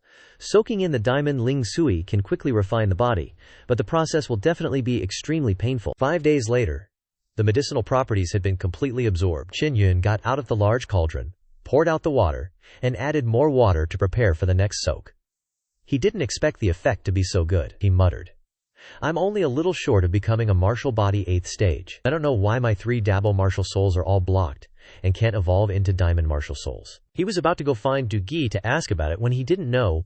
When he had been hiding behind him, Du Gi already knew that Qin Yun had a problem with his martial soul, so he wasn't surprised. "You have reached a crucial stage, and you need to comprehend the spirit, combining your mind and the spirit of the martial soul, reaching a state of spiritual resonance, and only then can you make the martial soul evolve into a diamond martial soul." He didn't even bother to listen to him, and continued to explain.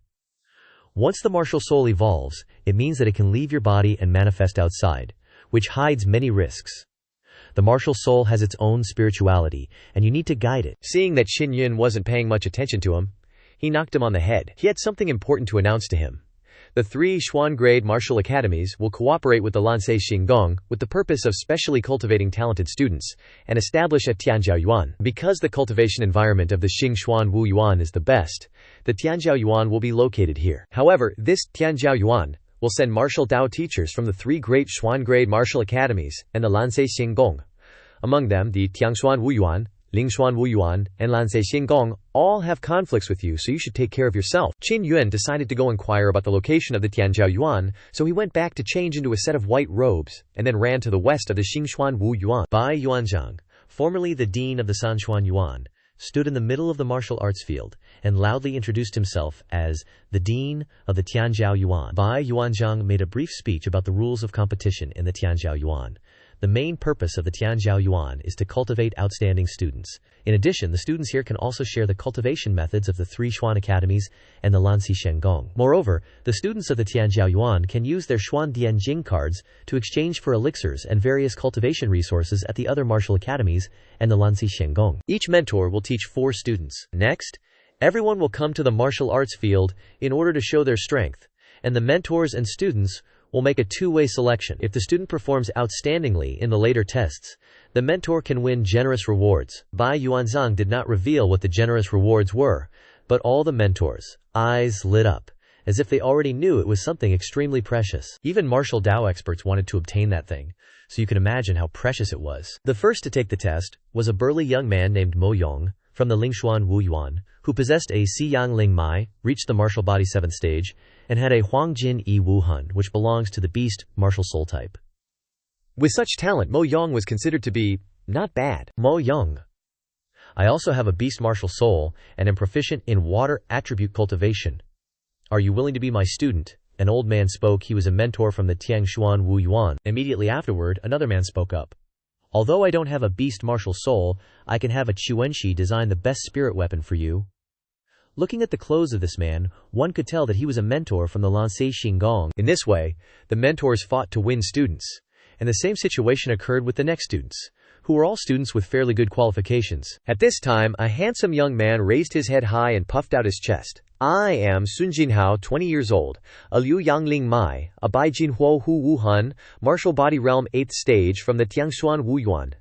The martial arts field fell silent for a moment, and everyone was shocked by Sun Jinhao's talent. Then, the mentors competed to snatch him, making attractive offers.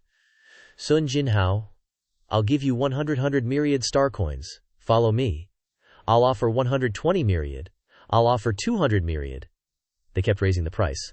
I'll offer 1,000 myriad star coins. Xiao Yanglong's arrogant attitude made the other mentors feel uncomfortable, but no one dared to speak. He could enter the martial Dao realm before the age of 30, which was his capital for arrogance. Okay, then you will be my mentor from now on. Sun Jinhao smiled and walked towards Xiao Yanglong. Xiao Yanglong smiled, took out a bag of star coins, and gave 1,000 myriad star coins to Sun Jinhao. That's really awesome. If his students are all extremely outstanding, he will definitely achieve good results in the end and receive generous rewards, so this money is completely worth it. Next, students with high qualifications appeared one after another, and the mentors directly offered prices and competed for students. The students were also very realistic. Whoever gave more money, that person was more capable, and they would choose to follow that person. Most of the martial body 8th stage students had been selected, including 2 women. At this time, only one person remained to step onto the martial arts arena, a beautiful and charming purple-clothed woman with a touch of indifference. I am Xue Zie, 18 years old, martial body 3rd stage. I can't reveal my spiritual meridian and martial soul. She had a petite and beautiful figure, but her voice was loud and clear, neither arrogant nor inferior. Although the mentors did not know Xue Zie's martial soul and spiritual meridian, reaching the martial body 8th stage at the age of 18 meant that they definitely had to compete for her. Before, many mentors madly bid prices. Xiao Yanglong also joined this competition, even offering a price of 1,500 myriad star coins. In the midst of the fierce competition, Lan Fengjin's voice suddenly rang out. Xue Zie, follow me. I entered the martial Dao realm when I was only 20 years old. How vulgar are star coins? I won't use that rustic star coins to bribe you. That's right, I am a high-level Chuanxi. Surprised? She was actually also an inscriptionist, and a high-level inscriptionist at that. Qin Yun cursed under his breath, because Lan Fengjin kept this a secret from him before, but now she's spilling the tea like it's nothing. Then, Shi Ziye also chose to join Lan Fengjin's team. Even though Lan Fengjin didn't promise them any money, they still wanted to be her disciples. Next up was Huozhong. Qin Yun was kinda worried, wondering if Huozhong would make the cut. Disciples who don't get picked by a mentor get the boot from this special academy. Seeing Huozhong's big, kinda dopey look, the other mentors weren't feeling it. There were way more talented disciples waiting in the wings. Still, a few old geezers were thinking about taking him. Just as Huozhong was about to make a call, Lan Fengjin suddenly called out, Huozhong, come to my side. Even if Huozhong ain't the sharpest tool in the shed, he ain't dumb either. He didn't get why Lan Fengjin chose him, but he still hurried over to thank her. The other disciples were shook. Lan Fengjin skipped over a bunch of body-tempering 8th stage disciples to pick Huozhong, a body-tempering 7th stage guy. Soon it was Mu Rongdaren's turn. The moment he stepped onto the stage, everyone started gossiping about him. including who he was going to side with. I'm Murongdae Ren, my martial soul is classified, my age is classified, and I'm at body tempering 7th stage. I'm a disciple of the Beast Martial Palace from the Azure Sacred Palace. Beast Martial Palace is practically a saint tier faction. Kiddos, Murong, you and Huozhong are good buddies. He already joined. I'm Putin Qin Yun in charge of the team. Wanna come over to my side? Lan Fengjin called out, and she's already throwing Qin Yun onto her team out of nowhere. Grandmaster, you have an eye for talent? Huo Lao San is also a disciple of the Beast Martial Palace. We're worth it. Murongdae Ren chuckled, dashing over to Lan Fengjin's side. Qin Yun lined up behind Murongdae Ren, and it was obvious that he would join the team. After the mentors choose their disciples, they will split into smaller groups, and then choose a leader for their team. No one objected, so Qin Yun became the captain. Ba Yuanzhang called the captains to receive the mysterious Pearl Demon Cores. The mysterious Pearl Demon Cores can absorb the power of the demonic beast core. When Sun Jinhao went to receive the mysterious Pearl Demon Core, he said to the dean, "Please expel Qin Yun from the Prodigy Institute. He's super evil. He just killed the crown prince of the Tianling Empire. I'm worried he'll be bad news for the Prodigy Institute's disciples." Qin Yun was all, "WTF? Are you out of your mind? The Tianling Empire's crown prince tried to kill me to get famous. Am I supposed to just let him kill me?" If you want to talk about evil, Mentor Zhao Yanglong is the biggest baddie around. Everyone knows he turned his own dad into a zombie. Watch out, he probably sees you guys as house pets. Xiao Yanglong shouted angrily, "Jinhao, smack him for me. This guy's spouting nonsense, tarnishing my reputation. Don't worry, I got your back." Hit Sun Jinhao. Hearing this, Sun Jinhao took a few quick steps forward. His speed amazed and impressed the other disciples. Just as he raised his hand to slap Qin Yun, he suddenly screamed in pain. "Get lost!" Qin Yun roared, slamming his heavenly hand attack on Sun Jinhao's face. Sun Jinhao went flying dozens of meters, his face all messed up. Hitting Sun Jinhao was like slapping Xiao Yanglong's face. He was too late to stop it, only yelling in anger, "Qin Yun, you really are vicious, see what I do to you." Lan Fengjin warned Xiao Yanglong, "Unless you want to lose teeth like Sun Jinhao, back off." Xiao Yanglong was salty. He turned to Bai Yuanzhang and demanded that Qin Yun be expelled from the Prodigy Institute for being violent and endangering the other disciples. But Bai Yuanzhang was seeing things clearly. He'd been watching the whole time. He ain't blind. Xiao Yanglong was the one who told Sun Jinhao to attack Qin Yun first. He straight up said that Xiao Yanglong was disrespecting him, trying to get him to kick out Qin Yun. Getting shut down by Bai Yuanzhang, Xiao Yanglong felt awkward but still tried to convince the other mentors to support expelling Qin Yun. If he was dead set on kicking out Qin Yun, then he'd play along to the very end. He sat down and put out a bunch of interspatial pouches. At first, a lot of people were like, "Seriously, you're trying to sell interspatial pouches right now?" The mentors were surprised too. How did Qin Yun have so many interspatial pouches?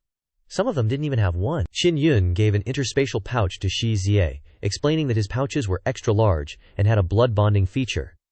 To celebrate them becoming teammates, he would only take 5 rank 9 demon cores if he sold her the interspatial pouch. She said she only had 3 rank 9 demonic beast cores. Qin Yun happily agreed to sell the interspatial pouch to Zhe Jie. Out of consideration that they are both from the same group, she could just owe him those 2 cores later on. Right after, he announced, "Today, anyone who opposes Xiao Yanglong staying at the Prodigy Institute is a VIP." Qin Yun quickly got a big thumbs up from everyone.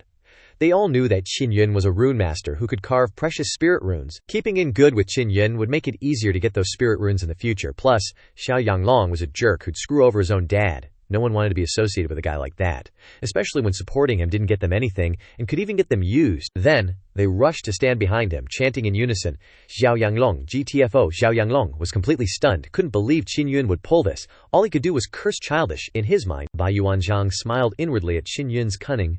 Xiao Yanglong was so pissed his eyes turned red, he growled angrily before leaving the Prodigy Institute.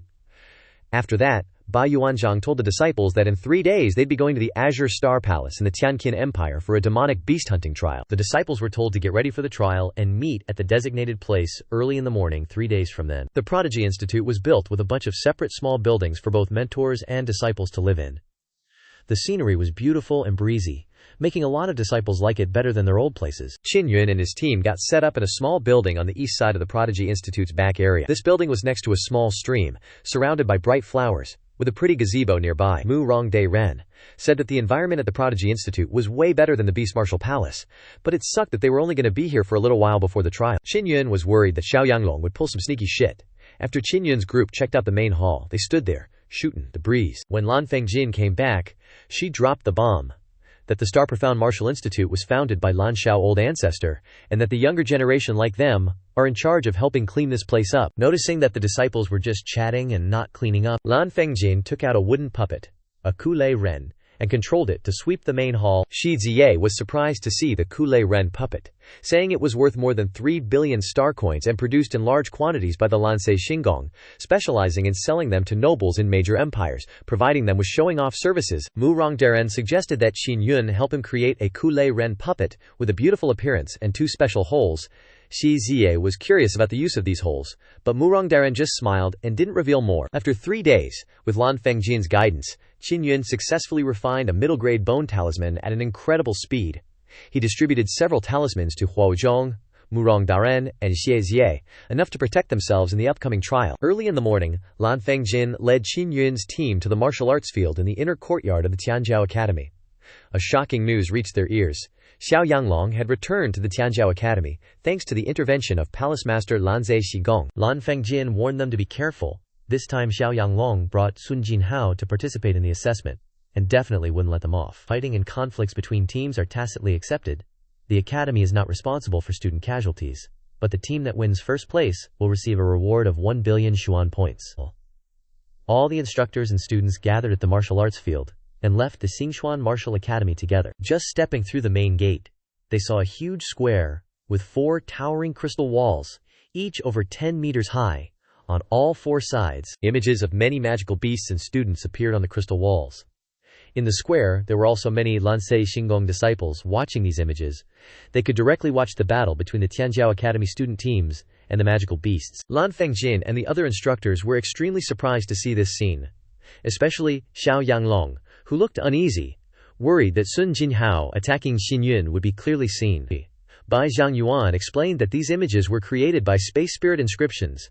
The Lansei Xingong disciples had placed eyes made with space spirit inscriptions in many places in the mountains to directly transmit the images here. Qin Yun and the others basically didn't know that there would be so many people watching them fighting magical beasts, and they could even hear the sounds very clearly. Thanks to Qin Yun's tracking ability, his team quickly found traces of magical beasts. They were in a deserted mountain crevice. At first glance it seemed unlikely that magical beasts were hiding here, but Qin Yun could sense the aura of magical beasts that had just started moving. Shi Ziye immediately took out her scythe and adopted a defensive stance. Although she couldn't sense the magical beasts, she completely trusted her team leader. At Lansei Xingong Square, a crystal wall showed the image of Qin Yun's team. Everyone in the square was also wondering about the location of the magical beasts. Since they had placed a space eye here, there must be magical beasts. Just when everyone was wondering, Qin Yun suddenly moved and quickly pushed Mu Rongdaren out of the way. At the same time, a dark shadow shot out quickly. Qin Yun shouted loudly. Huozhong and Xie Ziye scattered quickly. They also saw what was shooting towards them. It was the tailhook of a poisonous scorpion. The size of the tailhook showed how big the scorpion was. With a loud crash, a huge monster suddenly crawled out of the ground. It was indeed a scorpion that startled Qin Yun's team. Then the scary thing was that the tailhook could fly very far, like a chain that could shoot out dozens of meters at extremely high speed. 2 pitch-black poisonous scorpions crawled out of the ground and attacked Mu Rongdaren and Huozhong. Yun Laodi. How do we fight this? Mu Rongdaren yelled, waving his fan and releasing several streams of diamond inner energy at the poisonous scorpion. But it didn't have much effect, Qin Yun said. Only close combat can cause damage, but close combat is too dangerous. The poison of the poisonous scorpion is extremely terrifying, and the tailhook is very tough, not easy to deal with, Huozhong suggested. I'm good at close combat, how about I give it a try? No, let me try first. Aim for its butt. Qin Yun controlled the Spirit Star Treasure Blade, slashing at the scorpion's butt, making a hole in it. Then he ordered Huozhong to control the scorpion's swinging tailhook. Huo Lao San. Prepare to attack and chase after your poisonous scorpion. Remember to hit the head, Qin Yun shouted. Huozhong was ready and rushed to Qin Yun's side. Qin Yun used the Spirit Star Treasure Blade to perform the Severing Wind 6 styles, slashing at the tail of the poisonous scorpion. The Severing Wind 6 styles are as sharp as knives. Blade energy rolled and enveloped the poisonous scorpion instantly. Huozhong also rushed forward. On the other side, Shi Ziye and Mu Rongdaren were also fighting the remaining poisonous scorpion. Mu Rongdaren lured this poisonous scorpion to attack, planning to flick its tailhook to attack, but as soon as it flicked out, Shi Ziye launched her scythe, cutting off the poisonous tailhook, causing it to lose its powerful weapon. Shi Ziye became even more ferocious in her attack. Her scythe, although crude, was extremely sharp. It easily cut off all the legs of the poisonous scorpion as if cutting straw. With its tailhook and legs cut off, the poisonous scorpion could only fall to the ground, struggling hopelessly and waving its tail without poison. Qin Yun, witnessing this scene, thought to himself, "She's too vicious. Alright, finish it off and take out the magic core, Xuanzhu. Take the magic beast spirit core." Shi Jie sighed. Just now was really dangerous. Mu Rongdaran almost went to heaven at Lansei Xinggong Square. Many people cheered and admired Qin Yun's team's victory. That was an 8th stage armored poisonous crane demonic beast. Yet it was defeated in a short time by a group of youngsters, with 1 8th level martial body and 3 7th level martial bodies. Qin Yun truly lives up to his reputation, they cooperate well, and their individual skills are excellent. Having just eliminated 2 demonic beasts, the aura of death attracted other demonic beasts in the area. A horde of demonic beasts arrived quickly, numbering over 30, all dark brown with dense sharp thorns on their bodies. Mu Shang shouted, "A 9th stage Dark Radiance tiger is coming. What bad luck." On the plaza, many people screamed in terror upon seeing the Dark Radiance tiger, because not long ago, a student had been eaten alive by one. "No choice, let's go," Qin Yun said, left hand holding the giant Spirit King hammer, right hand holding the Spirit Star treasure blade, charging forward. The heavenly tattoo totem also appeared, with fire and lightning constantly surging from below to his arms. Then Qin Yun swung the giant Spirit King hammer towards the horde of Dark Radiance tigers, smashing into the heads of each one. Another one behind Qin Yun suddenly pounced from afar. Mu Rong unleashed a stream of inner force once again, knocking it far away. Just as Qin Yun took out the demonic beast core of the Dark Radiance tiger and prepared to absorb it with his mysterious pearl, Sun Jinhao and his group appeared. Clearly, Sun Jinhao and his companions were mostly here to kill and rob. On the Blue Star Palace Plaza, Zhao Yanglong witnessed this scene and gnashed his teeth in anger. He wished he could leave the Blue Star Palace immediately to stop Sun Jinhao. Yang Shi Yue glanced at Zhao Yanglong and said to Shui Yi Hui, with some urgency, "Xiao Yanglong's students want to rob others, Elder Shui. Aren't you going to stop them?" Xiao Yanglong hurriedly denied any involvement. Qin Yun had previously beaten Sun Jinhao. "This is just a personal grudge between them and has nothing to do with me. Even if Sun Jinhao wants to rob Qin Yun, it's not because I taught them to, but because they acted on their own." At this moment, in front of many witnesses, if Sun Jinhao really attacked Qin Yun, Xiao Yanglong wouldn't be able to protect them. Shui Yihui shook his head. "Now the gate is tightly closed. It takes time to open, so it's too late. There are many demonic beasts outside wanting to open the door. It requires the joint effort of the 4 palace elders, so this danger can only be faced with your own strength." Finally, Qin Yun's team finished off the group of Dark Radiance tigers just now. Zhu Ziye consumed too much energy and couldn't recover her strength quickly, so their team was equivalent to the fighting strength of one person. Taking this opportunity, Sun Jinhao launched an attack. Sun Jinhao was defeated by Qin Yun in front of many people, causing him to lose all face, and it became a great humiliation every time he recalled this. He was filled with resentment. "Qin Yun, today I will make you wish you were dead. Don't even think about anyone coming to save you. In this desolate wilderness, even if you die, it will just be said that you were killed by demonic beasts." Sun Jinhao laughed madly, then gave the order.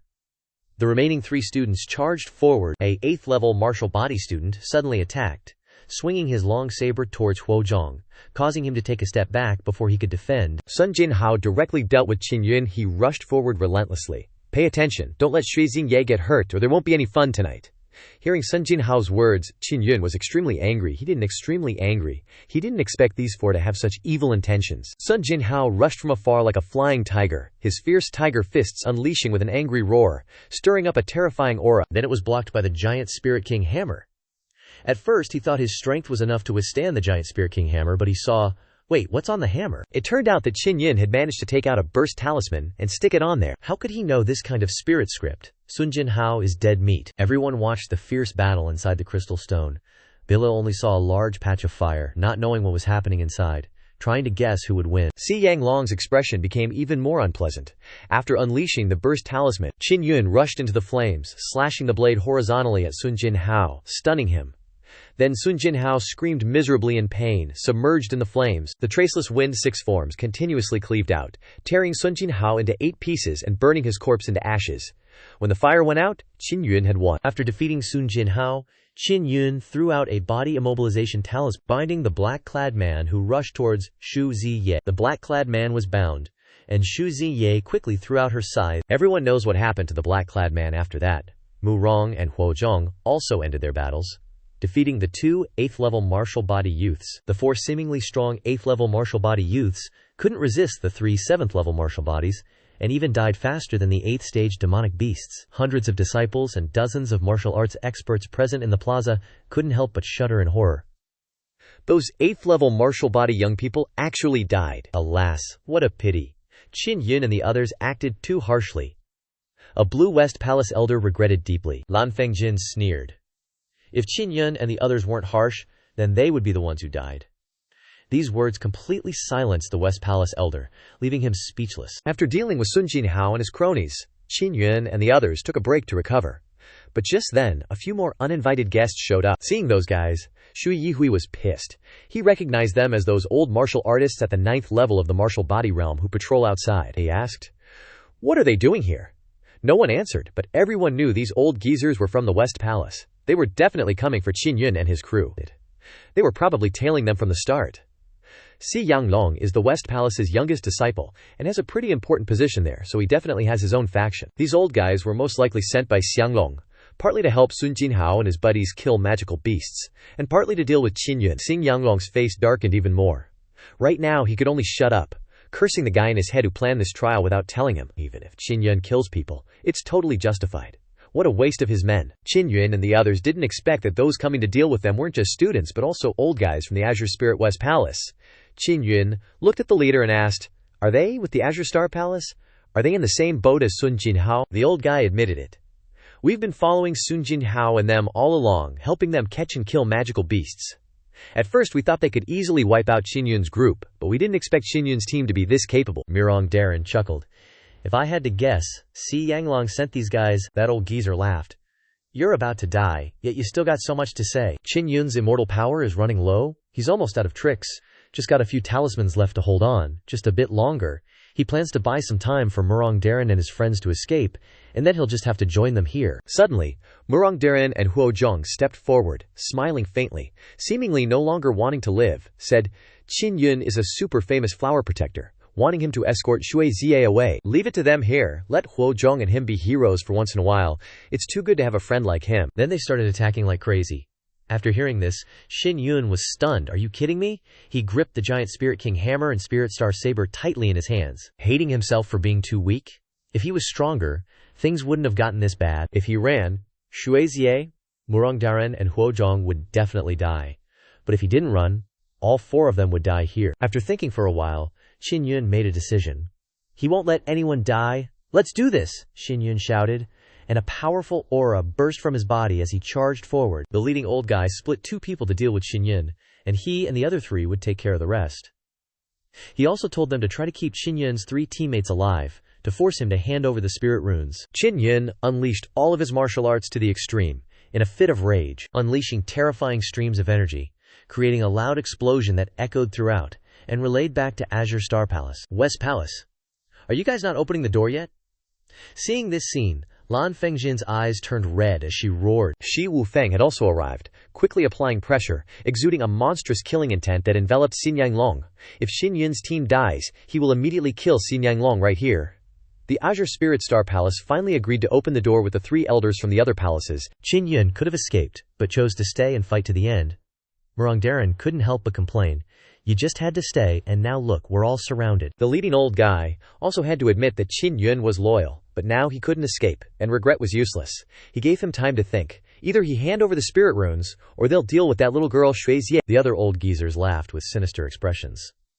"They'll take turns humiliating her." In the distance, the disciples and elders of the Azure Star Palace, who saw this scene, felt humiliated and angry. These 4 old guys have disgraced the Azure Star Palace, and they even want to violate a wounded girl. If those old guys can't get the spirit runes from Qin Yun, they'll definitely humiliate Shui Zie. Qin Yun had to apologize to her for putting her in danger. He would rather die than protect her. Then Qin Yun closed his eyes tightly, communicating with the 3 martial souls in his body. He desperately craved to receive great strength, and could only entrust it to the breakthrough of the martial soul.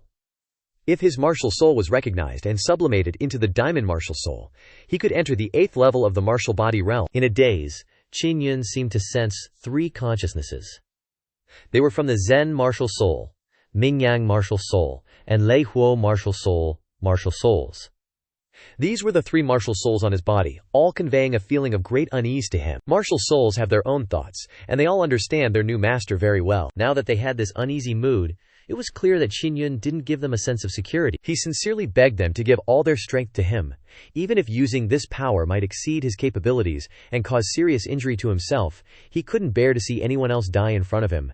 Even if he had to pay with his life, he wouldn't regret it. The leading old guy couldn't help but taunt, "Have you thought it over? Obediently hand over the spirit runes." But Murong Daran knew that even if he handed over the spirit runes, they wouldn't survive. Just then, the three martial souls sensed Qin Yun's intense desire, and suddenly burst out with a golden light. Unexpectedly, the three martial souls evolved and turned into diamond martial souls. Qin Yun's voice rang out, "If you want to get the spirit runes, then defeat me first." His one eye also turned golden, and the celestial arm suddenly unleashed a surge of lightning from the metal, connecting to the spirit star saber. The Vajra martial soul completely enveloped the blade. The leading elder recognized that Qin Yun had successfully cultivated the Vajra martial soul at a glance and ordered, "Attack, you guys!" Just as the elder beside Qin Yun was about to make a move, the spirit star saber suddenly transformed into a stream of golden lightning, piercing through his chest. Then, it flew towards the second elder and slashed him. The violet gold lightning flame martial soul clung to the spirit star saber, controlled by Qin Yun's powerful mental energy, striking like golden lightning. Not only was the speed fast, but its power was also terrifying. In the blink of an eye, it pierced through the remaining elder's head. In the blink of an eye, Qin Yun was already behind the leading elder, beheading him. The domineering power was extremely shocking. Qin Yun panted, propped the saber on the ground, and smiled contentedly before collapsing. Qin Yun single-handedly dealt with 4 elders at the 9th level of the martial body realm in the blink of an eye. At the Blue Star Palace's plaza, everyone was so shocked that their eyes widened. Looking through the beryl crystal stone, they were speechless, especially those in the martial Dao realm, who all looked like they had seen a ghost. He broke through to the 8th level of the martial body realm, and his breakthrough came with the Vajra martial soul and the violet gold lightning flame martial spirit. Wasn't he just supposed to have the violet gold? Or just the martial soul? Maybe he initially borrowed the martial soul in his Dantian, and the celestial arm awakened the lightning martial soul. The fact that the celestial arm, which was thought to be dead, could naturally awaken the lightning flame martial soul caused a great uproar. What shocked people the most was that he was 16 years old, at the 8th level of the martial body realm, a rune master, possessed the celestial totem, and mastered many runes. He was truly a monster. The Blue Star Palace's West Palace, South Palace, and North Palace, which previously concluded that Qin Yun didn't have a totem soul, were now filled with regret. If they had recruited such a genius, their overall strength would have increased significantly.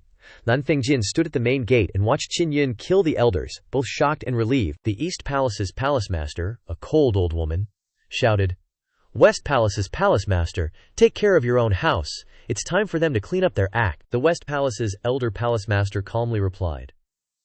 Although those 4 disciples were somewhat excessive, they were ultimately thinking of the West Palace's interests. Their intentions were good at the start. The East Palace's palace master angrily retorted, "Bullshit, Qin Yun is also considered a member of the East Palace. This matter cannot be let go." As the two of them argued, Shui Yihui had to step in to cool things down. The South Palace's palace master chuckled, "It seems someone lured those 4 disciples. Are you not planning to investigate?" The West Palace's palace master responded, "Are you implying that he ordered them? How could that be?" The remaining 3 palace masters knew that the West Palace's palace master was avoiding the issue, as everyone knew it was Zhao Yanglong who was behind it. Meanwhile, Qin Yun and his group had left the desolate mountain and returned to the Blue Star Palace's gate. Qin Yun was injured and had to be supported by Grandmaster Murong. As soon as they arrived, Xiao Yuelan, Yang Shiyue, Shi Wufeng, and the others were already waiting for them inside. "It's been a while." Xiao Yuelan rushed to hug him tightly and whispered her feelings, as if she didn't see Grandmaster Murong standing beside him. At this moment, Lan Fengjin came out and hurriedly approached Qin Yun's group, reporting that everyone had seen their actions and praised their performance. Hearing this, Grandmaster Murong felt a little heartbroken.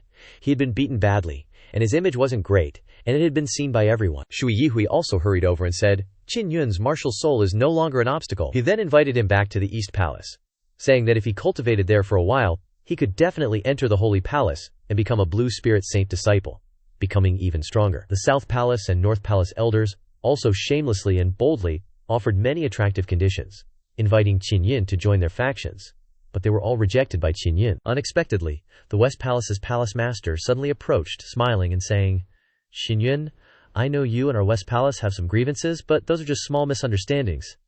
In terms of foundation, the West Palace is still the strongest. I also understand you, as half of you is still an East Palace disciple. You can consider joining our West Palace. How about it? The conflict between the Blue Star West Palace and Qin Yun wasn't ordinary, yet they shamelessly extended an invitation. What was even more surprising was that Qin Yun seemed inclined to join the West Palace. Xiao Yuelan confirmed. Do you really want to join? But he was very serious, not joking at all. He said, the West Palace is the richest and has the best conditions. As long as you give me the best conditions, I wouldn't mind joining the West Palace later. The West Palace's palace master nodded. You can join the West Palace anytime, but when you join we must ensure that your martial soul is normal. But he was still a bit skeptical, and wanted to confirm one more time. Have you really thought it through? Qin Yun looked towards Si Yanglong, his eyes filled with killing intent. That was because he wanted to enter the West Palace to challenge Si Yanglong and take away his position as a high-level disciple. Hearing this, Si Yanglong sneered. He's 35 years old and can't even become a president. How can he do it in 3 years, only in his dreams? Even Great Elder Murong advised.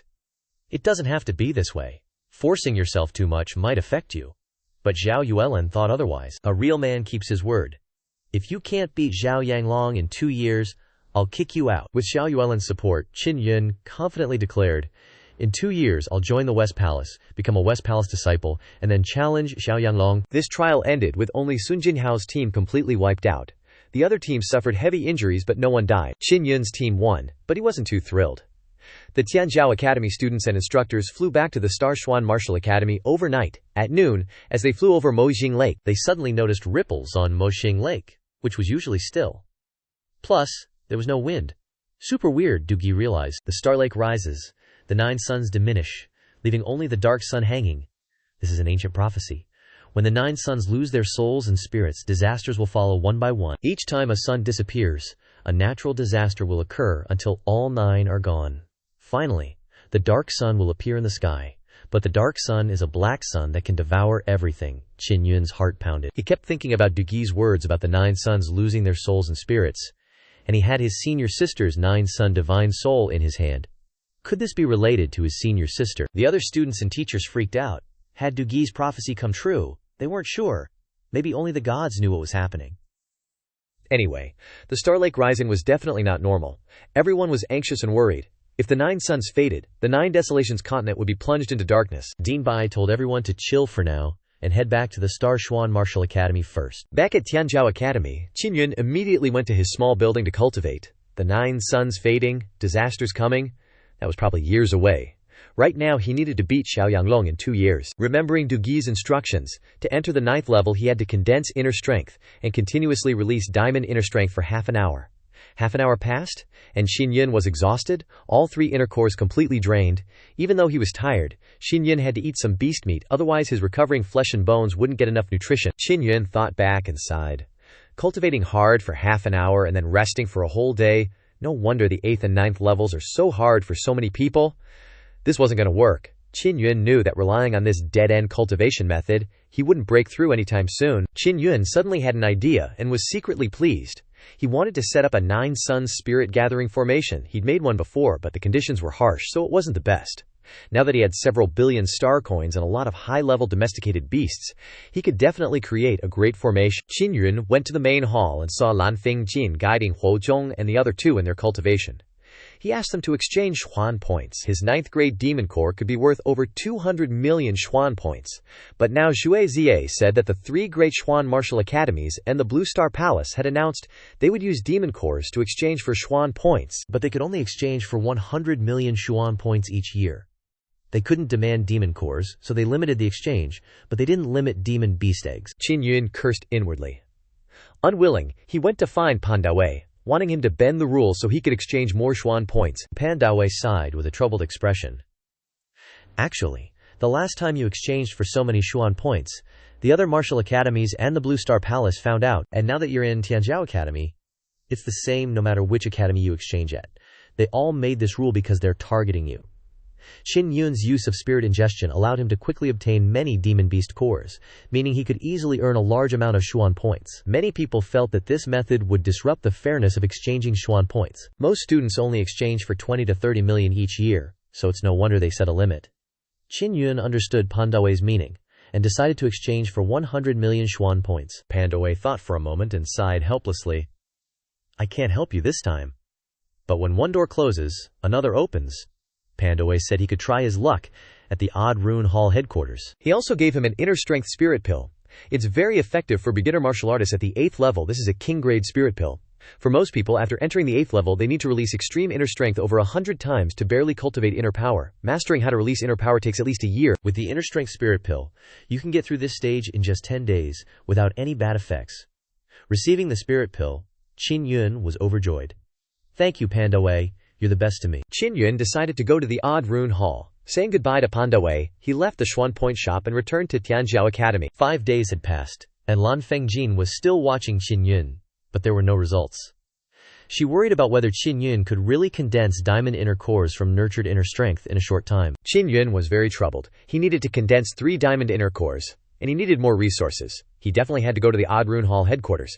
Originally, he could fight to get Xuan Points, but no one in Tianjiao Academy wanted to challenge him after the last trial. So this time, Lan Fengjin wanted to go to the headquarters with him, as a way of helping a young Odd Rune master. Hearing this, Qin Yun's eyes lit up, as if he saw a bright path. He also remembered that Lan Fengjin was a high-level Odd Rune master. If I don't use her, it's a waste. Then, he asked her to help him make a large formation. At first, she thought he was looking down on her, bossing her around, but seeing him sincerely praise her, she had to nod. Then they started leaving Tianjiao Academy and headed to the Odd Rune Hall. The Odd Rune Hall headquarters was located on the bank of the Yunlong River, on the highest peak of the Odd Rune Spirit Mountain. Looking down from above, this Odd Rune Hall headquarters seemed to float in a sea of clouds, with countless halls and pavilions built on it. Qin Yun followed Lan Fengjin through the clouds and couldn't help but admire it repeatedly. The scenery here is so picturesque. Lan Fengjin and Qin Yun entered the magnificent main hall, where there were many people. They came here to ask the Odd Rune Hall to help engrave runes or refine weapons, and they all had to wait. Qin Yun came here to meet the esteemed Grand Elder Zhuo Chuan, to ask if he could exchange for some necessary medicinal ingredients. Lan Fengjin is a high-level inscriptionist and has passed the Inscription Hall's assessment, so she has a high status, and only needs to bring along a high-level inscriptionist to meet Zhuo Chuan. The people of the Inscription Hall informed Zhuo Chuan of their presence, and told them to wait here. Not long after, they were led to a reception room where Zhuo Chuan was waiting. Zhuo Chuan knew about Qin Yun's recovery of his martial soul, and he was very happy at the time, planning to go to the Star Mystery Martial Academy to find Qin Yun. Of course, he also knew about Qin Yun's challenge to Xiang Long at the Azure Star Palace, and also felt that Qin Yun was a bit hasty. He instructed him, "No need to rush, let's see what kind of pills I can help you with later." There's also an exchange going on here, with some high-level inscriptionists studying and discussing refining materials together, so he asked him if he was interested in participating. He helped Qin Yun because he saw his inscription talent. Of course, Qin Yun was interested, so he went there with Lan Fengjin. The refining exchange was held in a grand hall on the 12th floor of the Inscription Hall, and all the participants were high-level inscriptionists from various places, who had been invited in advance. Qin Yun took out his badge, then looked at Lan Fengjin's badge, which was gold, while his was just a bronze badge, so he was too embarrassed to wear it. The bronze badge is for beginner level, silver is for intermediate level, and gold is for advanced level. He felt that it was time to upgrade his badge. People arrived one after another, mostly old men, with only a few middle-aged people and women, and only Lan Fengjin. When these people entered and saw Qin Yun, they were a little disdainful, just a clever young man, but immediately saw the golden badge on Lan Fengjin's chest, which was the badge of a high-level inscriptionist. If a young inscriptionist is also a high-level inscriptionist, this is extremely rare. Only high-level inscriptionists were allowed to sit. Other young people stood on both sides of the elders' seats. Even if there were many empty seats, they could not sit down, because those who could sit down had a certain status and were invited. A young man saw Qin Yun sitting calmly, and reminded him coldly, "It seems you don't understand the rules very well. This is not a position you can sit in." Qin Yun glanced at the young man, and pouted. "Why do you say I can't sit down?" The elder of the young man was a little annoyed when he heard this, and went over to say, "Only inscriptionists can sit in this seat." Qin Yun quickly took out his bronze badge and said, "I am also an inscriptionist, now you can shut up." A teenage inscriptionist, although only a beginner, is extremely powerful. This caused a bit of commotion in the hall. The person hurriedly confirmed the teenage inscriptionist, and it seemed that Qin Yun was the only one who didn't know. "Are you the famous Qin Yun?" "That's me, Qin Yun." He clasped his hands in greeting. "Grand Elder Zhuo Chuan invited me here." Everyone was even more surprised, because according to rumors, Qin Yun possessed many high-grade spirit inscriptions. The young man who had just criticized Qin Yun and his elder both had ugly expressions, especially the young man who was ridiculed by another young man, which made him very embarrassed and couldn't help but be jealous of Qin Yun. He called himself Li Mu, and inquired about Lan Fengjin's identity. Seeing that she looked very unfamiliar, and had never heard of such a young female high-level inscriptionist. Lan Fengjin explained that she came from the Azure Star Palace and had taken the assessment at Martial Desolation, so it was normal for them not to know. Then, an old man took out a huge thigh bone of a spiritual beast that he had killed 10 days ago. He bragged about his strength and the value of the bone. This thing can be cultivated into diamond bones. Not bad at all. Another long-bearded old man was not happy with the old man's bragging. What is a broken bone? It's amazing to kill a large corner of a spiritual beast, and it's not certain that you can defeat it with a king-grade spiritual weapon. The sign-named man who had just criticized Qin Yun called him, as a dignified inscriptionist, you should also take out something. Qin Yun was very upset and said loudly, what does taking it out have to do with you? Tell him to stand aside and shut up. Don't be so nosy. Another old man came over and regarded him as a beginner who had no place here, so what was he being arrogant about? Lan Fengjin spoke up in rebuttal. When he is bragging about his trophies instead of sharing his refining experience at the exchange of inscriptionists, I think bragging about trophies is useless, and even if the weapons are good, they cannot guarantee that they can be refined into good spiritual weapons. Lan Fengjin's reaction made the high-level inscriptionists here feel uncomfortable, but they did not dare to refute directly because they were afraid that Lan Fengjin came from martial desolation. Qin Yun secretly sensed the power of strength. Lan Fengjin is a high-level inscriptionist and a martial artist, which makes these arrogant inscriptionists have to be respectful. The old man tried to explain that it was very difficult to refine spirit beasts, and only spirit-level inscriptionists could handle it easily. Now they use the skin of spirit beasts to make a good weapon, and refine the bones of monster beasts into hard things that cannot be made into. But what he just said directly slapped himself in the face. Lan Fengjin mocked them. If you can't refine it, what are you bragging about? Lan Fengjin's words made the high-level inscriptionists blush, but they still tried to save face. They thought it was normal to brag, and that Qin Yun, a beginner-level inscriptionist, should not sit on an equal footing with them. The old man also showed a contemptuous attitude towards Qin Yun, thinking that Qin Yun was not qualified to participate in the exchange, and affected their mood. He also blamed the elder for inviting Qin Yun. The other high-level inscriptionists also echoed the old man's criticism of Qin Yun and vented their anger on him because they did not dare to speak directly to Lan Fengjin. A young man said, the Grand Elder is really, why did he invite him here? Isn't there something wrong with his martial soul? He is just holding a few high-grade inscriptions. What makes him equal to us? Lan Fengjin realized the intentions of these people and wanted to speak up for Qin Yun, but Qin Yun took the initiative to respond. He affirmed that he was not weak at all, even stronger than those guys. They are so superficial and ignorant, his martial soul had already recovered. Qin Yun said that he had reached the 8th level of martial body and could refine intermediate-grade spirit talismans and intermediate-grade spirit weapons, reaching the level of an intermediate-level inscriptionist. He looked at the person who had just slandered him. He is only at the 6th level of martial body and doesn't know how to look in the mirror. He told him to consider his own abilities before talking about others. The inscriptionists present were surprised by this information because they often retreated to study and did not care about the outside world. They couldn't believe that a 16-year-old boy could reach the 8th level of martial body. However, when they sensed the aura of the diamond martial soul from Qin Yun, they had to admit the truth. This meant that Qin Yun had the potential to enter the 9th level of martial body before the age of 20 and reach the martial arts realm before the age of 30. A true martial arts genius. Qin Yun looked at the old man's bones, which they thought were difficult materials to refine. He declared that refining king-grade bone steel from the bones of spirit beasts was entirely possible for him. Lan Fengjin, although she believed in Qin Yun, was also worried that his current level might not be enough to do this. However, others, because they did not understand his strength, were even more skeptical of his words. Although Qin Yun is a martial arts genius, refining this material is the way of the golden inscription, and it is a field that the great inscription masters are familiar with. Therefore, many people doubted Qin Yun's ability and thought that he was just bragging and did not take them seriously. Seeing that they still didn't believe it, Qin Yun offered a condition to refine it in front of them.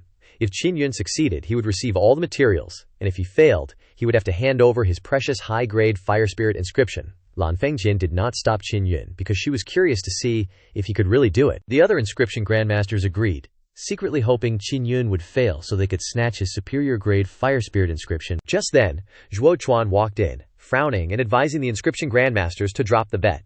Concerned about Lan Fengjin's reputation, Zhuo Chuan also told Qin Yun not to be stubborn, since losing would mean a great loss for him. However, Qin Yun swallowed nervously, thinking, if I can get my hands on the materials these guys brought, cultivating will be much easier later on. So Qin Yun insisted on going through with the bet. He was a man of his word after all. That youth challenged him. Name a time limit. What if someone needs a dozen years to complete it? Are we supposed to wait until then? Qin Yun confidently declared that he could complete refining king-grade bone steel within 6 hours. Qin Yun's bold declaration shocked the inscription grandmasters, and Lan Fengjin, who was considered an inscription genius, and they found it hard to believe. They doubted Qin Yun's ability, thinking he was just being impulsive or trying to grab attention. Lan Fengjin, though skeptical, was also curious about what method Qin Yun would use to refine king-grade bone steel so quickly. Despite the doubts, Qin Yun stood his ground and promised to complete the challenge on time. Zhuo Chuan, seeing Qin Yun's determination, agreed to be the referee for the bet, ensuring fairness for both sides. To start, Qin Yun needed king-grade spirit iron, and Zhuo Chuan provided him with a thumb-sized piece. Qin Yun accepted the king-grade spirit iron, and after examining it, confirmed, "This is genuine king-grade spirit iron." Then, inwardly shocked, this tiny piece still weighs a few hundred jin. Qin Yun chose a 10 jin piece of golden spirit demon beast bone, and asked Zhuo Chuan to cut off a small 20 jin piece of the king-grade spirit iron. Zhuo Chuan used an incredibly sharp knife to cut off a tiny metal piece, no bigger than a grain of rice, astonishing everyone with the knife's sharpness. After receiving the king-grade spirit iron piece, Qin Yun took out his refining furnace and giant spirit king hammer for the elders to inspect. His refining furnace was quite simple, but the giant spirit king hammer caught everyone's attention because it contained a martial soul incompatible with himself. Looking at the giant spirit king hammer, the crowd was surprised to learn that Qin Yun had crafted it himself. Qin Yun put the beast bone and king-grade spirit iron into the furnace and started to burn them. Many high-level inscription masters began to worry and suspect that Qin Yun was using the Golden Mountain Fire martial soul. Could it be that a more special flame made it easier to vibrate and refine the king-grade spirit iron and demon beast bones? They thought this special flame was the secret to Qin Yun's success. Not many people owned the purple gold fire martial soul, and they didn't know the specifics. They still thought this flame had a magical effect. If so, had they been tricked by him? However, they were mistaken. Golden Mountain Fire was just the flame Qin Yun used to conceal the real secret. His strongest flame was the bright Yang Fire, which could dissolve anything quickly. Very few people possess the Golden Mountain Fire martial soul, so these people didn't really understand it and assumed it was very powerful. Presided over by Zhuo Chuan, everyone discussed the secrets of alchemy enthusiastically. They conversed and waited for Qin Yun's results, glancing over occasionally. Qin Yun had been forging for 6 hours without any activity. Many people began to think Qin Yun had lost, since more than half the time had passed and he hadn't started forging, and the remaining time wouldn't be enough. "And here I thought he was so great, turns out he's just like that," a youth grumbled sarcastically. Isn't it just because he was certain of having a superior grade spirit inscription that he gained the great elder's attention? In the end, he's just a beginner inscription master. Even master craftsmen here who are high-level inscription masters can't do it, so there's no way he can. It's a good thing if he loses, so we can all get our hands on the superior grade good spirit inscription. As everyone was mocking Qin Yun, he suddenly opened the furnace, taking out a lump of golden paste, formed from the fused beast bone and spirit iron provided by Zhuo Chuan. Qin Yun gripped the giant spirit king hammer, mobilized the heavenly artisan's hand, and unleashed the dragon forging 6 styles, hammering wildly at the golden metal. The group discussing alchemy immediately froze, staring blankly. Each strike of Qin Yun's hammer was incredibly powerful, shocking everyone. Although it's theoretically possible, no one has ever done it like this. Ultimately, there's physical strength, and there aren't many inscription masters who can do this. Maybe no one has ever seen it. Based on this, Qin Yun still has a lot of potential after becoming an inscription master. The giant Spirit King hammer with the superior grade refining inscription created extraordinary forging power, repeatedly pounding the beast bone and spirit iron, creating bursts of brilliant light. He continuously hammered the raw material, as if unleashing dozens of dragon forging 6-style strikes in a row, until the spirit iron and beast bone fused perfectly. The forging process only took half an hour. The resulting king-grade bone steel was light blue, like crystal, and incredibly beautiful. Qin Yun successfully forged king-grade bone steel the size of a little finger. But this was an undeniable fact. Although they couldn't forge king-grade bone steel themselves, the high-level inscription masters recognized the high quality of this king-grade bone steel with just a glance. Everyone gaped in astonishment at the light blue king-grade bone steel in Qin Yun's hand. Even Lan Fengjin couldn't believe it. Impossible! How could he refine it so quickly? He's only at martial body stage 1, and only 16 years old? That's right, Great Elder. We don't believe this is real. You have to make an accurate judgment on this. A little brat who isn't fully fledged, I don't believe he can refine king-grade bone steel. He must have messed around. The remaining heat from the king-grade bone steel forged by Qin Yun hadn't cooled down, and it was so hot that even the experienced elders couldn't help but exclaim in surprise. Although they weren't afraid of heat, the temperature radiated by the king-grade bone steel was too high for them to withstand. Lan Fengjin smiled proudly and said, "Everyone has seen it for themselves. Qin Yun is probably a master in the field of alchemy. We are far from being able to compare to him, yet there were people who dared to be arrogant and said that he was not worthy of sitting here. Now it is you who are not worthy to sit with him, at least because you can't forge king-grade bone steel." Qin Yun flashed a brilliant smile, walked around the hall, and picked up the beast bones on the ground. Seeing their materials being taken away by a teenager, the high-level inscription masters were so angry they wanted to explode. Even so, they had to admit defeat. A 16-year-old teenager had forged king-grade bone steel. Zhuo Chuan also couldn't believe Qin Yun's success. He looked at the teenager with an expression of shock and admiration. Although Qin Yun didn't have a high cultivation level, thanks to the Golden Mountain Fire and his superb forging skills, he had completed the challenge excellently. This was proof of Qin Yun's strength and talent. Realizing Qin Yun's potential, the high-level inscription masters all regretted offending him earlier. However, they weren't about to apologize, choosing instead to quietly keep an eye on Qin Yun and hoping to cooperate with him down the line. Afterwards, Qin Yun thanked Zhuo Chuan for inviting him and asked him to arrange a suitable place to rest. Before that, Qin Yun entrusted Zhuo Chuan to find and buy the Jiyu Yuan Ling Dan, the highest-grade pill that could condense a Vajra inner core. Zhuo Chuan said the seller wanted 1 billion star coins, and Qin Yun only had 700 million. Lan Fengjin gave Qin Yun 300 million star coins to make up the difference. Zhuo Chuan said he'd be gone for a few days to meet the pill seller. "It's quite a trek," and told Qin Yun and Lan Fengjin to wait patiently. After Zhuo Chuan left, Lan Fengjin patted Qin Yun's shoulder and yelled, "Aren't you going to thank your girl?" Qin Yun acted like he heard nothing, turned around and left, leaving Lan Fengjin fuming. "Even if I didn't lend you the money, Zhuo Chuan would have hooked you up anyway." Qin Yun suddenly remembered something important. He'd mentioned wanting to refine a beast hide grand formation, so he suggested starting right away. Lan Fengjin was also itching to see what kind of awesome thing Qin Yun wanted to make. Qin Yun had a ton of 9th-order demonic beast hides and spirit demons. He and Lan Fengjin went into a spacious stone chamber and took out all the hides. He wanted to complete the 9-yang spirit gathering formation. Lan Fengjin looked surprised and asked Qin Yun if he knew anything about the 9-yang spirit gathering formation. Lan Fengjin said, "The 9-yang spirit gathering formation is lost.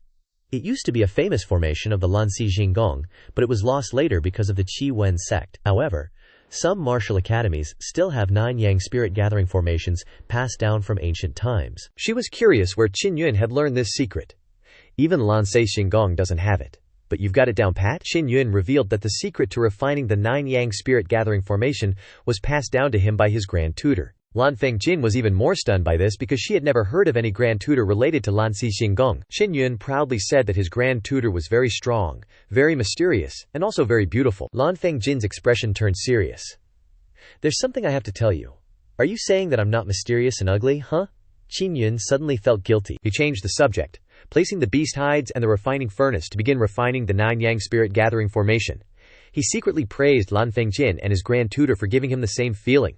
But he really wasn't scared at all. Lan Fengjin mentioned the grand tutor. He really hoped that his grand tutor could see how much he's grown now. Qin Yun didn't dare look at Lan Fengjin anymore, worried about being distracted.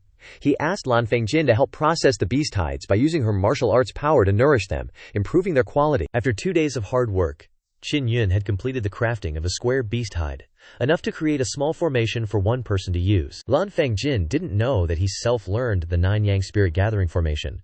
Otherwise, she would have happily shared the star-guiding spirit glyph with him. Lan Fengjin explained that star-guiding spirit glyphs are used to make talismans and can guide stray meteors, and some of them contain huge amounts of rare refining materials.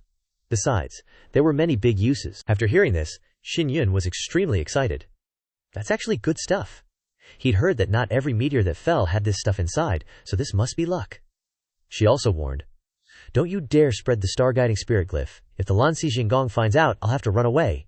Right after completing the transaction, Zhuo Chuan hurriedly arrived at Qin Yun's place and happily announced that the purchase of the Jiyu Yuan Ling Dan was successful, and luckily they still had some in stock. If he had been delayed by a few more days, Qin Yun might have had to wait a year or two before he could buy it. Qin Yun eagerly took the jade box and opened it. Inside was a golden pill, the Jiyu Yuan Ling Dan. Zhuo Chuan changed the topic, announcing that after this exchange meeting many people said he was playing the pig to eat the tiger. If he still remembered the advanced Qi Wen Master qualification exam, he should prepare to go. Although common regulations required candidates to achieve an intermediate Qi Wen Master level first, Qin Yun's case was special. Because he had proven his ability to refine king-grade bone steel, Qin Yun hesitated a bit. Exam for what? What a hassle. Zhuo Chuan then explained the benefits for advanced Qi-Wen masters in the Qi-Wen Hall. They will receive more benefits than intermediate Qi-Wen masters, including the opportunity to earn more star coins, be safer than hunting monsters, be able to entrust the Qi-Wen Hall to search for the pills and materials they need, and even be able to borrow star coins if needed. Realizing the immense potential of the Jiyu Yuan Ling Dan, Qin Yun asked Zhuo Chuan if the Qi-Wen Hall could help him buy more of these pills. He hoped to use the Jiyu Yuan Ling Dan to quickly transform his remaining 2 inner essences into Vajra inner cores. Zhuo Chuan explained buying more Jiyu Yuan Ling Dan for Qin Yun. It's possible, but it will take about a year or 2. The reason is that the Jiyu Yuan Ling Dan is a king-grade spiritual pill which requires a lot of time and skill to refine. Qin Yun nodded repeatedly, grateful to Zhuo Chuan for helping him obtain the Jiyu Yuan Ling Dan, which he would hardly be able to do on his own even with a lot of star coins. Qin Yun happily confirmed that he was ready for the exam. Without hesitation, he took the Jiyu Yuan Ling Dan and ran back to the secret chamber, swallowed the pill, and began to enter the refining state. 8 days after entering the secret chamber, Qin Yun opened his eyes, his body exuding a stream of black energy. He was delighted to realize that the Jiyu Yuan Ling Dan had worked, helping him condense the Ming-Yang inner essence into a Vajra inner core. The inner essence turning into a Vajra inner core brought many benefits to Qin Yun. His inner strength would become stronger and safer than the fragile inner essence before. Moreover, the Vajra inner core also helped his body produce a certain amount of rigid energy. Rigid energy, when fused into internal energy and inner force, will greatly increase Qin Yun's strength. The 9-layer martial body is characterized by the presence of rigid energy throughout the body. However, Qin Yun's Ming-Yang inner core has the ability to contain the aura, preventing the overflow of rigid energy, so he cannot reveal the signs of a 9-layer martial body warrior. Qin Yun still has 2 other inner essences that need to be transformed into inner cores. Normally he only used the inner essence of the Heavenly Master Arm and the Lightning Fire Martial Soul, so the rigid energy was not revealed, and others could not detect the secret of the 9-layer martial body. After completing the refinement, Qin Yun quickly went to the exam. The exam room was fully equipped with the necessary equipment for the exam, including machine hammers, refining furnaces, and materials. To pass the advanced Qi-Wen Master exam, Zhuo Chuan said that it was necessary to refine high-grade spirit talismans, high-grade spirit weapons, and high-grade spirit formations. Qin Yun then took out a talisman paper, not the ordinary type but one soaked in beast blood, and through a special refining process. Since this was a qualifying exam, it was enough to meet the standard, so Qin Yun decided to use this talisman paper to refine a fire talisman. A candidate next to him saw this, smiled, and asked if Qin Yun was worried that his fire talisman wouldn't meet the standard if he used ordinary spirit glyphs. Qin Yun was confident that using common spirit runes could also create powerful talismans. If I can create decent talismans using common spirit runes, it'll prove my level as a spirit pattern master. That other examinee was still unconvinced. Even if you used different spirit rune combinations to create a high-grade spirit talisman, if it doesn't have enough power, you still won't pass. Hearing that, he also wanted to test his true level, to see if he could pass this exam. Qin Yun often carved complex high-grade spirit runes, so now carving common spirit runes was smooth sailing. Next up was the test. Zhuo Chuan explained that to test it, you just need to throw the talisman into the special refining furnace and close the lid. If the fire talisman's power is strong enough, it can blow the lid off the furnace. Qin Yun thought to himself, why would Zhuo Chuan come up with this kind of idiotic test? Zhuo Chuan took the high-grade fire spirit talisman from Qin Yun, threw it into the furnace, and quickly closed the lid. Then, the refining furnace made a deep sound, causing the entire furnace to shake. The lid was blown off by a powerful force, falling to the ground with a loud noise, shocking all the other examinees. Then they heard Zhuo Chuan announce, Qin Yun has passed the first round of the exam. Only then did they realize that the person they messed with was actually the chosen one, Qin Yun. 3 days after leaving the Spirit Pattern Hall, Qin Yun returned to his room and saw Lan Fengjin attentively carving the 9-Yang Spirit Gathering Array. He immediately took out his high-level Spirit Pattern Master badge to show off. Although she acknowledged Qin Yun's talent, his jumping around like a circus monkey made Lan Fengjin want to slap him with her sandal. She heard that he gave away the talisman he made in the exam, and who else could it be but Zhuo Chuan? He even bought it, saying he would keep it as a souvenir, and that it would be worth a lot of money after he became famous. His words meant that he highly valued him. This was indeed a rare thing. After more than an hour, Lan Fengjin finished carving and left the Spirit Pattern Spirit Mountain with Qin Yun to return to the Heaven's Pride Institute. After a few days of separation, Lan Fengjin missed Xuezie very much, treating her like her own daughter. Qin Yun suggested that Lan Fengjin have children, but she refused, because she didn't think having a descendant like Qin Yun was cute at all. When they returned, They saw Xue Ziye in the hall with a pale face. Xue Ziye tried to stand up to greet them, but her body staggered. Upon closer inspection, it was clear that she was seriously injured. Qin Yun and Lan Fengjin were worried, because they knew that Xue Ziye's martial spirit could quickly heal injuries. Even if she was seriously injured, she could recover with just a little rest. What happened, Ziye? Where are Huozhong and Murong? Lan Fengjin quickly went to support Xue Ziye. Xue Ziye looked exhausted, as if she was about to cry. Xue Ziye explained that they fought a powerful opponent in the martial arts arena, and the opponent used a secret technique to damage her martial spirit, causing it to lose contact with her body. She also said that Huozhong and Murong were also seriously injured and were being treated elsewhere. The martial spirit is an extremely important element for martial artists, and losing it is equivalent to being destroyed. Lan Fengjin quickly checked Xue Ziye's martial spirit, and her face became serious. She determined that their opponent used the rare, low-grade earth-level martial technique, soul-severing palm. Only those with high status in the Nangong clan could learn it. Based on what she knew, there weren't many people in the Heaven's Pride Institute who knew it. Xue Ziye revealed. That person isn't from the Heaven's Pride Institute, and I don't know if he belongs to the Azure Star Palace, but he is very young, named Zhao Zhonghui. Hearing this name, Lan Fengjin recognized him immediately. He was indeed a well-known disciple in the Azure Star Palace and the Nangong clan when he was 32 years old. He was imprisoned for killing more than 10 outer sect disciples. She didn't expect him to be released now. It was only 6 years in prison. He should have gotten 60 years. Lan Fengjin comforted Xue Ziye. They will find a way to help her heal her martial spirit. There is no need to worry too much. However, the time may have to wait a few years, or it may be longer before she can leave seclusion. Knowing that her martial spirit could be restored, Xue Ziye would not mind waiting a few years. Qin Yun suggested, I can use my spiritual energy to cut off her soul-severing palm, causing her wandering martial spirit to lose its sense, and I can try. So she can do internal essence spirit. Now she is weak because she cannot absorb spirit energy, and the internal essence loses its internal energy. Even if someone secretly gives her internal energy, the internal energy will be exhausted, and she will still become weak. After I help her, internal essence spirit does not need to pass through the martial spirit. Spirit meridians and internal essences can also absorb spirit energy into the body. Lan Fengjin listened to Qin Yun's analysis, slightly shocked, and quickly said, Not bad. I didn't expect that you could really help internal essence spirit. Qin Yun smiled. I have studied soul-refining knowledge, and the martial spirit is interconnected. First, Lan Fengjin used her own spiritual power to establish a connection with Ziye's internal essence, controlling Ziye's internal essence's circular movement. She remembered that some seniors with extremely profound martial arts levels could also help younger generations organize their internal essence spirit.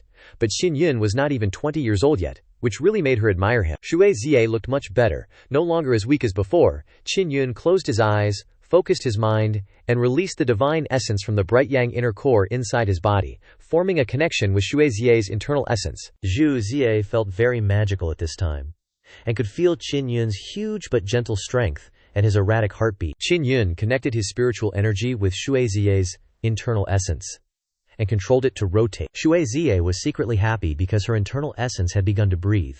Or in other words, she had achieved internal essence spirit. Qin Yun withdrew his spiritual energy, but the internal essence in Xue Ziye's danshin continued to breathe steadily and absorb a large amount of spiritual energy into her body. Xue Ziye absorbed spiritual energy much faster than before, and she realized that if her martial spirit recovered, she would be able to absorb spiritual energy even faster. She also knew that only internal essence energy could achieve this state. Qin Yun instructed Xue Ziye how to concentrate her internal energy. After her internal essence was full of internal energy, she tried to control her internal energy to gather the scattered martial spirit together, and then continue to take back the soul-plundering force that did not belong to her and grasp the power. If all goes well, Xue Ziye's martial spirit may recover within a few days. Xue Ziye was overjoyed and grateful to Qin Yun for being able to absorb spiritual energy and for Qin Yun's promise to heal her. Initially, she thought she was about to die, and even if Lan Fengjin could find someone to treat her, it would take several years. She didn't expect Qin Yun to be able to heal her immediately. At this moment, Xue Ziye remembered that she felt that the group of people from Xingxuan were trying to earn Xuan points, so she told Lan Fengjin about this. After thinking for a moment, Lan Fengjin also thought they were after fame. In fact, Lan Fengjin didn't know much about them, but there were penalties for injuries in the arena. Xue Ziye sighed. She knew he wouldn't be punished. The rules of the arena only applied to students of Xingxuan Martial Academy. So, weren't Xue Ziye and the others suffering in vain? Qin Yun was surprised. She said that although Huozhong and Murong were injured, It didn't affect their martial souls. Zhou Zhonghui was at the 8th level of the martial body. She was his biggest threat. So he attacked her. Lan Fengjin patted Zhou Ziyei's shoulder to comfort her, and told her to go back to her room to rest. They would deal with Zhou Zhonghui and the others later. After Zhou Ziye returned to her room, Lan Fengjin told Qin Yun not to get worked up. If it were a student of Xingxuan Martial Academy, seriously injuring or killing an opponent during the competition would result in being thrown into the Xingxuan Martial Academy's dungeon. But Qin Yun was still determined to go. The necessary thing at this point was for Qin Yun to gather information about Zhao Zhonghui. The arena was located in the inner courtyard of Xingxuan Martial Academy. To enter and watch the competition, viewers needed to pay a fee of several hundred star coins. To participate, students needed to register and pay a fee of up to 1 million star coins. However, for students of Xingxuan Martial Academy, this amount of money was insignificant. If they won in the arena, they would receive medals and could exchange them for valuable items that money couldn't buy. Many students participated in the arena to earn as many medals as possible. As long as they won, they would receive medal rewards. Previously, Xingxuan Martial Academy had strict rules that opponents could not be killed or seriously injured in the arena, so the students who participated in the competition felt safe. However, due to the current special situation, Xingxuan Martial Academy had opened the arena to students from Blue Star Palace and other martial academies, resulting in many students from other places flooding in to participate. These students would not be punished if they seriously injured their opponents in the match, and Xingxuan Martial Academy had no authority to deal with them. This made many students of Xingxuan Martial Academy reluctant to participate because they knew there would be many risks. Although Xingxuan Martial Academy students could not participate in the competition, the arena still earned a lot of money every day. This was why Xingxuan Martial Academy didn't want to change the rules. If the rules were changed, the entertainment value of the arena would be greatly reduced, the number of viewers would decrease, and Xingxuan Martial Academy would earn less money. When registering to participate, Lan Fengjin made it clear. According to the rules, if a Xingxuan Martial Academy student seriously injured or killed an opponent in the arena, they would be imprisoned in the Xingxuan Martial Academy's dungeon. They would be imprisoned for at least 2 months and up to 50 years. If they wanted to reduce their imprisonment time, they could pay a certain amount of money. 10 million star coins could reduce 1 year of imprisonment. Qin Yun realized that the arena was actually a place to earn star coins. As long as you had enough money, you could reduce your punishment. And he found this quite interesting. Then, he signed up and put his name on the list. At the registration area, the old man in charge saw Qin Yun's name and was extremely surprised. He knew Qin Yun's personality very well, and worried that when Qin Yun participated in the competition, an opponent would be seriously injured. The old man reminded him that Qin Yun was currently only a beginner-level fighter. He needed to win 10 consecutive matches to become an intermediate-level fighter, and then win another 10 consecutive matches to become an advanced-level fighter, and so on.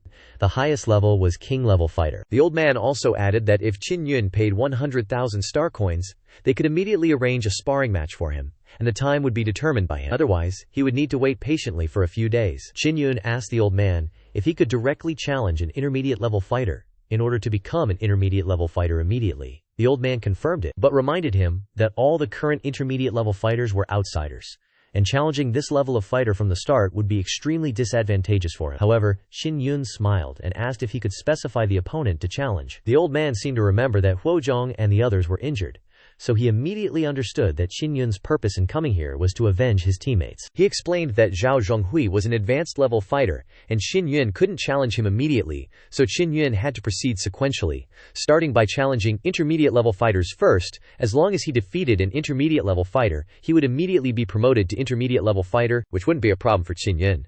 He quickly handed over 100,000 star coins, then asked them to arrange someone for him. Qin Yun entered the arena. Before that, he found a high seat to observe the arena, which was designed in a stepped style with many levels of seating, where many students were sitting and watching the matches below on a platform wider than 100 meters. In the next match, beginner-level fighter Qin Yun will face intermediate-level fighter Lu Guang.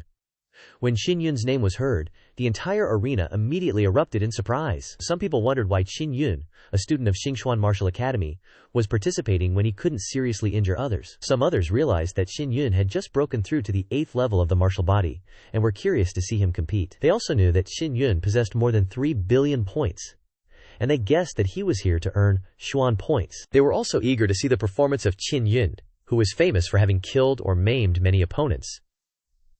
They recalled that Qin Yun, at only 16 years old, had challenged Martial Dao Realm Ying Xianglong. This made him seem arrogant in their eyes. Despite the gossip, Qin Yun, with his handsome appearance and tall stature, calmly walked out of the stands. His deep eyes and calm expression made the people around him cheer and follow his every step. Qin Yun's temperament was different from ordinary people. He was like a prince and a top genius, but he was not arrogant or domineering. In particular, Qin Yun's calmness and restraint made many people secretly admire him. Having experienced many challenges at the age of 16, Qin Yun had developed a calm soul and a strong inner self, which many rich young masters couldn't have. Standing on the platform, Qin Yun assessed his opponent, Lu Guang. Lu Guang was also very calm, not at all afraid of his opponent's title of assassin genius. Weapons are not allowed in this competition. When the referee gave the order to begin, Lu Guang rushed forward with powerful and violent steps like a wild beast. The loud sound of Lu Guang's rumbling footsteps echoed throughout the platform. Qin Yun stood still a few dozen meters away from Lu Guang. As Lu Guang approached, preparing to unleash his inner strength, Qin Yun suddenly let out a powerful shout like the roar of a giant monster, creating a violent gust of wind. The violent sound wave pushed Lu Guang backward and sent him flying off the platform. Qin Yun's terrifying shout shook the entire arena, and everyone's eardrums throbbed, shocking them and making them stare at the arena. Lu Guang was blown away, lost his balance, and fell to the edge of the platform. He lay motionless, unable to hear anything, and his vision blurred, his head spinning. The referee immediately announced Qin Yun's victory. Lu Guang was shocked by the sudden sound wave, and although he received a strong shock, he was not seriously injured, so Qin Yun did not violate the rules and won the match. He received a reward of 1 million Xuan points for defeating the intermediate level fighter. Qin Yun became an intermediate level fighter, but currently his Xuan points were not enough to challenge an advanced level fighter. Qin Yun was quickly arranged another match. Qin Yun's goal in this arena was not only to defeat Zhao Zhonghui, but also to earn Xuan points through sparring matches. Up next against Qin Yun is a middle-aged dude named Gao Hu, a burly, bearded beefcake from the Lingshuan Martial Academy. Gao Hu's a rising star general from the Tianling Empire, seriously strong, and rumored to be hitting Martial Body Realm 9th level any day now. Gao Hu's a mid-tier fighter riding a 9-win streak, and if he clobbers Qin Yun, he's leveling up to high tier. His martial soul is the Golden Axe, a weapon-type martial soul that makes him a total beast in no-weapons combat. While everyone's jawing about it, Qin Yun sized up his opponent. Gao Hu's a major pain in the ass since Qin Yun off the Tianling Empire's crown prince. Gao Hu's dead set on showing Qin Yun no mercy this fight, cause a win means major props from the Empire. He's strutting around saying he ain't scared of Qin Yun, claiming Qin Yun only got as strong as a martial body 9th level, with those body-fixing talismans and high-level spirit tools. Gao Hu's betting that without that stuff, Qin Yun's toast. Qin Yun just smirks back at Gao Hu's cockiness. Gao Hu, comparing him to that dead prince, scoffs that Qin Yun only beat the prince with outside help, not real skill. He admits Qin Yun's a good inscriptionist, but figures Xiao Yuelan only wants to marry Qin Yun for his inscriptions, not because she actually digs him. Gao Hu's mocking Qin Yun, calling him a pathetic dude being used by Xiao Yuelan, and even feeling sorry for him. Hearing Gao Hu trash-talk Xiao Yuelan, Qin Yun's face goes ice cold, and he fires back. Gao Hu just keeps cackling, calling Xiao Yuelan a cheap bimbo, and sneering that Qin Yun can't do squat to him in the arena.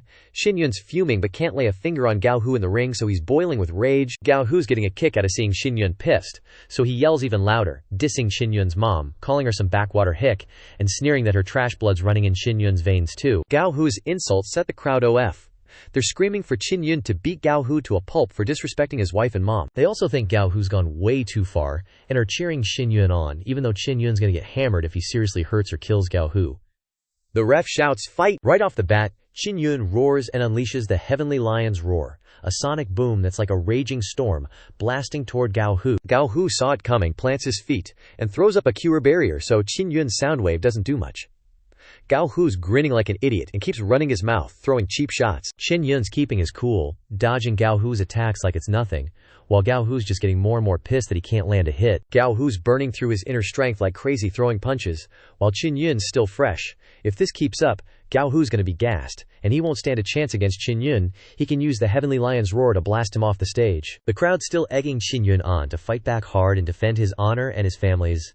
They're saying it's worth getting punished by the Starshuan Martial Academy just to teach Gao Hu a lesson. When Gao Hu keeps insulting and threatening Xiao Yuelan, Qin Yun finally snaps. He yells and throws a flurry of punches, his arms covered in purple gold flames. Finally, Qin Yun's unleashing a beatdown, and the crowd's going wild. On the stage, Gao Hu's covered in Qin Yun's purple gold flames, and everyone thinks he's been toasted. That's when Qin Yun jumps into the fire to attack. Inside the ring, an all-out brawl kicks off as Qin Yun uses the Spirit Convergence kill to beat Gao Hu into a daze.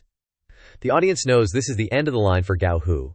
Even though they can't see anything in the flames, they hear Gao Hu's screams and they're loving it. Qin Yun pulls an axe blade out of his storage space and shoves it into Gao Hu's hand. Then, he uses the divine control art to puppet Gao Hu's body and arm. The purple gold flames vanish, and everyone sees Gao Hu holding up the axe blade, aiming straight at Qin Yun. Using weapons during the fight is against the rules. Quick as lightning, Qin Yun uses the Jade Coiling Dragon 6 styles. He turns the purple gold into a giant lion's claw, slashing at Gao Hu. When Qin Yun throws the final punch, it's so bright it sends Gao Hu straight to hell. The ref rushes over, but Gao Hu's totally spent. The big axe blade and his armor are trashed by Qin Yun. The old ref is shocked. He was too slow to stop Qin Yun. Such terrifying power. Qin Yun is still calm and explains.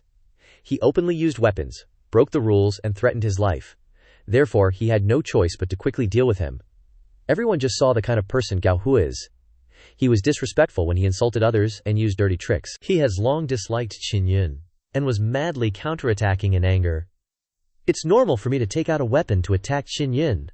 No one knew that Gao Hu was holding an axe blade that Qin Yun had put into his hand. After a while, the referee shouted. During the match, Gao Hu violated the rules by using a weapon.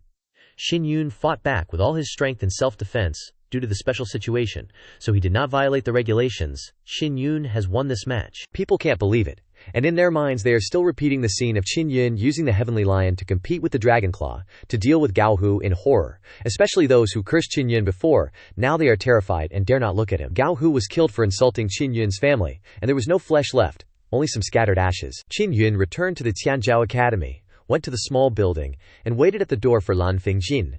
After a while, Lan Fingjin hurried over. Qin Yun? She cursed in a low voice that all 500 million star coins belonged to Xiao Zhonghui. That bastard? How many more star coins does he have to spend to deal with this Xiao Zhonghui bastard? Lan Fingjin sighed. You could have not killed him, just ruined him. As long as he's alive, you'll only be punished with 2 or 30 years of imprisonment, and you'll only need 2 or 300 million. What Xiao Zhonghui used was a legendary martial soul. I don't know what it is specifically, so you have to think carefully. Qin Yun thought about it and decided. First, get ready to ask Lan Fingjin how many star coins she has left. She only has 300 million star coins. If you're planning to deal with Xiao Zhonghui, she'll lend you those star coins for now, and then help you scrape together 2 million more. Lan Fingjin won't be stingy with Zhu Feng at all. She knows Zhu Feng is a young, high-level Chuenshi, and he has many powerful high-grade spirit inscriptions, so she can gain even more from him in the future. Zhu Feng scratched his head and laughed. Honestly, I don't know how to repay this debt of gratitude to Big Sis Lan. Repay with my body? I already have a wife. That's so awkward. I already borrowed 300 million star coins from you, and now I'm borrowing the rest of your star coins. He was also secretly surprised. Lan Fingjin is so rich, she must be a fuerdai. Best not to repay. Lan Fingjin said that, since he calls her Big Sis Lan anyway, how could she not help Zhu Feng? She mentioned that Zhou Zhonghui clearly knew that Huazhong and the others were her students but still acted so heavily, which was a serious provocation, and she would have to teach him a lesson. Lan Fingjin's face turned furious. Turns out it was also to help herself, scaring everyone around her. Early the next morning, Zhu Feng changed into a tight-fitting black outfit and left the room, rushing to the battle arena, paying 100,000 star coins to the old man in charge to arrange his match. Now, all the students of the Xingchuan Martial Academy know that Zhu Feng has become a fighter and is waiting to fight in the battle arena. He has won 2 matches and become an intermediate fighter. This has made many students very interested and have come to buy tickets for the match early. The battle arena quickly became crowded, and the cost of participation today also increased. Today, everyone is eager to see how Zhu Feng will perform in the match. Zhu Feng walked to the side of the old man and said with a smile, "Thanks to your blessing, today's tickets sold a lot." Zhu Feng laughed. "If that's the case, then don't take my star coins anymore, but directly help me arrange an opponent, okay?" The old man shook his head decisively, grabbing the star coins in his hand. "This can't be done, he doesn't have the right. Zhuqian points or star coins still have to be collected." Zhu Feng took out the Xuan point card. "I have 300 million Xuan points, so I want to suggest challenging 3 people at once. Is that okay?" The old man was surprised, wondering if he heard it wrong. It just so happened that there were 3 Donggong martial body 8-level disciples who wanted to start a war at noon, but he wanted to confirm that he was really confident that he could win. "Senior just needs to believe in me." Zhu Feng didn't care. He now felt that he had no problem facing 3 martial body 8th-level intermediate fighters. He had great confidence in his strength, and also wanted to see how strong the Mingyang inner core was. The old man accepted the currency from Zhu Feng and began to find opponents for him. After that, Zhu Feng went to Lan Fingjin and Xue Ziye's place, decisively reporting that he would fight 3 people. Lan Fengjin and Xue Ziye's faces were immediately filled with disbelief, as if they were looking at a madman in front of them. Lan Fengjin hurriedly reprimanded. Did your brain get hit by the door and break? No, the battle arena has limitations. You are not originally an opponent of the martial body 8th level fighter, Xu Feng said. If I can't beat them, I can just admit defeat. I won't die, Lan Fengjin objected. If you die, where will my money be recovered from? Xu Ziye advised. They shouldn't be angry, and reminded them that they hadn't eaten yet and took out some food and told them to eat it. Xu Feng took the opportunity to change the subject, taking the food from Xue Ziye, and couldn't help but praise it. Lan Fengjin knew that, and knocked him. Xue Ziye sighed. In fact, I have heard some news from those 3 disciples of Donggong. They are born with 3 hearts that are connected to each other. Even if we join forces, we may not be able to defeat them. Xu Feng recalled that the old man in charge said they weren't that strong. Could it be that he was lying to him? Xue Ziye and Lan Fengjin both unanimously told Xu Feng to give up the match. There was still time. But Xu Feng didn't know why, but he was even more looking forward to facing the 3 disciples. Xu Feng joked, proposing a bet. If they are determined that I will lose, then if I win, they have to kiss me. Lan Fengjin couldn't stand it after hearing this, and gave Xu Feng a few punches, and scolded. Is this the time to be thinking about those things? Xu Feng appeared extremely confident. If they think I can't win, then let's make a bet. Anyway, if I lose, they don't need to kiss me. Lan Fengjin stared at him fiercely, thought for a while, and announced, If you win, I will make some talismans for you. Zhu was very excited, and smiled sinisterly when he saw Lan Fengjin so angry. Xu Ziye felt a little shy, and seemed to want to kiss Xu Feng's face, even though Xu Feng had not won yet. At noon it was finally Xu Feng's turn to play. The referee shouted loudly, Xu Feng versus San Miaodeng. When Xu Feng's name was announced, the discussions rang out again. Xu Feng is really crazy. He just earned 200 million Xuan points yesterday, and today he's spending them all. A reckless teenager, greedy for immediate gains. If Xu Feng wins, then he will get 3 million Xuan points. Xu Feng has gone up to the battle arena, but San Miaodeng has not yet appeared. If San Miaodeng does not arrive within the prescribed time, it will mean that they have given up the match, and Xu Feng will win. Xu Feng listened to everyone's discussions, and didn't pay much attention, because Lan Fengjin and Xu Ziye had said that to him before. Preparation time is about to end. Suddenly someone shouted, San Miao has appeared! These 3 beauties still keep the habit of appearing so late every time. Is it because they want to create psychological pressure on their opponents? Haha, Xu Feng might be very happy if they beat him. Xu Feng blushed. Why are they all women, and are they the 3 charming beauties? They should be called San Yao, 3 pills that bewitch people's hearts. The 3 people appeared on the field and were warmly welcomed by the audience. They looked very confident and smiled friendly, Da Miao said. Xu Feng, although you have decided to go to Xingong, they will still be fellow disciples in the future. The other party was so polite, which made him a little unexpected, and he felt that the Donggong disciples were indeed humble and polite. Heir Miao said with a gentle tone and a smile. Today they will definitely win against you. They also do not hope to hurt you on the martial arts stage, so as to avoid being blamed by your wife in the future. Why don't you just admit defeat? They will compensate you with 30 million star coins, so the loss can be reduced a little. Xu Feng could imagine how domineering Zhao Yuelan was inside the Lansei Star Palace, and even the Donggong disciples were afraid of her. Xu Feng smiled affirmatively. It doesn't matter, even if they don't win, they won't be hurt. San Miao also sighed and emphasized, don't regret it. Witnessing this scene, Lan Fengjin and Xue Ziye in the audience couldn't help but worry when Xu Feng's heart would soften whenever he saw beautiful women. The preparation time ended, and the audience became more excited because they had bet a lot of star coins on San Miao. As long as San Miao won, they would be able to win a sum of star coins from the battle arena. The referee suddenly shouted loudly, the match begins. Right after, the 3 Tam Miao sisters suddenly moved swiftly, standing in 3 different positions to surround Qin Yun. The 3 of them shouted loudly, and launched 3 balls of cyan purple inner force from 3 different directions toward Qin Yun. Qin Yun tensed up, and upon hearing the shouts, hastily stepped away, dodging the 3 incoming balls of light. He successfully evaded them, secretly rejoicing, thinking the 3 balls of light would collide and explode, but instead, they merged into one larger ball of light, continuing to hurtle towards him. Caught off guard, Qin Yun was struck by this light, sent flying, and almost fell off the arena. Luckily, he reacted quickly, adjusting his balance. The moment his feet touched the ground, he suddenly charged forward, evading the pursuing ball of light. Qin Yun dodged the impact of the light ball, hastily rushing towards one of the 3 women. But as soon as he charged in, that person suddenly winked and unleashed another ball of light. This ball of light was extremely strange, incredibly fast, and contained powerful energy. Being hit felt like being struck by a heavy object. Qin Yun hastily dodged, but the light brushed past him in an instant, then suddenly exploded, a burst of force engulfing Qin Yun, tearing his black robe. Qin Yun cursed inwardly.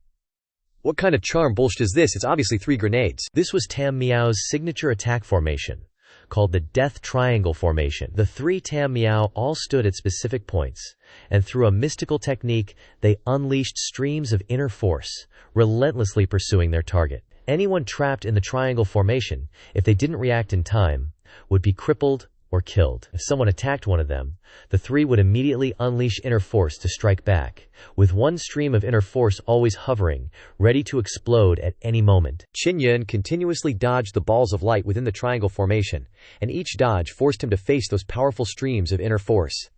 Sometimes, even if he managed to evade, the light that passed by him would suddenly explode. He realized that the 3 Tam Miao had very strong spiritual force, using it to control their inner force.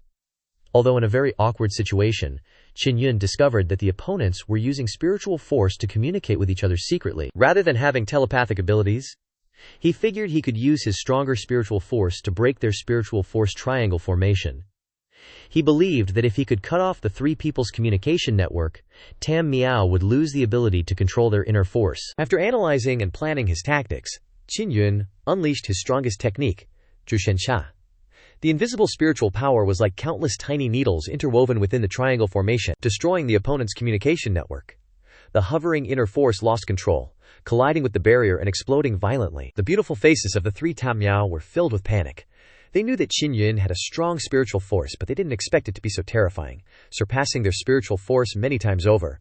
After being struck by Qin Yun's Zhushensha, their spirits became chaotic, their minds in turmoil. Seeing his chance, Qin Yun unleashed Huoyun Bu to its limit, instantly arriving in front of one person and knocking them off the arena. With only 2 people left, Tam Miao regained some composure, looked at Qin Yun with respect, admitted that they had lost, and felt truly convinced. The entire arena erupted in cheers when Tam Miao admitted defeat. Tam Miao clearly understood that they had been attacked by Qin Yun's extraordinary spiritual force, and because they also cultivated spiritual force, they knew how terrifying Qin Yun was. Faced with this kind of spiritual force attack, even if they defended, they couldn't stop it, partly because they relied too much on spiritual force, making them very sensitive to spiritual force fluctuations. When attacked by spiritual force, their damage would be very great, mainly because their cultivation of spiritual force was not high enough. The referee also loudly announced, "Qin Yun has won this match, and Tam Miao has been defeated." Qin Yun's victory made those who bet on him very happy. Lan Fengjin and Xue Ziyi also breathed a sigh of relief. Qin Yun was overjoyed, smiling brightly as he left the arena, heading to the arena hall to submit his star coins and ask the old man to arrange another match. Qin Yun had initially blamed the old man a bit, but now he couldn't help but admit that Tam Miao were actually quite ordinary. The old man didn't mind, saying he would arrange an easier match for Qin Yun in the evening, and promising to give him a little extra care because he was a student of Deuce the Old Devil. Meanwhile, Xue Ziyi blushed and whispered to Lan Fengjin whether they really had to kiss Qin Yun. Lan Fengjin looked annoyed, saying that they had no choice, because if they didn't agree, Qin Yun would say they didn't keep their promise. Even though they were women, they couldn't be like some men who didn't keep their word. Lan Fengjin continued to reassure Xue Ziyi, saying there was nothing to be afraid of, it was just a kiss on the cheek, and only the 3 of them would know about it. Qin Yun wouldn't dare to talk nonsense because his wife, Xiao Yulan, was very formidable. If Xiao Yulan found out, Qin Yun would be in big trouble. Hearing this, Xu Xinyin felt more at ease, nodded, and whispered that it was fortunate they hadn't agreed to kiss Qin Yun on the lips. As Qin Yun approached with a smile, looking at the 2 beauties, one big and one small, he happily asked what they were whispering about. Lan Fengjin glared at him, saying they were talking about how Qin Yun took advantage of the chaos to release spiritual force, using his own spiritual force to find weaknesses in the opponent's formation. Hearing this, Qin Yun pretended to have forgotten about the bet, turned around, and went to prepare for his next match, making Xue Ziyi breathe a sigh of relief. In the evening, Qin Yun finally took the stage, his opponent being a middle-aged man from Lingxuan Martial Academy. Although this person had reached the 8th level of martial body, his strength was nothing special. Qin Yun easily won, and now he had 7 million Xuan points. With another 3 million Xuan points, he could challenge a high-level fighter and spar with Zhao Zhonghui. When the match ended, Qin Yun excitedly returned to Tianjiao Academy, hurriedly washed his face, and sat on a chair, smiling and saying that it was time to fulfill the promise. He reminded Lan Fengjin and Xue Ziyi of their promise, and although shy, the 2 still came forward and kissed each of his handsome cheeks. Qin Yun felt refreshed, sensing a captivating fragrance from their bodies.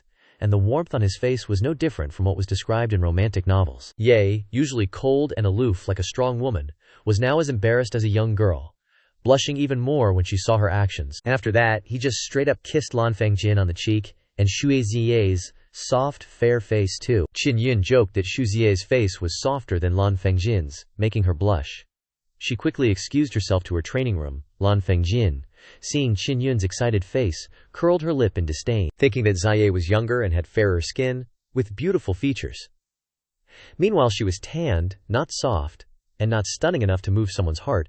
He definitely liked that type of cute girl. Then Qin Yun laughed, affirming that he liked them both, earning him a glare from Lan Fengjin. Just as Qin Yun was about to return to his room, he sensed 3 auras outside. His expression changed, wondering, what are the 3 wonders doing here? Did they lose and can't accept it? The 3 beauties greeted in unison, senior sister Lan, and bowed deeply, showing utmost respect. Lan Fengjin asked them what was going on. Dai Miao turned towards Qin Yun, pointing directly at him, answering that they wanted to follow Qin Yun. The other 2 nodded in agreement. Qin Yun looked at Lan Fengjin in astonishment, also a bit startled. Even though the 3 Wonders sisters were defeated by Qin Yun, they still possessed strong strength in the arena. Their desire to follow Qin Yun surprised Lan Fengjin. Lan Fengjin frowned, saying that Qin Yun must have beaten them into being idiots, and as disciples of the East Palace with bright futures, why would they casually chase after someone like Qin Yun?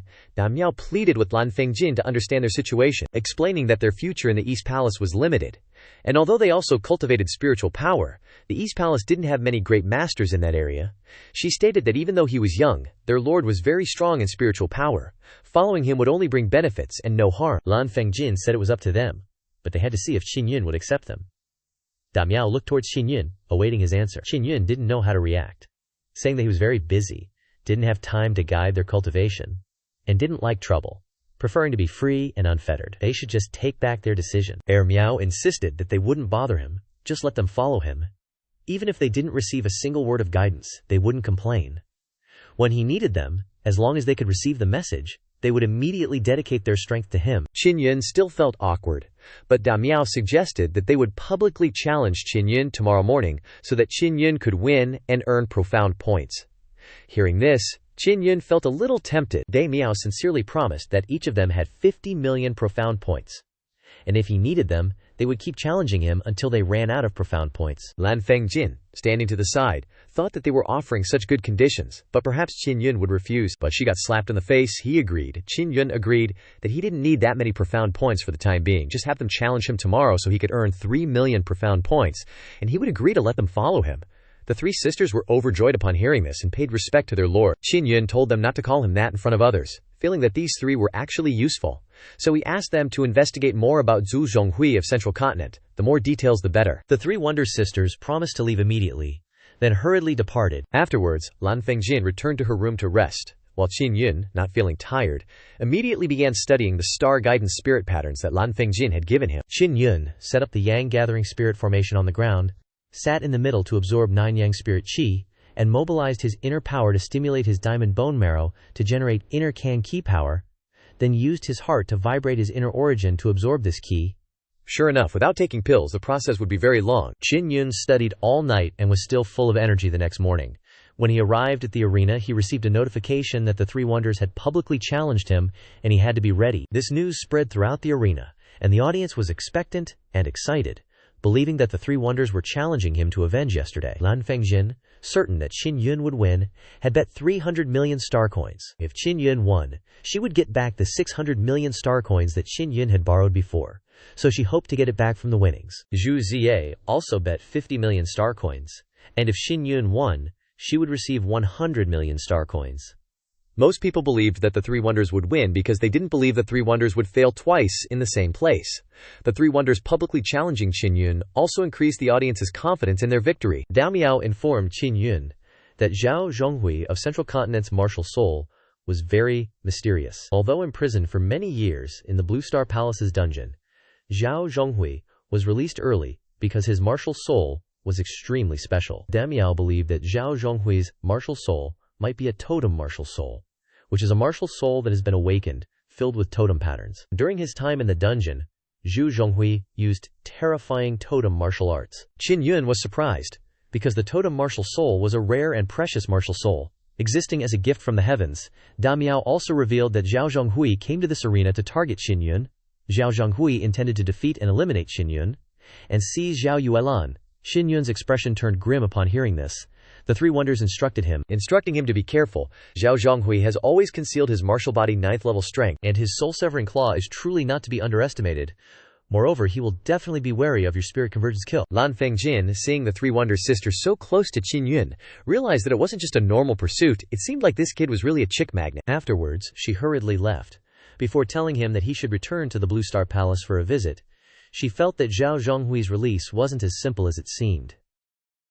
He had also been diligently studying soul detoxification these past few days. Afterwards, Qin Yun went to find Du Gi, telling him that the Fiery Light Fist and Cloud Stepping Gate were both high-level martial arts, and he had fully mastered them, but from beginning to end there was still no way to cultivate these two martial skills to a state of divine transformation. He asked if these martial arts were lacking something in this stage. Du Gi thought carefully. This relates to many aspects. In the Qi Burst art and the Wind Cutting 6 arts martial arts and the Dragon Slaying 6 arts martial arts, a certain level of cultivation is needed before they can be executed at a higher level. Qin Yun looked at his hand, muttering.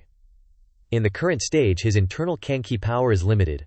Once it is used up, it is gone, and it takes a very long time to regenerate. Only a little can be used. Du Gui thought that he had a rather bold idea that he could try after 3 days of hard training. By the time Qin Yun and Zhao Zhonghui prepared for the match, tournament tickets are selling like crazy. One ticket can go for 20,000 star coins. Shui Zie already went to grab some tickets for the fight, hoping to snag 2-1 for Lan Fengjin. But Lan Fengjin still hasn't returned, which is making Qin Yun a little worried. As Qin Yun entered the arena passageway, he saw Lan Fengjin and instantly felt relieved. But Lan Fengjin was super anxious and shouted seriously, "Cancel the fight, I just got some intel." Apparently, the Azure Star Palace sent Zhao Zhonghui to challenge you, and they want Zhao Zhonghui to devour your totem. Qin Yun never expected that Zhao Zhonghui was also after the other guy's martial soul totem just like him. People with 2 martial soul totems have to compete, and the loser's totem automatically jumps into the winner's body. If you lose, your totem talent, which is supposed to be your pride, will be gone. That's way too risky. Lan Fengjin looked at Qin Yun with worried eyes, but he just smiled to reassure her. Trust me, Lan Fengjin didn't say anything more. She could sense that Qin Yun was hiding a huge amount of his real power, which is why he was so confident. The fighting arena was incredibly rowdy, mostly filled with people in fancy clothes and with impressive power. Qin Yun thought to himself, "Didn't expect the Azure Star Palace to send so many people. Do they really think I'm going to lose for sure today?" He stepped onto the arena stage. Looking around the stands, he saw many familiar faces, including Zhuo Chuan and Zhao Yang. Elder Longyang was there, but he didn't see Zhao Yuelan. Qin Yun felt a little down. He scanned all around, searching for Zhao Yuelan's figure, but she wasn't there. Suddenly, he sensed a powerful aura behind him. Zhu Zhonghui had arrived. Zhao Zhonghui was short, with a sharp, cold face, and eyes full of murderous intent that made others feel an immense pressure. Seeing him, Qin Yun couldn't help but feel worried and scared. He suddenly understood why Lan Fengjin told him to back out, because Zhao Zhonghui was seriously terrifying. Suddenly, Qin Yun remembered what the Azure Star Palace elders had said. If a person has a totem, but no soul totem, then there's a high chance they'll be devoured by the totem, becoming a crazy person who just slaughters everything. He suspected that the Zhu Zhonghui in front of him had been controlled by a totem before, and now he's only a little normal since awakening his soul, but his brutality is still there, and could erupt at any moment. Zhao Zhonghui's mouth twitched, his eyes full of cruel menace. After the fight, all the fame and glory that Qin Yun had won, including Xiao Yuelan, would belong to him. Zhao Zhonghui suddenly pulled out a thumb from his storage spiritual equipment. Seeing this thumb, Qin Yun frowned, feeling familiar with it. It belonged to Huo Zhong. A raging anger like a volcanic eruption was triggered inside him. Zhao Zhonghui laughed evilly and said, "Huo Zhong was such an idiot. How such a piece of trash could even get into the Beast Martial Palace is a disgrace to the Beast Martial Palace. And he destroyed Zhui Zie's martial soul. This is thanks to him." He was super pleased to see Qin Yun's darkened face and provoked him even more. "After I beat you, I'm going to take good care of Xiao Yuelan. I'm going to trample all over her." Qin Yun clenched his teeth, his body trembling, and looked at Zhao Zhonghui like he was a venomous snake. In the stands, a delighted Azure Star Palace elder said, "This kid Ago Hui has a bit of a temper, but he's still the strongest martial body realm fighter in the South Palace." The elder next to him commented, "If he can beat Qin Yun, then there's a very high chance he'll step into the martial Dao realm. Such a young martial Dao realm cultivator is rare, even in the Azure Star Palace." At this moment, Zhao Zhonghui's body was overflowing with a white, flame-like aura. It was inner force qi. Everyone realized Zhao Zhonghui was at the 9th level of the martial body realm, so Qin Yun was definitely going to lose this time. His strength was far behind. The fight began. Qin Yun was visibly furious. As soon as it started, Zhao Zhonghui released his inner force. He roared. The sound a bit like a roaring tiger. The roar made Qin Yun's power so disorganized that he was forced to retreat more than 10 meters. In an instant, Zhao Zhonghui appeared in front of Qin Yun, swinging his hand down with his tiger martial soul, but it suddenly transformed into sharp eagle claws. Qin Yun hastily dodged. Only now did he realize that Zhao Zhonghui's martial soul wasn't just in the shape of a tiger, but also had other beasts. Zhao Zhonghui came at him again. Qin Yun met the claw with a palm strike using diamond inner force, releasing Sea Howl skill, turning the inner force into shockwaves and blasting away the tiger claws. Yang Shiyu happily exclaimed, "He made 9 waves with that earthquake." Qin Yun's Sea Howl skill has reached the peak of great accomplishment. Sea Howl skill is a profound level martial art. Qin Yun unleashed 9 shockwaves in a flash to push back Zhao Zhonghui.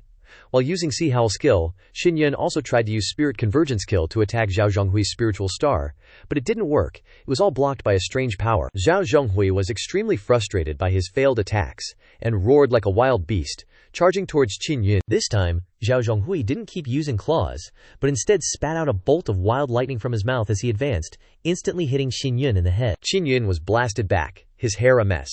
He never expected that Zhao Zhonghui could spit out such a terrifying bolt of lightning from his mouth. In a moment of crisis, Qin Yun activated Zhuai and dove down with overwhelming power. Purple gold light erupted as Qin Yun attacked Zhao Zhonghui with wind-severing 6 styles, leaving his opponent full of wounds and slashes. Everyone watching was shocked. Qin Yun severely injured Zhao Zhonghui, making the South Palace elder angry, claiming Qin Yun shouldn't have done that. Qin Yun retorted, saying that in a competition, if you don't want to get hurt, you should go back and suck on your mom's teat, causing everyone to burst out laughing. The South Palace elder turned red with anger and yelled at Zhao Zhonghui to go all out, promising that Zhao Yuelan would be his if he won. Zhao Zhonghui, already craving victory, laughed even more maniacally. In a flash, he appeared above Qin Yun, slamming down the soul-severing palm. The heavy blow landed on Qin Yun's celestial arm. Qin Yun was struck on his left shoulder, falling to the ground, covered in blood. Lan Fengjin and the others' faces turned pale.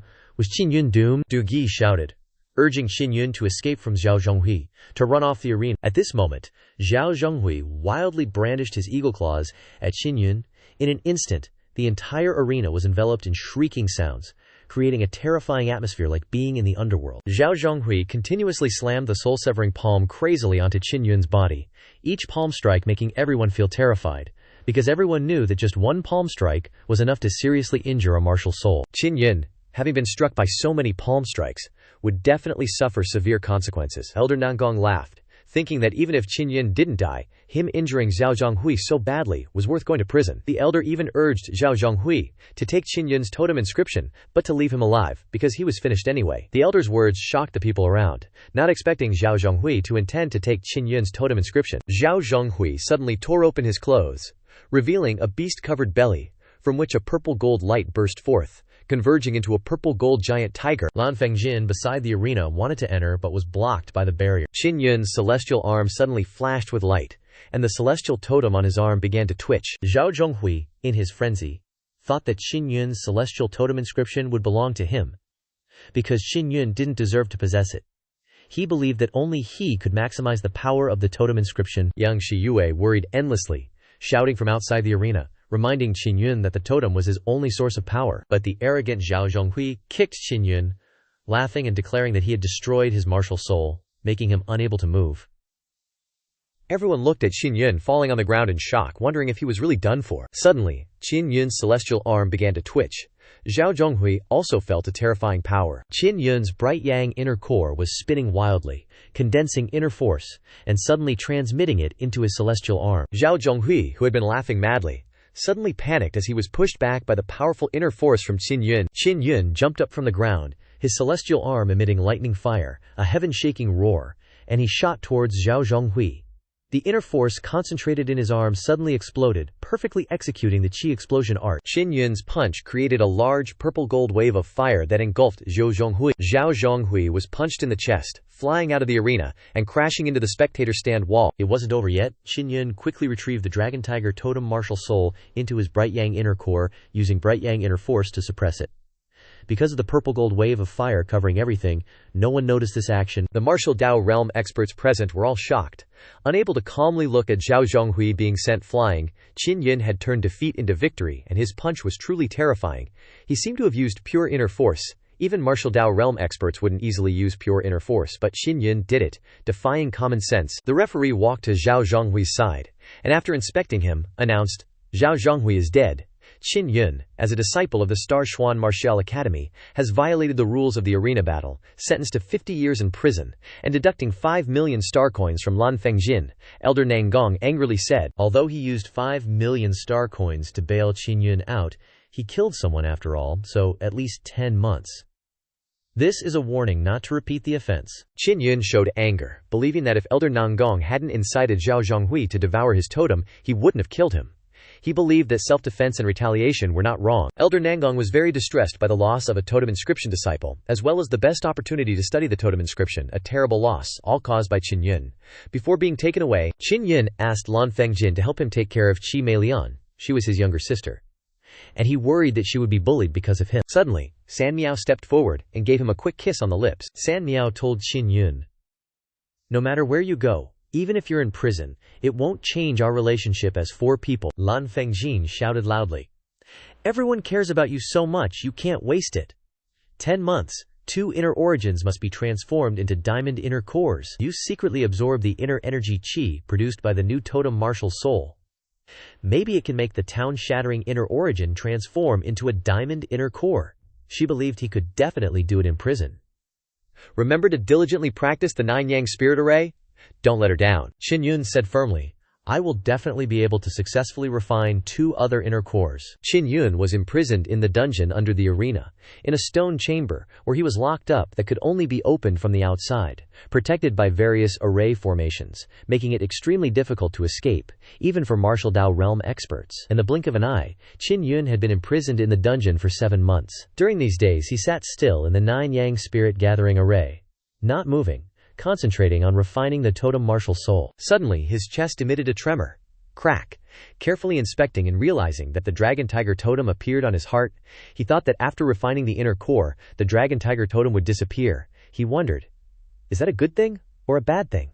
But even though the Zhendang inner origin and Mingyang inner core can store inner strength qi, because these 2 inner cores are newly formed, they are still weak, and the inner strength qi stored isn't much.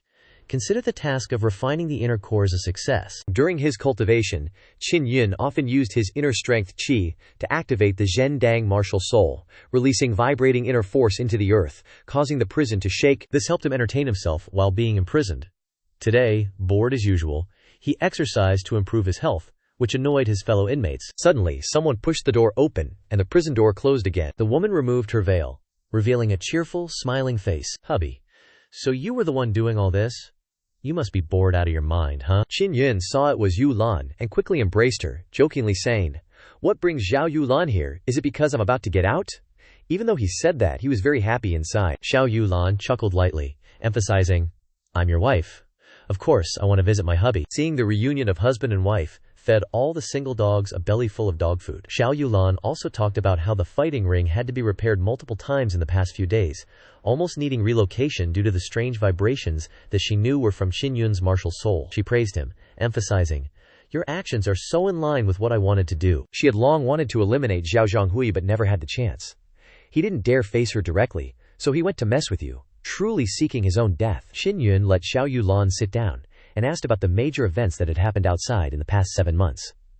"Because I feel like I'm about to suffocate to death being locked up in here." After sitting down, Zhao Yulan talked about how the Blue Star Palace had established the Prodigy Institute. "This has gained quite the attention," she explained. "The Prodigy Institute, led by Si Yanglong, has pulled half the people from the Genius Institute, and now there's only half the people left in the Genius Institute," Zhao Yulan announced.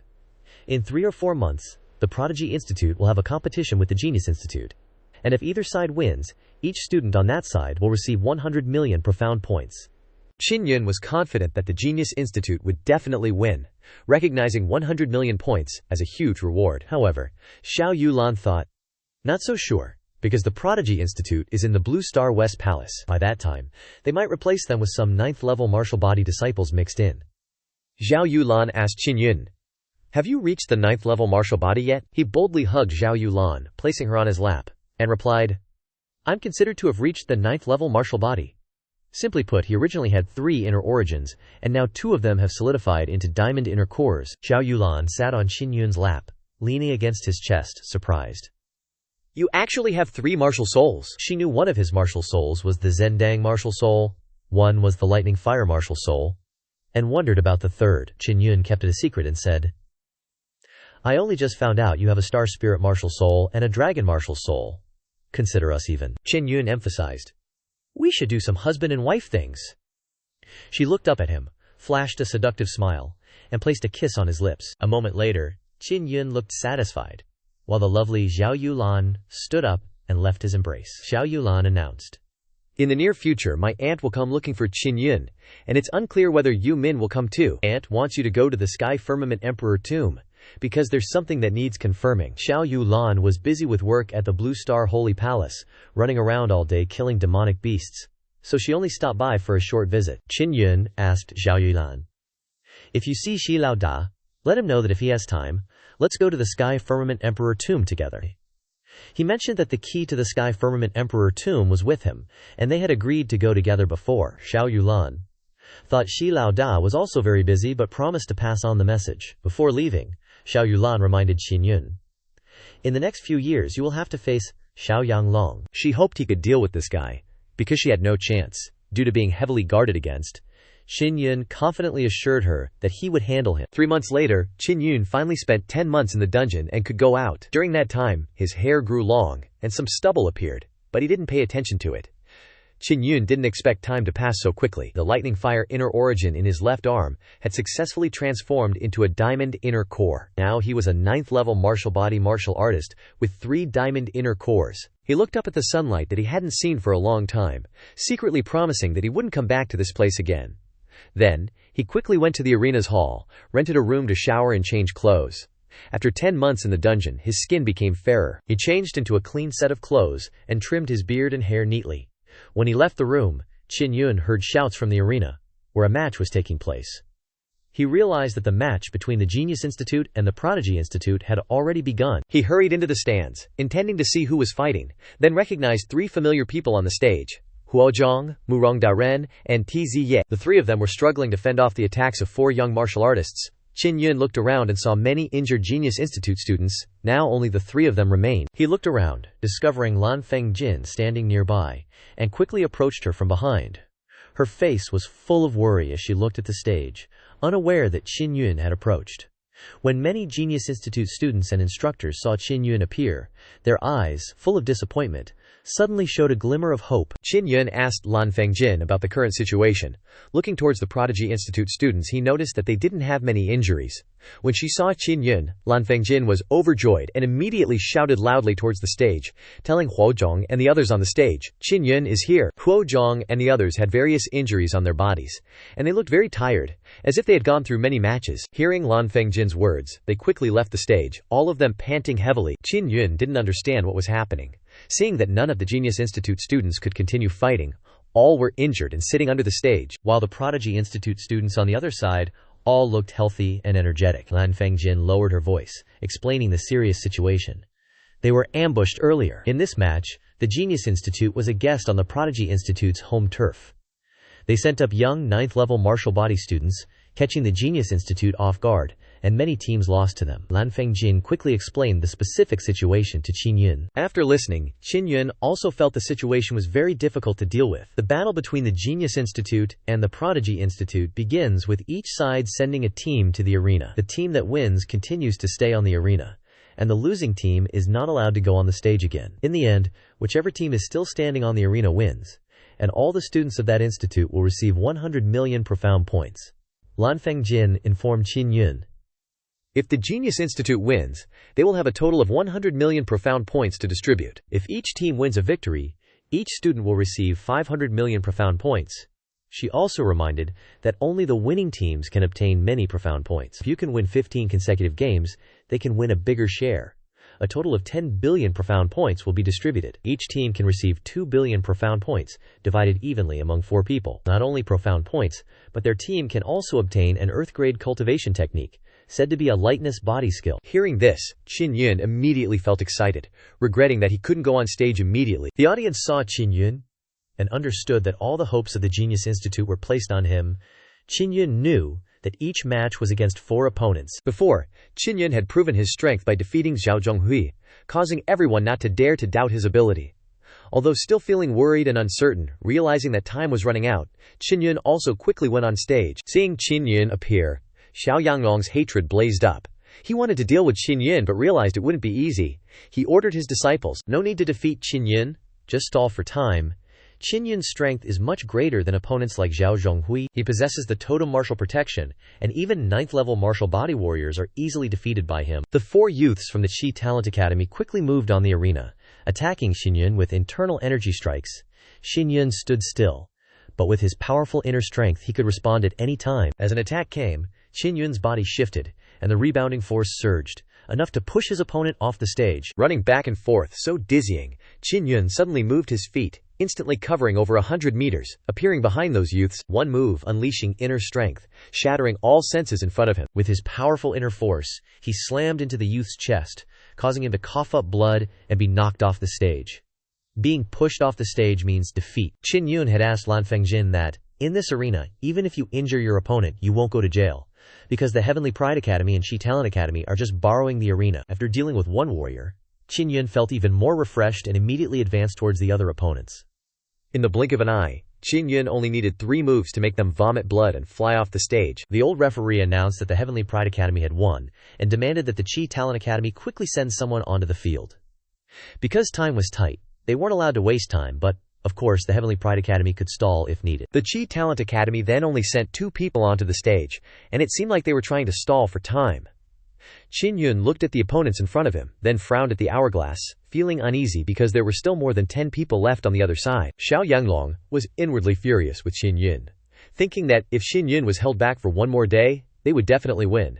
But Qin Yun appeared at the crucial moment. The teams that went onto the stage couldn't last more than 10 seconds, quickly being defeated and severely injured. The funny thing was that afterwards, no students from the Qi Talent Academy dared to go on stage. No matter how much Xiao Yanglong threatened and scolded them, they still didn't dare because they were too scared. With only 8 teams left, the Qi Talent Academy faced the danger of being eliminated. If no team went up within 5 seconds, Xiao Yanglong realized that Qin Yun's time might not be enough, and suggested sending all the remaining disciples up at once to quickly end the match. He hoped that this would ensure victory for the Qin Talent Academy. If the hourglass ran out of time before Qin Yun could defeat them all, Qin Yun agreed to this proposal, accepting to face all 8 teams at once, a total of more than 30 students jumping onto the stage. With nothing left to fear, the entire arena immediately became excited as they witnessed Qin Yun facing his greatest challenge yet. Many in the crowd expressed concern that Qin Yun might be overdoing it.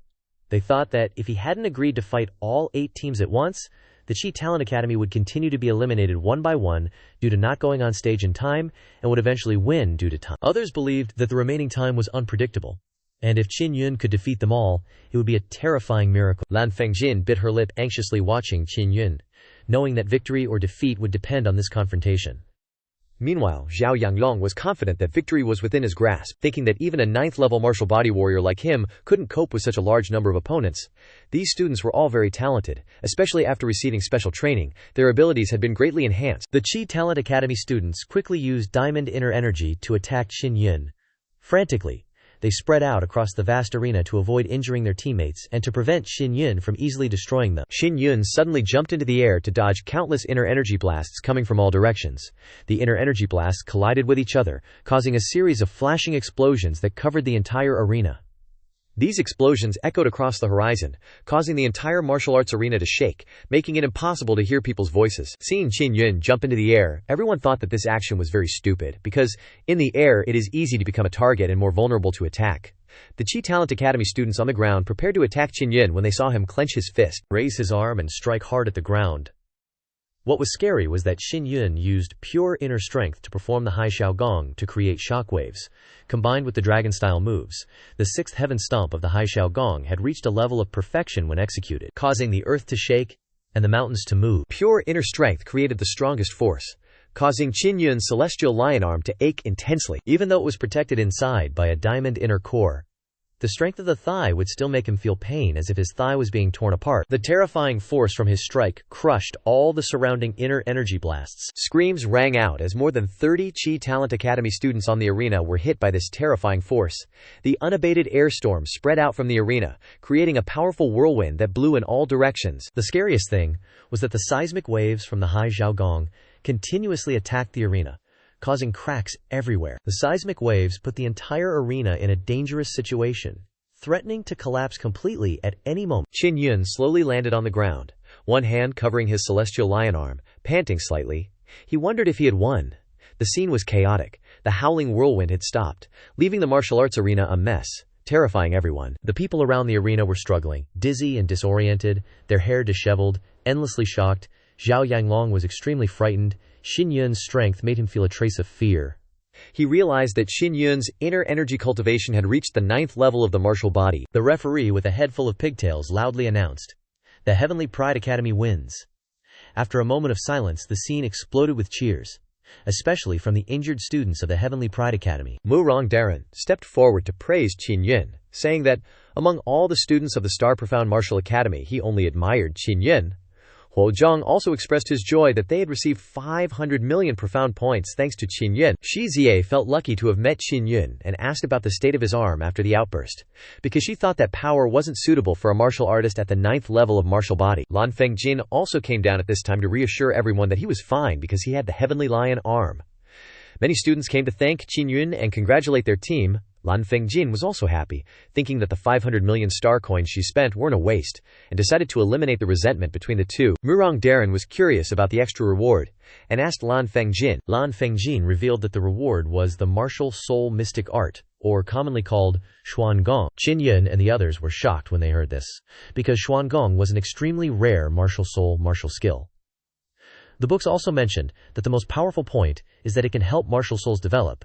Xuangong has all kinds of special powers. For example, if the Fire Martial Soul has Xuangong, it can make the Fire Martial Soul carry out a mystical transformation, turning into all kinds of forms. The books record that a Martial Soul Realm martial artist used Xuangong to transform the Fire Martial Soul into a fire steed that can run thousands of miles a day. This explains why Zhao Yanglong hated Qin Yun so much. Qin Yun was looking forward to it. He had to go with Lan Fengjin to the Blue Star Palace to receive the reward to find out what kind of Xuangong it was. Lan Fengjin explained that although the Tianjiao Institute and the Chikai Institute suffered losses, in the end the Blue Star Palace was still the biggest beneficiary, and she also told Qin Yun to be careful. This time he probably made enemies with a lot of people. But Qin Yun calmly told her not to worry too much, thinking too much might not be a good thing. Then she smacked him on the head. There are some things you have to think about. After that, she told Zhuizi and Ye to set off to the Eastern Palace later to cultivate diligently, and suggested that Qin Yun must step into the martial Dao realm within a year. Qin Yun believes that this action may put him in danger, and may lead to qi deviation, which reminds him of his father's similar situation, and almost losing his life, so he pays close attention to this issue. Qin Yun mentioned wanting to enter the Tianxiao Emperor Mausoleum, and asked if Huo Zhang and Murong Darren were interested in going together, because they had previously discussed wanting to go there together. Xiao Yuelan had previously gone to the dungeon to meet Qin Yun, and said that Xiao Xuanqin will come to him to discuss this matter. Huo Zhang decided not to go, because he still had many things to complete at the Beast Martial Palace. Murong Darren also couldn't go, and asked Qin Yun, "Have you contacted Shi Laoda yet?" However, Shi Laoda is currently an important figure in the Holy Palace, and is valued by the Palace Master, who even intends to take him as a closed-door disciple, so he must be very busy. Murong Darren and Huo Zhang both decided not to go to the Tianxiao Emperor Mausoleum, because they felt that their strength was not enough, worried that they might become a burden to Qin Yun at that time. Noticing that the arena showed signs of collapsing, because the previous shock had cracked many places, they then parted ways here, returned to the Treasure Tree Forest. Qin Yun suddenly felt a bit of familiar aura. A graceful figure flew down gently from the big tree. Qin Yun was happy to recognize Qi Melian. It had been a long time since he had seen her, and now she had changed a lot, becoming more graceful and taller. But her eyes still retained their pure look. Qi Meilian was happy to see Qin Yun again, her face full of sweet smiles. To her, Qin Yun was her only relative. Qin Yun gently stroked her smooth face and remembered what she had gone through, and a feeling of wanting to protect this innocent girl rose in his heart, not letting her suffer any more grievances. Qi Meilian said that, under the guidance of her teacher, she quickly reached the 9th level of martial body. She affirmed that she would become stronger, so that no one could bully Qin Yun anymore. Qin Yun felt proud, and touched her head. realizing that although she was 2 years younger than him, she had reached the 9th level of martial bodhi.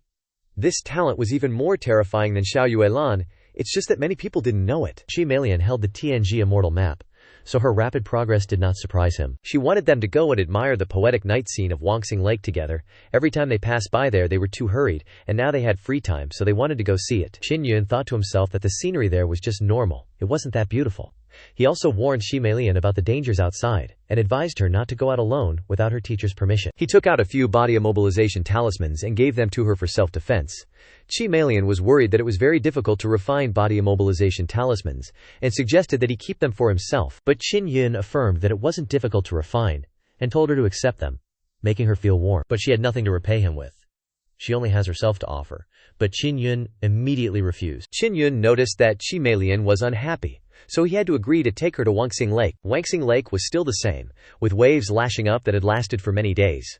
The event of the Wangxing Lake's upheaval had frightened everyone, but after many days passed, the world was still calm, and people gradually forgot about this matter. Before, when Wangxing Lake was still quiet, it was like a magical mirror reflecting the stars in the night sky, creating a sparkling beauty. However now, Wangxing Lake is no longer quiet, but the waves are constantly lapping all day, and the lake is always choppy and restless. Qin Yun didn't understand why Qi Meilan kept praising its beauty, while he couldn't see the spirit and the light in the lake was faint. What was so beautiful about it? Suddenly, he realized something was wrong. Qin Yun used the fire cloud step to fly up to a height of 10,000 meters, looking at the entire Wangxing Lake. He wondered if Qi Meilan saw anything different. Qin Yun hovered in the air, observing carefully for more than an hour, and finally he discovered that no matter how the stars in the sky moved, the light reflected on the lake's surface remained unchanged, even though the lake water was choppy and the waves were high. The light from the stars and moon is still being reflected. This discovery made Qin Yun feel incredibly weird and realized that Wangxing Lake was even more mysterious than he had imagined. Qin Yun wondered if Qi Meilan could see differences he couldn't. Maybe she had the ability to see things others couldn't, like emotions, so Wangxing Lake looked different in everyone's eyes. Qi Meilan felt that he needed to let go of his worries and maintain a clear mind in order to see the beauty of Wangxing Lake. He closed himself off, focusing on his powerful mind and actively controlling his thoughts. With his strong mental power, he felt a state of peace and wonder.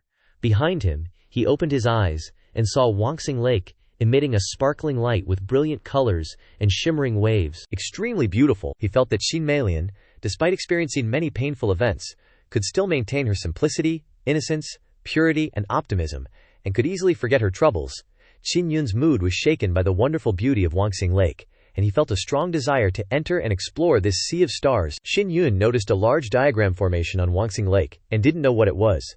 There were many interconnected strange patterns. He felt very sensitive to these patterns, and immediately decided to investigate further. Wangxing Lake shone with a sparkling light, covering a large diagram formation. This structure had 108 nodes, distributed in unusual positions, more than a constellation in the sky. This type of formation isn't that different from the Great Soul Guiding Star formation, except that the Great Formation doesn't have hidden patterns. Realizing the importance of this, taking a deep breath, he was a little suspicious whether this structure was a natural star formation or built by humans. He quickly took out paper and recorded the entire structure of this diagram formation, along with many other types of strange patterns. He didn't know how to use the star formation, but was very interested, exploring and researching for a while. Because this star formation was too huge, one night wasn't enough to record everything. He could only apologize to Qi Meilan and cancel their date. Continuing for the next 10 days, he came to Wangxing Lake and recorded the details of the structure of this diagram formation every night. Finally completing the recording, he currently had no way to arrange such a star formation. He looked at the large animal skin. The strange patterns on it were very complex and tangled. He could only use a pen to draw on the animal skin. If he wanted to carve it, he didn't know how long it would take to complete. In the middle of Wangxing Lake, there was a small island, so the star formation was circular, and the middle was empty. Although the middle was empty, the structure of this diagram formation was complete and truly strange. Qin Yun carefully looked at the animal skin and discovered that the strange patterns on it were extremely mysterious. Passing through the area between the island, hidden in the middle of the map, there were 8 identical strange patterns, running through 9 nodes from 8 directions, extending to the space in the middle. Qin Yun looked at these strange patterns and felt a connection, as if there were 8 paths leading to the center of Wangxing Lake. Could this be a map? He thought in confusion, not knowing if his speculations were relevant, because in legends, Wangxing Lake had a long Niu carrying a small island on its back in the middle of the lake. Qi Meilan told him, If you want to explore further, you have to go underwater. Afterwards, Qin Yun specially made a diving suit for her, and wearing the tight suit showed off Qi Mammalian's perfect curves. He instructed her, "When we go into the lake later, you must especially absorb the spiritual energy at the bottom of the lake, maintain a certain breath, and stick close to me. At night, the bottom of the lake is misty, and nothing can be seen." Relying on his memory, he dived deep into this area, swimming through each place, searching for special points. He didn't know how long it had been, but they had dived very deep and discovered a strange thing: Wangsing Lake. Although it was turbulent, it was only the surface movement. The bottom of the lake remained quiet. Now they were at the freezing bottom of the lake, suddenly feeling a warm current. They immediately followed this current and swam away. Qin Yun's mind was buzzing. There was indeed an undercurrent at the bottom of the lake, and it was very warm. This was probably the first starting node of the route. Then, he continued to follow this warm current forward. No wonder we need a map. This map can't be viewed on a flat surface, but must be understood in a three-dimensional way. Qin Yun continued to follow the silent undercurrent, estimating the distance. Qin Yun had been at the bottom of the lake for a long time, and didn't feel scared. Over the next few hours, he felt his body gently descend, without any coercion. Finally, they reached the bottom of the lake. There was actually a crystal plain below. They passed through the thick layer of crystal, and fell into a stone chamber. There was no water here. Qin Yun used a light-splitting stone to illuminate the stone chamber. Inside, the four walls were crystal stone, and on the crystal stone wall was a door. Qin Yun was very nervous when opening the door, because this door led to the secret of Wangsing Lake. Qin Yun opened the door and saw an extremely beautiful crystal corridor. The walls of the corridor were made of crystal stone that glowed year-round with luminous stones. They walked through the corridor very carefully, afraid that there were any hidden mechanisms. After a long distance, they reached the end and discovered another crystal gate. Could the secret of Wangsing Lake be inside here again? Qin Yun took a deep breath, his heart pounding with curiosity and fear. He worried that opening the door might lead to danger, or that there might be a legendary creature that had existed for thousands of years inside. Finally, he still decided to push open the door.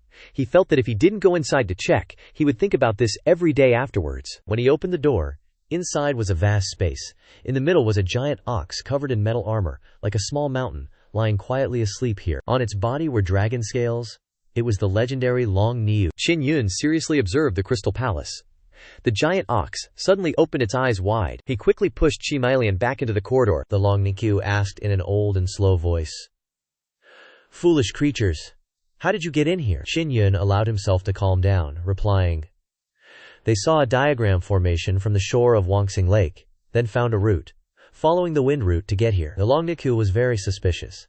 His eyes filled with dragon majesty as he stared at them, asking, "Do you mean Wangsing Lake has surged? Otherwise, there is no way to see this star map." "Yes, the surge has been going on for almost a year," Qin Yun nodded, saying. The Long Niu sighed. "Zhu Yangji Ulao is finally about to fall. Zhu Huangdadi will forever fall into darkness," Qi Mailian asked. "If so, what is the best way?" the Long Niu explained. "The 9 Yang souls are the foundation of the 9 suns, which may disappear by themselves or be taken away. Or the soul barrier of the 9 suns may have sensed the danger of falling to the 9 desolate great earth. If his mistress hadn't died, perhaps she could have prevented all of this. Now, he alone remains to protect the lake, preventing demonic beasts from invading," he asked. "Have they already flooded in from the outside?" "Demonic beasts from the devil wilderness seek the burial grounds of immortals, because the mistress of devils, his young mistress, is buried there. That's why such a large force of demonic entities has appeared inside the burial grounds of immortals. Within the burial grounds of immortals, besides the mistress of devils, are also buried the 9 Yang divine soul and the 9 Yin divine soul. Once this news gets out, both demons and humans will rush to find the burial grounds of immortals." Qin Yun was shocked. The 9 Yang divine soul is currently in his hands, while the 9 Yin divine soul is in the hands of Grand Tutor Xie Qi Ru.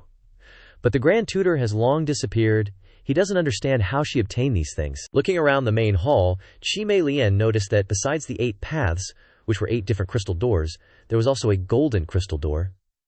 It was unclear where that door actually led. Long Niu said, "That's the door that leads to the most central area of the crystal palace. Even I have no way to open that door."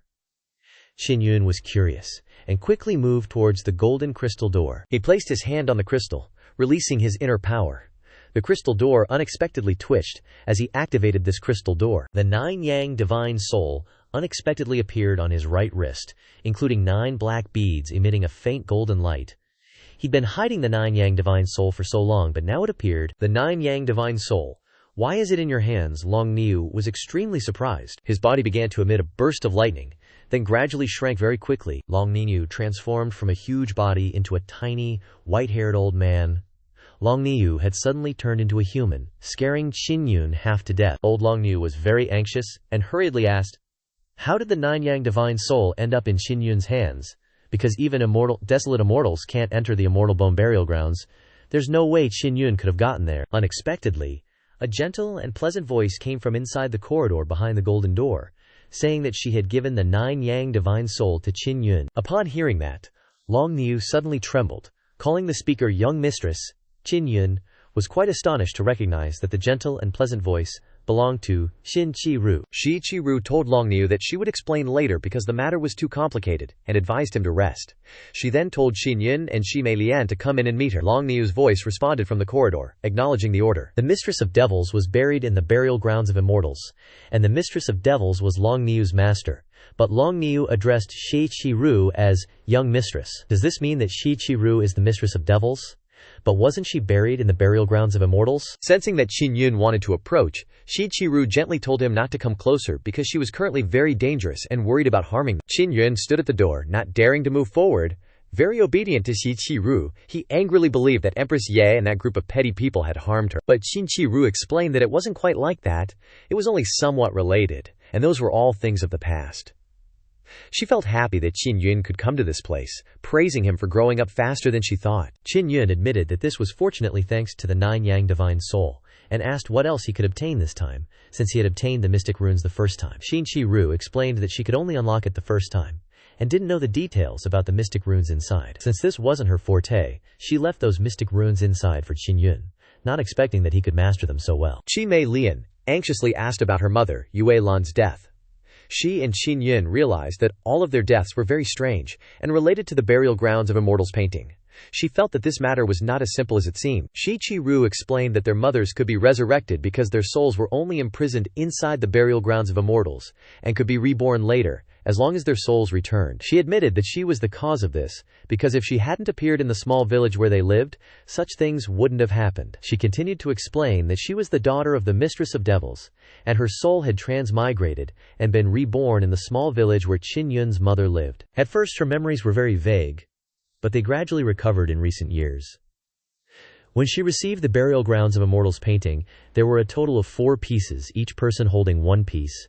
2 of them concealed the 9 Yang Divine Soul and the 9 Yin Divine Soul, and these 2 pieces were held by her and Qin Yun's mother, respectively. Shi Qi-ru sighed, saying that due to her vague memories at the time, Qi Mei Lian's mother wouldn't have been bullied in the heavenly Qi Star Palace otherwise. Only Qin Yun's mother and Yue Lan lived somewhat peacefully, but in the end, they suffered a similar fate. Their souls were devoured by the Burial Grounds of Immortals painting and transported inside the Immortal Bone Burial Grounds. Qin Yun couldn't understand why the Burial Grounds of Immortals painting could devour human souls. Shi Qi-ru explained that the Burial Grounds of Immortals painting was originally created by her mother, the Mistress of Devils. If she successfully transmigrated, the Burial Grounds of Immortals painting would be hidden in the Star Spirit, would fall, and be obtained by her, helping her regain her power to open the Burial Grounds of Immortals. But later, a tyrant from the Immortal Desolate found that Star Spirit.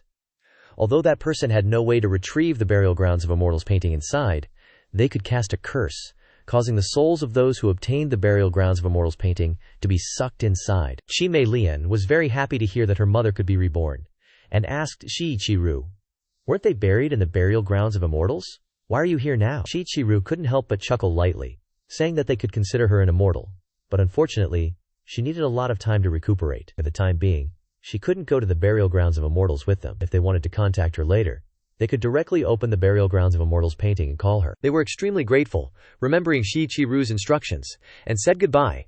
They hoped to meet again soon, and then followed the original route to return. Although they had learned many things from Xin Qi-ru, they were still confused about many things, especially why she appeared, and who their mothers were. Qin Yun had been under the Myriad Star Lake for several days, and finally returned to the Star Yang Precious Tree. As soon as he returned, he received a letter from a pigeon brought by Dugi.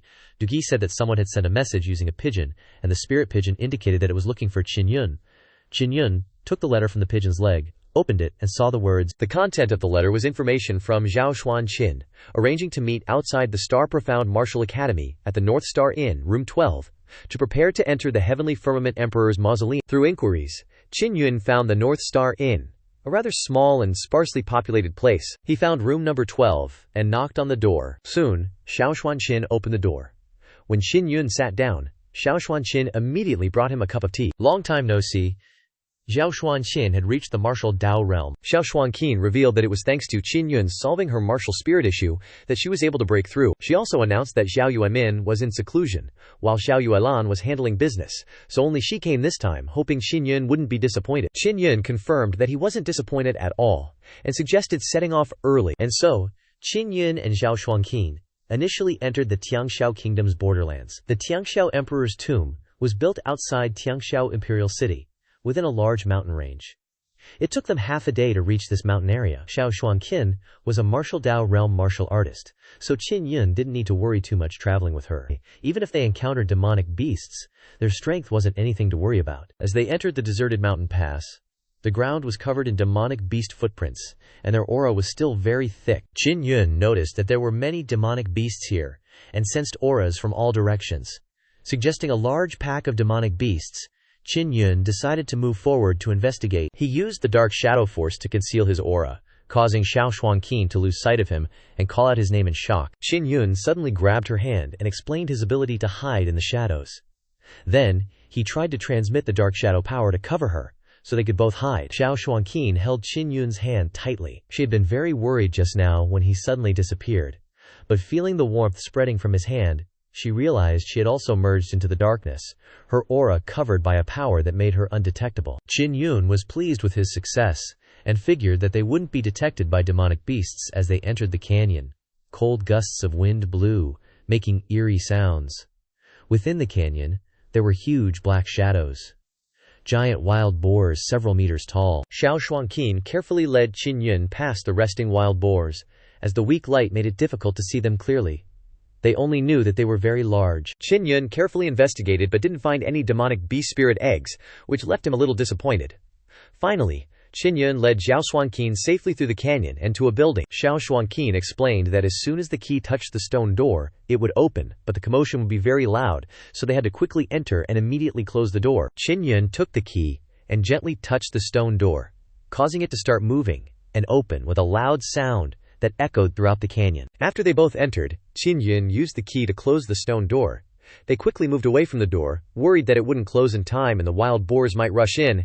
Xiao Xuanqin breathed a sigh of relief, knowing that they had entered the inner part of the Tiangxiao Emperor's tomb. Inside, the eternal lamps were brightly lit, revealing a spacious grand hall, decorated with lavish gold and splendor, like a luxurious imperial palace hall. Suddenly, Xiao Xuanqin sensed the aura of other people, worried that someone was here. Abruptly, a group of armored people appeared. The old man leading them coldly recognized Xiao Xuanqin. "So, you've come here too." He was General Xiao Cheng of the Tiangxiao Empire, who had a close relationship with Xiao Yanglong. Xiao Xuanqin responded coldly, "Xiao Cheng, I didn't expect Xiao Yanglong to arrange for you to guard the tomb here. For a dignified general to stoop to such a task, it's really a loss for you." Xiao Cheng laughed heartily, and said that it was thanks to the crown prince's brilliance. He anticipated that Xiao Xuanqin would infiltrate the Tiangxiao Emperor's tomb to search for the items buried a year ago, which is why he arranged for him to guard it here. As long as he caught her and retrieved the key, then he could complete the mission and withdraw his troops. Xiao Xuanqin secretly blamed herself for being careless. Currently, among these opponents, she could only deal with Xiao Cheng. Qin Yun had to be ready to face the other 10 martial body 9th stage warriors, which was very dangerous. Qin Yun had been listening for a while and confidently spoke up. "Just tell Xiao Gugu to relax. Dealing with these old geezers, I definitely won't leak anything outside." Xiao Cheng was surprised. "You have such unique tastes? Going after a little brat like this?" Xiao Cheng laughed loudly, and the spear in his hand suddenly thrust a powerful ray of light toward Xiao Xuanqin's neck. Xiao Xuanqin was furious and simultaneously dodged the fatal blow, then drew out her zither and touched the strings with her fingertips. Vibrating sound waves carrying spiritual force attacks like arrows. Xiao Cheng was shocked when he realized that she was also in the martial Dao realm. He used a palm strike to shatter the sound waves and shouted an order. "You guys, go catch her little gigolo. I'll deal with her myself." Qin Yun had already run to another side. The grand hall was too small, and Qin Yun was quickly forced into a corner. One of them smiled lewdly and said cheap words. Xiao Shuangqian's little lover seems to be quite handsome, no wonder she took a fancy to him. Forced into a corner, Qin Yun narrowed his eyes in contemplation, marking those guys in his mind. Qin Yun threw out a freezing talisman, immobilizing the 10 people in front of him for a moment. Although the freezing talisman could only hold back martial body 9th stage warriors for 2 or 3 seconds, in a life or death situation, such a moment was enough to determine life and death. After releasing the freezing talisman, Qin Yun activated the Heavenly Lion Arm, manifesting the Heavenly Lion Dragon Claw. He used the Thunderfire Core, released Diamond Inner Strength, and executed Severing Wind 6 forms. In the blink of an eye, these 10 were torn into 8 pieces. Qin Yun stood in the corner, laughing and calling out, "Xiao Shuangqian, I've taken care of things on my end. Hurry up and finish things off on your side." Qin Yun took out the Lingjing Treasure Blade and cast the Divine Control Art, controlling the blade to fly over and target Xiao Qiang. He chuckled quietly, controlling the blade to continuously strike. Even as a seasoned martial artist of the martial Dao realm, Xiao Qiang could barely suppress Xiao Shuangqian. But Qin Yun's interference distracted him. Now he was not only wounded by Xiao Shuangqian's bizarre blade-like sonic waves, but also suffering cuts from Qin Yun's blade. Qin Yun gradually approached Xiao Qiang, while Xiao Shuangqian used her strongest inner force qi, stimulating the strings and unleashing waves of sound that tore Xiao Qiang's golden armor. In a fit of anger, Xiao Qiang charged towards Qin Yun, determined to perish together with him. As Xiao Qiang lunged forward, Qin Yun suddenly unleashed the Gathering God Assassination. Using his mental power to strike Xiao Qiang's head, Xiao Qiang let out a scream of pain. Immediately, Xiao Shuangqian struck the strings with a palm, sending a sharp sound into Xiao Qiang's head. Qin Yun quickly stepped forward and retrieved Xiao Qiang's martial soul. Seeing that it was a golden spear martial soul, he scorned, "This martial soul is trash." No wonder Xiao Yanglong arranged for Xiao Qiang to guard the tomb. Xiao Shuangqian couldn't help but laugh, and reminded him that, for many people, a golden weapon martial soul was considered extremely good.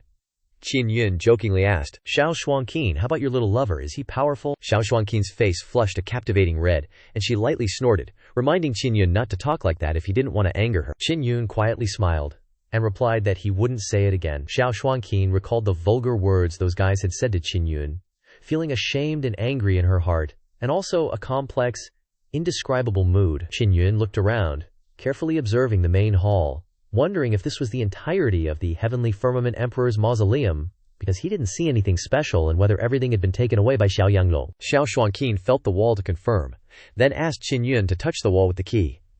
A loud sound echoed as the large bricks began to retract inward, creating a passage. This stone facade retracted more than 3 meters, revealing a staircase. Seeing the darkness below, Qin Yun suggested using the Dark Shadow Force to allow both of them to merge into the darkness, making it safer. Xiao Shuangqian was silent for a moment, then reached out and once again intertwined her fingers tightly with Qin Yun's.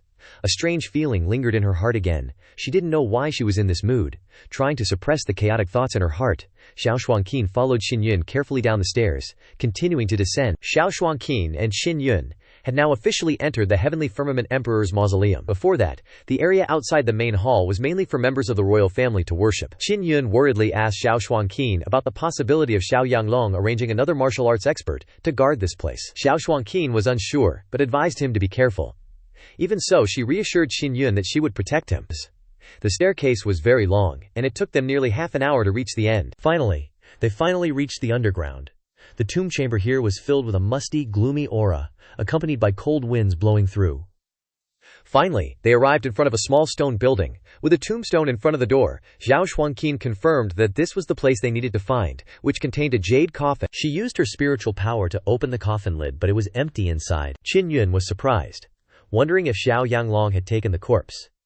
But Xiao Shuangqian affirmed that the stone house and jade coffin showed no signs of being opened before, so this couldn't have happened. They both decided to check the other coffins to confirm the situation. They found another stone house and discovered that the corpse had also disappeared. They continued to open many other coffins, including those of the Empress and Emperor, and all of them were empty. This situation made Qin Yun and Xiao Shuangqian feel cold. Because it was so eerie, Qin Yun even joked, "Could it be that all the corpses disappeared and they turned into ghosts and went out to play somewhere?" Xiao Shuangqian felt worried, realizing that the Heavenly Firmament Emperor's mausoleum was not as simple as she thought. Qin Yun carefully observed the jade coffins, suddenly discovering that the inside was different. Many spirit runes, including top-grade space spirit runes. If you didn't look carefully, it would be hard to notice. Xiao Shuangqian felt cold and scared, discovering that the corpses had been teleported away. Wondering what they wanted to use these corpses for, Xin Yun feared that the Heavenly Firmament Emperor's mausoleum contained many secrets that perhaps only the Heavenly Firmament Emperor knew. But Xiao Yanglong caused the Heavenly Firmament Emperor to become mentally confused, and he didn't know who to ask. He suggested they conduct a test, bringing Xiao Cheng's corpse back here to put in the coffin and see what happened. Xiao Shuangqin agreed and went with Xin Yun. She didn't want him to go alone, and she didn't dare to stay in this ghost tomb alone. They quickly took Xiao Cheng's corpse down, placed it in the jade coffin, and closed the lid. Then, they waited patiently beside it. Unexpectedly, the jade coffin began to emit a burst of aura, producing strong space fluctuations. Qin Yun immediately controlled his mental power. Opening the coffin lid, Xiao Cheng's corpse was indeed gone. Qin Yun pushed the idea, suggesting that they try lying inside themselves to see what happens, but Xiao Shuangqin worried about the risk of not being able to return. In fact, she imagined the scene of the two of them lying in a cramped space. It felt awkward, so she rejected the idea and proposed continuing to investigate to find other clues. Qin Yun squatted on the ground and took out a piece of animal skin. After observing, Qin Yun realized that the position of the stone houses here always followed a certain pattern when transporting corpses. After he drew out all the distribution positions, he discovered that it looked very similar to a spirit rune based on the arrangement of the stone houses. Qin Yun recognized some important points and analyzed them. Finally, he found some clues and circled more than 10 points on the animal skin. Xiao Shuangqin came to Qin Yun's side and looked at the animal hide covered in intricate patterns. She felt that if these were spirit runes, the two positions should not be empty. It's unclear for now, but this might be a hidden mechanism. She suggested that Qin Yun check these points together, hoping to discover something. They used their spirit force to move the coffin and tapped on the flagstones on the floor. For the next 2 to 3 hours, they checked without finding anything. Finally, in one corner, Qin Yun tapped the floor tiles and felt a difference. The sound indicated that there was a hollow space underneath. Qin Yun was overjoyed. He quickly lifted the entire flagstone, revealing a piece of spirit stone inlaid in the ground underneath. Xiao Shuangqin was about to dig up the spirit stone when Qin Yun stopped her. He suspected that there must be a secret passage leading to another place, and this spirit stone was most likely the key to that place. Afterward, he used his spirit force to try and activate it, and sure enough, there was a reaction. The flagstone began to descend slowly, and continued to descend without stopping. Xiao Shuangqin thought that they might need to stand on the flagstone to descend together. She pulled Qin Yun, and they both jumped onto the flagstone and went down together. The speed of the descent was very slow, and they didn't know how deep they were going. It was clear that the spirit stone was mainly responsible for the ascent and descent. As they chatted, the flagstone finally stopped. They stepped off the flagstone, and in front of them was a long, dark corridor. The corridor was extremely cold, and occasional cold gusts of wind blew through. The cold air here is really too heavy, Xiao Shuangqin shivered, having to use her inner force to resist. Moreover, the deeper she went into the corridor, the more severe the cold became. Even as a powerful martial artist, Xiao Shuangqin felt uncomfortable, and her body began to tremble. Qin Yun noticed the coldness from Xiao Shuangqin's hand, so he told her to hold his left hand. He transferred the heat from his diamond inner force, the Lei Huo Jindan, through his hand to Xiao Shuangqin, helping her feel warmer and more comfortable, no longer feeling the cold. Xiao Shuangqin couldn't help but exclaim, "Your flames are really strong." In her heart, strange thoughts about Qin Yun couldn't help but arise. Could it be that she really can't take this opportunity to win Qin Yun over? She sighed, trying to extinguish the faint flame of love in her heart. The two of them walked relatively slowly, and it took them more than an hour to exit the long corridor, arriving in a stone chamber. There was no other passage, and in the middle was a crystal pillar emitting a white light. Inside the crystal pillar was a white flame, and there were many strange patterns on the surface of the pillar. Qin Yun determined that this pillar was the source of energy for the Great Formation. He called Xiao Shuangqin to look at something inside the crystal pillar. A very large white ball. The flames inside kept flying back and forth. He didn't know what it was that could nurture so much energy for so many years. Qin Yun looked at the object inside the crystal pillar, feeling curious, and decided to take it out. He put his hand on the crystal pillar and felt a bone-chilling cold. Recalling the coldness of the corridor ahead, it was probably because this crystal pillar emitted a strong chill. Qin Yun put his hand into the crystal pillar and quickly took out an object. It was a crystal ball with something sealed inside. The crystal ball suddenly developed cracks and shattered on its own, finally leaving behind an exquisite pen. After a while, an object resembling a pen appeared. Xiao Shuangqin observed, questioning, could that be a spirit artifact? And a spirit artifact, combined with a martial soul. Was the white light just now the martial soul? Very quickly, Qin Yun discovered that this pen contained many strange runes that he couldn't determine the rank of. This surprised him, realizing that this pen was at least of the Xuan rank, meaning that this was a Xuan artifact. He dripped blood onto the pen, and when the drop of blood soaked in, the pen lit up with a white light, revealing its spirit name, Xuan Bu, Qi Wenji Hun, and Xiao Wang. Qin Yun realized that this was a Xuan artifact. The pen had a hard and sharp nib, essentially a carving knife. Information from the Xuan Bumi's spirit reveal also revealed more about the Qi Wenji Hun and Xiao Wang, making him particularly curious. Xiao Xuanqin noticed that the pen was very suitable for Qin Yun, a spirit rune master, helping him more smoothly carve spirit runes. I don't even know which grade this Xuan artifact is, and I don't know what that white Qi Wenji Hun is, that it can exist with such a rare Xuan artifact. Qin Yun promised to make it clear, and the first person he would tell about this would be her. Maybe we can discover important clues related to the tomb. In a little while, when they leave here, they will also dig up that piece of jade and move it to another place, in case someone else discovers this secret place. After thoroughly exploring this place, they realized that it was time to leave. After 2 days, Xiao Xuanqin led Qin Yun back outside the Xingxuan Wu Yuan. She still needed to return to inform Yue Lan of the findings this time. Before parting, she smiled and gently pinched his handsome face. "Thank you." On the way back, he killed any demonic beasts he encountered, and even kindly gave her many demonic beast spirit eggs. Qin Yun smiled and said, "It's nothing. It's been a long time since we met, and I didn't even have time to prepare a gift to give you." In his heart, he always felt apologetic. Xiao Xuanqin, although smiling brightly, still couldn't hide the sadness in her eyes, thinking that Yue Lan was really lucky. Many years have passed, and she is getting older, but she still can't be with the person she likes. It's almost here. He immediately comforted her. She has extraordinary strength, is intelligent and beautiful, and will stay young forever. Moreover, she has an outstanding appearance, so she doesn't need to worry about not finding someone she likes, right? He's almost unable to resist being moved by her too. Unexpectedly, he almost developed feelings for me too. Xiao Xuanqin became a little happier again, kissed him on the cheek, and then turned around and left with many feelings of not wanting to part. Watching her leave, Qin Yun thought to himself, "The actions of women are indeed difficult to understand, dude. I don't understand myself either." At the Xingxuan Wu Yuan, Qin Yun strolled through the bustling streets and then entered the central area of the Xuandian store, looking for Pan Dawei. When Pan Dawei learned that Qin Yun had arrived, he rushed out to greet him with open arms. "Qin Yun, you finally arrived? Where have you been running off to? You're the famous game changer who's been making waves all this time." Pan Dawei saw Qin Yun being cautious, knowing that there was going to be a big transaction again, so he pulled him into the VIP room. "So you brought 20 demonic beast spirit eggs, wanting to exchange them for 200 million Xuan points. Plus, you still have 20 9th-ranked demonic beast spirit stones from this year that haven't been exchanged, which should get you 100 million Xuan points. And you beat the Prodigy Institute, snagging 5 million Xuan points. If you keep exchanging, you'll have a total of 1.2 billion Xuan points. At that rate, you'll definitely surpass Xiao Yanglong. You know, things aren't as easy to trade as they used to be." "Oh, and there's something else I wanted to ask about," Pan Dawei countered. "Is it about the demon spirit?" "Demon spirit?" Qin Yun looked puzzled. "Actually, you wanted to ask about the inscription soul. Turns out the demon spirit and the inscription soul are closely related." Qin Yun was caught off guard by what Pan Dawei said and became super intrigued, wanting him to spill all the details. "If you have a demonic beast totem, you can become incredibly powerful. Once they die, the totem's soul on their body will nurture a demon spirit. They usually like to hide spirit demonic beasts inside their bodies. Killing the spirit demonic beast can force the demon spirit to appear. These guys aren't strong at all, and are easy to find.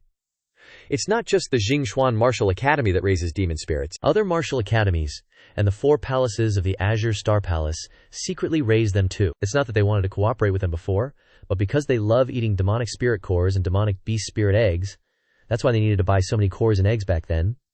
Qin Yun was totally confused. Why does the Xingxuan Martial Academy need to spend so many demonic spirit cores and demonic beast spirit eggs to raise that thing? Pan Dawei whispered into his ear. "It's because they want to release the totem inscriptions inside the demon spirit's body, but it needs their consent.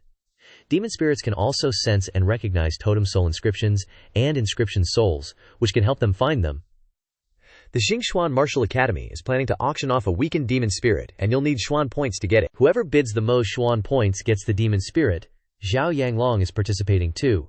He told you not to join the auction, spending so many Xuan points to buy that demon spirit, and a sick one at that only loves to absorb the energy of demonic beast spirit eggs. Who can afford to raise it?" The more he tells Qin Yun not to do something, the more he wants to do it. Well, he's given up on you then. Knowing that he's a big shot, he definitely needs demonic spirit cores, so he wants to trade directly with him to get 200 million Xuan points. 5 days later, the auction started in the middle of the Xingxuan Martial Academy's training ground, on a raised platform. Pan Dawei was standing on the platform, ready to host the auction. The wide field was surrounded by many barriers, and only those with enough Xuan points could enter the inner area and participate in the auction. But there weren't many who met the criteria. When Qin Yun entered the area and sat down in the back, he attracted a lot of attention. With his reputation and achievements, he became the center of attention wherever he went. Qin Yun is currently ranked 8th on the list of people with the most Xuan points. He was quietly waiting when someone suddenly patted him on the chest. "Little devil, you came too. Your chest is way firmer now." Lan Fengjin stood next to Qin Yun, asking with a smile. Qin Yun was startled and screamed out loud. The nearby beauties couldn't help but feel jealous, also wanting to grope him like that. She was wearing a short blue outfit, revealing her long and alluring legs, making Qin Yun unable to stop himself from glancing at her long legs several times. Lan Fengjin pinched him. "What are you looking at? What's going on in that little head of yours?" Qin Yun was a bit embarrassed. It's the first time seeing her like this, so he couldn't help it. Lan Fengjin snorted softly, grabbing his tuft of hair and scolding. "You already have a wife, and you still dare to say that." She thought he was turning into a little pervert. There were already over 100 people sitting in the auction area, and it quickly filled up. Pan Dawei said with a cheerful smile. "Next, we'll start the auction for the most precious item today." No, it's not an item, but a demon spirit. It was placed on a transparent glass table, only about the size of a small hand, reflecting sparkling light.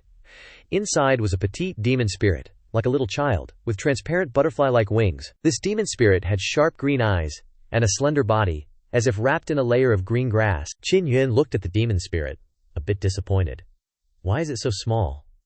Pandawei started the bidding at 100 million Xuan points. Lan Fengjin sighed softly. "This thing is so pitiful." Qin Yun nodded. "It really is.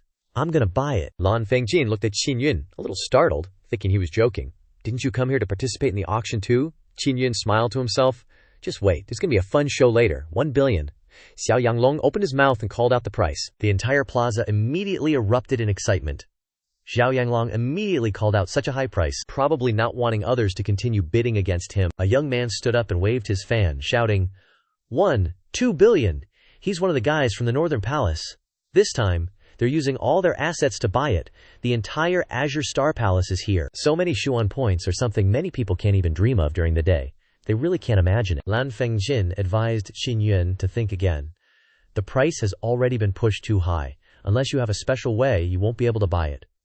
5 billion. Xiao Yanglong's expression changed, and sweat poured down his forehead. He's giving it his all, because if he can't get this demon spirit, it'll be hard to have another chance later. The Star Palaces all stopped bidding. Everyone watching was shocked, because in just a moment, the price had risen to 2 billion Xuan points. Not everyone at the auction was foolish. They knew that this demon spirit had a bit of a problem. Everyone was on edge, but Xiao Yanglong was the most successful. 2.5 billion. Going once, Pandawei shouted, making Xiao Yanglong breathe a sigh of relief, smiling with satisfaction. 3 billion, Qin Yun suddenly yelled. The martial arena erupted in cheers. They all thought he was crazy. Sitting next to Qin Yun, Lan Fengjin looked at him in surprise. She knew that Qin Yun definitely wouldn't mess around, and the faint smile on his face showed he was full of confidence. Xiao Yanglong angrily shouted, telling Qin Yun not to cause trouble. He decisively stated that Qin Yun had at most 600 or 700 million Xuan points. Where would he get 3 billion? Qin Yun calmly took out a Xuan point card. Isn't swiping the card enough proof? The entire martial arena went silent. It turned out that Qin Yun had more than 3 billion Xuan points, but over 4 billion. Xiao Yanglong couldn't help but stare in astonishment. Everyone knew that Xuan points couldn't be faked, because the people responsible for Xuan point transactions had to follow strict procedures, and if there was fraud, they would be severely punished. In the end, Qin Yun obtained the poor demon spirit. He, Qin Yun, hurriedly returned to the Star Sun Precious Tree, quickly going to see what was so special about that demon spirit. The demon spirit was only the size of a palm, neatly hugging her knees, trembling with fear. Qin Yun politely introduced himself as Qin Yun, then asked her what her name was. Hearing Qin Yun's voice, she also curiously looked up at Qin Yun. He looked pretty gentle. The little demon spirit's voice was clear. "My name is Mo." Hearing that you eat a lot and do little, not much use but a lot of damage, Qin Yun softly asked, worrying in his heart, because this demon spirit could only eat valuable demon beast essence eggs. Otherwise, the Star Profound Martial Academy wouldn't have sold her. Qin Yun felt very strange. Why do other demon spirits eat demon beast cores, but she doesn't? Momo frowned. "It sucks. I'm clearly hungry. Because the energy in those demon beast cores is too little. I don't get full, and I get a stomachache. Only demon beast essence eggs taste good and fill me up." But now he didn't have demon beast essence eggs. But he did have the core of a spirit demon beast. The hidden energy inside wasn't small, so he asked her if she could eat it. Eat!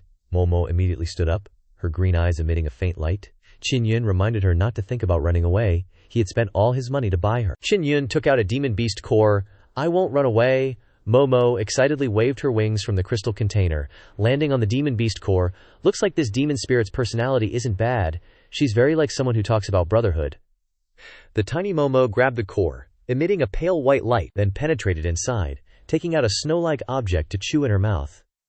It tastes delicious. Momo said that if she ran away, she would starve to death.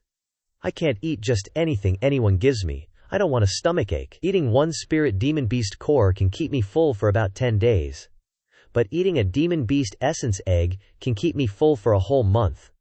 I don't want to be abandoned because I'll starve to death. If we're outside, Qin Yun will definitely not let her starve. Although she demanded so much, she had spent a lot of money and time to be still alive. It would be such a waste if she died. Momo cried. Don't worry, if you feed her, she will bring benefit to you. Before this, she has only been able to eat demon essence eggs and beast cores because she inherited noble bloodlines, so she isn't the same as the other spirit demons. If it wasn't because you had an inherited totem bloodline, she wouldn't have talked with you about these words.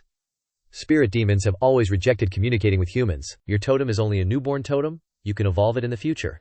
Her power can help evolve your totem. After the totem evolves, you can further understand more about the totem. The strength that the totem gave you can also be much more powerful because of it. After hearing this, Qin Yun became even more interested and excitedly said, Heard that spirit demons can release totems, that's why many people fought to grab it, so you eat so much and can't release totems, so that's why they abandoned you. Momo angrily started hitting Qin Yun and scolded. They have no vision! Although she doesn't have a totem, her abilities are stronger than other spirit demons. They have totems, but they have no way to make it evolve. It is only limited to the strength within the spirit demon clan. She is the great priest, and is in charge of the evolution of totems. In this case, Qin Yun has established a cooperative relationship with Momon, even if he cannot receive totems. But it is incredibly important with the evolution of totems. Mo attacked him for a while and ran out of strength, so then turned around and continued eating. She felt that inside his body there was another totem, but that totem wasn't merging well with him. When absorbing the Dragon Tiger Totem martial soul in the past few days, he felt that there was a strange connection with this Dragon Tiger Totem, and even though it was lying in his heart, he couldn't control it. He simply spoke with Momo, and that was the totem martial soul that he had swallowed. After a while, the beast demon core was eaten clean, and Momo was full and had energy, so she stretched out her small hands and laid it on Qin Yun's chest, then released a light green amount of energy. She closed her eyes and said, You shouldn't resist, she will try to help prepare you. Well. Momo was floating in midair, not moving, and only standing still to touch Qin Yun's chest, and transmitting a type of wondrous energy, and controlling the Dragon Tiger Totem martial soul inside his heart. Not long after this, Qin Yun could feel that his heart had some movements, as if seeing an ancient giant beast at a desolate region. What she did was just that. It will upgrade each other's perceptive senses if the connection is stronger. A new totem writing has appeared in his heart, and will need to rely on her in the future. Half an hour passed, and Momo frowned, and looked to be very tired, and her voice was that of a mosquito. A bit shameful, not long ago she ate a spiritual beast demon core, so now is feeling hungry. He pulled out a spiritual beast demon core, and then let Momo sit on top. Anyways, she helped him so much, so it's normal that he feels that she is exhausted, and has used up a great amount of effort, and is hungry. Initially, Momo had an appearance of being sleepy, but as soon as she saw food, she started gnawing as she gnawed. This was when Qin Yun only had one spiritual beast demon core left, and he was feeling pressured to prepare for Momo's next meal. Although Momo ate a lot, her abilities were also very strong. Looking at her eating so voraciously, he couldn't stop himself from smiling and asking Momo, Do you think that you can eat the 9th grade demon core?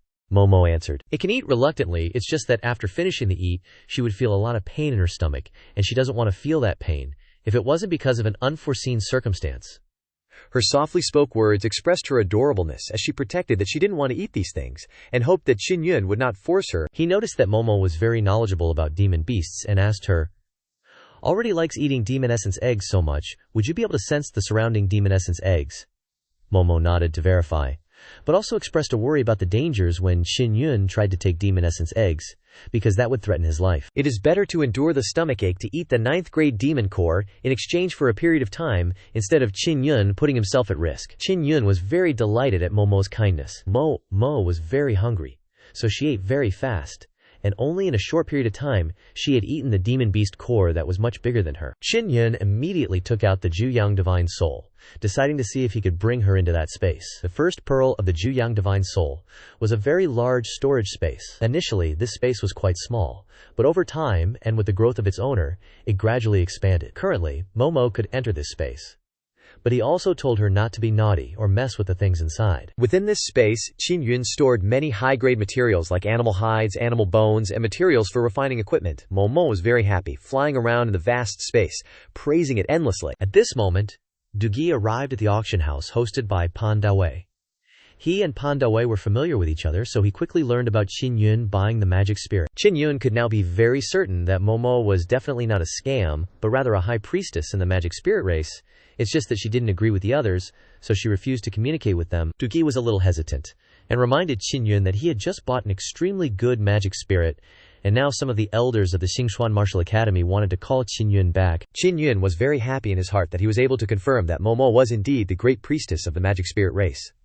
However, when faced with the request to return from the elders of the Xingxuan Martial Academy, Qin Yun looked troubled. Dugi said that if Qin Yun didn't agree, the elders would continue to send people. Momo, hearing the conversation in the first pearl, was very worried, and begged Qin Yun not to give her to others. He already considered her a valuable asset, so he expressed that he wouldn't give Momo to them. Her attitude is freaking awful. As if I can deal with her, I ain't going back. If this thing makes them so eager, then I must have gotten a good treasure. Those old geezers actually sent Dungi, my best bud, here.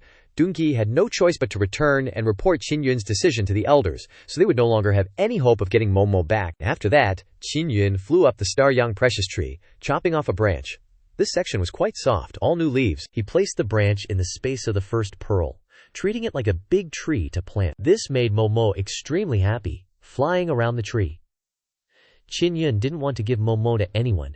If they wanted to bring her back, would he leave this place? She trusted him, and considered him family.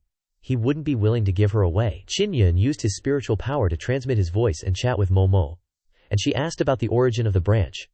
To be able to find a mature tree like this is really awesome. Qin Yun knew the Star-Yang precious tree wasn't simple, so he quickly asked Momo for more information. She excitedly explained, "The big tree is probably quite old, and the fact that it can grow this big proves there's a totem in this tree." He quickly released Momo so she could help find the location of the totem.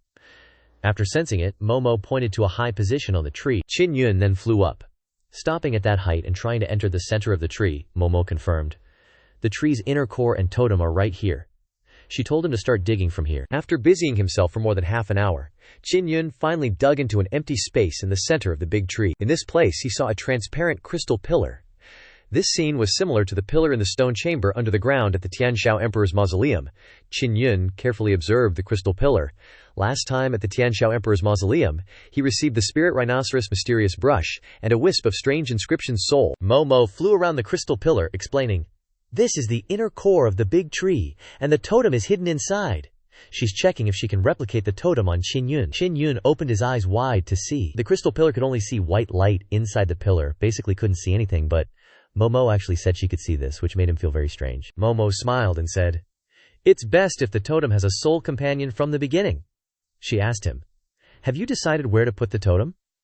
Qin Yun had 3 martial souls. Among them, the 2 in his heart meridian and arm had been occupied by the Heavenly Master Totem and Dragon Lake Totem, leaving only the Mingyang martial soul empty, so placing the totem in the Danshin would be fine. Suddenly, Qin Yun took off all his clothes, making Momo a little shy. Her mind was imagining all sorts of things. Qin Yun was also helpless with her expression. Momo quickly controlled a faint white light, guiding it into Qin Yun's Dantian and merging it with the Mingyang inner core. Qin Yun then sealed the tree hole. Momo helped him obtain the rare tree totem, so even if it cost a few more spirit monster beast cores, it would be extremely worthwhile. Qin Yun promised to quickly help her find more delicious food for her. Momo felt very happy because she helped him get the tree totem, even though this took a lot of her energy. Just now in the storage space, she changed to another pair of wings. She suggested, "If those people refuse to give up on her, then you can take out these wings and tell them that she died because she was hungry, so they won't make things difficult for you anymore." Qin Yun suddenly sensed the aura of several martial arts experts approaching from afar. Speak of the devil. He urgently put Momo back into the Juyang Divine Soul and turned on the acting mode, crying and expressing his regret for wasting money. Flying over were Dugi and Pan Dawei, along with 5 other old men, among them Two were wearing blue Xing Palace robes. One of the old men coldly said, "Qin Yun, refusing to hand over the magic spirit. They've already offered pretty good terms. Don't be greedy." He coldly replied, "The magic spirit is his, bought with his own money. Of course it belongs to him, and he has no intention of giving it back to anyone." He also reminded them that they were the ones who abandoned the magic spirit in the first place, so why do they want it back now? Among them, Zhang Lao reacted violently. But Du Gi quickly stepped in, saying, "Qin Yun is a bit impulsive as a young man, but it's also because they were wrong first." Zhang Lao angrily scolded Du Gi. It's obvious that he knows the magic spirit is extremely rare, so he wants to monopolize it. Suddenly, a branch hit Zhang Lao on the head.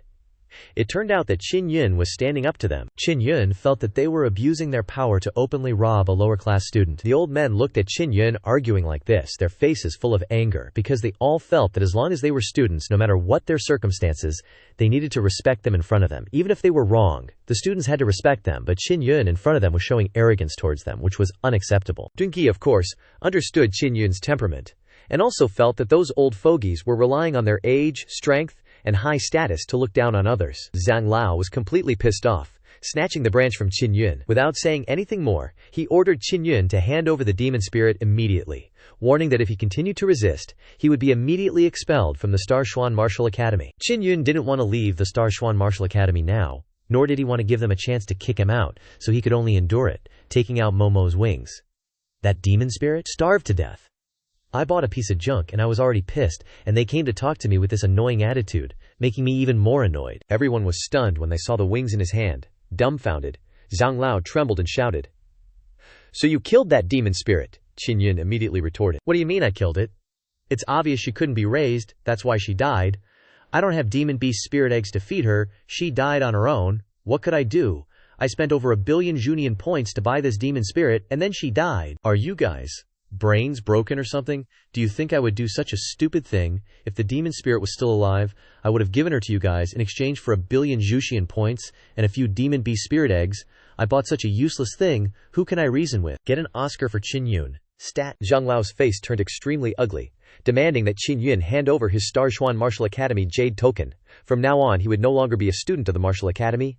He decided to remove Qin Yun from their list of disciples. Qin Yun retorted angrily, throwing his jade token on the ground, denouncing the academy as dirty and vile, accusing the old thieves of the Martial Academy of stealing other people's fun. "I wouldn't be a student of the Star Xuan Martial Academy even if you paid me." Zhang Lao was furious, raising his hand to hit Qin Yun, but he had to put it down. Opening his eyes wide to see clearly, "What is this?" Qin Yun pulled out a gold badge. The golden badge was clear proof that he was a high-level inscription master.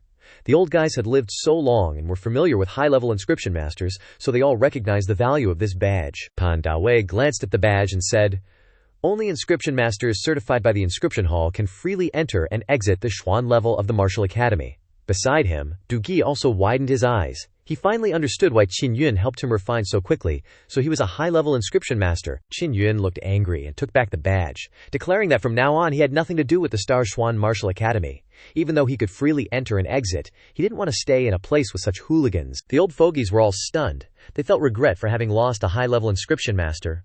Zhang Lao was stupid this time, not knowing whether to report to the principal or not. Although it was their fault, they would never admit it. Just now, Du Gi and Pan Dawei cooperated perfectly. They really put on a good show with Qin Yun. After that, Qin Yun went to the inscription main hall. He entered his luxurious room, which had been prepared for a high-level inscription master like him. He released Momo, and at the same time took out a spirit core for her to eat. Momo was very excited after coming out, saying, "I can see dark matter, and I also know many magical effects of inscriptions. I can show you all the inscriptions I've memorized. You are an inscription master. I can help you a lot." Qin Yun suddenly remembered something, and then took out a piece of stone slab with a complete set of king-grade spirit inscriptions carved on it. This was given to him by Lan Fengjin to help refine a top-quality spirit talisman. He put the stone slab on the table and asked, "Momo, can you recognize what kind of inscription this is and what it can do?" Momo flew to the side of the stone slab, leaned close to the stone slab, closed her eyes, and a light radiated from her body, surrounding the stone slab, king-grade spirit inscription. Not long after, Momo opened her eyes and said, "This is a king-grade spirit inscription, commonly known as the longevity spirit inscription, which can increase the lifespan of the user, but it is only limited to people under 500 years old. It can increase by several hundred years, mainly depending on whether the inscription master can exert the power of this spirit inscription. The use of this spirit inscription is very great. It can resist the will of heaven, forcibly prolonging life. Qin Yun didn't expect that there was such a thing. Momo immediately told him not to underestimate others. See how awesome I am.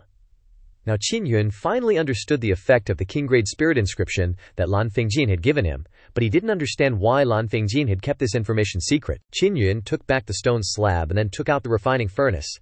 He told Momo to go to bed first, and he needed to prepare to forge the 10,000 catty king-grade bone steel and refine the white lion puppet beast. His previous one was broken. Momo lay on the bed provocatively. What a pity you missed the opportunity to sleep with the Grand Eunuch. Qin Yun wasn't interested in someone as short as a bean. Qin Yun took out the spirit demon beast bones and put them into the refining furnace. The next day, Qin Yun refined a king-grade bone steel lion puppet. The lion wasn't too big, far from being as big as the silver lion before. Although it wasn't big, it didn't mean it wasn't strong. Qin Yun felt that making it a little smaller would make it more agile and save more materials. The entire inside of the lion was hollow, mainly to hold all kinds of beads with special abilities, such as the energy storage of the strength bead, the burst of lightning and fire power of the lightning fire bead, or carving chi gathering inscriptions into the chi gathering bead, and many other kinds. The most important thing about puppet beasts is carving totem inscriptions, which is also the most time-consuming process. Momo woke up and guessed that he was preparing to carve the totem, then stood outside and chatted with Qin Yun. She saw Qin Yun holding the spirit rhinoceros Xuan brush tightly in his hand, and then transferred the inscription spirit of the Beast King. Qin Yun quickly put the spirit rhinoceros Xuan brush in front of her. Momo explained, I obtained this by chance. I didn't expect it to really be a good thing, but I don't know how to use it. Normally, inscription spirits must be fused to be used. Now the inscription spirit of this Beast King has fused this thing inside, so you can directly use it to carve totems. Qin Yun gripped the spirit rhinoceros Xuan brush and poured in blood soul power to start carving the heavenly lion totem inscription. He had previous experience in refining the silver lion puppet and carving lion totem inscriptions. However, this time, carving on the king-grade bone steel is way harder than before. While thinking, he suddenly felt his consciousness merge with the spirit rhinoceros brush naturally. Even though he didn't consciously control it, his hand still gripped the spirit rhinoceros brush tightly and quickly began carving. This brush is like a living thing. The power to wield this brush comes from the Celestial Grandmaster inner core inside his arm, not the Blood Soul Force, but it's even better than the Blood Soul Force. The inscription spirit is now like it has its own life. Qin Yun was hyped. He originally thought he couldn't complete the totem inscription, but thanks to the help of the inscription spirit, Qin Yun quickly and exquisitely carved the Celestial Grandmaster totem inscription, greatly enhancing the power of the totem inscription. In the blink of an eye, Qin Yun successfully refined a new beast puppet. Now the lion puppet is walking back and forth in the room. This is called the Spirit Lion King. Qin Yun patted the lion's head and grinned. With this, hunting spirit demonic beasts will be much easier. Actually, Qin Yun also wants a Spirit King cannon barrel, a king-grade spirit item, because 2 shots from it can blow up a spirit demonic beast, which would be much more convenient. After thinking about the Spirit King cannon, Qin Yun suddenly looked at Mian Mo. Mian Mo can replicate dark inscriptions. As long as he can get the dark inscription of the Spirit King cannon, he can replicate the Spirit King cannon. Qin Yun stood up abruptly. Looks like he needs to take a trip to the center of First Shock and borrow the Spirit King cannon to study it. If he can master the spirit energy and combine it with the immobility inscription, even without a squad, he can still single-handedly eliminate a large horde of demonic beasts. After thinking it through, he rested for a while and decided to go see Zhuo Chuan. Zhuo Chuan had just returned when he learned that a high-level inscription master wanted to see him, so he immediately went and recognized it was Qin Yun, and couldn't help but laugh. Zhuo Chuan knew that Qin Yun would eventually have disputes with those guys, so being kicked out was understandable. He advised Qin Yun to stay here temporarily to help him when needed, or focus on improving his own strength. Qin Yun could only force a smile, feeling that Zhuo Chuan didn't need to be so happy. He thought that the elders would keep this a secret, and only Dugi and Pandawei knew the situation, so they must have told him. As Qin Yun and Zhuo Chuan were laughing and chatting, outside the main hall, there was a group of people covered in wounds. A flustered old man saw Zhuo Chuan and rushed to report that they had been attacked about 500 li outside of the Inscription Spirit Mountain, near a city. They were responsible for protecting it, but were suddenly attacked by an extremely powerful horde of demonic beasts. They couldn't beat them, so they chose to retreat and were heavily injured.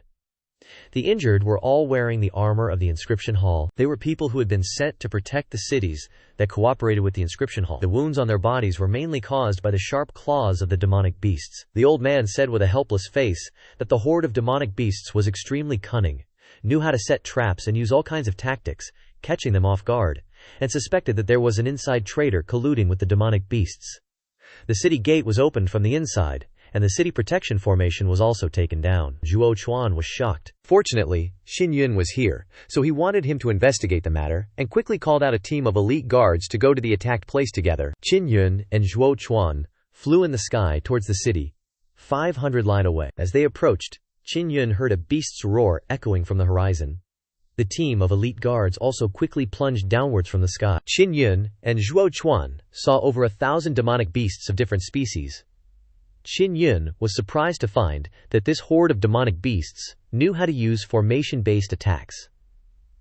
This formation is a specialty tactic of human armies, which explains why they are so cunning. Zhuo Chuan was also surprised, because only over 100 demonic beasts were reported before. But there were actually 1,000, most of which were 9th stage demonic beasts. Zhuo Chuan cursed angrily and also rushed down, while turning his head to ask Qin Yun to save the people being chased by the demonic beasts. Qin Yun nodded and flew towards the city. Qin Yun landed in the city, took out a spirit crystal treasure blade, and used the divine control art to control the treasure blade to fly out and slash and kill each wolf-shaped demonic beast. The demonic beasts chasing people were mainly small ones.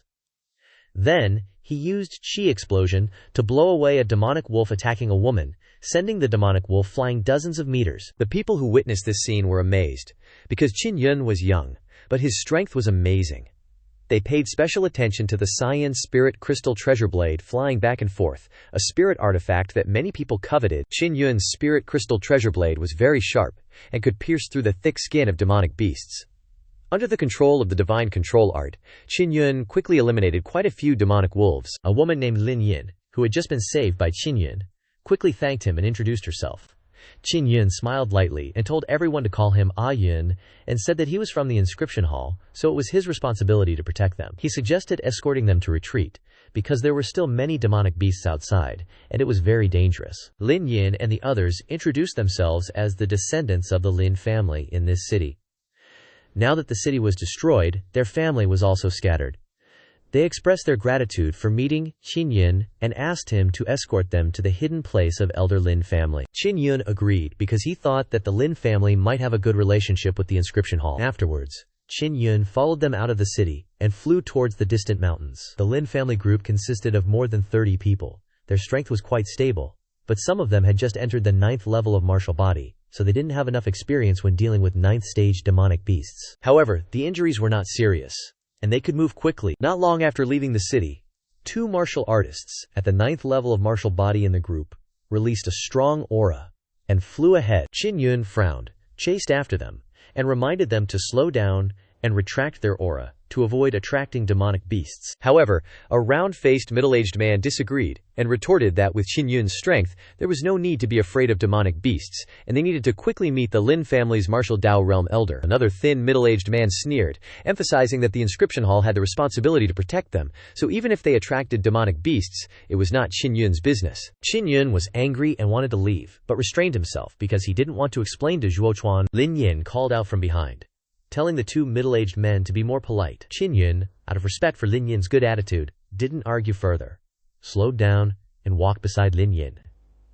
Lin Yin sighed, and explained that the 2 middle-aged men's personalities had always been like this, and asked Qin Yun to forgive them. Qin Yun didn't say much, just heightened his vigilance to detect demonic beasts early and respond in time. On the way, they didn't encounter many people escaping the city. Only Qin Yun and the Lin family group were heading in this direction. As they moved forward, they suddenly saw a few figures appearing ahead. The fat middle-aged man quickly raised the alarm, and the Lin family group also quickly raised their vigilance, preparing to fight as if they had encountered a major enemy. The group's vigilance surprised Qin Yun, because before, the 2 middle-aged men acted domineeringly. But when they met other people, they changed their attitude. Qin Yun had good eyesight, and quickly noticed that there were a few heavily injured people ahead. Among them was a young girl of about 13 or 14 years old. The group stopped to rest. The people ahead looked like they had just escaped the city, and had gone through a fierce battle with demonic beasts. Qin Yun reassured them that he meant no harm, and introduced himself as a member of the Qiwen Hall. Hearing this, the older martial artists were relieved, because only the Qiwen Hall could nurture young and powerful martial artists, like Qin Yun. A senior with a broken arm said sorrowfully that his name was Ding Yi. They were ambushed by demonic beasts. The Ding family was hit the hardest, because they were the closest to the city gate. They were seriously injured and couldn't continue. He asked Qin Yun to take care of his granddaughter, Xiao Hongni, because she was the only remaining member of their family. Qin Yun took out 2 sets of light pattern equipment and advised them to get emergency treatment immediately. They couldn't delay. He instructed each of them to use a set to stabilize their injuries. The people of the Lin family saw the light pattern equipment, and their eyes lit up with envy. They were also injured, but Qin Yun didn't offer them any light pattern equipment, a precious spiritual item that could speed up recovery. Qin Yun didn't give the light pattern equipment to the Lin family, because they treated him coldly when he killed the demonic wolf and saved them. Only Lin Yin was grateful, while the others only cared about dividing up the demonic wolf. Therefore, Qin Yun didn't have good feelings towards the Lin family. He only valued Lin Yin, and was fulfilling the duty of the Qiwen Hall, so he agreed to escort them. Meanwhile, the 4 injured older martial artists had a very good attitude, especially because they were willing to give up their lives for Qin Yun to take care of Xiao Hongni, which moved Qin Yun greatly. Soon, the injuries of the 4 old men improved significantly, and they were also very spirited. Not long after, the injuries of the Ding family had improved significantly, except for Ding Yi, whose lost arm was difficult to recover. After using the light pattern equipment to recover from her injuries, Xiao Hongni returned the set of equipment to Qin Yun. The little girl with 2 braids and big beautiful eyes was incredibly charming. Although her skirt was covered in bloodstains, it didn't diminish her loveliness. Qin Yun felt that she was very similar to Qi Meilian, simple and endearing.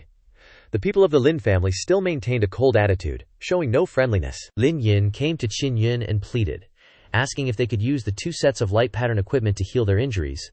Qin Yun explained that his light pattern equipment couldn't be recharged with spirit coins, but needed diamonds, and the internal force and energy were already exhausted after he let the old men use them. Lin Yin glanced at 5th uncle and 6th uncle, and then suggested that they could wait a few days for Qin Yun to replenish the energy of the light pattern equipment, since the old men also needed time to treat their injuries. Qin Yun agreed.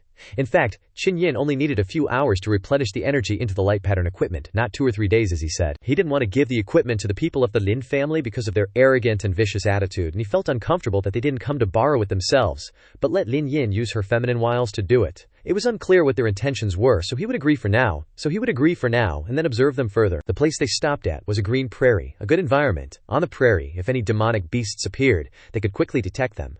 The people of the Lin family set up tents a few dozen meters away from Qin Yun, while Qin Yun set up his tent in the same place with Xiao Hongni and the Ding family elders. At night, Ding Yi and the Ding family set up camp and invited Qin Yun to join them. Qin Yun took the opportunity to ask them about the Lin family. Ding Yi said that the Lin family was the largest family in the city, but because they hadn't had much contact, they weren't clear about the situation of the Lin family's descendants. They only vaguely knew that the Lin family and some other families had conflicts. Qin Yun didn't mind complaining directly to the Ding family. He didn't have a good impression of the Lin family, so he set up camp next to the Ding family. Xiao Hongni felt that Lin Yin was a very nice person, because she had been there for a few days to recuperate and treat her injuries. Lin Yin was afraid that Xiao Hongni would be bored, so she said that she would take her for a walk around the area tomorrow. Qin Yun stroked Xiao Hongni's head, and told her to be careful tomorrow. He would stay in the tent to make some talismans. The next morning, Qin Yun continued to work in the tent, refining high-grade body immobilization. Talismans Ding Yi and Ding Honghong were outside, not disturbing Qin Yun's work. Ding Yi suddenly ran in and asked if he had seen Xiao Hongni anywhere. Hearing this, Qin Yun was a little suspicious, wasn't she, with Lin Yin? At this moment, a scream came. Qin Yun was sure that he hadn't misheard. His mental power was very strong, and he could hear even very faint sounds. He knew that Ding Honghong and Lin Yin were in the same place, so he hurried towards the Lin family's tent. Ding Honghong was being forced into a corner by 5th uncle and 6th uncle, her clothes torn. The other members of the Lin family were on the side, drinking and laughing loudly. Ding Honghong was frightened and kept crying. She was a weak girl, unable to avoid the threat of these lustful old men. Qin Yin roared, causing the crowd to feel dizzy. Lin Yin was holding a wine glass. Her face flushed, and when she saw Qin Yun rushing in, her expression changed drastically. She quickly approached Qin Yun and explained, "They're just joking around with Hong Hong. These days they've been bothered by demonic beasts, so they're drinking to relieve stress. Why don't you come and join us and have some fun?" Ding Yi also rushed forward angrily to protect Ding Honghong, who was crying loudly. After Qin Yun went in, he immediately crushed a piece of bone talisman, knowing that there was a martial Dao realm elder of the Lin family inside, which was why the members of the Lin family were so arrogant. 5th uncle looked at Qin Yun and Ding Yi angrily, smiled coldly, thinking that it was just a little girl, and there was no need to make a fuss. "They are already blessed that we are looking at them." These words made Qin feel even more angry. He said in a deep voice to Ding Yi, "Take Ding Honghong out of here. I will definitely help them repay this debt." Lin Yin followed Qin Yun, hurriedly apologizing and begging for his forgiveness. Meanwhile, the other members of the Lin family, especially a martial Dao realm elder, came forward, looking at Qin Yun with greedy eyes. This person was the elder of the Lin family. He stood in front of the other members of the Lin family, his face also full of treachery. He relied on his large numbers and strength, And because Qin Yun had a spirit-grade saber and 2 light pattern equipment, he wanted to kill him and steal the treasures back to the Lin family. Unexpectedly, the elders of the Lin family were such trash, even ordering people in the family to do such things. Fifth uncle laughed fiercely, his face full of malice as he turned to Ding Yi. He threatened, "If you don't want your family to be wiped out, then obediently listen to us." Then he looked at Ding Honghong with a sinister expression, causing her to cry even more. He even mocked Qin Yun, saying that he was so scared that he didn't dare to speak again. Who told you to be just a small martial body 9th layer and dare to go against the Lin family? The Lin family elder gave the order for his henchmen to take Qin Yun's head. Qin Yun was very angry. "I must have eyes like a blind man to have saved this Lin family scum." Lin Yin hurriedly tugged at Qin Yun's arm, worried that he would act rashly, advising him not to do anything stupid. Things ain't looking good for ya, so just cooperate, aight? But then you yeeted him away like trash. 6th uncle calls Qin Yun a snot-nosed brat who doesn't know the meaning of fear, wants to show you the might of the Lin family. I think you're the one who needs a reality check. Hearing them yapping like a broken record, Qin Yun threatens to send them to the afterlife himself. The spirit star saber suddenly blasts out his hand, sharp as a laser beam, aiming straight for 5th uncle's head. 5th uncle down. The whole Lin family's trippin'. Lin Yin stares at 5th uncle in shock, not believing what just happened. Lin family elder is also stunned. Didn't expect Qin Yun to be so quick and brutal. No warning signs at all. Just straight up murdered 5th uncle. "You killed someone from the Lin family. I'll make you wish you were dead." The Lin family elder suddenly lunges at Qin Yun. Qin Yun immediately whips out a top-grade immobilization talisman and slaps it on the Lin family elder's forehead, freezing him in place. The Lin family elder's locked down by the top-grade immobilization talisman, and everyone's freaking out. Qin Yun controls the spirit star saber, shik, and slices off both of the Lin family elder's legs. Next, he pulls out the giant Spirit King hammer, uses the dragon severing 6 styles, and brings the hammer down, creating a whirlwind that shakes everything around and scares the crap out everyone. A young martial arts 9th level in an instant took down martial Dao realm expert, going beyond everyone's wildest dreams. The Lin family elder, being a martial Dao realm dude, somehow survives Qin Yun's crazy attack, but he's super messed up, limbs chopped off, inner core cracked, meridians shattered. He begs Qin Yun not to kill him, offering him a magical beast egg. Qin Yun doesn't give a damn about his magical beast egg, and kicks the Lin family elder back to them like a soccer ball. The Lin family sees their elder in such a state, and nobody dares to approach Qin Yun. The Lin family elder screams in agony, ordering everyone to charge, promising a huge reward to whoever kills Qin Yun. He'll give them all his spirit artifacts and make them the head of the Lin family. The Lin family gets hyped by the Lin family elder's words, and they all turn back towards Qin Yun. The Ding family, who've been holding back their anger, see that the martial Dao realm guy can't fight, so they charge in too. As everyone's about to throw down, Lin Yin sneakily holds a knife to Ding Honghong's throat. Qin Yun turns around and sees Ding Honghong being held hostage. Lin Yin demands Qin Yun hand over his valuables in exchange. Qin Yun grits his teeth. He was on guard against Lin Yin but didn't expect her to suddenly flip like this. He totally misjudged her. I can't believe the whole Lin family are such shameless scum.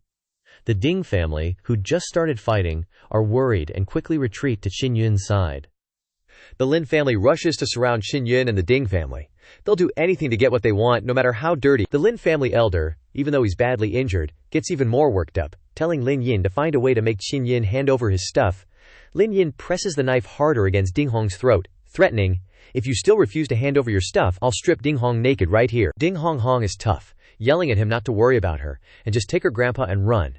"Shut your trap!" 5th uncle slaps Ding Hong across the face as a warning. Qin Yun's blood boils, and he grinds his teeth, throwing his Spirit Star Saber away. Lin Yin sees the Spirit Star Saber fall at her feet, and quickly asks 6th uncle to pick it up.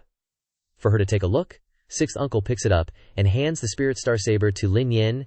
Everyone knows this sword is OP. The Lin family all thinks that as long as they get this sword, they can control it, and easily slay 9th level magical beasts. Lin Yin just grabbed the hilt. Suddenly, a surge of spiritual energy floods into her body, leaving her completely helpless. Ding Hong quickly escapes from Lin Yin and runs back to Qin Yun. 6th uncle reacts quickly, hastily raising his hand to catch Ding Hong. But suddenly, the Spirit Star Saber lights up and flies towards 6th uncle, stabbing him through the chest. They didn't expect that this saber was merged with Qin Yun's mind. As long as he uses his spiritual power, he can control and manipulate it. No one from the Lin family can escape. After waking up, Lin Yin clings to Qin Yun, crying and begging for forgiveness. Qin Yun remembers how Lin Yin tricked Ding Hong into coming with him, remembers how she threatened him with Ding Hong. He shakes Lin Yin off, saying killing her would only dirty his blade. Seeing Qin Yun fly into a rage, Lin Yin quickly shouts, "You're from the Inscription Palace. The Lin family is protected by the inscription palace. You can't kill us. At this moment, a group of people appears in the distance, with Zhuo Chuan leading an elite team. After seeing them, the Lin family elder excitedly believes that the Lin family is saved, and desperately drags his 2 arms to Zhuo Chuan to accuse Qin Yun of acting cruelly. Qin Yun isn't in a hurry to attack. When he sees Zhuo Chuan approaching, Lin Yin even falsely accuses him of being a pervert who wanted to force himself on her. Ding Hong Hong couldn't help but stand up for Qin Yun. Calling out that the Lin family was lying, Lin Yin played the victim, even claiming that her clansmen were killed by him while trying to protect her. Zhuo Chuan looked at Qin Yun with a skeptical expression. What's going on here? Doesn't he already have Zhao Yulan? Why would he want someone who looks like this? Qin Yun nonchalantly replied. That's not it at all. Even if I wanted a concubine, I wouldn't ever look at someone like her. Lin Yin's eyes went wide when she heard what Zhuo Chuan said. Everything was clear now. The reason why a youth from the Qiwen Palace was so terrifying was because he was the crown prince of the Qin Empire. Everyone knew Qin Yun had a harem of beautiful women by his side.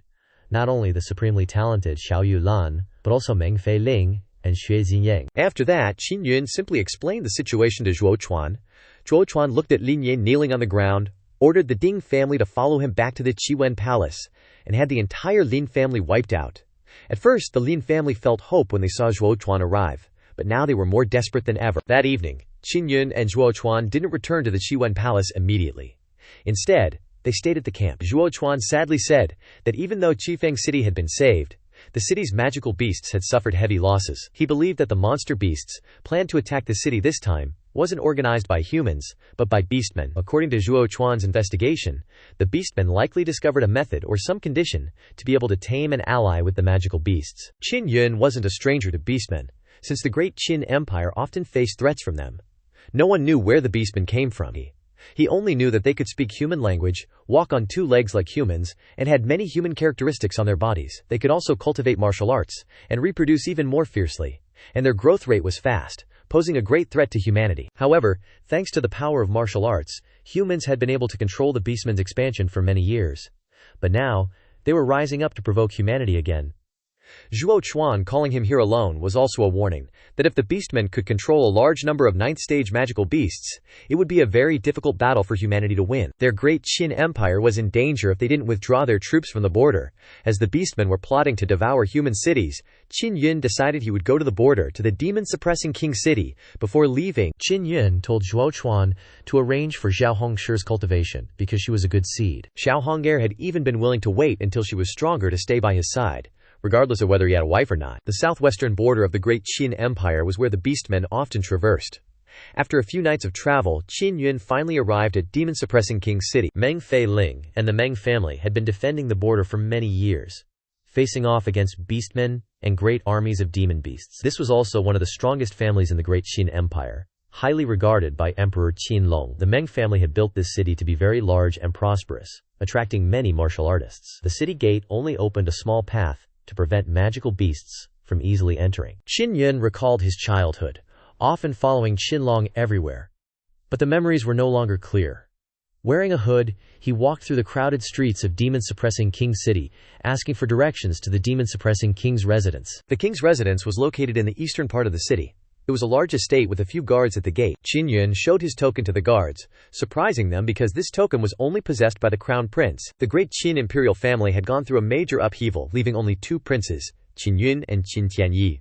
Among them, Qin Tianyi was under house arrest in the imperial palace, so only Qin Yun was the sole prince who could move around freely. Qin Yun asked to be led inside, and told them to inform Fei Ling that an important person wanted to meet her, but didn't reveal his identity to surprise her. When the guard returned, he announced that Meng Fei Ling was busy arguing with a few Qiwen masters, and didn't have time to meet him right away. He told him to go there himself, in another location. Meng Fei Ling was furious, and arguing with a few middle-aged men, she emphasized that no one was allowed to move freely within the king's residence without her consent.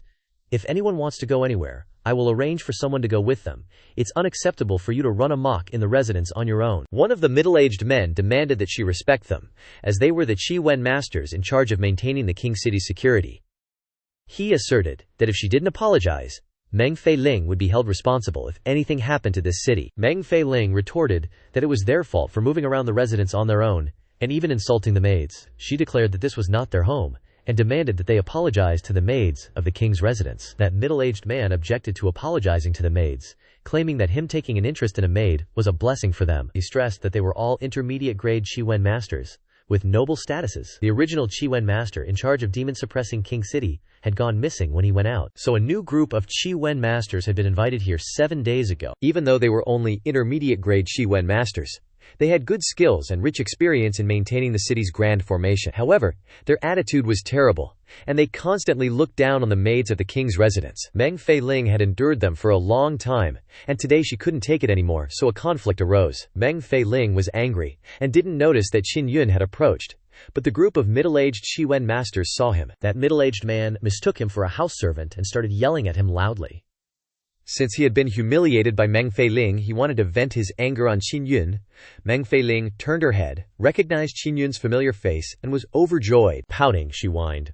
"I'm being bullied." Qin Yun smiled, deciding to get justice for her. Meng Feiling looked at the middle-aged Qi-Wen masters, smirked coldly, and reminded them, "The person standing right in front of you is the crown prince of the great Qin Empire." That middle-aged man didn't accept this, sneering and emphasizing that even if he was the crown prince, the Star Profound Martial Academy had expelled him, showing they didn't value him. He insisted that the safety here depended on them. If it wasn't for their protection of this city, the crown prince wouldn't dare to stay for long. He introduced himself as Jia Yu Senator. He was also in the top 5 intermediate-grade Qi-Wen masters. He was very proud of his skills, believing that others couldn't compare. He mocked him, saying he was just a low-grade Qi-Wen master, and at most could only refine mid-grade spirit marks, or a few basic mid-grade spirit artifacts. Xia Yusen then took out his Vajra shield, proposing a match with him. He declared that if Qin Yun's azure blade could leave a single scratch on his shield, he would bow to him. Xia Yusen was a martial stage cultivator, and also had a spirit artifact in his hand. Meng Feiling worried that the match was unfair, so she tried to stop it. But Qin Yun was confident he could win. Xia Yusen laughed loudly. Thinking he would teach Qin Yun a lesson about his arrogance, Xia Yusen grabbed the round shield, held it in front of him, secretly pouring his martial stage power into the shield, creating an energy cage to protect it. Qin Yun unleashed his Yang inner force, poured it into his spiritual treasure blade, and used his wind-slaying, thunder-splitting strike, aiming for the round shield and chopping down fiercely. Seeing Qin Yun chop down, Xia Yusen and the others were astonished by the terrifying power Qin Yun displayed. It was not something a 9th-stage martial artist could unleash. When the blade hit the round shield, a blinding light erupted, and a resounding boom made the pond water splash everywhere. Xia Yushan's hands trembled slightly as he looked at his 1,000 Vajra being sliced to pieces, speechless. Meng Feiling, finally venting her anger, excitedly hugged Qin Yun tightly. Not far away, several old men appeared, led by Meng Tao, Meng Feiling's grand-uncle, or rather, the younger brother of Meng Feiling's grandfather. Meng Feiling called out to her grand-uncle, and Qin Yun hurriedly stepped forward to greet them. The old men, led by Meng Tao, recognized Qin Yun and welcomed him warmly. Xia Yushen stepped forward to explain how Qin Yun had destroyed his 1,000 Vajra and accused him of being extremely arrogant, wanting to drive them away. He recounted the events that had just occurred and claimed that the prince's impulsiveness could cause the entire city to be destroyed and millions of people to suffer a tragedy, just like what happened to Qifeng City before. Hearing Qifeng City mentioned, Qin Yun felt worried. That city was once protected by Qiwen Palace, but it was breached by demonic beasts because someone opened the city gate and closed the Grand Formation beforehand. Here, Xia Yushan and his group were in charge of operating the Grand Formation of Qifeng City. Qin Yun began to suspect that they were the ones who caused the city's fall, and might now be plotting something similar with Zhen Yaowang City. Meng Tao suggested that Qin Yun and Xia Yushen each give way a little. The Meng family would compensate for the damage to the 1,000 Vajra, and they would stay to continue protecting the Grand Formation. Qin Yun nodded, and requested that his instructions be followed. First, he ordered all the city gates to be strictly guarded, closed tightly, allowing only entry and no exit, while strengthening the strongest forces guarding the major city gates, especially martial artists, with the martial Daodo realm. Then, he demanded that Xia Yushen and his group be arrested. Qin Yun's decisiveness stunned Meng Tao, the old men, Meng Feiling, and Xia Yushen. Not understanding why Qin Yun was issuing these orders, Meng Feiling sternly reminded Qin Yun, expressing her concern about the drastic orders he was giving. Qin Yun affirmed seriously, "Please, just do as I say." Meng Tao thought for a moment, asking if he could tell them the reason. Especially the arrest of the Qi-Wen masters. If they were arrested, who would ensure the operation of the Grand Formation? Qin Yun told Xia Yushen to quickly take out his Qi-Wen master badge. Xia Yushen immediately pulled out a silver badge. its glitter proving that he was one of the intermediate Shiwen masters. Qin Yun confirmed that Xia Yushen's badge was genuine, then turned to point at the other two, demanding that they take theirs out. Xia Yushen was momentarily speechless, making excuses that they were modest and didn't participate in the Chiwen Palace's examination, so they didn't have badges, but they had reached the equivalent of intermediate Chiwen masters. Then Qin Yun smiled sarcastically. So many benefits from passing Chiwen Palace's examination, and you didn't participate. Moreover, it's also a way to prove your strength. If you don't have a badge, then shut up. Looking at you, you're just scammers who bullied maids as soon as you arrived at the Meng family. This kind of Chiwen master morality is too despicable. Seeing that it wasn't working, Xia Yushen turned to Meng Tao for help, blaming Qin Yun for becoming worried that the Meng family's prosperity would affect his power in the future, so he wanted to destroy the thriving royal city that the Meng family had built. Someone like him wasn't worthy of the Meng family's loyalty. Meng Tao frowned, not knowing what to do. Meng Feeling angrily shouted at him, "Shut up! Qin Yun isn't the kind of person you guys think. Nor does he covet power, he has noble character." Meng Tao sighed, also not knowing how to handle it. Only able to wait for Meng Liota to return to make the decision. Meng Liota was Meng Feeling's grandfather, and grandfather was also Zhen Yao Wang. Qin Yun warned they need to act according to what he said. Otherwise, Zhen Yao Wang City will face danger. Meng Tao was a little helpless, only worrying that there would be no one to protect the grand formation. Xia Yushen, seeing that Meng Tao wasn't acting according to Qin Yun's words, felt much more at ease. Qin Yun pulled out a gold badge and said that he was a high-level Chiwen master and could guarantee the stability of the Grand Formation. He also mentioned his good relationship with the Grand Elder of the Chiwen General Palace and planned to send a message via pigeon to have them urgently send a team of the best Chiwen masters. Meng Tao and the other old men recognized that this was a real, high-level Chiwen master badge because it couldn't be faked like that. It took Xia Yushen half a year to become an intermediate Chiwen master, and becoming a high-level Chiwen master was even more difficult, so he didn't believe that Qin Yun was a high-level Chiwen master. He loudly protested that this badge must have been made by Qin Yun using some kind of trick. Meng Tao took Qin Yun's badge, carefully examined it, and even passed it to the other old men. After careful examination, they all confirmed that it was a real badge. Even so, they still couldn't believe that Qin Yun had become a high-level Chiwen master. At this time, Qin Yun suddenly remembered that he had a gift to give to Meng Feiling. It was a leather whip, made from the claws and tendons of some spirit beasts, then fused with extreme-grade bone steel, and finally went through countless times of polishing to be made, with thunder runes, poison runes, body-binding runes, berserk runes, fire runes, and strength runes engraved on it. Meng Feiling was excited when she saw the leather whip, being gifted a top-grade spirit artifact, and moreover, a whip that she really liked. Without a doubt, now the Meng family's old men could confirm that he was a real high-level Chiwen master. Qin Yun told the Meng family to quickly arrest Xia Yushen's group. Even if they were injured, it wouldn't matter. If there were any suspicions outside, just say they were teasing maids in the royal mansion, so they were arrested. They were still trying to weasel out of it. They're under the protection of the Chiwen Palace. Arresting someone in the same trade is a taboo. And other Chiwen masters will definitely condemn him.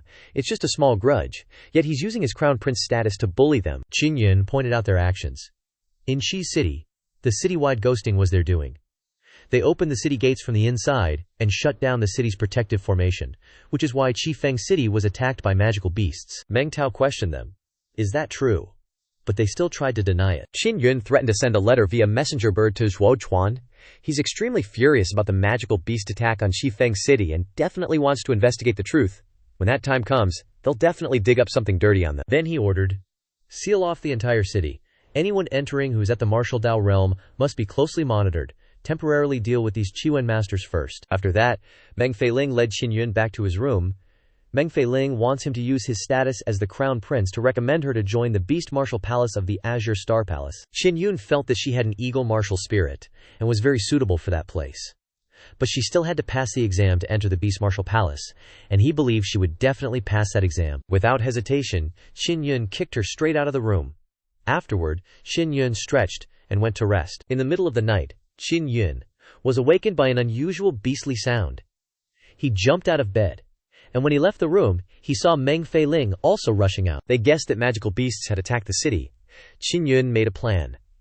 The first thing to do is to send Chiwen masters to the center of the Grand Formation, send people to a position to keep in touch with Meng Feiling, and have Meng Tao go out to the city gate to stop the first wave of magical beast attacks. After that, they flew to the center of the Grand Formation.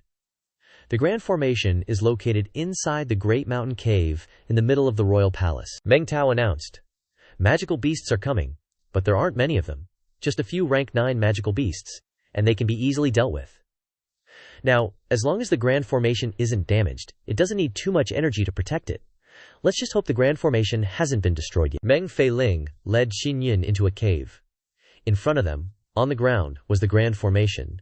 Xin Yun stared intently at the Grand Formation. This is where the Grand Formation can absorb spiritual energy from the spiritual spring surface and convert it into energy to maintain the Grand Formation's operation. If the Grand Formation releases a barrier that encounters a large attacking force, the Grand Formation will absorb energy from inside the Spirit Coin Box to help strengthen the barrier. In the Demon Suppression King City, the main purpose of tax collection is to maintain the operation of the Grand Formation. Xie Yusen and his group have been in the royal palace for several days now, but they still haven't been allowed in here. Luckily, they weren't allowed in, or the entire city might be in danger now. However, even if they have made moves, it will be difficult to see in a short period of time. First, Qin Yun released his mental power to check the overall situation. This helps to detect energy problems early on, prevent them, and deal with them quickly to avoid damage to the Grand Formation. No energy blockages are allowed while the Grand Formation is in operation. If blockages occur, they must be cleared in a timely manner to avoid problems. After more than an hour of checking the entire Grand Formation, Qin Yun didn't find any major problems, only some minor issues such as spiritual patterns intersecting, causing energy to become chaotic and attack each other. Now everything is fine, and while the Grand Formation is running, he will continue to observe its operation to ensure that no accidents occur. While he was refining and watching over the Grand Formation, Meng Feiling went out to inquire about the situation. When she returned, she also brought Zhuo Chuan and some Qigwen masters with her. Zhuo Chuan has investigated some things. A man in black promised Xie Yusen that if he succeeded, he would give him a superior grade spiritual pattern. Unfortunately, Xie Yusen doesn't know who this man in black is. Meng Feiling guessed. It's someone from the Azure Star Palace. Only they, besides the Qigwen Palace, can take out a superior grade spiritual pattern. Everyone knows that the ones who like to interfere in the affairs of the Great Empire the most are the West Palace and the South Palace. They may have plans to borrow strength from the Heavenly Qin Empire and the Qigwen Palace. Since Xinlong returned to power, the Azure Star Palace of the Heavenly Qin Empire has had no way to interfere in the affairs of the Heavenly Qin Empire. In fact, the Qigwen Palace has been secretly blocked by them recently, and they have been capturing people to be slaves for mining operations. Their relationship with the Azure Star Palace has also become close. Qin Yun suspected. If the person behind the scenes can join forces with beastmen, then this person must have very strong strength. By conquering so many cities, the beastmen and magical beasts can obtain a lot of food, and their strength may also be greatly upgraded. When that time comes, they will launch the next attack. If the magical beasts also have knowledge of formations this time, then it can be confirmed that someone is helping them. Qin Yun and the others then went to the city wall to check the situation. The magical beasts were already approaching. Zhuo Chuan had sent people up to fight, while Qin Yun and Meng Feiling waited on the city wall. The large magical beasts in the front were attacking the city gate, while the smaller magical beasts were gathering in small groups in the distance, waiting to attack the city once the gate was breached. They acted in an extremely organized manner. Qin Yun just looked up at the sky, waiting for free stuff. Suddenly, they saw a black creature flying high above, occasionally emitting light from its eyes. He thought this might be a beastman monitoring the situation, and decided to follow it, to find out who exactly is colluding with the beastmen to direct the magical beasts in attacking the city. Qin Yun jumped down from the city wall and rushed toward the beastmen, quickly disappearing into the darkness.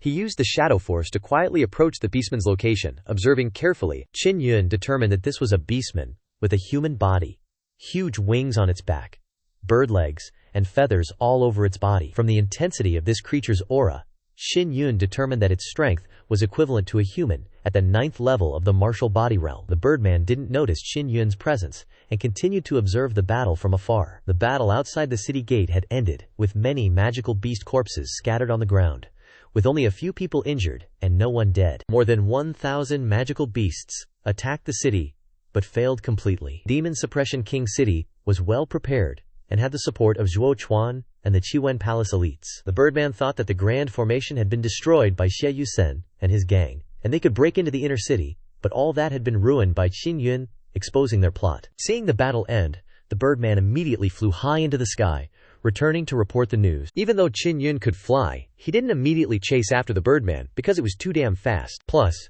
chasing would risk exposing his aura and getting spotted. So, Qin Yun collected a chunk of the birdman's aura and channeled it into the soul-tracking talisman, letting his puppet do the tailing. Right outside the Tianqin Empire's border were the mountains where the Beastman army was camped. Not a huge distance between them, Qin Yun was seriously impressed by that birdman's speed. Following the trail, he quickly left the border and entered the barren mountain region. This was Qin Yun's first time stepping into the Beastmen Mountains, a seriously dangerous zone that even many powerhouses of the Demon Suppression Royal Court wouldn't dare set foot in. He kept following the trail and finally caught up to the birdman as it landed on a mountainside. Qin Yun memorized the location and carefully used the fire cloud steps to get closer. Reaching the base of the huge mountain, he climbed up and entered a cave. Qin Yun suddenly heard a noise and hurried after the birdman into a hall. The birdman was reporting the situation to the chieftain. Qin Yun suddenly recognized a familiar voice and instantly realized it was Palace Lord Lansei Xingeng. Qin Yun realized that Azure West Palace was colluding with the Beastmen to attack Demon Suppression Royal City, plotting to kill millions. He clenched his fists in anger as he listened to the birdman's detailed account of the 7 demon beasts' massacre. The Azure West Palace Lord realized that Zhuo Chuan, wielding a glowing staff, had wiped out the 7 demon beasts. The Palace Lord worried that if the Inscription Hall found out about their scheme, it would be way harder to conquer the city in the future. The Beastman chieftain expressed regret that they couldn't take Demon Suppression Royal City, a huge city where they could use the corpses to nurture powerful demon beasts, create demon beast essence eggs, and from there create spirit demon beasts that would completely obey them. Qin Yun understood that if they enslaved this kind of demon beast, they'd get some seriously OP power, and to nurture the demon beasts, they'd need tons of food, mainly humans. Finally, Qin Yun understood the Azure West Palace Lord's scheme. They wanted to control the power of the spirit demon beasts by using the Tianqin Empire's people as food to nurture the beasts. This made Qin Yun even more furious. If he had enough power, he would have charged out and battled that Palace Lord ages ago. The West Palace Lord sighed about needing to try other cities, regretting that Demon Suppression Royal City was so close to the Beastmen Mountains. If they took that city, conquering the Tianqin Empire would be much easier. He was bummed that since Qin Long came back, the Tianqin Empire had slipped out of their control and would soon become a powerful force against them. This was totally in line with Zhuo Chuan's predictions. The Beastman chieftain laughed, talking about how the Beastmen could control the demon beasts, and believing that the alliance with the West Palace Lord would help them dominate the region. The birdman then asked for permission to leave, but the chieftain got pissed when he realized she came back empty-handed without killing and eating any humans. The chieftain ordered the birdman to be captured and hung at the cave entrance, planning to roast her the next morning. The birdman hurriedly knelt down, begging the chieftain to spare her life, but no dice. The chieftain and Palace Lord Yang of the West Palace left, leaving the birdman to be guarded by several wolfmen. Qin Yun realized that the beastmen didn't know how to win people's hearts, and the birdman only made one small mistake. Being unfamiliar with fighting due to her nature, not being skilled in battle, was normal. Qin Yun decided to use a high-grade beast-controlling talisman he'd crafted to try and control the beastmen. He wanted to see if he could use the beast-controlling talisman to control the birdman. The wolfmen hung the birdman behind the cave, and then left. Believing that no one could save the birdman here, Qin Yun withdrew his dark shadow power and stood below the birdman. When the birdman saw the blurry shadow behind her, her eyes widened in fear, thinking she was hallucinating. Qin Yun said, "I'm disgusted by those beastmen's actions, so I'm saving you." He took out a beast-controlling talisman, activated it, and slammed it into the birdman's body. Quickly, Qin Yun sensed the birdman's soul and could control it as he wished. The birdman cried out in terror as she felt her soul being controlled by another. Qin Yun explained, "That talisman just now was a beast-controlling talisman. It can torment your soul," and threatened that if she didn't cooperate, the birdman would suffer even more than being eaten. After that, Qin Yun took out the spirit crystal treasure blade and sliced through the ropes, freeing the birdman. Controlled by the beast-controlling talisman, the birdman knew her life was in Qin Yun's hands, so she didn't dare to resist. The birdman asked, "What does Qin Yun want me to do?" Qin Yun wanted to ask about Palace Lord Yang and his relationship with the chieftain. The birdman recalled that Palace Lord Yang had been in contact with the chieftain for a while. The first time the Palace Lord came, the chieftain gave him a super warm welcome. As for when their relationship started, I don't know. Qin Yun thought for a moment and then asked where Palace Lord Yang and the chieftain had gone. The birdman pointed in one direction, explaining that they went to see the beast oil, a few hundred mountains over there. A large amount of beast oil was stored. This beast oil was food for the beastmen. It could help them not feel hungry, and at the same time it would become stronger. That Palace Lord Yang would come here every once in a while to take away a large amount of beast oil. After that, Qin Yun quickly headed towards the place with the beast oil. He asked Manhwa about the beast oil, but she didn't know either, and wanted to take a look to confirm. As he got closer, he sensed an aura filled with mustiness, but containing powerful energy hidden in the darkness on the mountaintop. Qin Yun saw many strong beastmen busy at work, probably digging up the beast oil. Very quickly he saw what was called beast oil. Manhwa sensed what was called beast spirit fluid. Now I know why the beastmen can control the demon beasts. Because the beastmen are all beast blood clan, they have demon beast bloodlines. So after they encounter demon beasts, they can be immune to the demon beasts' attacks. Then, using the spirit fluid, they can control the demon beasts. Suddenly, Xin Yun sensed a familiar aura from Zhao Yanglong. It turned out that Zhao Yanglong was also at this place, along with Azure West Palace's Palace Lord Yang.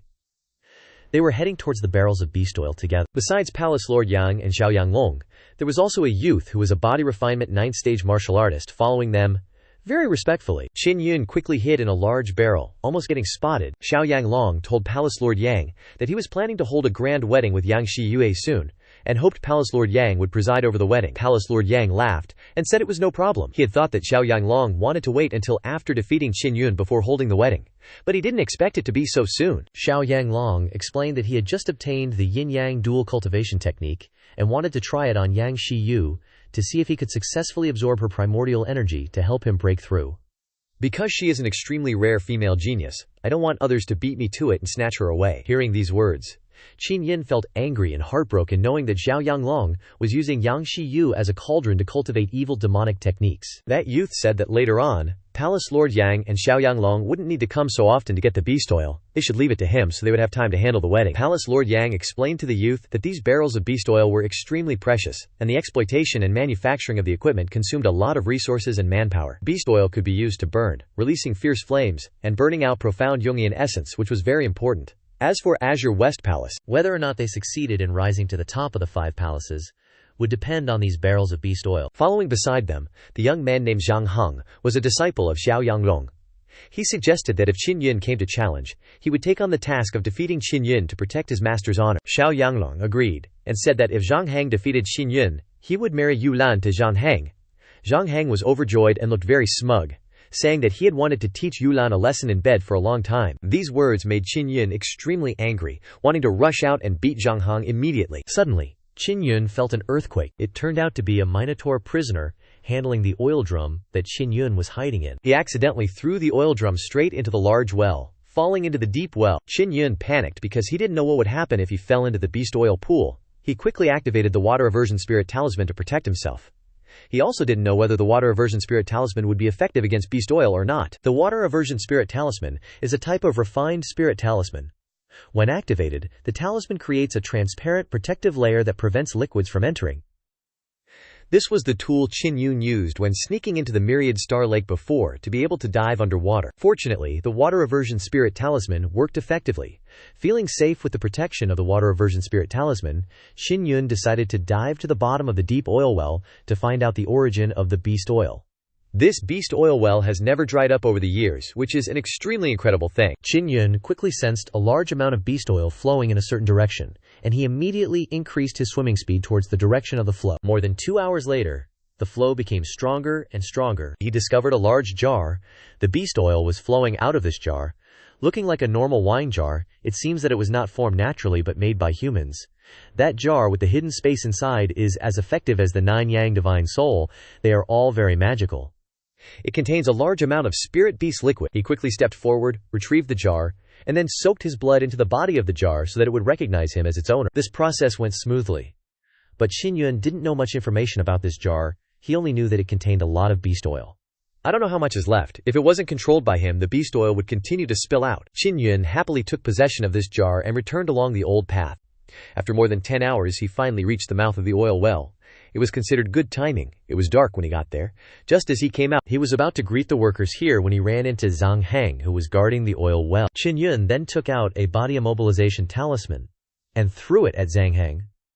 Zhang Heng was immediately locked in place, extremely frightened, because he clearly recognized that it was a body immobilization talisman. Recalling the last time he said he wanted to take possession of his woman, Qin Yun felt even more resentful, so he took paper and blocked his nostrils, and then extracted his martial soul, causing him to panic and shout a few words. Zhang Heng was full of resentment in his heart, not expecting Qin Yun to appear in this place, and even eavesdrop on their conversation. Qin Yun continued to tease Zhang Heng, saying that Zhao Yanglong and the Yang Palace Master would meet an even more miserable end than him. But Zhang Heng's martial soul was a purple gold saber martial soul, which could just be refined into Qin Yun's treasure saber. Qin Yun collected the purple gold saber martial soul into the soul-sealing pearl.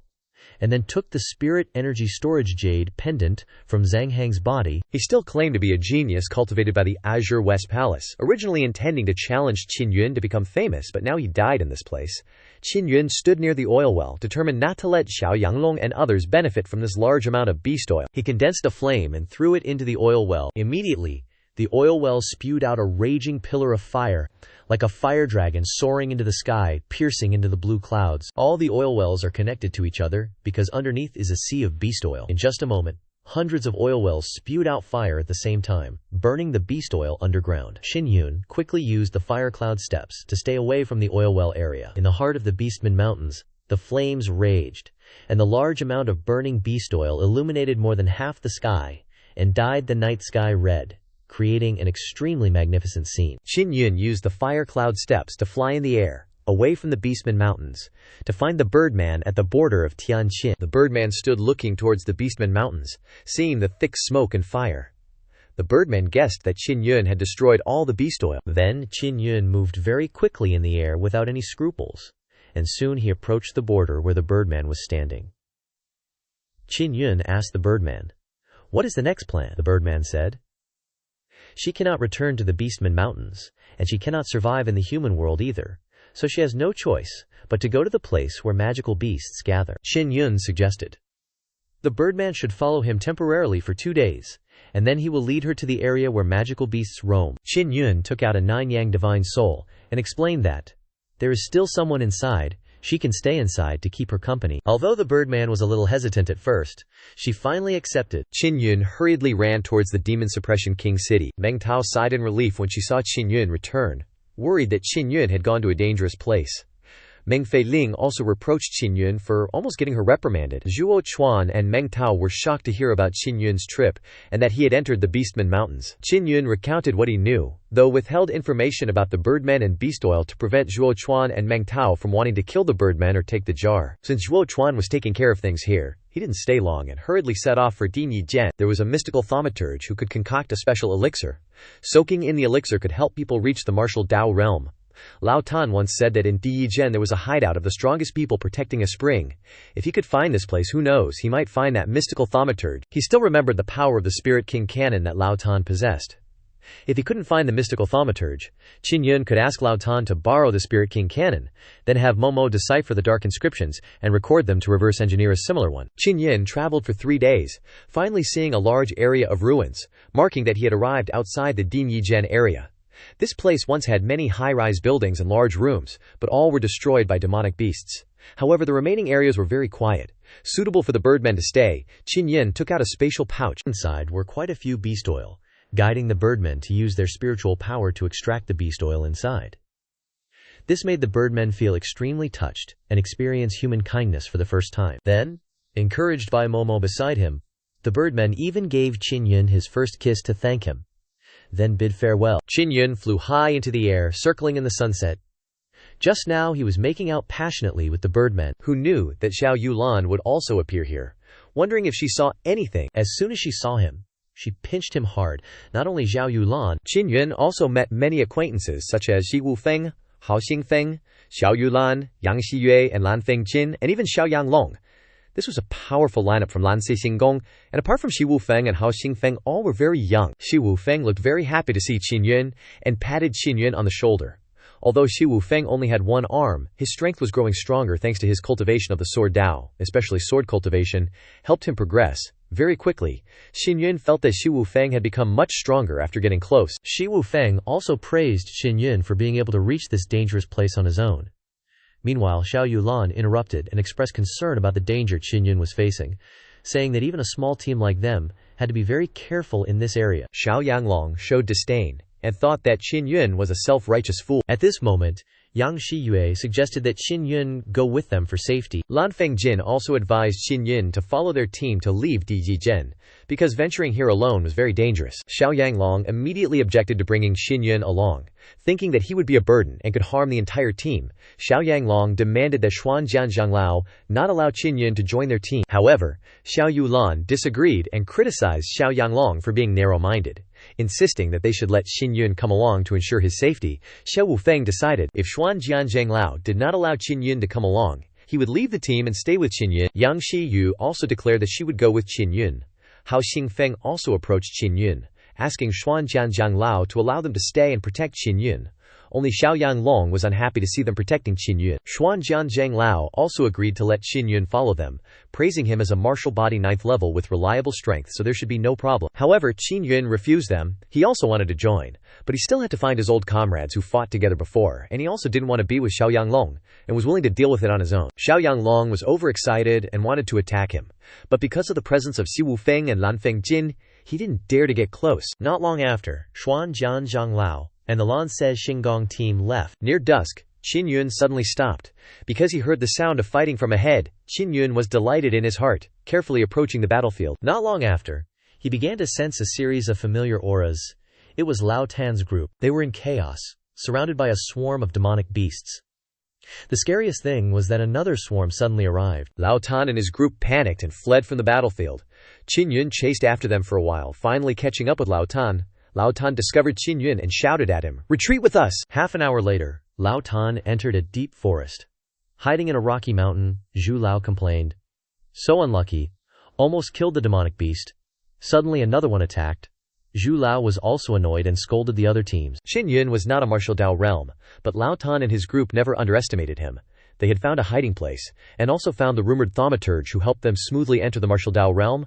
Lao Tan happily said that, "This thaumaturge is a good friend of my grandfather. If it were someone else, they wouldn't have that luck." Then Qin Yun was very excited after hearing this and asked Lao Tan, "Can you help me find that thaumaturge?" "Of course, it's no problem." Lao Tan agreed. But his condition was that he wanted to collect 2 demonic beast spirit eggs, and Lao Tan and the others also wanted him to cook them a feast. Qin Yun quickly put on his special chef headband and skillfully cooked a meal for them. It had been a long time, since Qin Yun left, that they had eaten so well. Lao Tan suggested going to find the Dragon Mane Lion Beast tomorrow. They would set off for Star Dragon City, and asked him to bring the Spirit King cannon. He also mentioned that he wanted to borrow his Spirit King cannon to refine it himself, instead of babysitting it for him. They also said that the dragon mane beasts had dragon bloodlines in their bodies, with extremely strong regenerative abilities. This was the first area, so their regeneration would be even stronger. Even if they were injured, it wouldn't be too serious.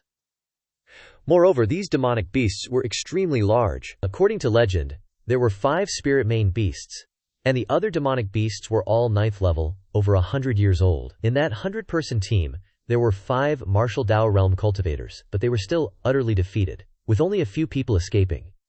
That team was very unlucky, carelessly stepped into the Dragonmane Lion's territory. Even martial Dao realm experts would find it hard to escape. Momo inside also called out that the Dragonmane Lion beasts had quite a few demonic beast spirit eggs. Lao Tan and the others thought they had misheard something. Lao Tan added, 10 ordinary demonic beast spirit eggs aren't as good as 1 Dragonmane Lion beast spirit egg. They're extremely rare.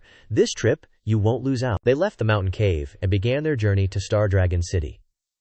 Lao Tan warned about the vigilance of the Dragonmane lions, who could detect enemies from very far away. But not to worry. Zhu Lao used a special martial spirit to conceal their aura, helping them get closer to the herd of demonic beasts within 100 meters. They only trusted Qin Yun's immobilization talismans, so they were more at ease approaching. Zhao Lao went ahead, while Qin Yun and the others followed behind, keeping their distance. They continued to track the aura of the Dragonmane lions, and finally, from afar, they saw a herd of demonic beasts walking on the ruins. Zhu Lao confirmed there were 6 spirit mane beasts, not easy to deal with. Lao Tan took out 30 cannonballs and handed them to Qin Yun, telling him, "Don't hold back, just use them all." Lao Tan confirmed that if there were demonic beast spirit eggs, there would be at least 2 spirit mane beasts guarding them. Their target was them, and not to damage the spirit eggs. Afterward, Lao Tan and Zhu Lao dealt with 3 spirit mane beasts, while Zhu dealt with the 8th and 9th level Dragonmane lions, coordinating with the use of immobilization talismans. Once a Dragonmane lion was immobilized, they would immediately go all out to kill it, attracting all the Dragonmane lions. Zhu Lao sensed many people behind them, and muttered, "Many teams are targeting these Dragonmane lions." Lao Tan, on the other hand, was very calm. "It's nothing, they don't dare to attack. If they wanted to, they would have already made a move, and wouldn't be standing far away watching." Over 2,000 meters away, many people were floating in the air, looking at the Dragonmane lions. Hao Xingfeng sighed and said, "The strength of the Dragonmane lions can be ranked above ordinary demonic beasts. They know someone is watching from afar, but they aren't afraid at all. Otherwise, they wouldn't be swaggering around changing locations like this. The Blue Star Palace's teams were also here, with many smaller teams gathering to discuss and wanting to cooperate to attack. The group suddenly noticed a small team gradually moving closer to the herd of Dragonmane lions, and immediately became chaotic. They then took out a kind of spirit artifact, resembling a bamboo tube that could see clearly for 10,000 meters. It's Lao Tan, Cannon King Lao Tan. However, the Spirit King cannon was no longer in his hands, but in the hands of a young man, someone emphasized. He gave a powerful weapon like the Spirit King cannon to such a kid. Is his brain waterlogged? It seems that Lao Tan's team of 4 are all martial Dao realm cultivators, but who knows where that kid came from. When the distance to the Dragonmane lions was only 100 meters, they began to attack fiercely. Qin Yun was the first to attack. He loaded 5 cannonballs into the Spirit King cannon and aimed at a Dragonmane lion. The cannonballs exploded one after another on the Dragonmane lion's head, emitting dazzling light and explosions that were no less deafening than the roars of beasts. The Dragonmane lion had dragon bloodline, so all aspects were stronger than ordinary demonic beasts. Qin Yun fired 5 cannonballs, but could only blow up one of its eyes. Everyone watching from afar was shocked and admired Qin Yun's control over the Spirit King cannon, realizing that Lao Tan had entrusted him with an important mission. With Qin Yun providing support from afar, Zhao San threw out an immobilization talisman, immobilizing the large Dragonmane lion and some small Dragonmane lions within a range of several dozen meters. Many people were surprised. They realized that Qin Yun's group was using very high-level immobilization talismans, wondering where these talismans came from. Everyone gradually understood that the target of Qin Yun's group was the demonic beast, Spirit Eggs, and they were likely to succeed. The source of the immobilization talismans that Lao Tan used was from Qin Yun. Qin Yun noticed that he was running out of cannonballs and decided he had to quickly move forward to get the demonic beast, Spirit Eggs. Otherwise, the immobilization talismans would be used up. Zhao San quickly led the large Dragonmane lion away from the herd, creating an opportunity for Qin Yun to only have to face one large Dragonmane lion and many small Dragonmane lions. Qin Yun took out the Spirit Crystal Blade, cast the God Control technique, and began to slash fiercely. Qin Yun entered the herd of beasts, nimbly dodging the bulky Dragonmane lions. He hurriedly called out to Momo, asking her to search for the demonic beast Spirit Eggs. Momo discovered that the demonic beast Spirit Eggs were located under the belly of the large Dragonmane lion. Qin Yun realized the location of the demonic beast Spirit Eggs and then retracted Momo into the storage space, controlled the Spirit Crystal Blade, and flew towards the large Dragonmane lion. The Spirit Crystal Blade slashed at the belly of the Dragonmane lion, where there was a layer of sticky mucus tightly attached under the beast's belly. When Qin Yun carefully cut open the layer of mucus, inside immediately revealed the glittering golden light of the golden demonic beast Spirit Eggs. Even standing far away from the large Dragonmane lion, Qin Yun could still use the God Control technique to take away all the demonic beast Spirit Eggs without needing to get close. The large Dragonmane lions all roared at the same time because their Spirit Eggs had been taken. Qin Yun then threw out 2 immobilization talismans to immobilize the Dragonmane lions near him. Lao Dan and the others also used body immobilization charms to freeze the great Longmei lions in place, quickly retreating. Not long after, they regrouped and hauled ass out Keita there. The onlookers gawking from afar were both terrified and impressed by Lao Dan and Qin Yun. They couldn't believe a handful of people could raid a Longmei lion pack, score big, and walk away unscathed. Xiao Yanglong could only gnash his teeth in fury, clenching his fists as he watched Qin Yun leave with the loot. Qin Yun kept running for over half a day, finally finding a safe hideout in a basement when night fell.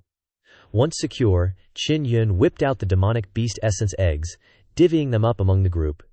Then they crashed, Qin Yun suggested. Borrow Lao Dan's Spirit King cannon for a bit, I want to study it. Qin Yun lugged the Spirit King cannon into the underground storage room and summoned Momo, asking her to help recall the arcane inscriptions within the cannon. Momo gave the cannon the once-over, realizing the insides were packed with profound Xuan inscriptions and would require a ton of energy to decode. Qin Yun was floored to learn the Spirit King cannon had the potential to be a Xuan artifact, but due to lack of resources and know-how, it was stuck at the level of a king-tier spirit weapon. Momo demanded Qin Yun place a demonic beast essence egg under her so she could leech off the energy. Qin Yun complied. Stat. Momo plopped down on the essence egg, immediately sucking up the energy to replenish her reserves. Her tiny body, no bigger than a hand, made her look like she was standing atop a small hill. Her eyes remained glued to the Spirit King cannon, showing she was exhausted. Qin Yun waited patiently. Momo then asked him to take out more essence eggs, because she had to constantly absorb them, so Qin Yun hurriedly took out 6. Ages passed. Qin Yun started sweating. worried the number of demonic beast eggs might not be enough, and he might have to dip into the original Longma beast eggs. Mo thought remembering the spirit inscriptions would be easy peasy. But turns out the inscriptions on the Spirit King canon were Xuan tier. Before this, Qin Yun just thought the spirit inscriptions on the Spirit King canon were King tier. Without Mo, he would never have known these were rare Xuan inscriptions. After several hours, Mo finally managed to memorize the Xuanian inscriptions on the Spirit King canon. The process drained 7 essence eggs, leaving only 1 left. Qin Yun was mentally prepared and didn't mind burning through the eggs as long as the 6 Longma beast eggs were still intact. Qin Yun thanked Mo for her help and planned to deep dive into studying the Spirit King canon when he had time. After a day of rest, Qin Yun continued the journey to Star Dragon City. After several days of travel, they finally caught sight of Star Dragon City, with its 100-meter-tall, super-fortified walls. This city was massive, capable of housing 1 million people, and was home to many experts who survived the first Great Quake. Old Chu explained that Star Dragon City was crawling with hidden masters. Even though they were at the martial arts stage, they still had to be extra careful within the city, because there were many people stronger than them, some even packing secret techniques. When they arrived at Star Dragon City, Qin Yun's group had to carefully hide their identities, because the Longma lion eggs they were carrying were targets for many individuals. During the battle with the Longma lion herd, many people had witnessed it, including no few experts from Star Dragon City. If those people returned to the city, they would recount the story. Especially, Lao Dan needed to conceal his identity, as he was famous for the Spirit King canon. When Qin Yun stepped inside Star Dragon City, he was overwhelmed by the majesty of the buildings and the grand palaces. Qin Yun noticed that Star Dragon City was overflowing with resources, because many architectures here were protected by large formations, especially those great halls. Looking at him like a country bumpkin who just hit the big city. Even though he was obviously a prince, Qin Yun and Lao Dan decided to go look for a mage, while father and son Chu Lao went to the Heavenly Righteous Pavilion Inn to rest. Before entering the city, they underwent a disguise, especially Qin Yun, because last time he learned this trick from Meng Fei Ling, he transformed himself into a beautiful babe, drawing attention wherever he went. Qin Yun and Lao Dan then entered a narrow road to get to the north of the city. After a bit of walking, they arrived at a small alley and wandered through several nooks and crannies, before reaching a house with a small yard and a gate specially decorated with a wild boar's head with 2 long white fangs. Qin Yun commented, "The Grandmaster has a special style." When he saw the wild boar's head suddenly begin to move and asked, "Who's there?" Lao Dan replied, "It's little Dan. And I mentioned that I would visit with a friend to someone?" The wild boar's head recognized Lao Dan and allowed them inside. Qin Yun saw 2 rows of skeletons standing on either side of the small tiled path. They weren't entirely human, because the bones were human, but the limbs and heads were of demonic beasts, creating a hybrid human-beast form. They entered the yard, meeting a wizened old man with a long tuft of beard that touched the ground. He greeted Qin Yun. This mage was named Yu Xiang. Even though he was small and skinny, he was respected by all. He smiled, inviting Qin Yun and Lao Dan inside. Yu Xiang showed great interest upon learning Qin Yun was a new disciple of Little Dan's, a Qi Wen master, and hoped that after he helped Qin Yun advance to the martial Dao stage, he could craft him a few extreme-grade longevity spirit inscriptions. When he first saw Qin Yun, he was suspicious. Didn't Lao Dan say Qin Yun was a prince? Why did you bring a female here? Qin Yun seemed to see through him. Not waiting for him to ask, he explained, "I'm just cross-dressing." Qin Yun figured he'd need to use demonic beast essence eggs to trade with Yu Xiang, but he was all for helping him make a few talismans first. Afterwards, Yu Xiang led him to a room. He poured some strange liquid into a large cauldron. The liquid was a deep, dark black. Yu Xiang grabbed a staff to stir the black liquid, Qin Yun asked. Seeing what the black liquid was, and whether it was a medicinal solution he was concocting, he kept its ingredients secret, but guaranteed that he could help Qin Yun advance to the martial Dao stage with absolute certainty. Qin Yun stood next to him, watching Yu Xiang brew the liquids. He stirred the water, occasionally adding other ingredients. The colors and smells were all very strange. The water in the container began to boil, then gradually became clear. Yu Xiang poured the water into a barrel and handed it to Qin Yun, instructing, "There is a secret chamber on the other side. After you enter, pour the spirit milk water into the water basin, and then soak in. After a few days of cultivation, the diamond core elixir in the body can produce great Dabio traces, transforming into a diamond Dabio elixir." After soaking in the tub for 5 days, Qin Yun woke up and looked around in surprise. He was still in the tub, but it no longer contained water. Yu Xiang hurriedly ran in, and after seeing Qin Yun in the tub, confirmed he was really a man. Yu Xiang felt that Qin Yun was hiding a secret. He asked awkwardly for a moment, "Could it be that there is only one core elixir in the body?" Otherwise, it is impossible to have only a little effect after absorbing it? Qin Yun felt embarrassed. He didn't expect Yu Xiang to grasp this, so he apologized. He forgot to tell him. He had never met someone who broke through like him. So he was still happy, and went to concoct medicinal materials again. Several days passed, and Qin Yun opened his eyes again, but still failed. Now these 3 core elixirs all represent the appearance of literary marks, but they have not yet fully emerged. It seems that the core elixir also has a membrane that prevents these great Dao traces from appearing, but the inner gang qi has changed a lot, and the diamond inner gang has also upgraded a little. Yu Xiang was waiting in the hall. Seeing Qin Yun come out but not sensing any progress from him, he felt incredibly apologetic. You helped me refine several supreme-grade talismans, yet I haven't helped you break through. I was planning to leave Xinglong City to find more medicinal ingredients to continue refining spirit milk for you. Qin Yun shook his head, smiling, and said, You don't need to do that. If you feel guilty, you can help me collect some Zhuan Yuan refined iron. Wu Tuong immediately remembered this, treating it as one of his important tasks. Afterward, he gifted Qin Yun 5 magical beast eggs. As a thank you, Mian Mian, inside the 9 Yang divine soul, was very excited to hear this. Qin Yun didn't refuse. Old Tan had overheard that the Azure Sacred Palace was preparing a celebration ceremony for its 5,000th anniversary. At that time, they'll also hold a martial arts competition. And with Qin Yun's status, he definitely has to participate. A few days later, Qin Yun arrived at the Azure Star Palace and entered the main hall. Many people inside recognized him and started whispering. Not many knew that Qin Yun was a high-level inscription master. That elder from the Star Xuan Martial Academy, even though he knew, didn't dare to reveal it. They didn't want to become a laughingstock for having kicked out a high-level inscription master. Qin Yun stood in a corner, hearing everyone gossip about him, but he didn't feel anything. Qin Yun asked some girls nearby about the competition and learned the martial arts competition has a total of 5 rounds, with the final round being actual combat. Also, the inscription master competition is being held right next door, so Qin Yun can conveniently participate in both at the same time. Just then, someone called out Qin Yun's name. It turned out to be Shui Zie. She'd grown quite a bit in just a few days. She informed him that Shi Wufeng was also here, but he wasn't participating in the competition. Xiao Yuelan was also here. She also mentioned that there were quite a few young disciples in the sacred palace who held a great grudge against him. They all wanted to pursue Yuelan. So, if they encounter you, they'll definitely want to take the opportunity to prove their strength. So, you need to be careful. Lan Fengjin also came over, but only cared about greeting Shui Zie, happy to hear that she had been accepted into the Eastern Palace, and would also be a disciple of the Azure Star Palace from now on. A moment later, Xi Wufeng also came to greet Qin Yun, and hoped that he would perform excellently. Qin Yun agreed, and promised to do his best. At that moment, Qi Kailin appeared. He was the strongest 9th-level martial body young master of the Azure Sacred Palace, and spoke disdainfully towards Qin Yun, especially regarding his engagement to Xiao Yuelan. Shi Wufeng and Qi Kailin argued for a while. Qi Kailin criticized Qin Yun for being weaker than Xiao Yuelan. Mocking and challenging him, Shi Wufeng intervened to stop the argument, but Qi Kailin didn't give up his contempt for Qin Yun. Qin Yun also looked down on him, stepping forward and not bothering to argue.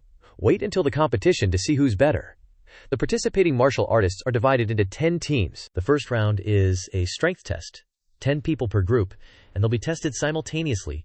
Each person holds a illusion demon orb and has to walk a path and face illusions and psychological challenges. Whoever goes the farthest wins. In an instant, dozens of people started walking. Each person could walk about 15 steps, which started to drive many people crazy with these achievements, but also made others praise them non-stop. It was Qi Kailin's turn. Qi Kailin had planned ahead, smiled contemptuously, and lifting the black illusion demon orb, quickly took a step, 2 steps, 3 steps, 50 steps, 100 steps. The crowd couldn't help but cheer. Qi Kailin walked 100 steps, but was tired and drenched in sweat, quickly placing the illusion demon orb on the ground to avoid becoming a laughingstock. Qi Kailin must have been trained beforehand. Qin Yun seriously repeated to Shui Zie. The disciples of the Azure Star Palace must have done this type of training throughout the year, so their performance is naturally better than other powerhouses. After waiting for a while, it was finally Shui Zie's turn. Although still young, she is one of the few female martial artists at the Xuan level. Many disciples of the Azure Star Palace looked towards Qin Yun when they saw Shui Zie step up, because it was clear that she had a relationship with Xiao Yuelan and some other outstanding female martial artists. Shui Zie held the illusion demon orb and walked quickly, immediately going 55 steps, shocking everyone. Her achievement embarrassed many other outstanding disciples. She was much better than some sacred palace disciples. Next, it was finally Qin Yun's turn. Everyone was very excited about what his result would be. Qin Yun took the illusion demon orb, held it tightly in his hand, and began to walk. Right from the first step, He felt a stream of spiritual energy invading his body, rushing to his head. As he took the second step, that spiritual energy became even more rampant, as if wanting to take over his consciousness and create all kinds of illusions. Power, beauty, treasures, all appeared in the illusion, making people immersed, able to feel the strong feeling, attracting beautiful women, and owning treasures. This is just the first round of illusion. When entering this round, immediately after will be the second round of illusion. However, Qin Yun didn't know what the second round of illusion was, because with just a thought, he erased the spiritual energy flooding into his head. In the blink of an eye, he had stepped out 10 steps. A pretty impressive achievement. Surpassing many students from the Xuan level martial academy, everyone secretly thought that he couldn't go more than 2 steps. However, in just a moment, Qin Yun had surpassed 2 steps while still keeping a relaxed expression. The illusion demon orb was just a simple stone to him, not affecting his mood at all. When everyone thought that Qin Yun couldn't go any further, he continued to walk without changing his expression. When he had surpassed 50 steps, the whole place was shocked and made small exclamations. This means that he has reached the level of the Azure Star Palace disciples. Qin Yun, when holding the illusion demon orb, temporarily suppressed its effect, so he was not affected at all. When Qin Yun took 70 steps, everyone was stunned. He reached the level of the Azure Sacred Palace, and could even surpass it, because at this time his expression still did not change, looking very relieved. Jing Kailin clenched his fist. In the first strength test, he had gone the furthest, but Qin Yun had surpassed him by 100 steps. He had believed himself to be the strongest, and destined for first place, basking in everyone's admiration. However, Qin Yun proved his willpower and mental fortitude were far superior. Ji Kailin, once the shining star of the event, now paled in comparison. He felt even more humiliated, remembering how he had mocked Qin Yun for not being worthy of Xiao Yuelan. Still, Qin Yun continued forward, reaching 150 steps before finally stopping and placing the illusion demon orb on the ground. An elder supervisor recorded Qin Yun's score and announced loudly that Qin Yun had reached 150 steps. The crowd erupted in excitement, amazed that he had surpassed Ji Kailin. Some suspected there was something wrong with his illusion demon orb. Many disciples of the Azure Star Palace were buzzing with discussion because the highest record of the Azure Star Palace was just over 140 steps, set by a senior elder, and Qin Yun had exceeded that. Some didn't believe it, and accused Qin Yun of cheating. The officials on the spot, including the elders, stared at each other in disbelief. They were certain Qin Yun had never received any willpower training, and for him to achieve such a result on his first try with the illusion demon orb was unbelievable. Ji Kailin was unconvinced, believing Qin Yun must have cheated. He looked down on Qin Yun, but Qin Yun surpassing him by so much made him feel like he'd swallowed a fly. The supervisors checked the illusion demon orb, and everything was normal. Clearing Qin Yun's name, Lan Fengjin, watching from afar, vehemently objected and cursed Jing Kailin. The first round ended, with Qin Yun taking the most steps and receiving the highest reward. The martial arts tournament eliminated half the participants, and time was running out. At this moment, some people were heading to the venue of the inscription competition, an event that many were looking forward to. Qin Yun squeezed through the crowd and entered the arena. When Qin Yun appeared, the noisy crowd fell silent. Some mocked Qin Yun, saying he had come to the wrong place or was there to make a fool of himself. More than 270 people participated in the inscription competition, including 100 advanced inscription masters. A booming voice echoed, inviting the inscription masters to take the stage, instantly silencing the Star Inscription Hall. Presiding over the competition was Lan Huayu, Lan Fengjin's grandfather, whose deep voice commanded silence. He announced that the first round would eliminate 70 people. The competition was to forge.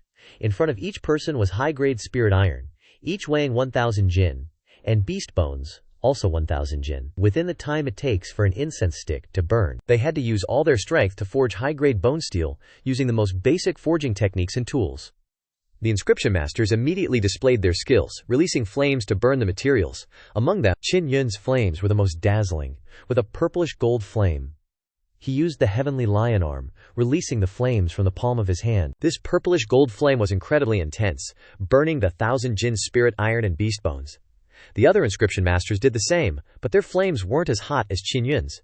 All the inscription masters unleashed their flames, making the entire hall as hot as a furnace. Although Qin Yun's flames looked the weakest, he was the first to start burning the spirit iron and beast bones, turning them bright red. Meanwhile, Ji Kailin and many others looked down on Qin Yun, thinking his skills were far inferior to the other inscription masters. However, when Qin Yun began forging, everyone was surprised to see that he was the first to start forging the spirit iron with the powerful sound of hammering. Those who had looked down on Qin Yun were embarrassed, not understanding why his seemingly weak flames had allowed him to take the lead. Many advanced inscription masters.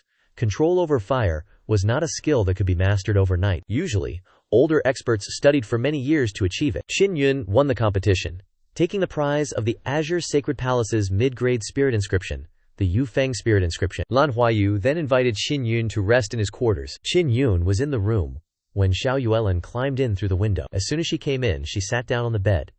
She was sneaking over to meet him, and so felt shy to come by the main door. They were being all lovey-dovey when all of a sudden, someone came. Qin Yun quickly had Xiao Yuelan hide under the covers, and then got in there with her. It turned out to be Lan Huayu coming to visit. Lan Fengjin told him to prepare some refreshments and fruits for Qin Yun to replenish his strength, he said. The soundproofing here is very good. Once the door is closed, you can't hear anything. You can rest assured and have a good sleep. Qin Yun pretended to have just woken up to thank him, after which he closed the window for him and left. Qin Yun breathed a sigh of relief after he had left, but Xiao Yuelan became even more jealous. It's obvious you have something with Lan Fengjin. Why did she still came here? I didn't expect you to become her future son-in-law so quickly.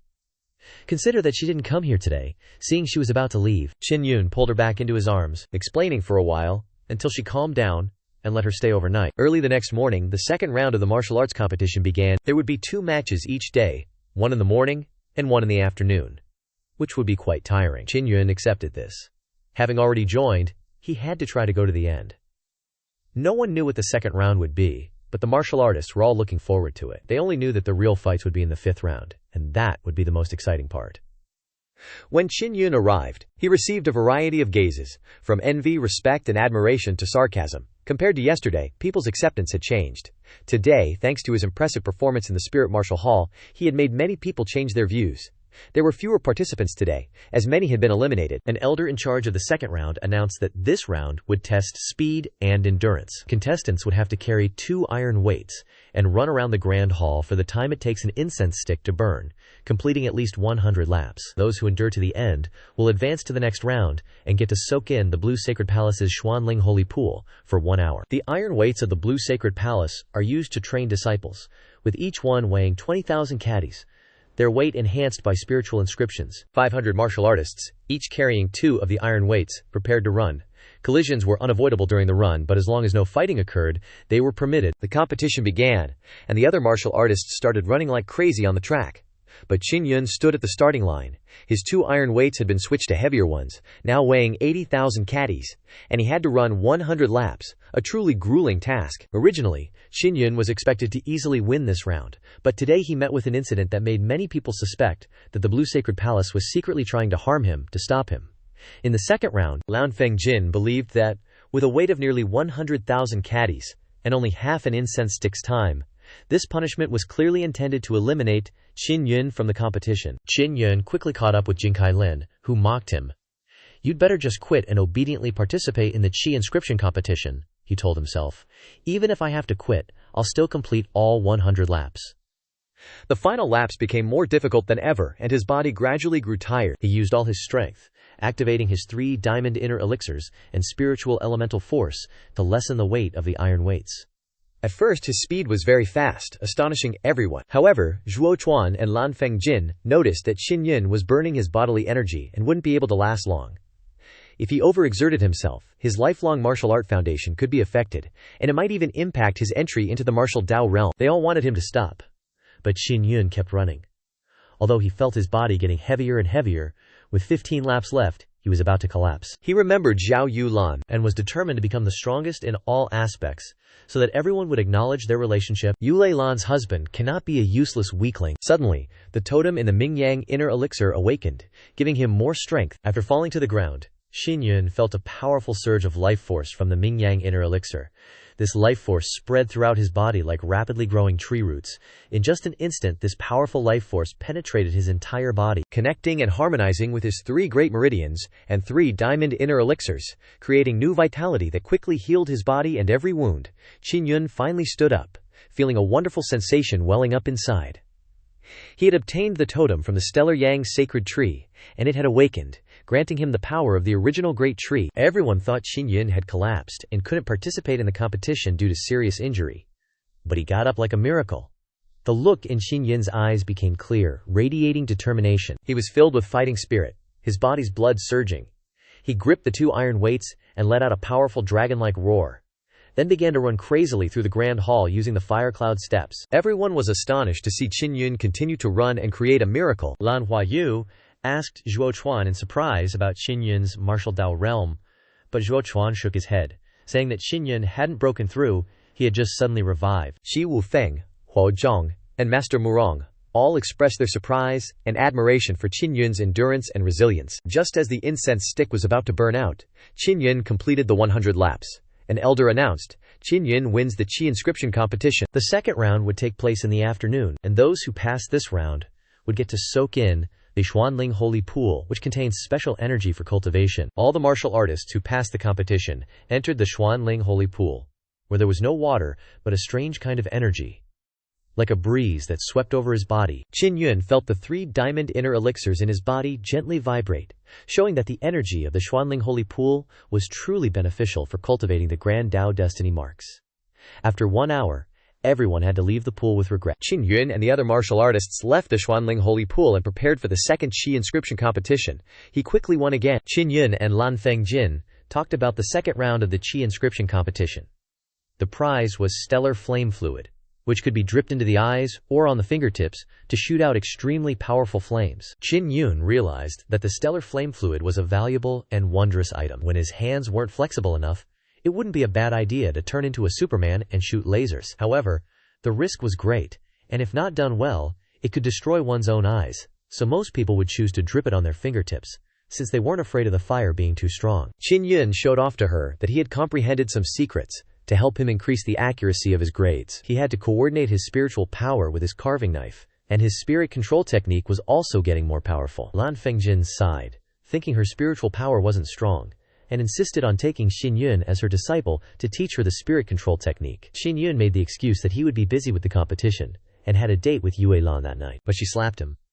Turns out Yu Lan has already started her seclusion, so you have to teach me even if you don't want to. Xiao Yu Lan had a match with Ji Kai Lin, which resulted in a draw, so she was not satisfied, and went into seclusion. When she reaches the martial Dao realm, she will definitely beat Ji Kai Lin to a pulp. She could have won, but a few elders interfered with the match, which is why it ended in a draw. Qin Yun was also worried that their first night together wasn't perfect, which was why she hadn't come to see him again. In the third round of the martial arts competition, Yang Shi Yue was also present. At most, only 50 people could advance to the next round, so even if he conceded, no one would laugh at him. Each master would form a group with 4 martial artists, for a total of 50 groups. Afterward, the 4 martial artists in each group would compete with each other, and finally, only one person would pass and advance to the 4th round with the master. Everyone listened quietly to the rules of the 3rd round. The elder loudly announced that in the first group, Master Yang Shi Yu would lead Qin Yun, Yu Heng, Ji Yu Miao Miao, and Lei Xing. Both Qin Yun and Yang Shi Yu were surprised, but also secretly pleased by the announcement. After deciding the order of appearance, 2 large circular formations, each over 20 meters wide, were set up in the middle of the large area. The rules of the match required that each group of martial artists would have to undergo the trial of ice or fire inside the formation, and the 3 people who could persevere to the end would win. If they all fell, the entire group would be eliminated. Lanhua Yu explained that one formation was the ice-sealing bone-grinding formation, and the other was the fiery soul-rending formation. Both were terrifying royal-grade spirit formations. Even a martial artist in the martial Dao realm would surely die if they couldn't escape the formation within 1 hour. The first group was Qin Yun's. As they entered, the killing formation began to activate, and the ice-sealing bone-grinding formation emitted waves of icy energy, causing the martial artists inside to suffer. In Qin Yun's group was Yu Heng from the Sacred Palace. Yu Heng possessed the 6 Yang Spirit Meridians and the white gold flying python martial soul, which was said to be able to evolve into a dragon, so his potential was immense. Qin Yun circulated his Ming-Yang inner force throughout his body, absorbing and neutralizing all the power of the killing formation. In this group, besides Qin Yun and Yu Heng, the other 2 gave up, unable to endure the torment. When the 2 killing formations started at the same time, screams of agony immediately rang out. In Qin Yun and Yu Heng's area, the atmosphere was frighteningly calm. The power of the ice-sealing bone-grinding formation suddenly increased, causing Qin Yun's expression to change. He was no longer as relaxed as before. While Yu Heng still maintained a calm expression, not feeling any pressure, Qin Yun realized that his Ming-Yang power was limited, and if this continued he would lose. Yu Heng closed his eyes, unaffected, creating a clear strangeness. Qin Yun had to use all of his inner force to resist the power of the freezing cold, while also releasing purple gold thunderflame to protect his body. However, if his inner force ran out, he wouldn't be able to last long. When Qin Yun's inner force was depleted, the purple thunderflame covering his body vanished, leaving him unable to resist the power of the Great Formation. Master Murong suddenly smelled a strange aura and spoke up to accuse Yu Heng of cheating, but Jing Kailin immediately retorted, saying that Qin Yun was just weak, and that the sacred palaces had trained in killing formations for many years, enduring unimaginable pain and hardship. Jing Kailin even scoffed and advised everyone to tell Qin Yun to give up, or there would only be a corpse to pick up. The power of the killing formation was terrifying, and those without the strength of martial body 9th level could only endure for a few hours. Yang Shiyu looked at Qin Yun enduring immense pain and felt very uneasy. She looked at Yu Heng, who stood not far from Qin Yun with a smug expression which made her feel angry and unwilling. Yang Shiyu advised Qin Yun to give up and climb out of the ice-sealing bone-grinding formation. Manhwa Yu also advised Qin Yun to get out of the formation, promising to investigate the matter thoroughly. Zhuo Chuan also urged Qin Yun, worried that if he continued, he would be seriously injured, affecting his entry into the martial Dao realm. Qin Yun's friends were all very worried. Qin Yun could not accept defeat in this way. Qin Yun heard them and let out a powerful roar, propping himself up with both hands, determined not to surrender. Qin Yun wondered if he really wanted to be defeated when he thought that the totem had given him strength, but it wasn't enough to withstand his current situation. Unlike before when there was no external force attacking, this time the terrifying icy power of the killing formation was invading his bones, trying to destroy his body. His inner force couldn't reach the 3 sealed inner elixirs. Many students from the Star Profound Martial Academy also cheered, encouraging Qin Yun to stand up and deal with Yu Heng. How touching. They knew that advising Qin Yun to leave the formation was useless. They could only motivate him. Although Qin Yun had been expelled from the academy, they still considered him their pride. Qin Yun heard the encouragement, and his blood began to boil with passion. But his inner force was completely exhausted. Yang Xinye worriedly called out, "You?" He remembered Yang Xinye being forced to marry Xinyan Long with no way out, which made him determined not to disappoint her. Qin Yun still felt a hint of warmth in the cold of the killing formation, realizing that he needed to replenish his energy, and seeing that the Celestial Master Totem had moved, he released a large amount of his spiritual elemental force to envelop the Spirit Martial Hall, and through the 9 Yang Divine Soul he absorbed the 9 Yang Spirit Qi. The Spirit Qi filled Qin Yun's body, creating an elemental spirit meridian, and this state was very powerful. Everyone was amazed and understood that this state of his was his spirit meridian, merging with his elemental spirit, transforming into a spirit meridian elemental spirit like in the legends, condensing the Celestial Master bloodline. Logically, only a person with 1 meridian could cultivate this form. The Celestial Master Totem crazily absorbed the 9 Yang Spirit Qi, condensing a lot of Celestial Master bloodline and pouring it throughout his body, as if it wanted to melt his bones. Qin Yun realized that if he died, the Celestial Master Totem would also dissipate. Perhaps the totem had condensed the Celestial Master bloodline to help him survive. Qin Yun had long known that totems all have a spirit. Momo from the 9 Yang Divine Soul First Pearl advised that if he succeeded, he would possess the Celestial Master bloodline. He wondered how he could endure when the power of the Master bloodline was so terrifying. Momo urged him, "Quickly lead it into your diamond bones, let it change your bones, accept it, don't resist. The diamond bones are the strongest part of the body." When Qin Yun heard Momo's reminder, he tried to endure the pain, and led the Celestial Master bloodline into his diamond bones. As the bloodline entered his bones, the pain significantly decreased, helping him recover his torn muscles and meridians. The pain slowly subsided, and in Qin Yun's body, Celestial Master blood began to condense on its own, gradually replacing his normal blood. Qin Yun lay motionless on the ground, but he still had breath. An elder in charge began to count. When he counted to M, Qin Yun slowly stood up. Although his face was pale, he was no longer enduring the pain he had been before. Qin Yun stood up, and the audience cheered excitedly. He seemed to have become stronger, and could resist the force of the killing formation. Yu Heng was able to withstand the icebone-piercing array, thanks to the special defensive armor on his body. Suddenly Yu Heng shrieked and fell to the ground, his body instantly covered in icy frost, and spasming non-stop. His outer clothes began to tear open, revealing the hard armor hidden underneath. When the hard armor shattered, the icy frost on his body quickly cracked. A blue-robed elder rushed over to hug Yu Heng, announcing his surrender. Yu Heng's life aura was gone, showing that he couldn't withstand the strongest force of the killing array. When the crowd saw the shattered armor on the ground, a wave of questions erupted. They expressed their indignation, believing that if Qin Yun hadn't held out until the end, the truth wouldn't have been exposed. These people condemned the sacred palace for wasting their time. Qin Yun successfully passed the 3rd round, and Yang Shiyu became his master, who would assist him in the next 2 rounds of competition. Qin Yun led Yang Shiyu to Lanhua Yu's wooden house. Here, Yang Shiyu decided to secretly transfer her inner energy to help Qin Yun recover faster. The two sat cross-legged on the bed, face to face with their hands pressed together to transfer inner energy. During this time, Qin Yun worriedly asked about Xiao Yanglong's decision to prepare for a grand wedding with her. Yang Shi Yue revealed that the wedding would take place after the Blue Sacred Palace's welcoming ceremony ended, and she couldn't hide her reluctance and sorrow. Yang Shi Yue was happy to see Qin Yun become stronger, and believed that he and Yue Lan would be able to build a brilliant future. Qin Yun clearly understood that Xiao Yanglong had used dirty tricks to threaten Yang Shi Yue, leaving her with no choice but to accept her fate. He felt a strong resolve to do something about it. Qin Yun decided he would challenge Xi Yanglong soon, even though he had previously promised to wait for 2 years. Qin Yun immediately took out the Earth-grade Star Profound Martial Arts Manual and asked Yang Shi Yun to teach him, as he didn't dare to learn it on his own without a guide. Although Qin Yun had cultivated the Fiery Cloud Steps to a state of mastery, using its full power required a lot of inner gang qi, which consumed a huge amount of energy. If he could master an Earth-grade movement technique, he would only need to use internal energy to achieve greater speed. Yang Shi Yu took the book and began to carefully flip through it, a little excited to be handling an Earth-grade martial art. She needed a little time to analyze and annotate it, and Qin Yun agreed to wait. Knowing that studying a movement technique couldn't be rushed, Yang Shi Yun promised to quickly analyze and annotate the book, then guide Qin Yun in the simplest way. Qin Yun didn't disturb Yang Shi Yun and went out to the small room. He checked his storage space and wondered if having a celestial master bloodline was a good thing for him. Manhwa, a grand priestess of the demon elves, although tiny, had lived for a long time and understood totem script, so she replied that it was a good thing. According to Manhwa, the celestial master bloodline was something many people, both humans and demons, yearned for. If he were in the demon realm, someone like Qin Yun with the celestial master bloodline would be hunted down, and even a sip of soup from his blood would bring great benefits. Qin Yun heard this and felt uncomfortable.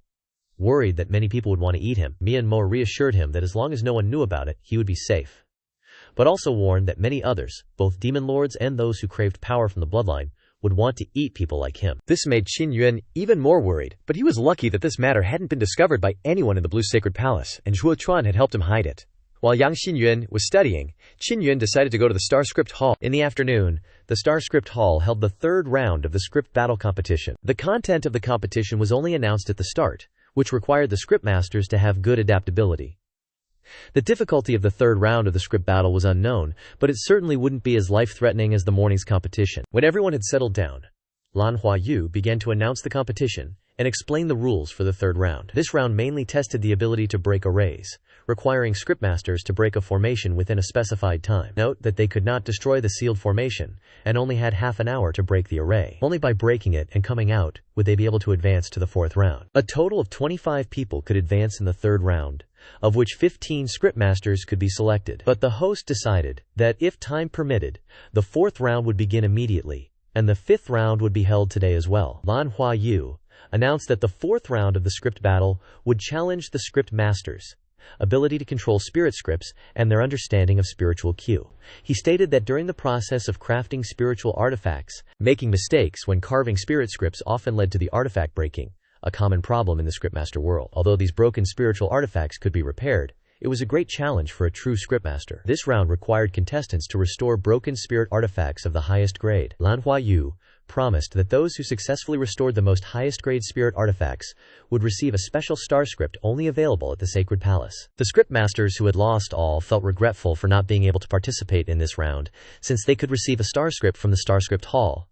The atmosphere became lively. Lanhua Yu provided 56 broken highest grade spirit artifacts, mainly swords and blades, followed by other weapons like hammers and bows. He reminded them that these were items he and his colleagues had collected over many years, items that had been ruined during the process of carving spirit scripts. He advised the contestants and himself that they should remember and be careful not to make the same mistakes. Now they would present these items for the contestants to try and see if they could be restored. Lanhua Yu left his referee position and began allowing the scriptmasters to choose highest grade spirit artifacts to start the competition.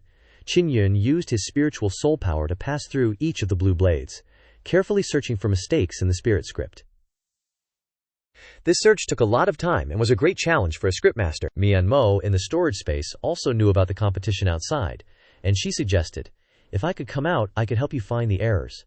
But he still wanted to do it himself. After careful consideration, he quickly discovered the error in the spirit script and began to recarve it with a specialized blade, using the power of his blood and soul to fix the faulty script. In the arena outside, Lan Fengjin watched as Qin Yin began to carve, surprised. Qin Yun actually found the mistake so quickly. She had tried to help her grandfather repair this type of spiritual artifact before, and it was not so easy. The searching of Zhuo Chuan, who nodded in agreement.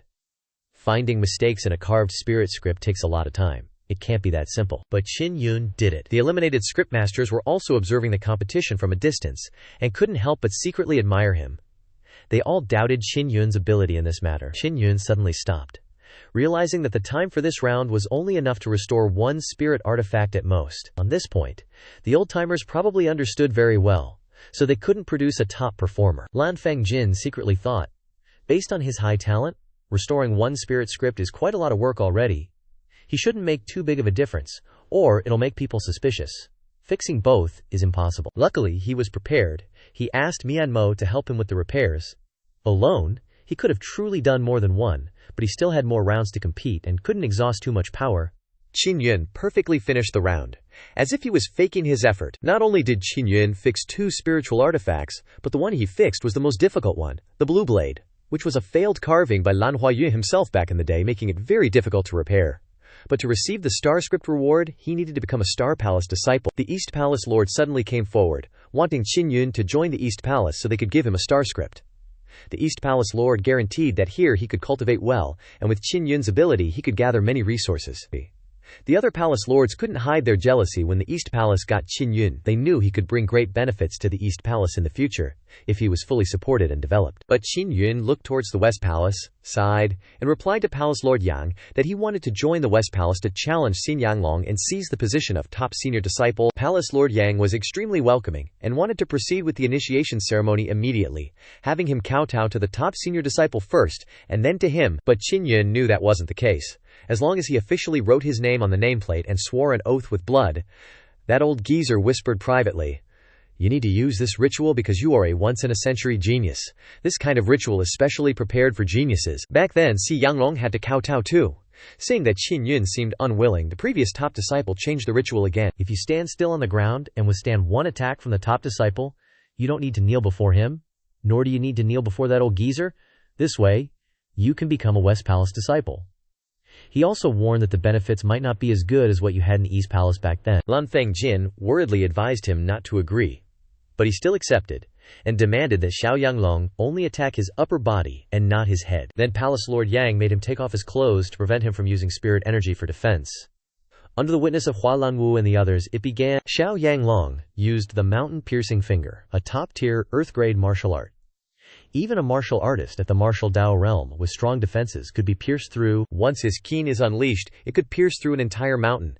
Even if Qin Yun passes this, he would be seriously injured, and very likely unable to pass the West Palace's once every yin years assessment.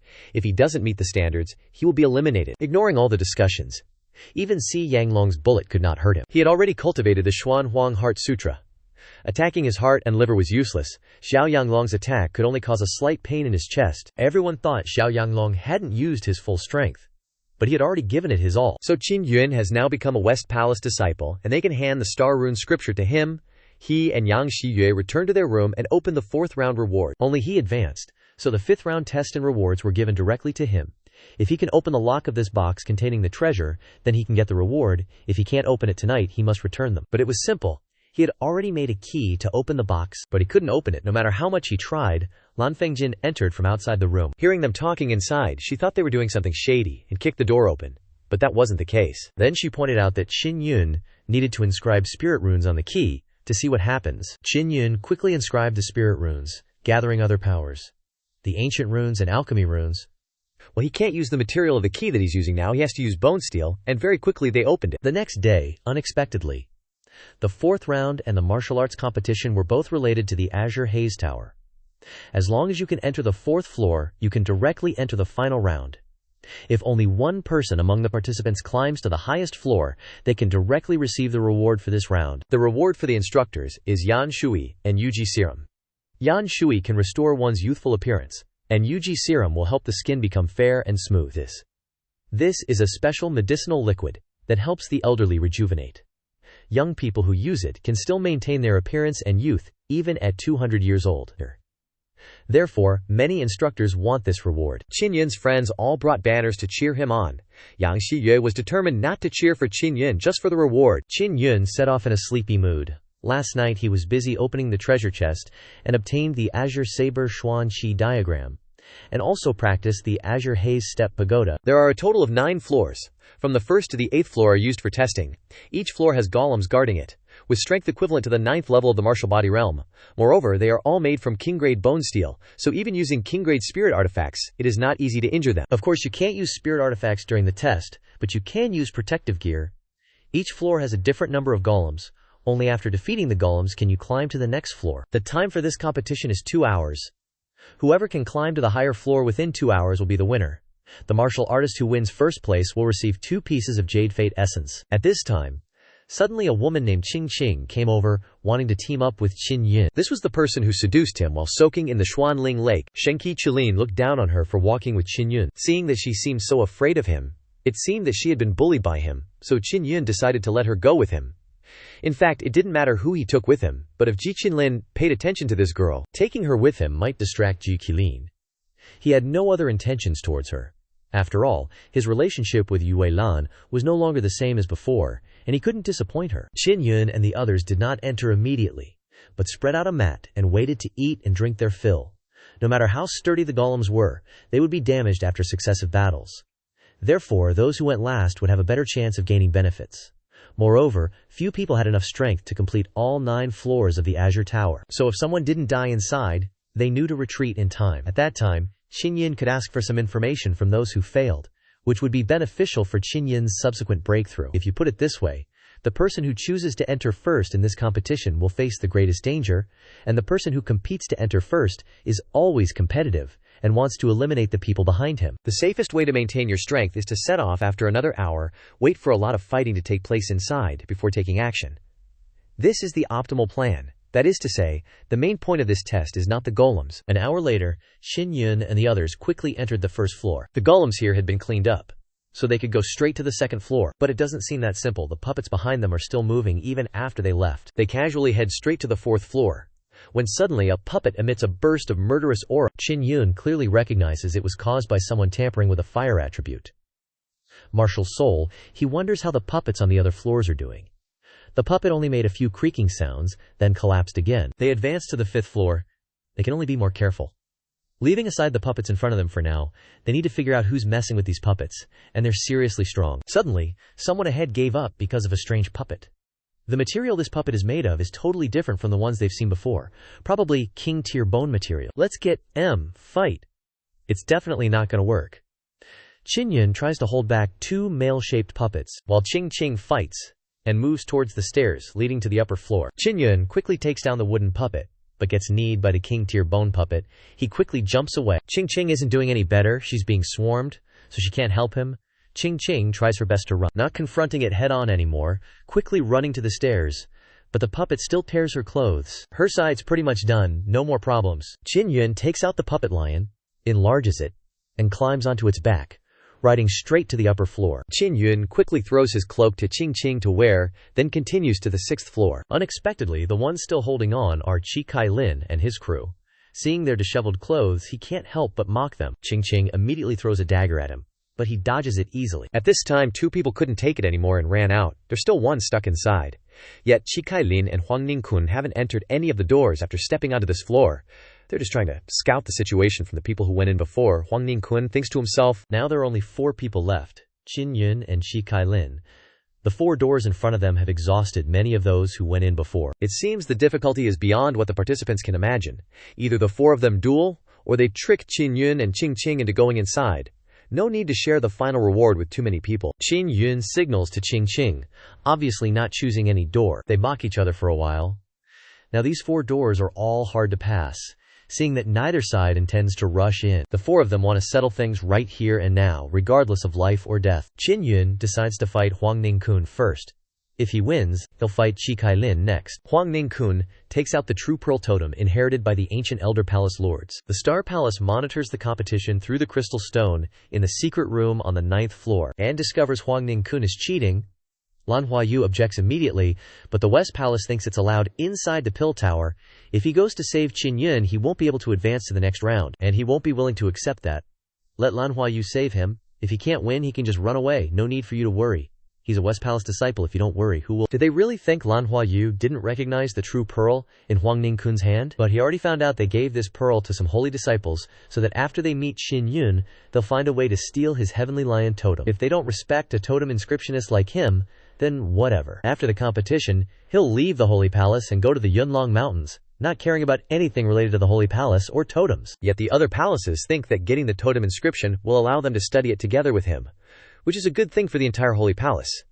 Why is he getting angry just because of an outsider like Qin Yun and giving up such a good opportunity? On the other side, Qin Yun feels a pain, as if being pricked by 1,000 needles. At this moment, Qing Qing suddenly rushes forward and stabs him in the back with a dagger. Is she also in cahoots with these guys? He's getting a little dizzy. The totem is about to run out too. Suddenly, his Vajra martial soul broke free from his body, knocking Huang Ningkun down, and the chains on his hands shattered.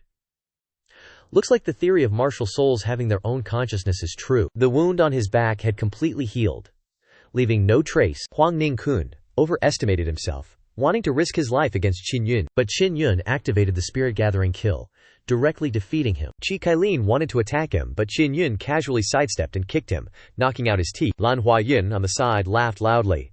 This is clearly Huang Ningkun digging his own grave. Did you all see that? Even the martial soul has recognized it. Qin Yun definitely attacked first. No one else should expect to snatch his totem. The old man stood up to deal with Qin Yun, but Lan Huayin affirmed that Qin Yun hadn't completely violated the rules. If anyone dares to interfere, they'll have to get past the Xuanfu in his hands first. Huang Ningkun was already dead, while Qi Kailin was still barely alive. Qin Yun still had some time to recover, but he was more than capable of dealing with Qing Qing. He believed she must have some hidden suffering, or a different purpose for agreeing to help others with this. Consider this matter settled here. He would share half of the reward with her, to become stronger sooner, and escape the control of others.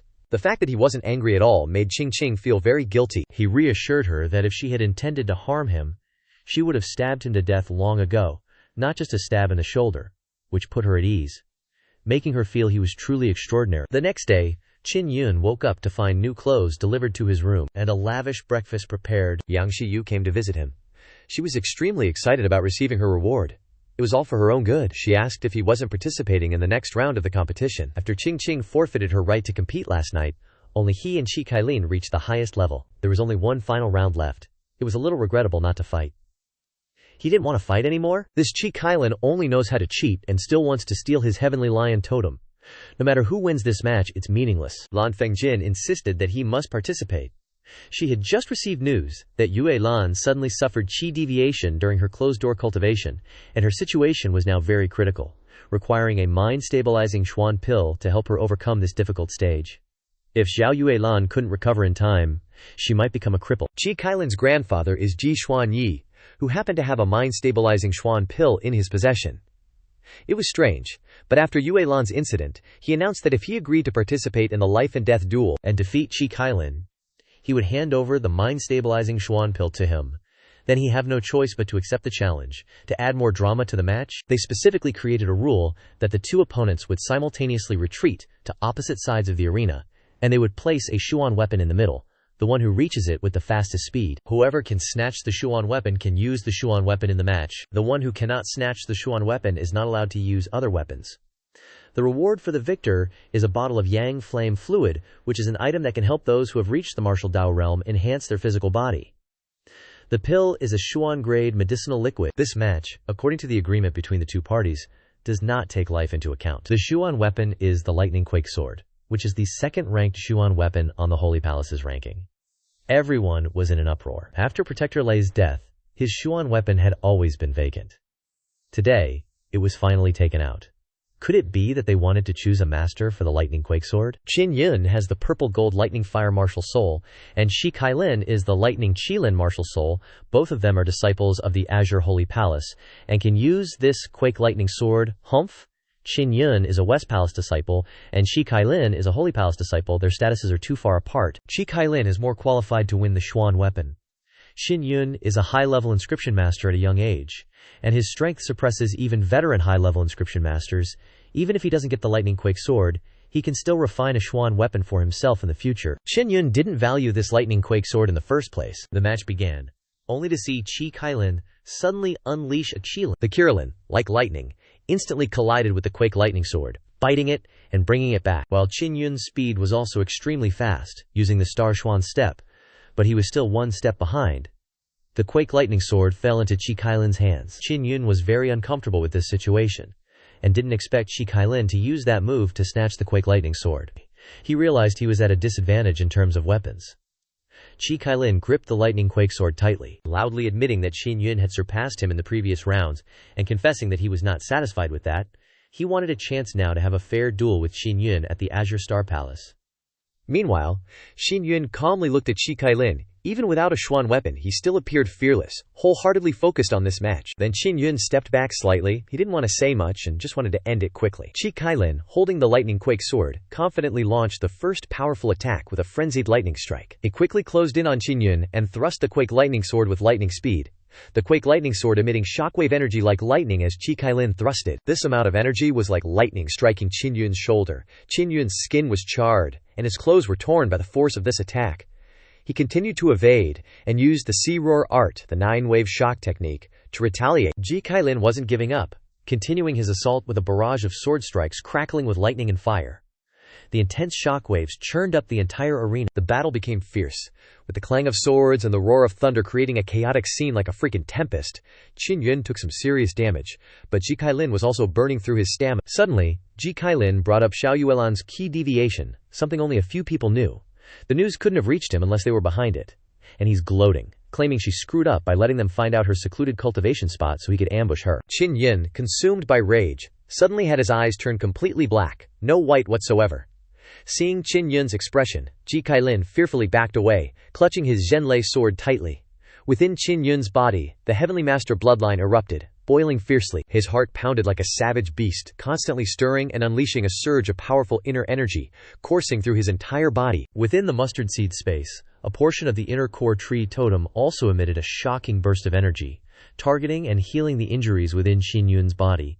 Initially sprawled on the ground, practically dead, Qin Yun abruptly leaped up, revitalized. From the stands, a roar erupted from the crowd. Lan Fengjin also realized that Qin Yun was using his full power to control the shockwave energy. The rapid recovery was visible to the naked eye. The pressure was terrifying. Because the aura was so overwhelming, even those with slightly weaker cultivation could feel the terrifying discomfort. You get the hell down, Qi Kailin. Seeing Qin Yun's pitch-black eyes, panicked, and quickly attacked with profound energy. Using the Lightning Shadow Sword play, Lightning Shadow Sword Key blanketed Qin Yun. Attacking, Sword Shadow striking, Qin Yun held his ground, his powerful body surging, seeing his body filled with black aura symbolizing evil. Right now, the presence of the black aura on Qin Yun's body was truly chilling, making everyone think he was cultivating demonic arts. Shockwave energy spread out, causing the entire arena to tremble violently. Qi Kailin continued to strike with sword shadows, but was repelled by the shockwave force, turning into a stream of Q-waves that filled the space within the battle. The Zhenlei sword didn't even touch Qin Yun before it was blasted away by the shockwave force. Rumble. Qin Yun unleashed his shockwave force, charging forward, stomping on the arena with incredible speed, instantly appearing before Qi Kailin, ripping apart his clothes. Qin Yun didn't have profound energy, but his shockwave force was absolutely terrifying. Qi Kailin's entire body was in tattered clothes, his inner core was shattered, his chaotic internal energy was impossible to suppress. Qi Kailin was pushed back, severely injured, collapsing on the ground. "Stop it, Sanma!" Zhixuanyi shouted loudly, rushing over. The 3 palace lords and several elders followed suit. Qin Yun looked at Zhixuanyi and sneered. "This is a life-or-death battle. Either he dies or I do." Zhixuanyi could only shout so loudly, having no way to get into the arena. The spectators all retreated, witnessing Qin Yun standing in the arena, his body shrouded in black aura, his eyes completely black with no white, like an image of a demon. Even before this, many people suspected that Qin Yun was cultivating demonic arts. But now, they had no more doubts. Everyone unanimously agreed that Qin Yun had cultivated demonic arts. And his demonic arts were truly a terrifying power. "Qi Kailin, it was you who wanted to have a life-or-death battle with me. It's not like I didn't give you a chance. It's you who didn't know how to cherish that chance." Qin Yun's voice was calm and composed, without the slightest emotional fluctuation. His ability to be so calm only made people even more frightened. The host was covered in sweat, controlling the spiritual rune fluctuations, closing the grand formation. It wasn't time to declare the end yet. There was no way to get into the arena. Qi Kailin spat blood, begging for mercy. He even admitted that Yue Lan's kin deviation was due to a trap. Hearing this, the people secretly despised Ji Xuanyi's group. Yang Shiyue was even angrier because she didn't expect that Ji Xuanyi and his group had done it. Ji Xuanyi loudly threatened that if Qin Yun killed Ji Kailin, he would never obtain the Dan-Ding Heart mystery. Qin Yun became even angrier upon hearing these threats. He suddenly jumped up, clenching both fists, and black aura began to pour out of his body, his aura reaching the heavens, causing the spirit martial hall to surge, as he struck down with a powerful blow. This blow was the Sea Howl art combined with the Dragon Severing 6 styles, the Sea Tumult Heaven Stomp, creating a shockwave storm as if the world was being destroyed. The black Q waves fell from above, pouring into Jin Kailin. At the same time, the great arena was also caught up in this great battle, rumble. The berserk power of this blow spread out, causing the spirit martial hall to collapse and be destroyed from within, creating a powerful shockwave that spread out, shattering and sweeping away debris everywhere. In that instant, angry shouts, miserable cries, and terrified sounds all echoed everywhere. The spirit martial hall had turned into a pile of rubble. What was even more terrifying was that a series of deep cracks hundreds of meters long had appeared around the spirit martial hall. The power of this blow destroyed everything, creating a terrifying shockwave that spread across the earth. Everyone was shocked and terrified, but fortunately, they were all martial artists and could overcome this obstacle. They climbed up from the rubble, looking in the direction of the arena. Qin Yun was still standing there, gently raising his head, his face looking coldly upright, looking towards Ji Xuanyi not far away. Ji Xuanyi, I have won. Hand over the Dan-Ding Heart mystery to me. The black aura on his body disappeared, and the white of his eyes returned to normal. Ji Xuanyi stared blankly at Qin Yun, who had just killed his grandson Ji Kailin, with a punch so powerful that no trace was left behind. Everyone felt the terror from Qin Yun's martial Dao aura. They began to whisper that Qin Yun had used demonic arts to kill Ji Kailin, confirming that his cultivation of demonic arts was true and very terrifying. Some people believed that whoever wanted to protect Qin Yun was siding with evil demons. Zhuo Chuan Shi Wu Feng and Lan Fengjin quickly stepped forward, but were stopped by Zhao Yanglong. Xiao Yanglong coldly said that Shi Wufeng wanted to stop Elder Ji from killing the evil demon. Shi Wufeng replied that he was willing to risk his life for Qin Yun, and challenged Xiao Yanglong, asking if he dared to wager his life as well. Xiao Yanglong hesitated, knowing that Shi Wufeng was a tough nut to crack. The West Palace Master flew over, scoffing that even if Shi Wufeng risked his life he couldn't save Qin Yun, because this was the Azure Star Palace and Qin Yun couldn't escape. All the martial Dao realm elders of the Azure Star Palace mobilized, blocking anyone who wanted to save Qin Yun. Ji Xuanyi angrily declared that Qin Yun cultivated demonic arts and must be judged, and that Qin Yun would die together with Ji Kailin. Yang Shiyu clenched her fist, and suddenly the world trembled. Dark clouds appeared densely in the sky, along with a halo of dark gold, forming a purple halo hanging under the dark clouds. It was Yang Shiyu's moon martial soul, absorbing power from soul stones, and evolving into a dark gold moon martial soul. Yang Shiyue coldly said that Qin Yun didn't use demonic arts but used his second martial soul, the shocking martial soul. Everyone was stunned, recalling that the power Qin Yun used was indeed full of shocking force. They couldn't believe that Qin Yun had dual martial souls, a rare thing, and both martial souls were extremely powerful. Ji Xuanyi angrily retorted that Qin Yun's black aura wasn't the shocking martial soul but was due to cultivating demonic arts. Qin Yun coldly replied. His body surged with a black aura, causing the earth to tremble. He declared that if Ji Xuanyi wanted to kill him, then bring it on. Ji Xuanyi remembered Jin Kailin's death, his anger soaring to the sky, preparing to fight. A deep, cold voice rang out, demanding that they stop immediately. Yang Shiyu withdrew her moon martial soul, causing the Azure Star Palace to calm down. Several martial Dao realm experts from the Sacred Palace hurriedly bowed to greet him. A middle-aged man in azure robes slowly descended. That middle-aged man was Lan Shen, the great palace master of the Azure Star Palace, and also the Sacred Palace Lord. Lan Shen, with a voice full of majesty, reprimanded them for allowing the Spirit Martial Hall, built over 1,000 years, to be destroyed. Ji Xuanyi, his face full of grief and indignation, accused Qin Yun of using demonic arts to kill his grandson, Ji Kailin, during the competition. Lan Shen asked Qin Yun about using demonic arts, and Qin Yun denied it, asserting that Ji Xuanyi was mistaken. Lan Shen walked up to Qin Yun and requested to examine his shocking inner core.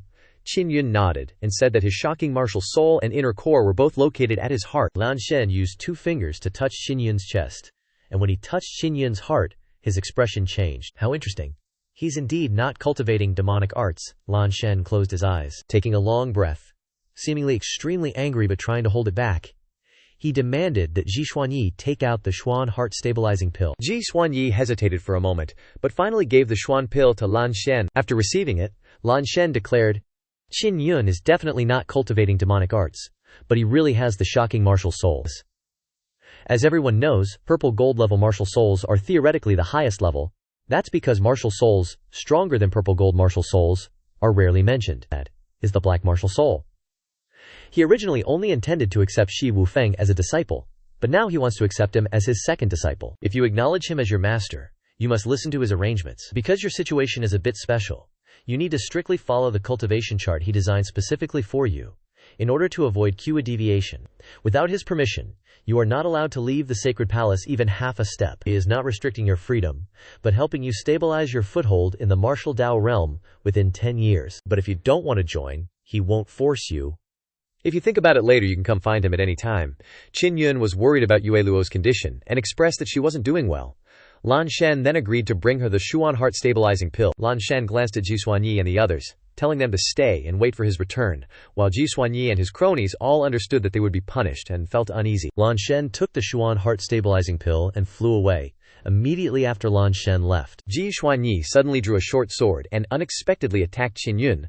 Lan Shen's appearance had shocked all the martial Dao realm experts, so no one expected Ji Xuanyi to suddenly attack. Qin Yun had always been wary of Ji Xuanyi, so his reaction was the fastest. When Ji Xuanyi rushed over, Qin Yun quickly retreated and threw out several extreme-grade body immobilization talismans, causing Ji Xuanyi to be held in place for 2 seconds. These 2 seconds were enough for Qin Yun to counterattack. Qin Yun used the Fire Cloud Step, Flash Step, and Meteor Step to arrive in front of Ji Xuanyi and unleashed the 6 forms of Slashing Wind with the Spirit Star Treasure Blade. While Qin Yun was performing the 6 forms of Slashing Wind, Lan Shen sensed Ji Xuanyi's killing intent from afar and quickly returned. However, Qin Yun had already completed his 6 forms, and Ji Xuanyi was chopped into 8 pieces. The wildness of the blade energy created raging winds that enveloped the surroundings for a long time. Lan Shen returned, seeing that Ji Xuanyi was dead. Qin Yun, with a cold expression, gripped the Spirit Star Treasure Blade, looking at Ji Xuanyi's corpse. The destruction of a powerful martial artist like Ji Xuanyi made many martial Dao realm experts feel fear in the face of Qin Yun's power. Lan Shen was also astonished at Qin Yun's ability to kill Ji Xuanyi so quickly and effectively. Qin Yun then explained that he was only acting in self-defense. Although Ji Xuanyi had violated the Sacred Palace rules, with his status he would only be imprisoned for a short time and would not suffer. However, because Ji Xuanyi used despicable means leading to Xiao Yulan's qi deviation, Qin Yun could not forgive him. In the ruins, a cold wind blew. Qin Yun held the Spirit Star Treasure Blade in his hand, and the blade suddenly shattered into pieces. This spirit artifact was of a relatively low grade and couldn't withstand such immense power, causing internal damage. Lan Chen then told everyone to return, ending the event. The Holy Palace tournament also concluded, with Qin Yun being the biggest winner in both literary and martial contests. After the Holy Palace tournament ended, Xiao Yanglong and Yang Xiyue were also preparing to hold their grand wedding. Xu Feng felt very tired and hurriedly returned to the Lanhua Wu chamber. Qin Yun lay on the bed, his eyes wide open, staring at the ceiling, telling Momo that he would arrange for her to meet a new master, as he was about to engage in a battle that might lead to his death. Momo came out of the storage space, saying that she would always be by his side and only accept him as her master.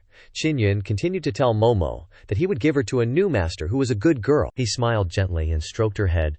Momo, with her sparkling blue eyes, cried and said she didn't want to leave Qin Yun. Qin Yun felt a bit of pity as he said that he couldn't continue to be with Momo in the future.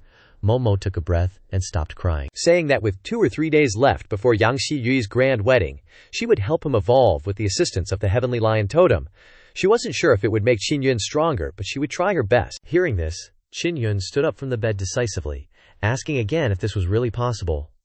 Momo replied that because time was too tight, she could only use forbidden techniques, requiring a lot of demon beast essence eggs. Qin Yun decided to put Momo into the storage space and left the room, rushing to Lan Fengjin's place. Qin Yun hurriedly told Lan Fengjin that he needed help collecting demon beast essence eggs, proposing to use Yang Flame Fluid as an exchange. Lan Fengjin quickly agreed and said that they didn't need the Yang Flame Fluid, they would help Qin Yun. Qin Yun expressed his gratitude and promised to repay them later.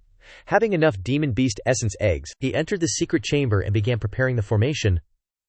Momo was ready, and warned that the evolution process could be painful. Momo closed her eyes and released a stream of power into Qin Yun's heavenly lion arm. At this moment, energy from a demon beast essence egg spread out and entered Momo's body. Momo warned that it might hurt a bit, and Qin Yun began to feel the pain, but tried to endure it. Mo suddenly grew larger. This was her appearance as a high priestess, although there were no changes on the surface of the heavenly lion arm. Inside, He could feel some golden threads appearing along his muscles and meridians. 2 days later, he finished absorbing 2 demon beast essence eggs. Qin Yun also prepared a few others on the ground for Momon to continue absorbing. Now, he could feel the complexity of the totem markings inside the heavenly lion arm. Momo finished absorbing, and the pain in Qin Yun's arm decreased.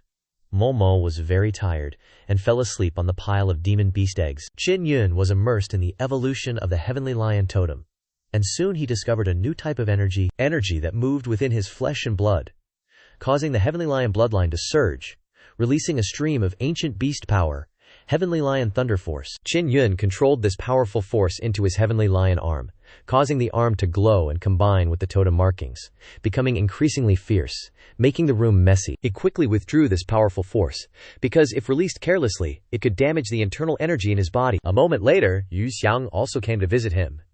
He came because he had received Xiao Yanglong and Yang Xiyue's wedding invitation and was currently staying in the West Palace, so he came to visit Qin Yun. He also had some very important news to tell him. Last night he couldn't sleep, so he went out for a walk to clear his head and accidentally saw a very strange room located in a remote corner of the West Palace. Xiao Yanglong was lifting a very large barrel to bathe a comatose man in medicine. That man was the Yang family head who had been missing for a long time. He remembered that about 7 or 8 years ago, the Yang family had agreed to the marriage between Yang Xiyue and Xiao Yanglong. I even attended the engagement banquet back then. Roughly from that day onwards, the Yang family head began to disappear frequently. After hearing this, Qin Yun wanted to ask him to help investigate this matter. No matter how much he found out, he would agree to his conditions. Azure, the West Palace, welcomes the grand wedding. Lanterns and flowers are bright, the atmosphere is exciting. Xiao Yanglong and Yang Xiyu hold their wedding, creating a solemn space. Just as they were paying their respects, Qin Yun appeared, declaring war on Xiao Yanglong. Xiao Yanglong wasn't surprised to see Qin Yun coming. On the contrary, he was very much looking forward to it. With a satisfied smile on his face, Yang Qin Yun's tension, and when she heard his voice, she trembled. She thought that Qin Yun would listen and not cause trouble here, but he still came. Xiao Yanglong, feeling like he had been cuckolded, angrily ordered people to take Yang Xiyu away so they could fight. Yang Palace Master wanted to divert the crowd's attention. He stepped onto the arena, feeling that mere fighting wasn't dramatic enough, so he offered a reward. The winner gets the Xuan Yi blue silk, a sacred treasure of the West Palace. He figured he'd somehow finagle it so the Xuan artifact would fall into Xiao Yanglong's hands anyway, so he wouldn't lose out. Xiao Yanglong also wanted to bet, taking out a small bronze cup. The cup looked very classic and a little old, but Qin Yun recognized the profound inscriptions on it with just one glance. This is the national treasure of the Heavenly Firmament Empire, our Sun-Moon Profound Abyss. After suffering some damage, the Sun-Moon Profound Abyss dropped to a Xuan-grade treasure. Its initial grade is unknown, but it can gather the essence of the sun and moon to help medicinal herbs grow faster. Qin Yun also took out the Yang Flame Fluid and Xuan artifact forging diagrams to bet. The most valuable item was still the Sun-Moon Profound Abyss. Grandmaster Murong also took the opportunity to set up a betting stall under the stands, calling out to everyone. Many people were sure that Xiao Yanglong would win, so they bet on it. Xiao Yanglong proposed a life-or-death battle, the loser dies. Only this way was fierce enough. Qin Yun had no objections, and happily agreed. Xiao Yanglong was excitedly thinking that defeating Qin Yun would bring him great fame and allow him to win valuable items from Qin Yun. The arena in the plaza was still very large, big enough to host a large-scale battle. The two stood dozens of meters apart, preparing for the final confrontation. Xiao Yanglong smiled confidently as his body suddenly radiated a dazzling golden light. A golden light began to gradually spread upwards from under his feet. That's the golden grade Yang martial soul. Xiao Yanglong's martial soul is a heavenly gift martial soul. This showed that Xiao Yanglong's Yang martial soul was on par with Yang Xiyue's gold moon martial soul. Qin Yun looked serious, not expecting that Xiao Yanglong had been hiding his martial soul and had only revealed it now. Xiao Yanglong provoked Qin Yun. Already have Xiao Yulan but still have feelings for Yang Xiyu, already have a marriage engagement, concealing his strength, pretending to be pitiful, borrowing the name of a master disciple to approach, wanting to steal Yang Xiyu with malicious intent. These words caused many people around to criticize him, thinking this was an outrageous act. Qin Yun angrily accused him of wanting to use his master to nurture his violet moon martial soul. You must know that he had just used the powerful heavenly master's